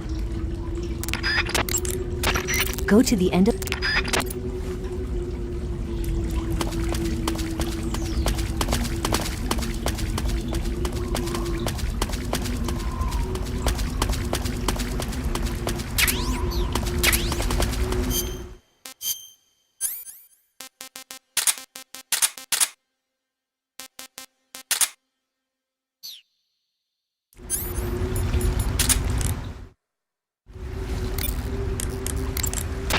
Ah, I see you got yourself an M37. The M37 is a 12-gauge pump-action shotgun. Don't expect any kind of accuracy from a distance, but one blast will send the enemy flying, and it's got some serious firepower, too. Good thing to have with you in close-range combat. It takes a while to reload, though, so plan accordingly. The thing that really distinguishes the M37 is that it's lightweight. It's about 2 pounds lighter than other shotguns. In fact, it's so light that it's been nicknamed the Featherlight. Yeah, and to top it off, this one's had its barrel and stock sawed off.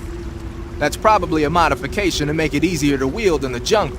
Those Soviet boys know what they're doing.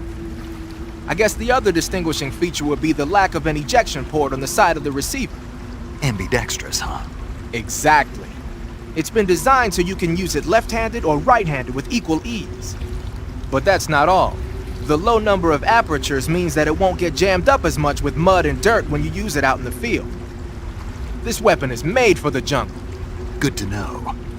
But what are they doing with an American-made shotgun? Good question. I guess they could be doing research on Western weapons, but... Did you ever hear about the SAS using shotguns in the jungle combat in Malaya? Just stories. In the jungle, you're always running into the enemy when you least expect it.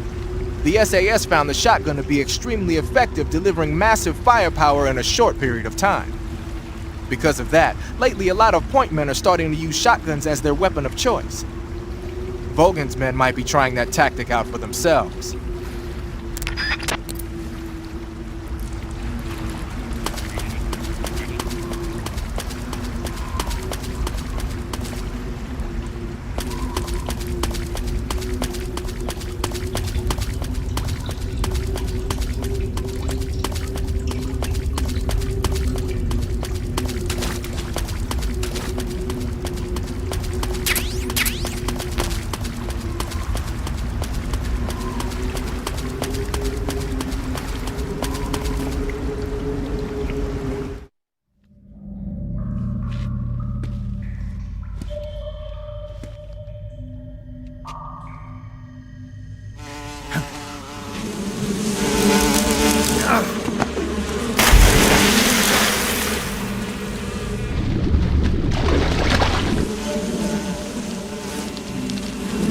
I caught you at last.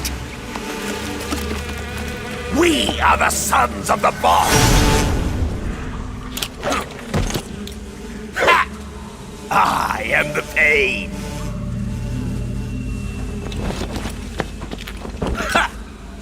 I will guide you to a world of anguish beyond your imagination.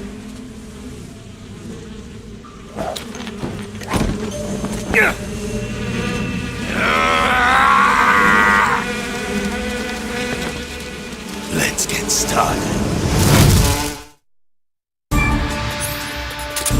Go!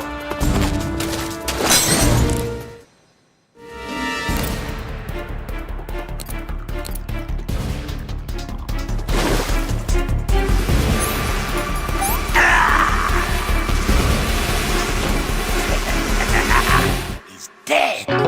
He's too easy.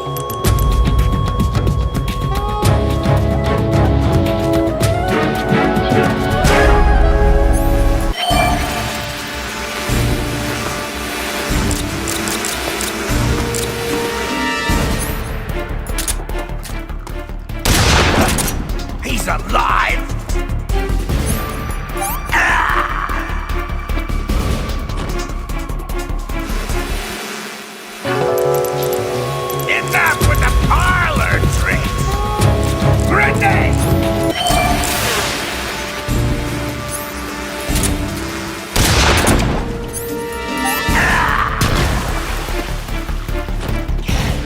Feel the pain.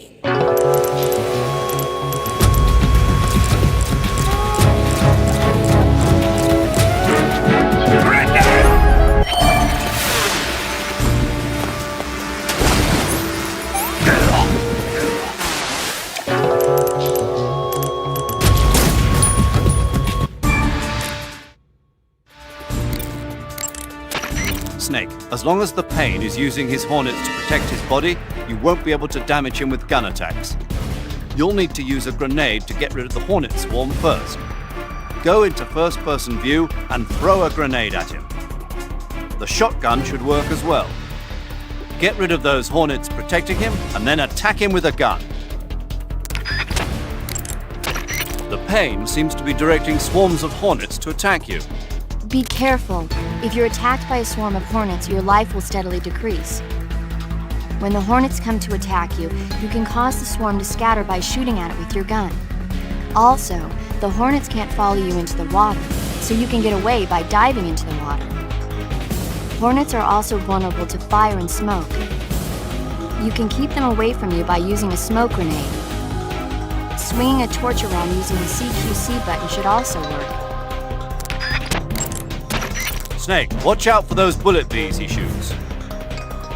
Bullet bees are the name the Pain gives the special hornets he raises inside his own body. And if they get into your body, your wounds will become worse and worse until you get rid of them.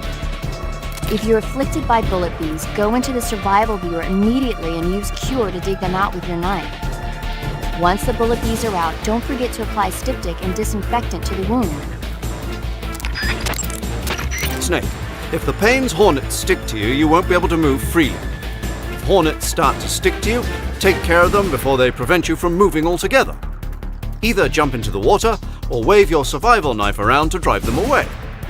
If you become unable to move, wiggle the left stick and press the buttons rapidly to shake them off before you get shot. Understood? Snake, not even the Pain's special hornets can pursue you into the water, and the grenades he throws will only be half as deadly underwater. If you sense danger, escape by diving into the water. To dive underwater, press the crawl button while you're swimming on the surface. To move forward underwater, press either the CQC button or the crawl button. Use the left stick to control your direction.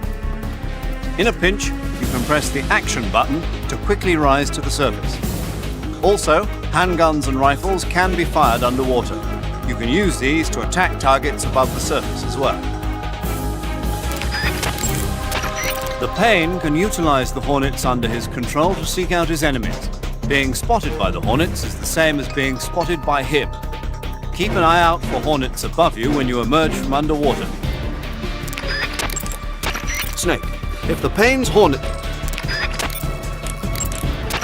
Snake, you won't be able to see a thing with a swarm of hornets covering your head. The hornets can't follow you into the water. If you find your vision being blocked by a swarm of hornets, dive into the water. You could also try driving them away with the smoke from your cigar. Waving your torch around with the CQC button should also work. You might be able to trap some of the hornets by throwing a hornet's nest at them. If you succeed, it should reduce the number of hornets the Pain has at his disposal. It might even make the nest taste better. Try it out. Hornets are known to display extremely aggressive behavior in response to the color black. So don't wear black clothing. Instead, try wearing white clothing. It should reduce the severity of the hornet's attacks. Using insecticidal bug juice on yourself should make the hornet's attacks less severe. Try it out. When the Pain hits you with alarm pheromones, the hornet's attacks will become more aggressive. They'll assault you more often, so be careful. If you get covered in the alarm pheromones, you should go into the survival viewer and change your clothes immediately. Snake, you run a higher risk of getting seriously injured if you're hit by an attack at close range. You might be able to trap some of the hornets. The Pain is said to possess the power to control his hornets at will. Watch out for insect-based attacks, especially his so-called bullet bees. The Pain doesn't just use hornets, he's got guns and grenades in his arsenal too. Be especially careful about those grenades. Snake, watch out for those bullet bees. Bullet bee is the pet name the Pain gave to a special type of hornet that he keeps inside his body. When the Pain gives the order, they fly at their target like bullets, burrow into his body, and eat away at his insides until he's dead. If you get hit by a bullet bee, go into the survival viewer right away and heal yourself on the cure screen. That being said, despite the name, a bullet bee is really just a type of hornet. They can't follow you into the water. If the Pain launches any at you, dive under the water. The Pain can supposedly use his hornets to create a copy of himself and confuse the enemy. If he does that, try and figure out which one is real and attack it. When he copies himself, the hornets that normally protect him will be used to create the double. That means you'll be able to damage him with a gun. But be warned, if you screw up and shoot the double, or you take too long to shoot, you'll get hit with a counterattack. The Pain can supposedly use his hornets to... The Pain has the power to control swarms of hornets at will. Watch out for his hornet-based attacks. Not even the Pain's special breed of hornets will be able to follow you underwater. Not even the...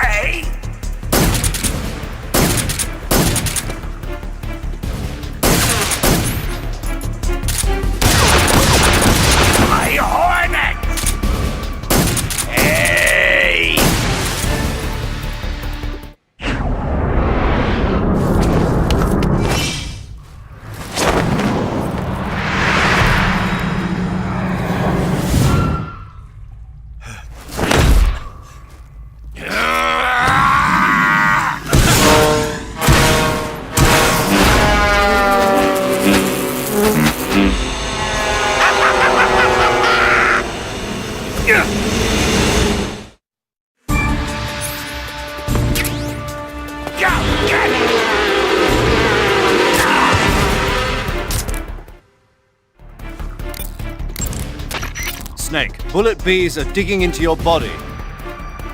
Bullet bees are... Snake, you've got bullet bees burrowing inside your body. Bullet bees are the name...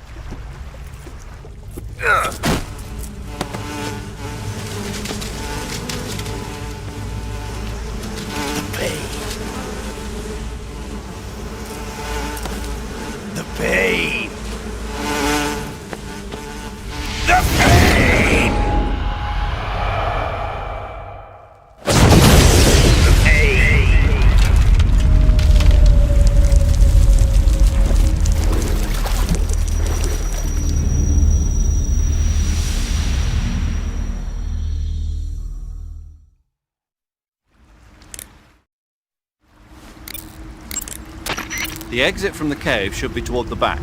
Proceed through the cave and find the exit to the swamp aqueduct. The exit from... Major, why did the Pain explode like that? It's part of their legend. Legend? The legend of the Cobra unit.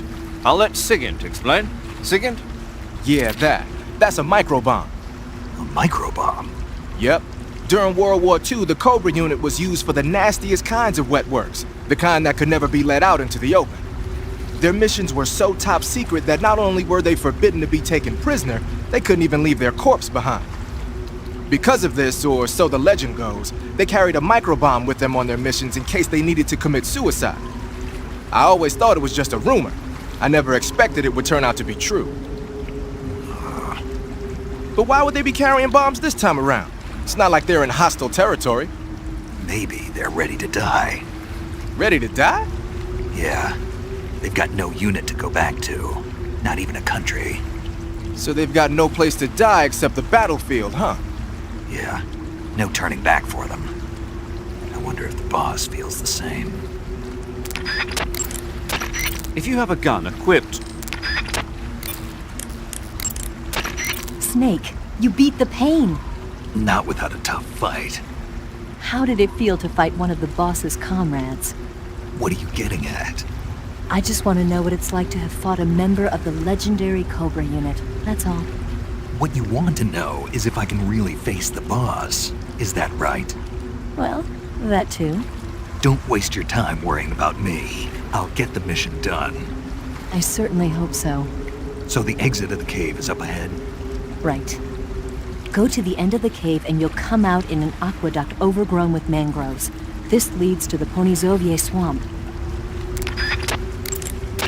I heard a report that they've transported a sniper rifle to the western part of Ponyzovier, the aqueduct at the other end of the cave. When you get to the aqueduct, you might want to head over that way and check it out. Go to the end of the cave and you'll come out.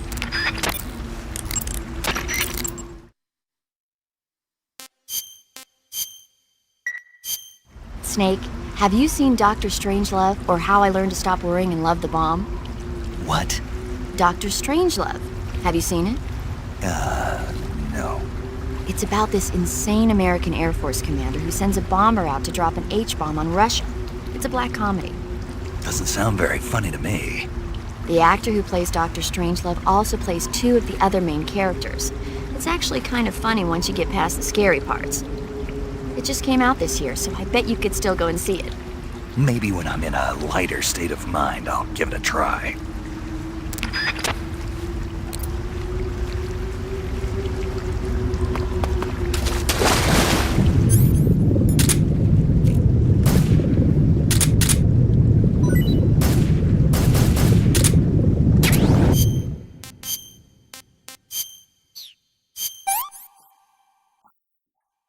Can't complain.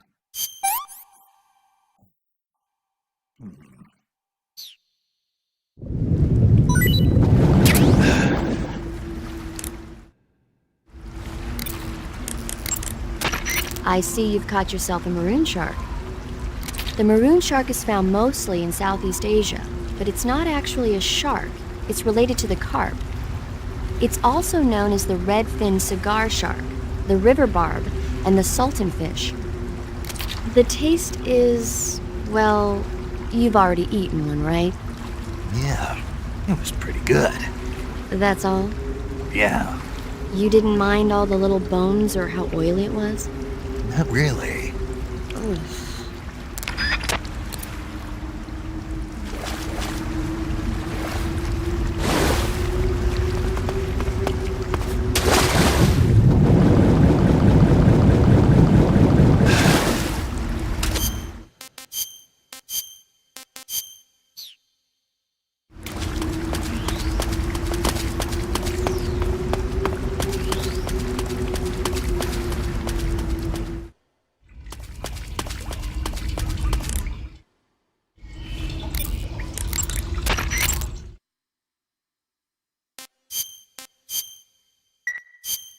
Chin up. I'll be in touch.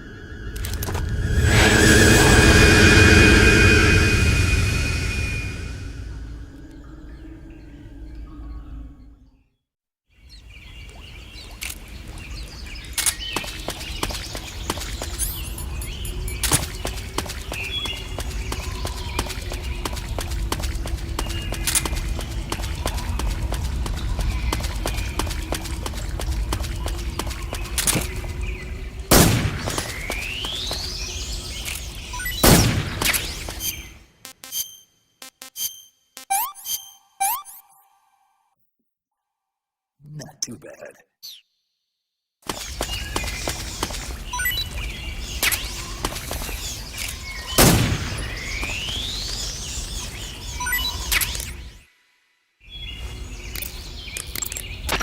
I see you've caught a Thai cobra.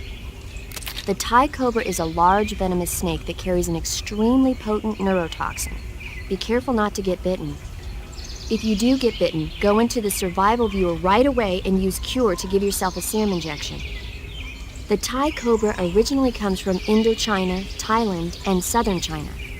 The ones in that area were probably imported as pets and research subjects before they escaped and turned feral. Not as food.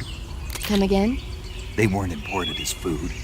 They're not for eating. Why not? They taste pretty good.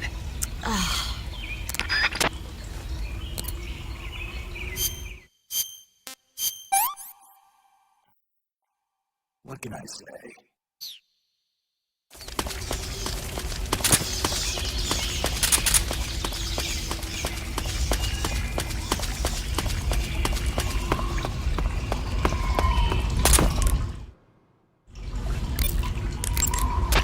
Pass through that area to the north and you'll reach the aqueduct. But be careful. The aqueduct is patrolled by flying platforms. Flying platforms? Soldiers hovering in the air. I've heard stories, but... They've already been implemented over here. It goes to show that America isn't number one in everything. Go to the end of the cave and you... The exit from the cave should be toward the back. Proceed through the cave and find the exit to the swamp aqueduct. The exit...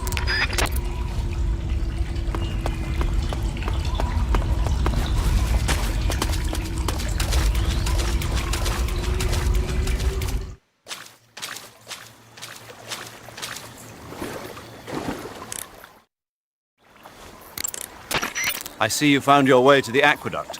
If you follow it to the north, you'll come to a warehouse used for transporting supplies. Pass through the warehouse, and you'll come out into a forest. The lab where Sokolov is being held is directly to the north of that forest, so head north. Snake, Eva mentioned something about a sniper rifle in the western part of Ponyzoviet. A sniper rifle would certainly be a valuable asset to your mission. Swing by the western area and acquire that sniper rifle.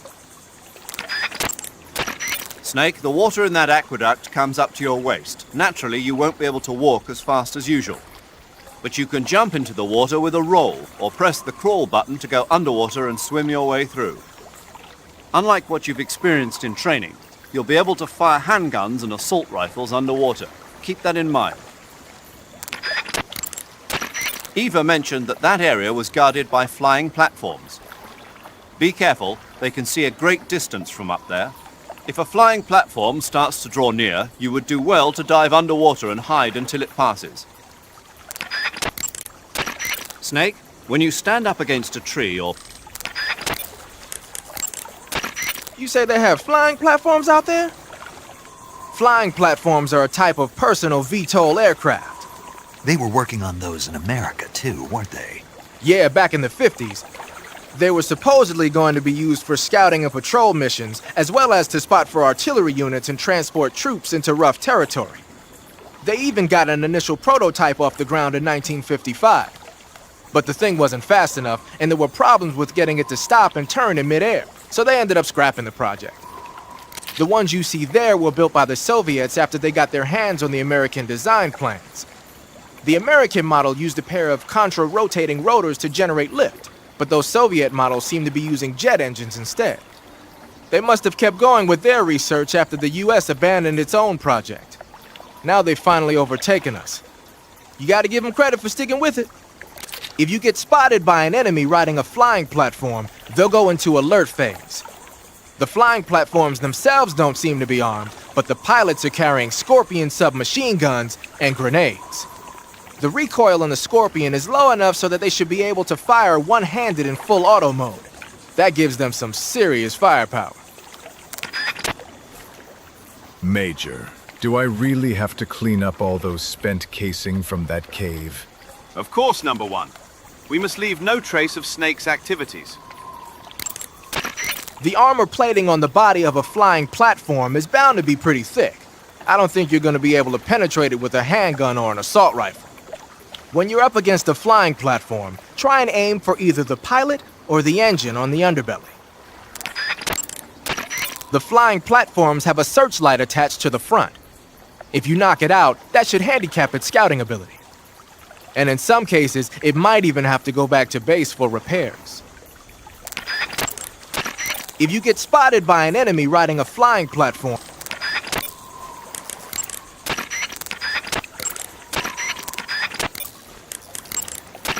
I see you found your way to the aqueduct. If you follow it to the north. Major, Eva isn't responding to the radio. Right. Right. Snake, she's been talking to you from inside an enemy facility. She's not always going to be able to answer the radio. Don't assume something's wrong just because you're not getting a response. Don't worry about Eva. Stay focused on your mission. Got it.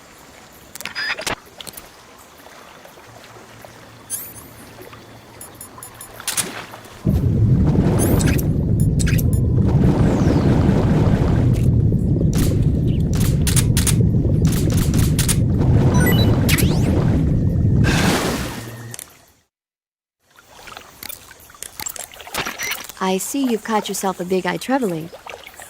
The big-eyed trevally is a type of mackerel. The adult fish lives around coral reefs, but the young can be found in freshwater areas such as estuaries and rivers. Good to know.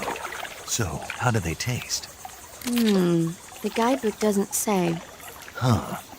Well, if they're a kind of mackerel, they should be okay to eat, right? You'd think so, but... But what? Well, I've heard stories about people getting ciguatera poisoning after eating the adult fish. Ciguatera poisoning? Uh-huh. Fishes that live near coral reefs are sometimes contaminated with a poison known as ciguatera toxin.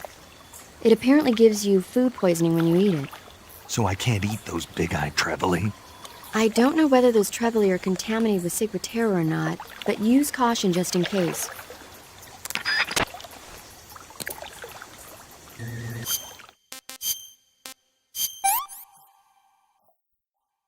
I've had enough.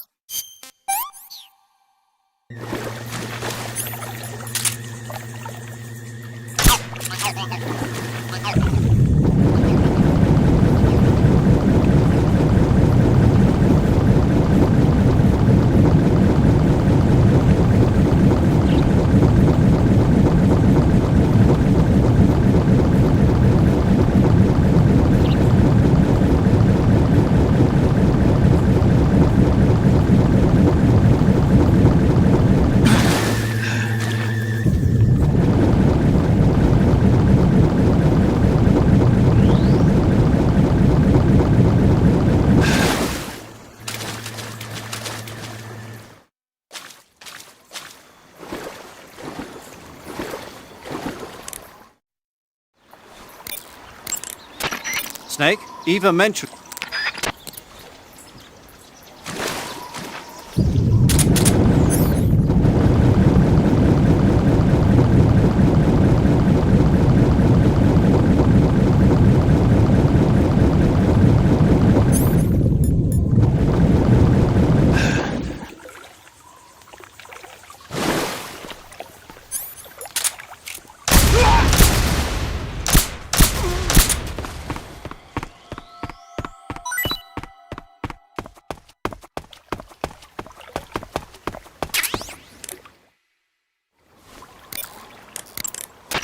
Snake, be careful. That area is supposed to be inhabited by cobalt blue tarantulas.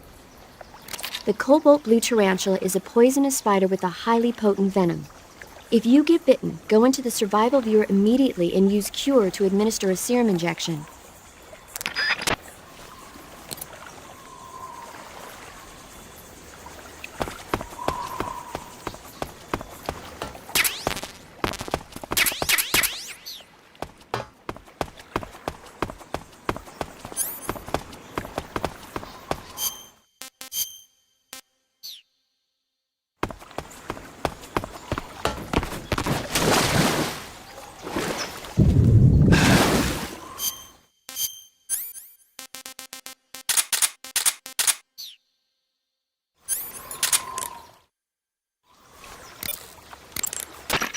Snake, that area should be inhabited by tree frog.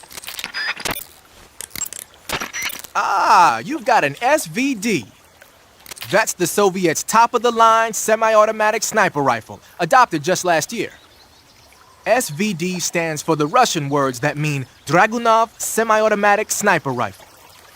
For a long time, the standard Russian sniper rifle was the Mosin Nagant. But at the beginning of the 1950s, when Soviet troops started carrying automatic rifles and assault rifles, the need for an automatic sniper rifle increased. The SVD was developed to fulfill that need. It can use the same ammo as the Mosin Nagant, 7.62mm by 54 rim cartridges, but they developed a new type of ammo with a tighter firing pattern to go along with it. I heard that these new rounds have a steel core and are 2.5 times more precise than regular rifle bullets. Nothing can match that thing in terms of precision. Try it out for yourself and see how powerful it is. When you equip a sniper rifle, you'll go straight into first-person view. Once you're in position, press the aim button to look through the scope. The trigger is the weapon button as usual. You can change the magnification on the scope by pressing the action button. You can fire from a standing position, but your aim will be a heck of a lot steadier if you're lying down. Try it out. Spiders, punch them. Snakes, you want some too?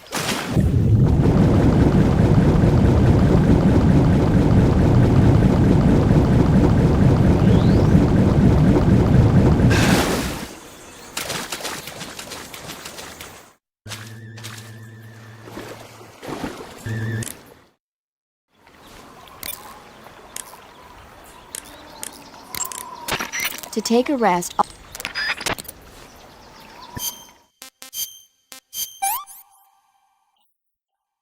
I'm gonna puke.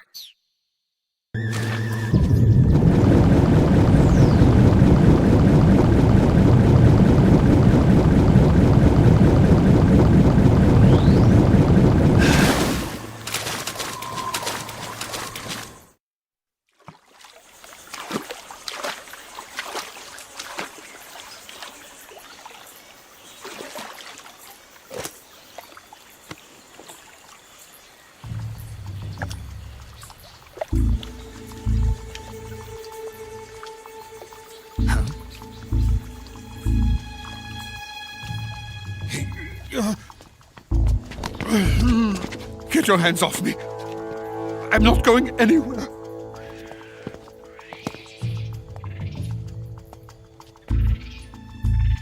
Really now? How many times must I tell you?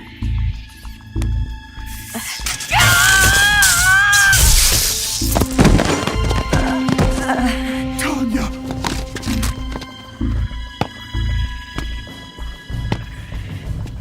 Each time you resist, your lover will suffer the consequences. Is that clear? Vulcan.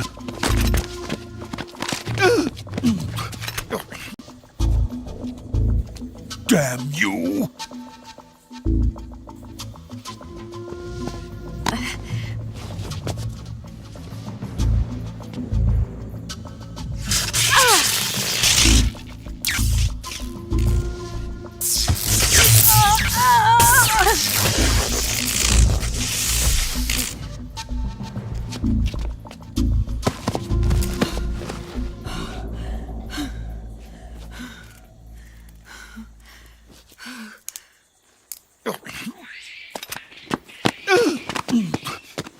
Hold it right there, traitor.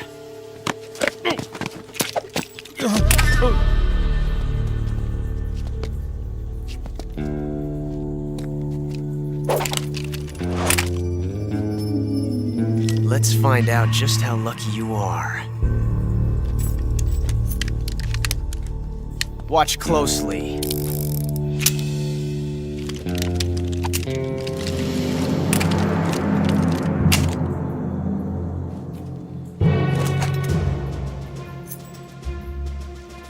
One of these 3 guns has a single bullet in it. I'm going to pull the trigger 6 times in a row. Are you ready?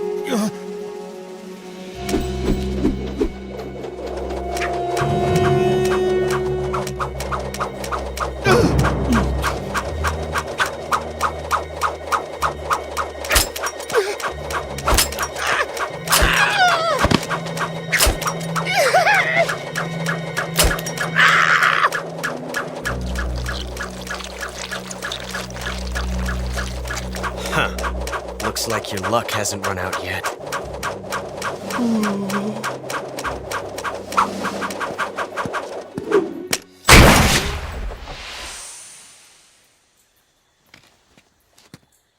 There's no such thing as luck on the battlefield.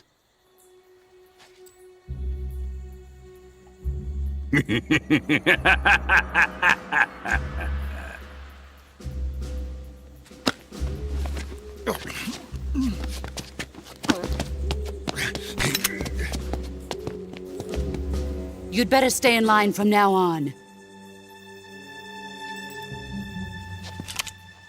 The Cobras will take care of him.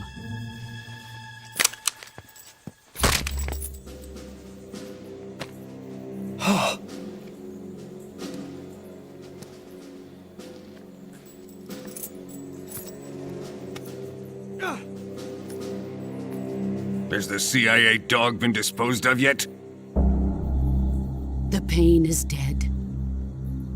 What?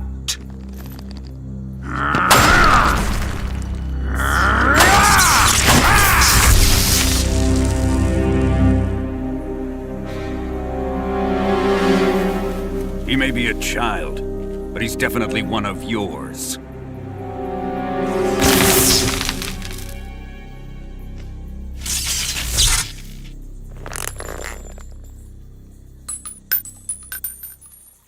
I fear Khrushchev may have a hand in this.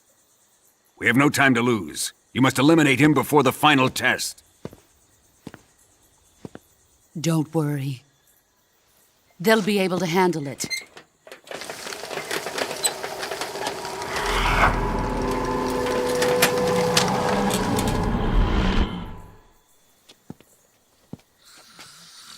I'm leaving him to you, the field.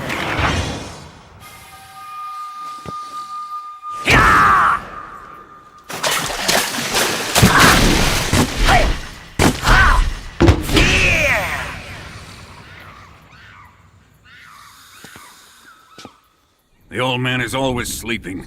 Is he all right? The end is saving what life he has left in him for battle. Normally, he's dead. But he'll wake up when the time is right.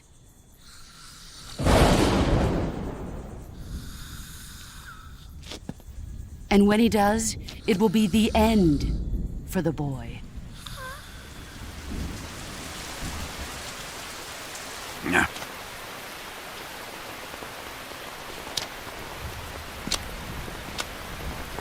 Sokolov isn't worth your love. You can entertain me until the rain stops.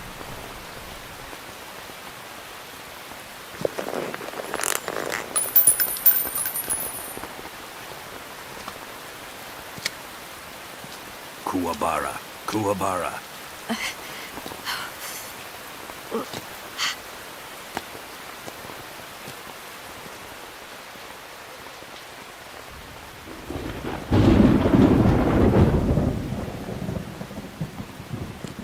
Gusaro, is that you?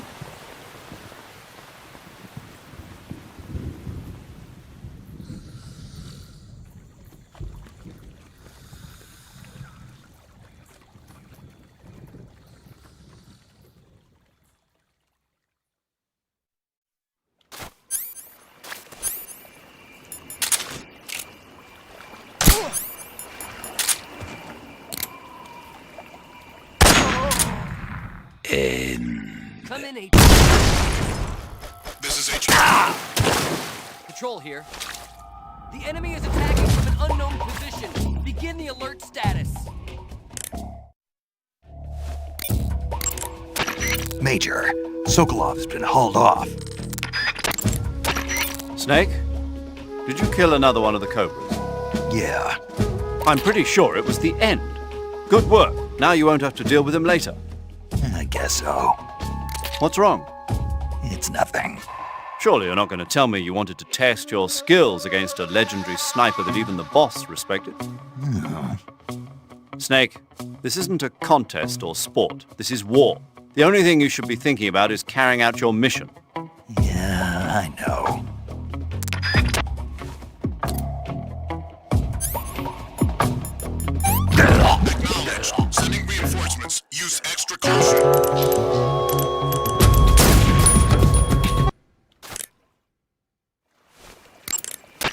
Major, Sokolov's been hauled off. Yes, they probably caught him trying to escape from the lab. Didn't Volgin say that they still needed to perform the final test? Yeah. Then Sokolov must have been taken back to the lab. Get to the lab and get Sokolov the hell out of there. Pass through that warehouse and you'll come out south of the lab. Make your way inside the warehouse. Watch out for enemy sentries. The assault rifle. Major, do you know anything about this, Tanya? No. Nothing? Not a thing. Why not? You must have checked up on Sokolov when he defected 2 years ago. If he had a lover... Make no mistake, we conducted a thorough investigation, but there was nothing about him having a mistress. Maybe you didn't notice. That's impossible. Then he must have become involved with her after he was taken back to Russia. I wonder. What is it, Major? Something wrong? I don't think Sokolov would take a lover. Why not? I still remember him 2 years ago. After we got him across the border, the first words he spoke from his hospital bed, after he regained consciousness, were, "Are my wife and daughter safe?" And right up until the time he was taken back to Russia, he kept begging me over and over to take care of his family, almost as if he was delirious. Sokolov is a man who loves his family. Betraying his wife is something he'd... Major. What is it? People change. Maybe you're right. Yeah, maybe. It's possible... Snake? Snake. You're wearing the tiger stripe pattern camouflage, huh?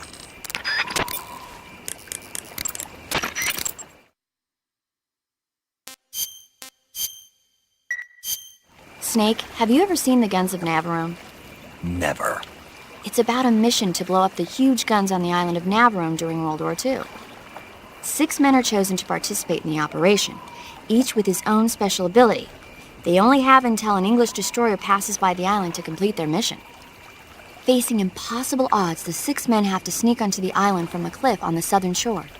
That doesn't sound like something I'd want to watch in my free time. Maybe not for you, but the Major was absolutely crazy about it.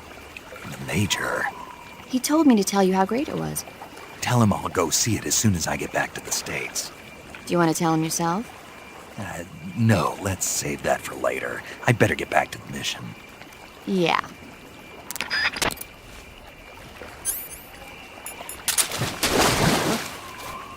Who's that?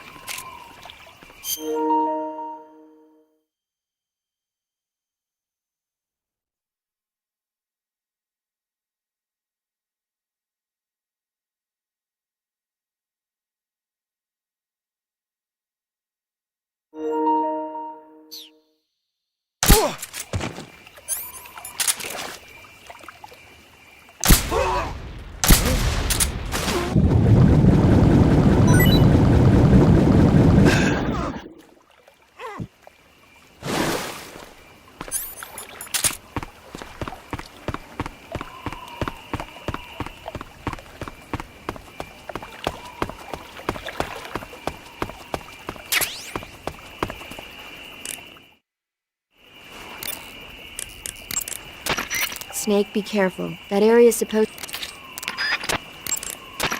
By the way, Snake. What? You know the Ocelot unit commander? Ocelot? Yeah, that's not his real name, is it? I wouldn't think so. Is it a code name? You mean like Snake? Yeah. Maybe. Why? Is that strange? No, I was just wondering why he's called Ocelot. Why's that? Well, I looked it up, and it turns out the ocelot is a wild cat whose habitat stretches from the southern U.S. down to northern Argentina. They live in a variety of different environments, from tropical rainforests to savannas. The biggest ones can grow up to 1 meter in length. They're normally solitary creatures, and their diet consists mainly of small animals and fish. During the day, they sleep up in the trees, but at night... Yeah, paramedic. Oh, right. So, the ocelot is an animal that lives on the American continent. But then I wondered, why would a Soviet officer be using the name of an American wildcat? Good question. Maybe it's because he's fast and agile like an ocelot. Yeah, maybe you're right. But why'd you go to all the trouble of looking it up? Because I was curious. Was it helpful? Sure. Snake, whatever happens to you, make sure you leave a descendant, okay? Are you saying you want to have my baby? No. I'm saying that in the 21st century, the genes of soldiers like you are going to be in high demand. Genes? Uh-huh. Remember when Watson and Crick discovered the double helix structure of DNA back in 1953? No. You know, they won the Nobel Prize in Medicine for it the year before last. Of course, you have to feel sorry for Pauling and Franklin. They were researching the exact same thing. Sorry, I don't follow. Inside every living creature are little blueprints called genes. Through the union of the sperm and egg cells, these blueprints are transformed and inherited by the next generation. That's why parents and children resemble each other. The concept of genes was first proposed over 100 years ago by Mendel, but he didn't know what they were exactly. For a while, it was thought that chromosomes were composed not of deoxyribonucleic acid, but of proteins called polypeptides. Later, it was shown that deoxyribonucleic acid, or DNA, was a biological macromolecule. Then 11 years ago, Watson and Crick discovered that DNA had a double helix structure. Yeah, this is all fascinating stuff, but what exactly does it have to do with me? The inherent characteristics of any given individual are determined by his or her genes. By duplicating a set of superior genes, a separate body with the same set of characteristics, a clone, can be created. But genes don't control a person's fate. That's true, but having an offspring that's genetically identical to the parent is more efficient, right? You can expect better results that way. More efficient? You can't mass-produce human beings. Maybe, but now that we know the true nature of genes, human cloning is that much closer to reality. Nuclear transplanting is already theoretically possible, so one day... My genes are going to be a valuable commodity. Exactly. They'd never let that happen. Just think, even if your body dies, you survive and go on to bigger and better accomplishments. If you think about it, it's kind of an honor. Does that kind of technology seriously appeal to you? Well, I am a doctor. I can't condone it on moral grounds, but I'm fascinated by the possibilities. Especially when I see such an excellent specimen as yourself. Yeah, well, thanks for the compliment, but it doesn't make me feel any better. Don't be so glum. It's not like it's going to happen anytime soon. We'll just have to wait and see. How could that boy just backshoot an old man without so much as a courtesy of greeting me? It seems the boss couldn't be asked to teach the boy how to respect his elders. I will teach him. Snake, I looked at your medical record. You've been exposed to an atomic blast? Yeah, the Bravo shot. It was a hydrogen bomb test conducted at Bikini Atoll on March 1st, 1954. I was at the American base on Kwajalein in the Marshall Islands when the ashes of death started falling from the sky. Any symptoms? None. At least, not yet. But a lot of the guys who were in it with me are now suffering from thyroid cancer and leukemia. Some of them are dead already. One of these days. Anyway, I'd better get back to the mission. Yeah.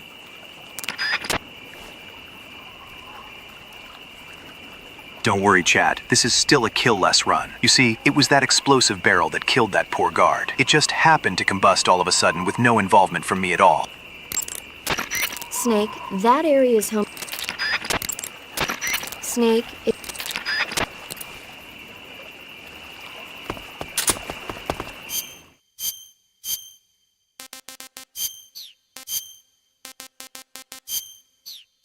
I can't believe you didn't pick up on the context clues. They were pretty much spelled out for you.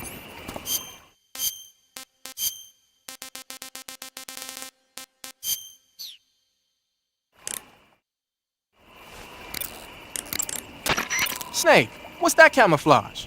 It's called Hornet Stripe. I got it from the pain. No kidding.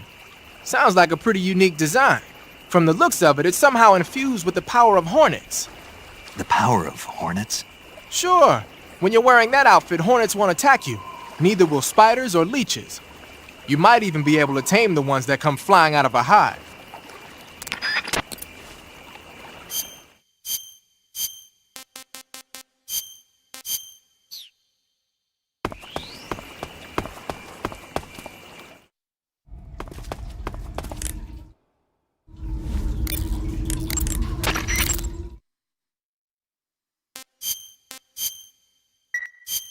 Hey, Snake, have you seen 20,000 Leagues Under the Sea? Nope, haven't seen that one. After a number of battleships mysteriously sink at sea, the American government investigates and finds that the culprit is this pacifistic Captain Nemo. The scene where the giant squid attacks Captain Nemo's submarine, the Nautilus, is breathtaking. The movie was filmed in CinemaScope, and it was great to see it on the big screen. A giant squid, huh? What? Don't tell me you think it sounds tasty. Good. You've infiltrated the warehouse. Pass through it and you'll come out south of the lab where Sokolov is being held. The exit should be on the north side of the top floor. Climb up the stairs and pass through the warehouse to the north. It'll be difficult to keep a low profile inside a building, even if you're wearing camouflage. Keep a constant watch on your surroundings. Stay alert and don't enter the enemy's line of sight. You may be able to fool the enemy by disguising yourself as an object commonly found inside buildings. You can get inside trees. Covering your body. Looks like you're in a building. If people are living there, there's bound to be people food. People food? Soviet military rations. It beats eating raw snakes and mushrooms all the time, doesn't it? I'm getting to like raw snake and mushroom. You really are turning into an animal.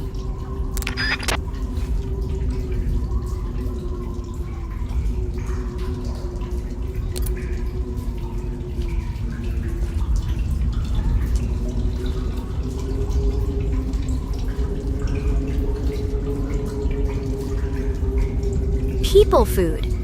Soylent Green is people.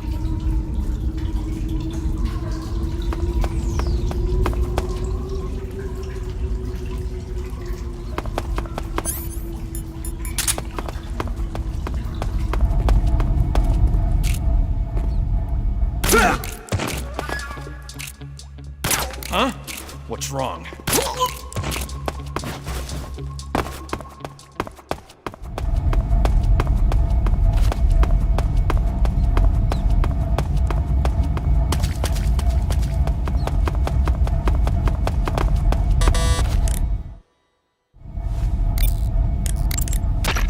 Major, this door. It won't open? No. It's probably locked. That's what I thought, but there's no keyhole. I bet it's locked by a punch card security system. Punch card? Yep. Instead of a regular key, it uses a card with holes punched in it. You're gonna have to get yourself a card key if you want to get it open.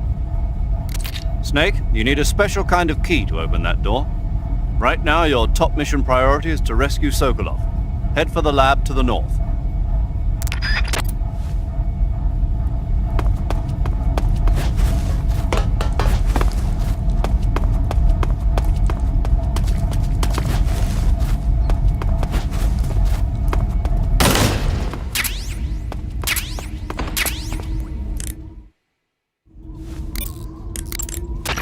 You got some instant noodles, huh? Instant noodles? Uh-huh. It was invented in Japan just recently. Add some hot water and it's ready to eat. It's cheap and can be stored for a long time. And besides, it's delicious. It's like a miracle food. Wow. Speaking of which... Yeah? Are you going to eat that? I was planning on it, yeah. Oh, all right. Is there some reason I shouldn't? No, that's not what I meant. Then what did you mean? I was just going to say that if you weren't going to eat it, you should bring it back to me. I've always wanted to try some. Whatever.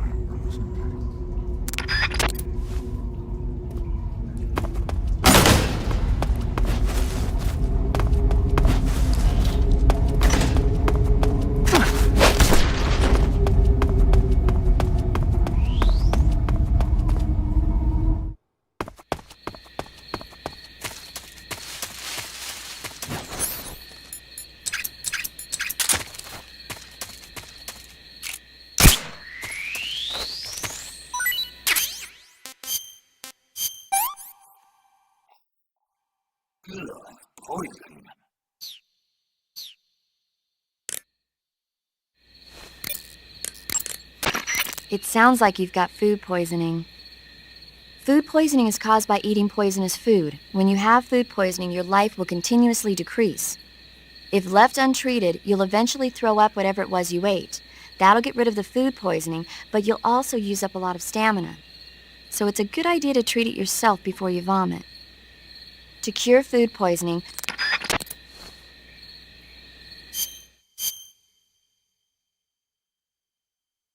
Paramedic, are you sure you okay? You're suddenly showing interest in genetics, especially with my genes. What? No! I mean, it's not like I would ever want your babies.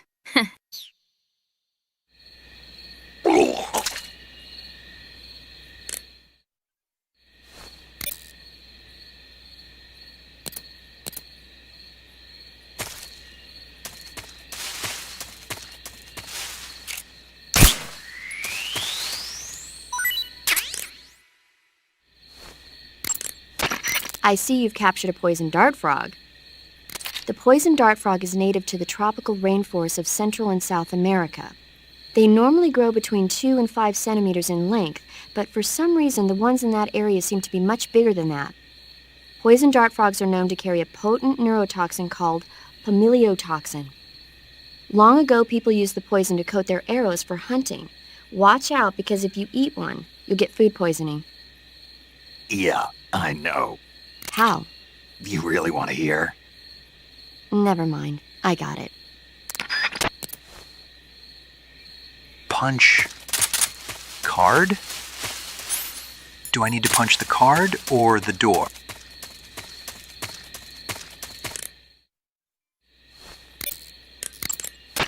Snake, the lab where Sokolov is being held is to the north of that forest. Keep on heading north. Snake, watch out. It seems that forest is rigged with a number of traps. Most of the traps seem to be triggered by tripping a rope stretched across the ground. Don't just run around like a fool. Keep an eye on the ground and watch where you step. Some ropes may be placed so they're hidden in the vegetation. Be extra careful when you're cutting through the underbrush. If you use the directional buttons to move around, press the action button when you're on top of... There seem to be traps planted throughout that area, and they look a little primitive. Yeah, but this is their territory. Why would they need this many traps here? Maybe it's part of some kind of tactical research. Tactical research? Yeah. As I'm sure you know, the Soviet Union is leading a worldwide revolution among communist forces all over the globe. But a lot of the countries involved don't have the necessary funds and industrial technology, so they need tactics that are both effective and economical. That's what they're researching? Yeah, and traps are one of the best ways to do that. I'll bet that place is one of their testing grounds. Clappers, arrows, pendulums, all of these traps are set off by applying force to a rope. Don't touch the ropes and you'll be fine. Use rolling to get over them, or just crawl under them. Either way ought to work. If you do set off a trap and an arrow or a spiked pendulum comes flying your way, you can still dodge it by immediately diving out of the way. Pit traps and snares are camouflaged into the ground to make them harder to detect. But if you look carefully enough, you can see them through the disguise. Try stalking to proceed with extra caution. In any case, if you think there might be traps lying around, keep a close... Paramedic, I'ma be real. You really need to get laid. What does it look like I'm trying to do with Snake? Girl, he's interested in other things, if you get my meaning. A suppressor can...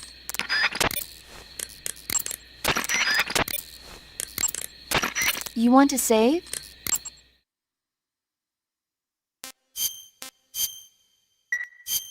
Snake, have you ever seen The Beast from 20,000 Fathoms? Nope.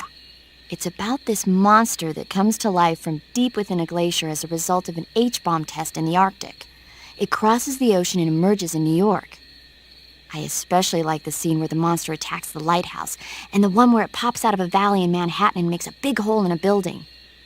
And the last scene on the burning roller coaster was simply incredible.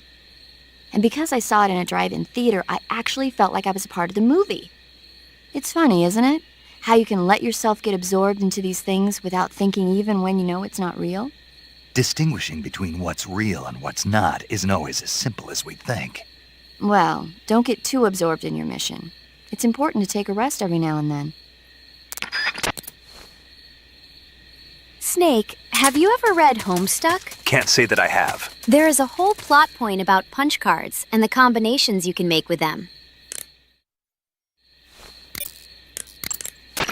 Major, I found a... I know. It's probably a scientist who fled from the lab. I'd wager that the traps in those woods are set up more to deal with would-be escapees than to keep intruders out.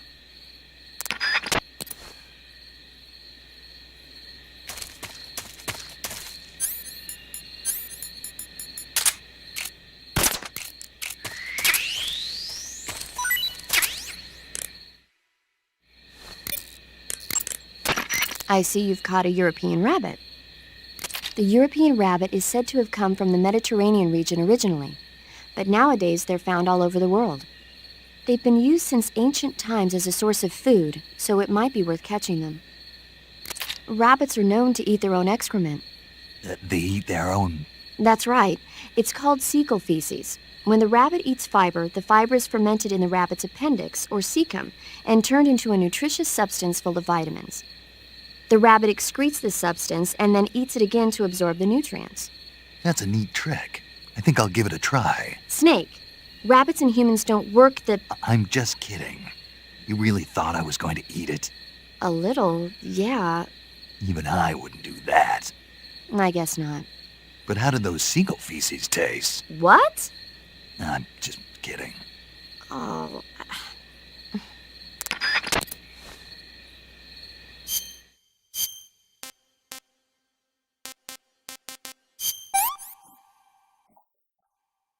Hey, this works.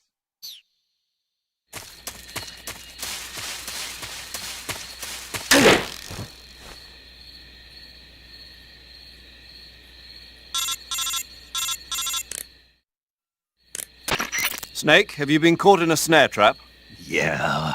If you don't get down from there soon, the enemy might spot you. I know that. Then why don't you get yourself down? How am I supposed to do that? It should be obvious. If you get caught in a snare trap, press the action button. That will allow you to cut the rope. Hurry and free yourself before the enemy comes around.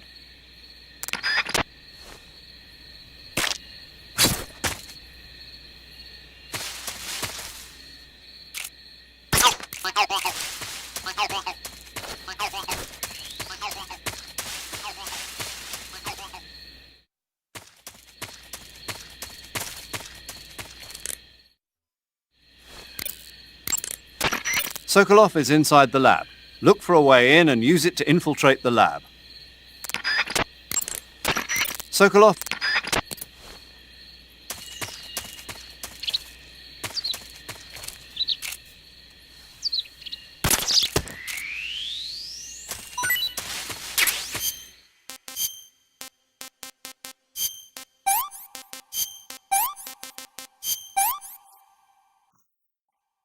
No good.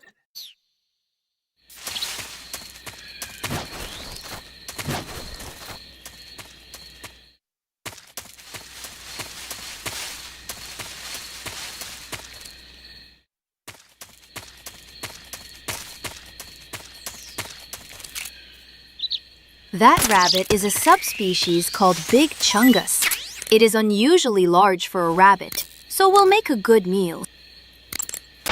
I see you've caught yourself a red avadavat. The red avadavat is a small bird native to southern China and Southeast Asia. This is its mating season, so the males ought to be a brilliant red color right now. And they taste... You've eaten one already, haven't you? Yep. But it didn't taste very good. Oh, that's good. What's so good about it? Tasted terrible. No sense of irony whatsoever. What's that? Nothing. Talk to you later. I'm still in a dream, shit-eater.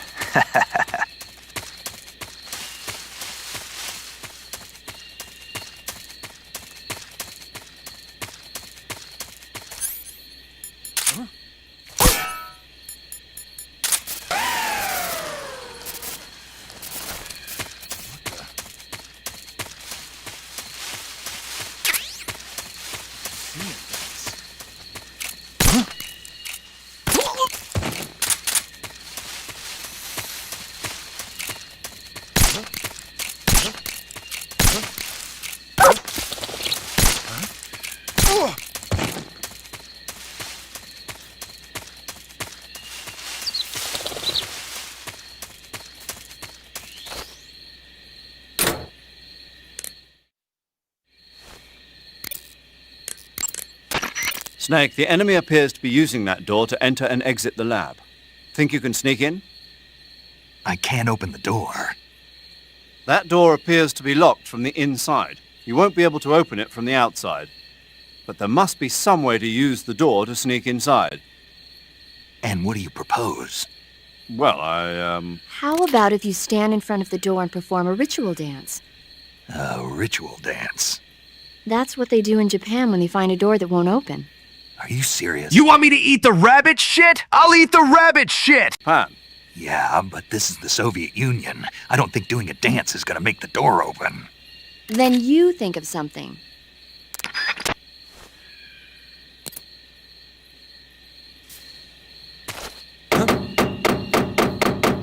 Okay, just a second.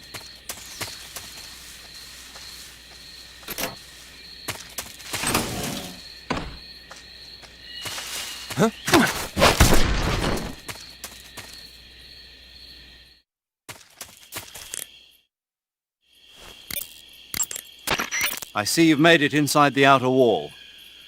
Sokolov is inside the lab. Look for a way in and use it to infiltrate the lab. Sokolov.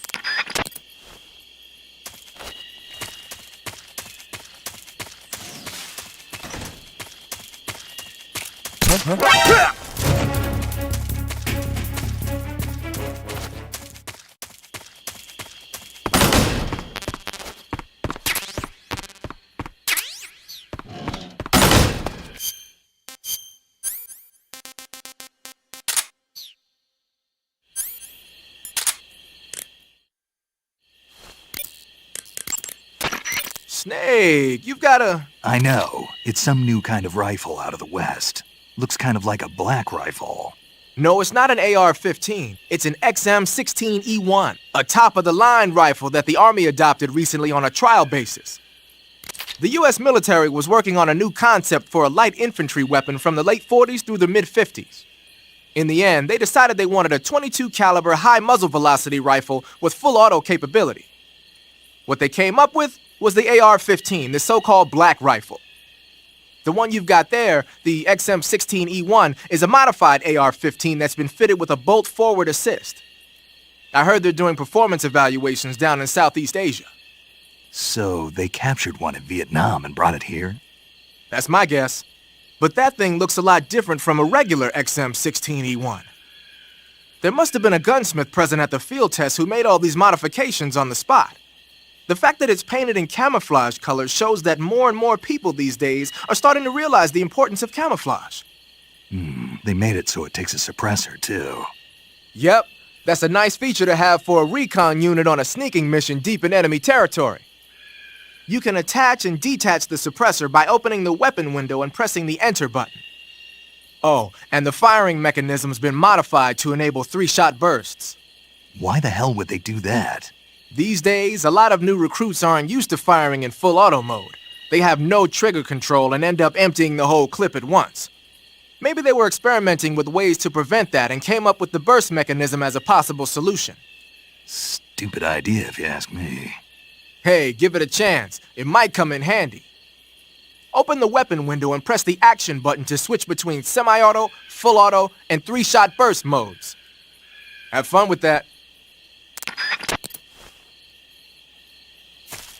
Snake, paramedic is right. Dancing will open doors. I danced my way to the afterlife and back. Good God!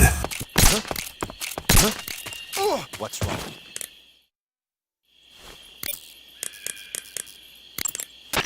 Snake, that's an MAZ-535, a Soviet-built 8-axle tractor truck.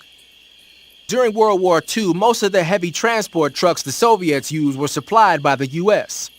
But apparently their performance wasn't quite up to the standards of the Soviet military. The problem only got worse after the war as the size of the Soviet strategical rocket forces grew larger. The Soviets realized they needed a heavy transport truck with excellent cross-country capability to haul their ballistic missiles. So in 1954, they started work on a new truck design over at the SKB MAZ Design Bureau in Minsk, Belarus. And what they came up with was the MAZ 535 you see there. There are a lot of variations on the MAZ 535. What do the headlights look like on that one? It's got 2 of them. Then it must be one of the later production models. The early ones were equipped with infrared lamps. They look like they're used for cargo transport. But you're not into auto theft, are you? Just leave it alone and keep going.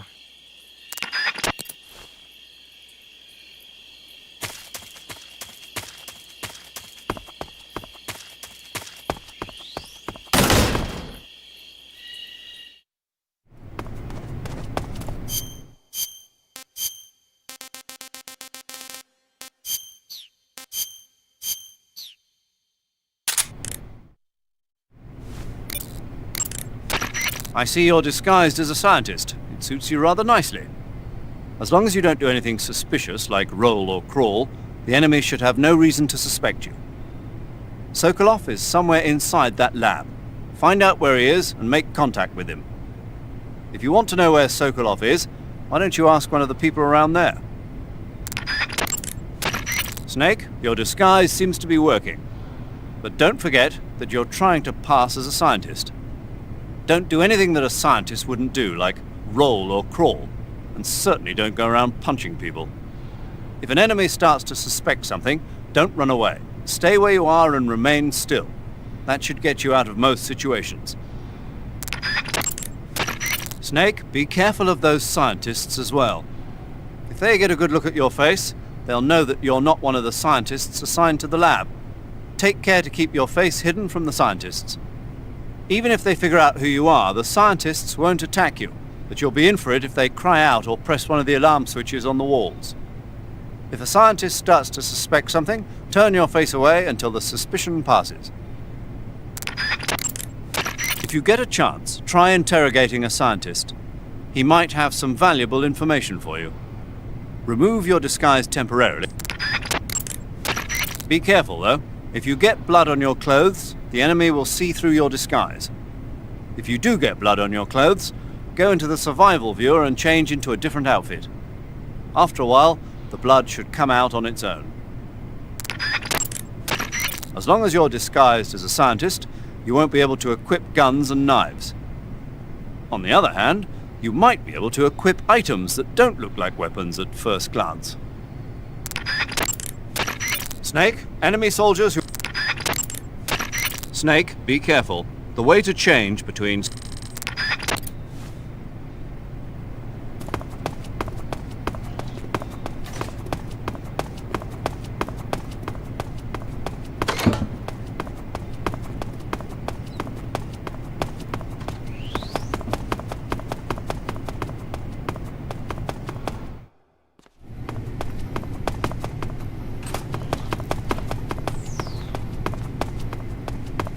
Snake, that's the LOL 420 all-terrain clown car. They call it the clown car because despite its small size, it can fit up to 20 passengers. More room for Bozo, Bubba, and Binkus.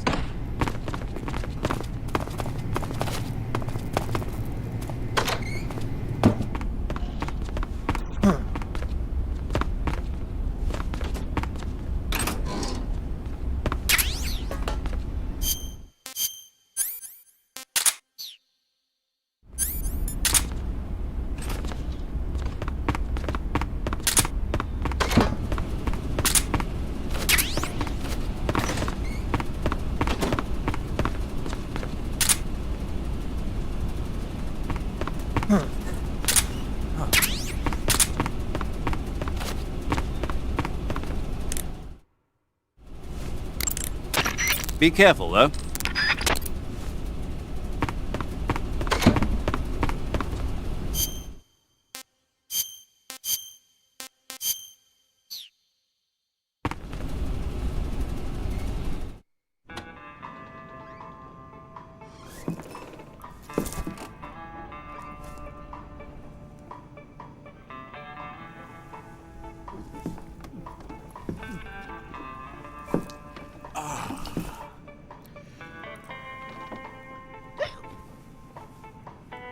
If you're looking for Sokolov, he's not here anymore. Put that thing away. You'll spoil my drink. So, you're the intruder everyone's talking about. Typical capitalist dog. No manners.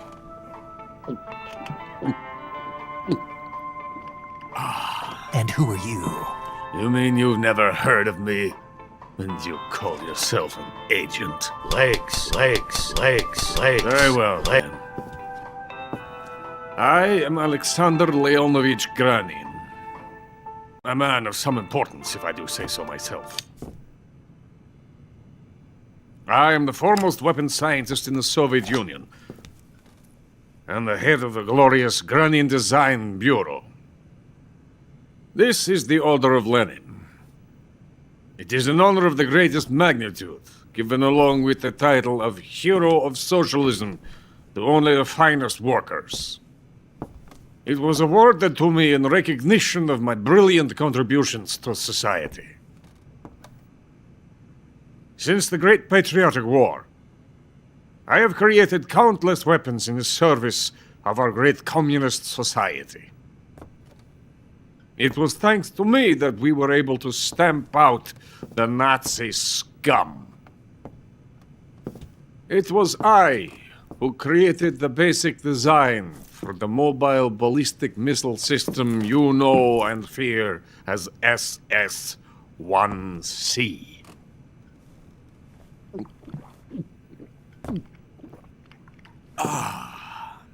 You're crocked, aren't you?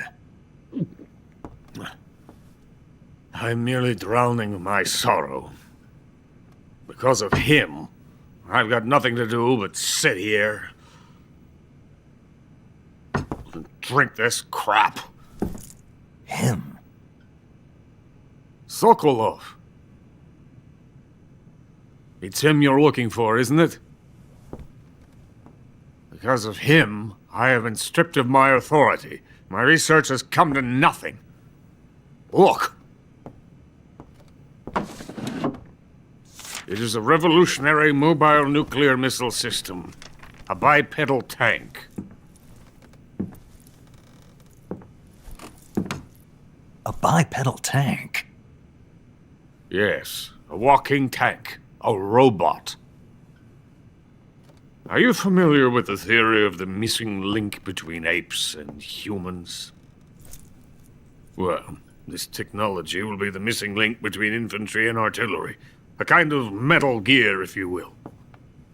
And this magnificent Metal Gear will mark a revolutionary step forward in weapons development. Metal Gear? But I won't be used so easily. No crying myself to sleep. For you see, I'm going to send these documents to my friend in the United States. What? These bastards will live to regret this. And when they themselves become the targets of my creation, they will know my true greatness. Yes, Sokolov's pathetic shagohod pales in comparison to my work. What are you going to do with a rocket engine on a tank? About Sokolov. A tank does not need a rocket. It needs something else.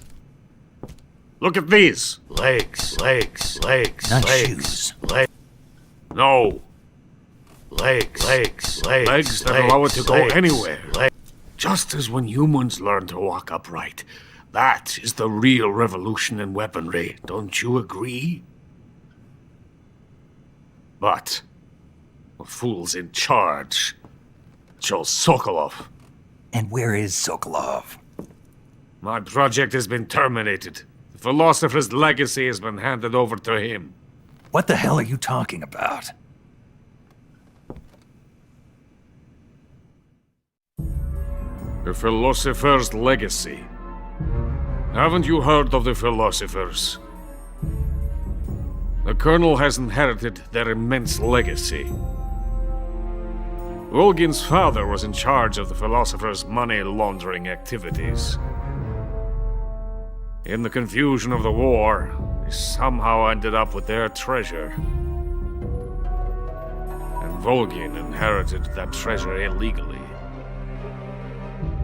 We never need to worry about the military budget. The development costs at our facility are all paid out of the Colonel's deep pockets. The weapons born here will be the genes for creating an entirely new form of warfare. The funding for my research came out of that legacy. Came out of it. Now, my money, my men, all have been diverted to the Shagohod project. Tomorrow they will be conducting the final test, while Sokolov is making the final preparations in the weapons factory at Volgin's main base, the great fortress of Grozny Grad. Here I am, playing host to an enemy spy and drinking myself into a stupor.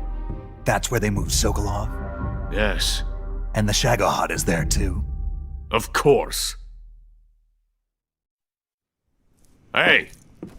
You're not thinking of going to Grozny Grad. Are you mad? It's an impenetrable fortress. I'm sure it is. You'll be killed. I'll take my chances. Wait. What? Listen to me, you fool. I want to help you. Help me? To thank you for your compliment. What compliment? My shoes. Tatiana gave them to me. I wanted to thank you for complimenting me on them. I'll tell you how to get into the fortress. In return, I ask only that you get that idiot out of there and destroy the— Oh, thank you, Grennan. I'll get to work on this right away. But can you please stop going on about legs? I hate being constantly reminded of something I myself have lost the use of. Jeez. Legs. Most of the tunnel is located there. Take this.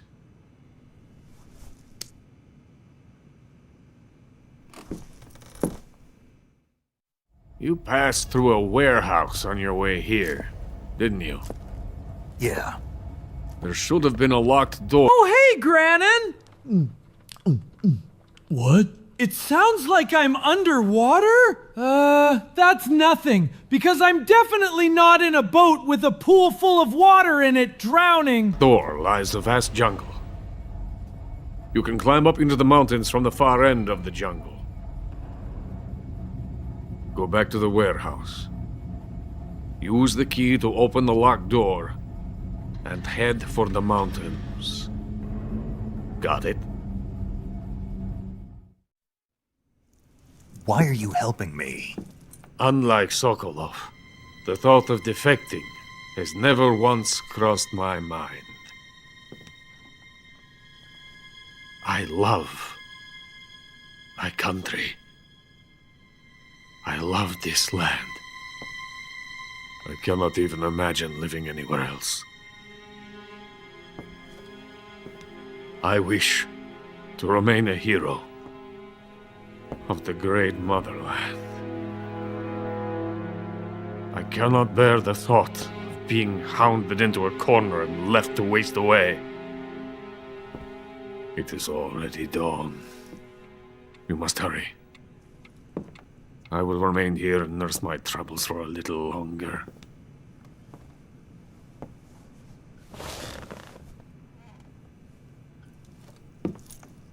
To capitalism!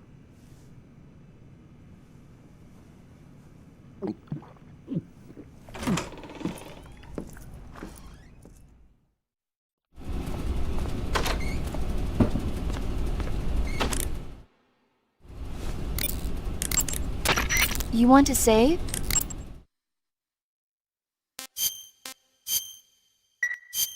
Snake, have you seen The Magnificent Seven? Sorry. It's a remake of the Japanese classic The Seven Samurai, only in a Western setting.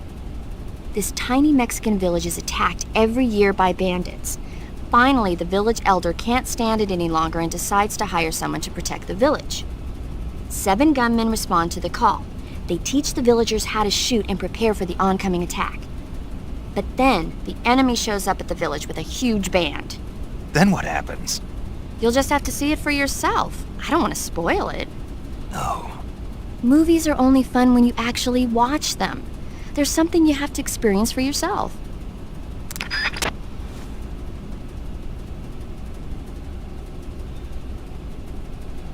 Alright, Chad. This is the half point of the game. Other half tomorrow. Good fucking God! Dios mío! Puta madre, Dios mío! Good God! Ah, good fucking God! Yeah.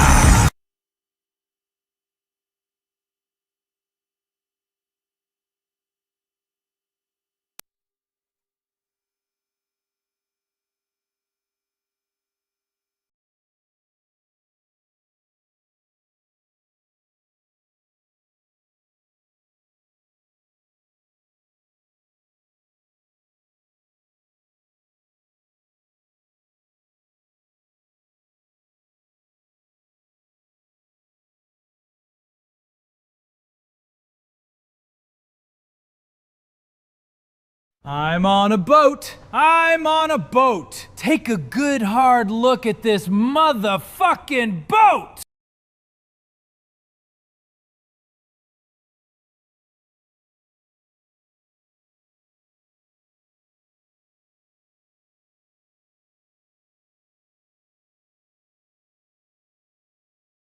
I love my gun tree. I love me Legos. I love a good plum squeeze.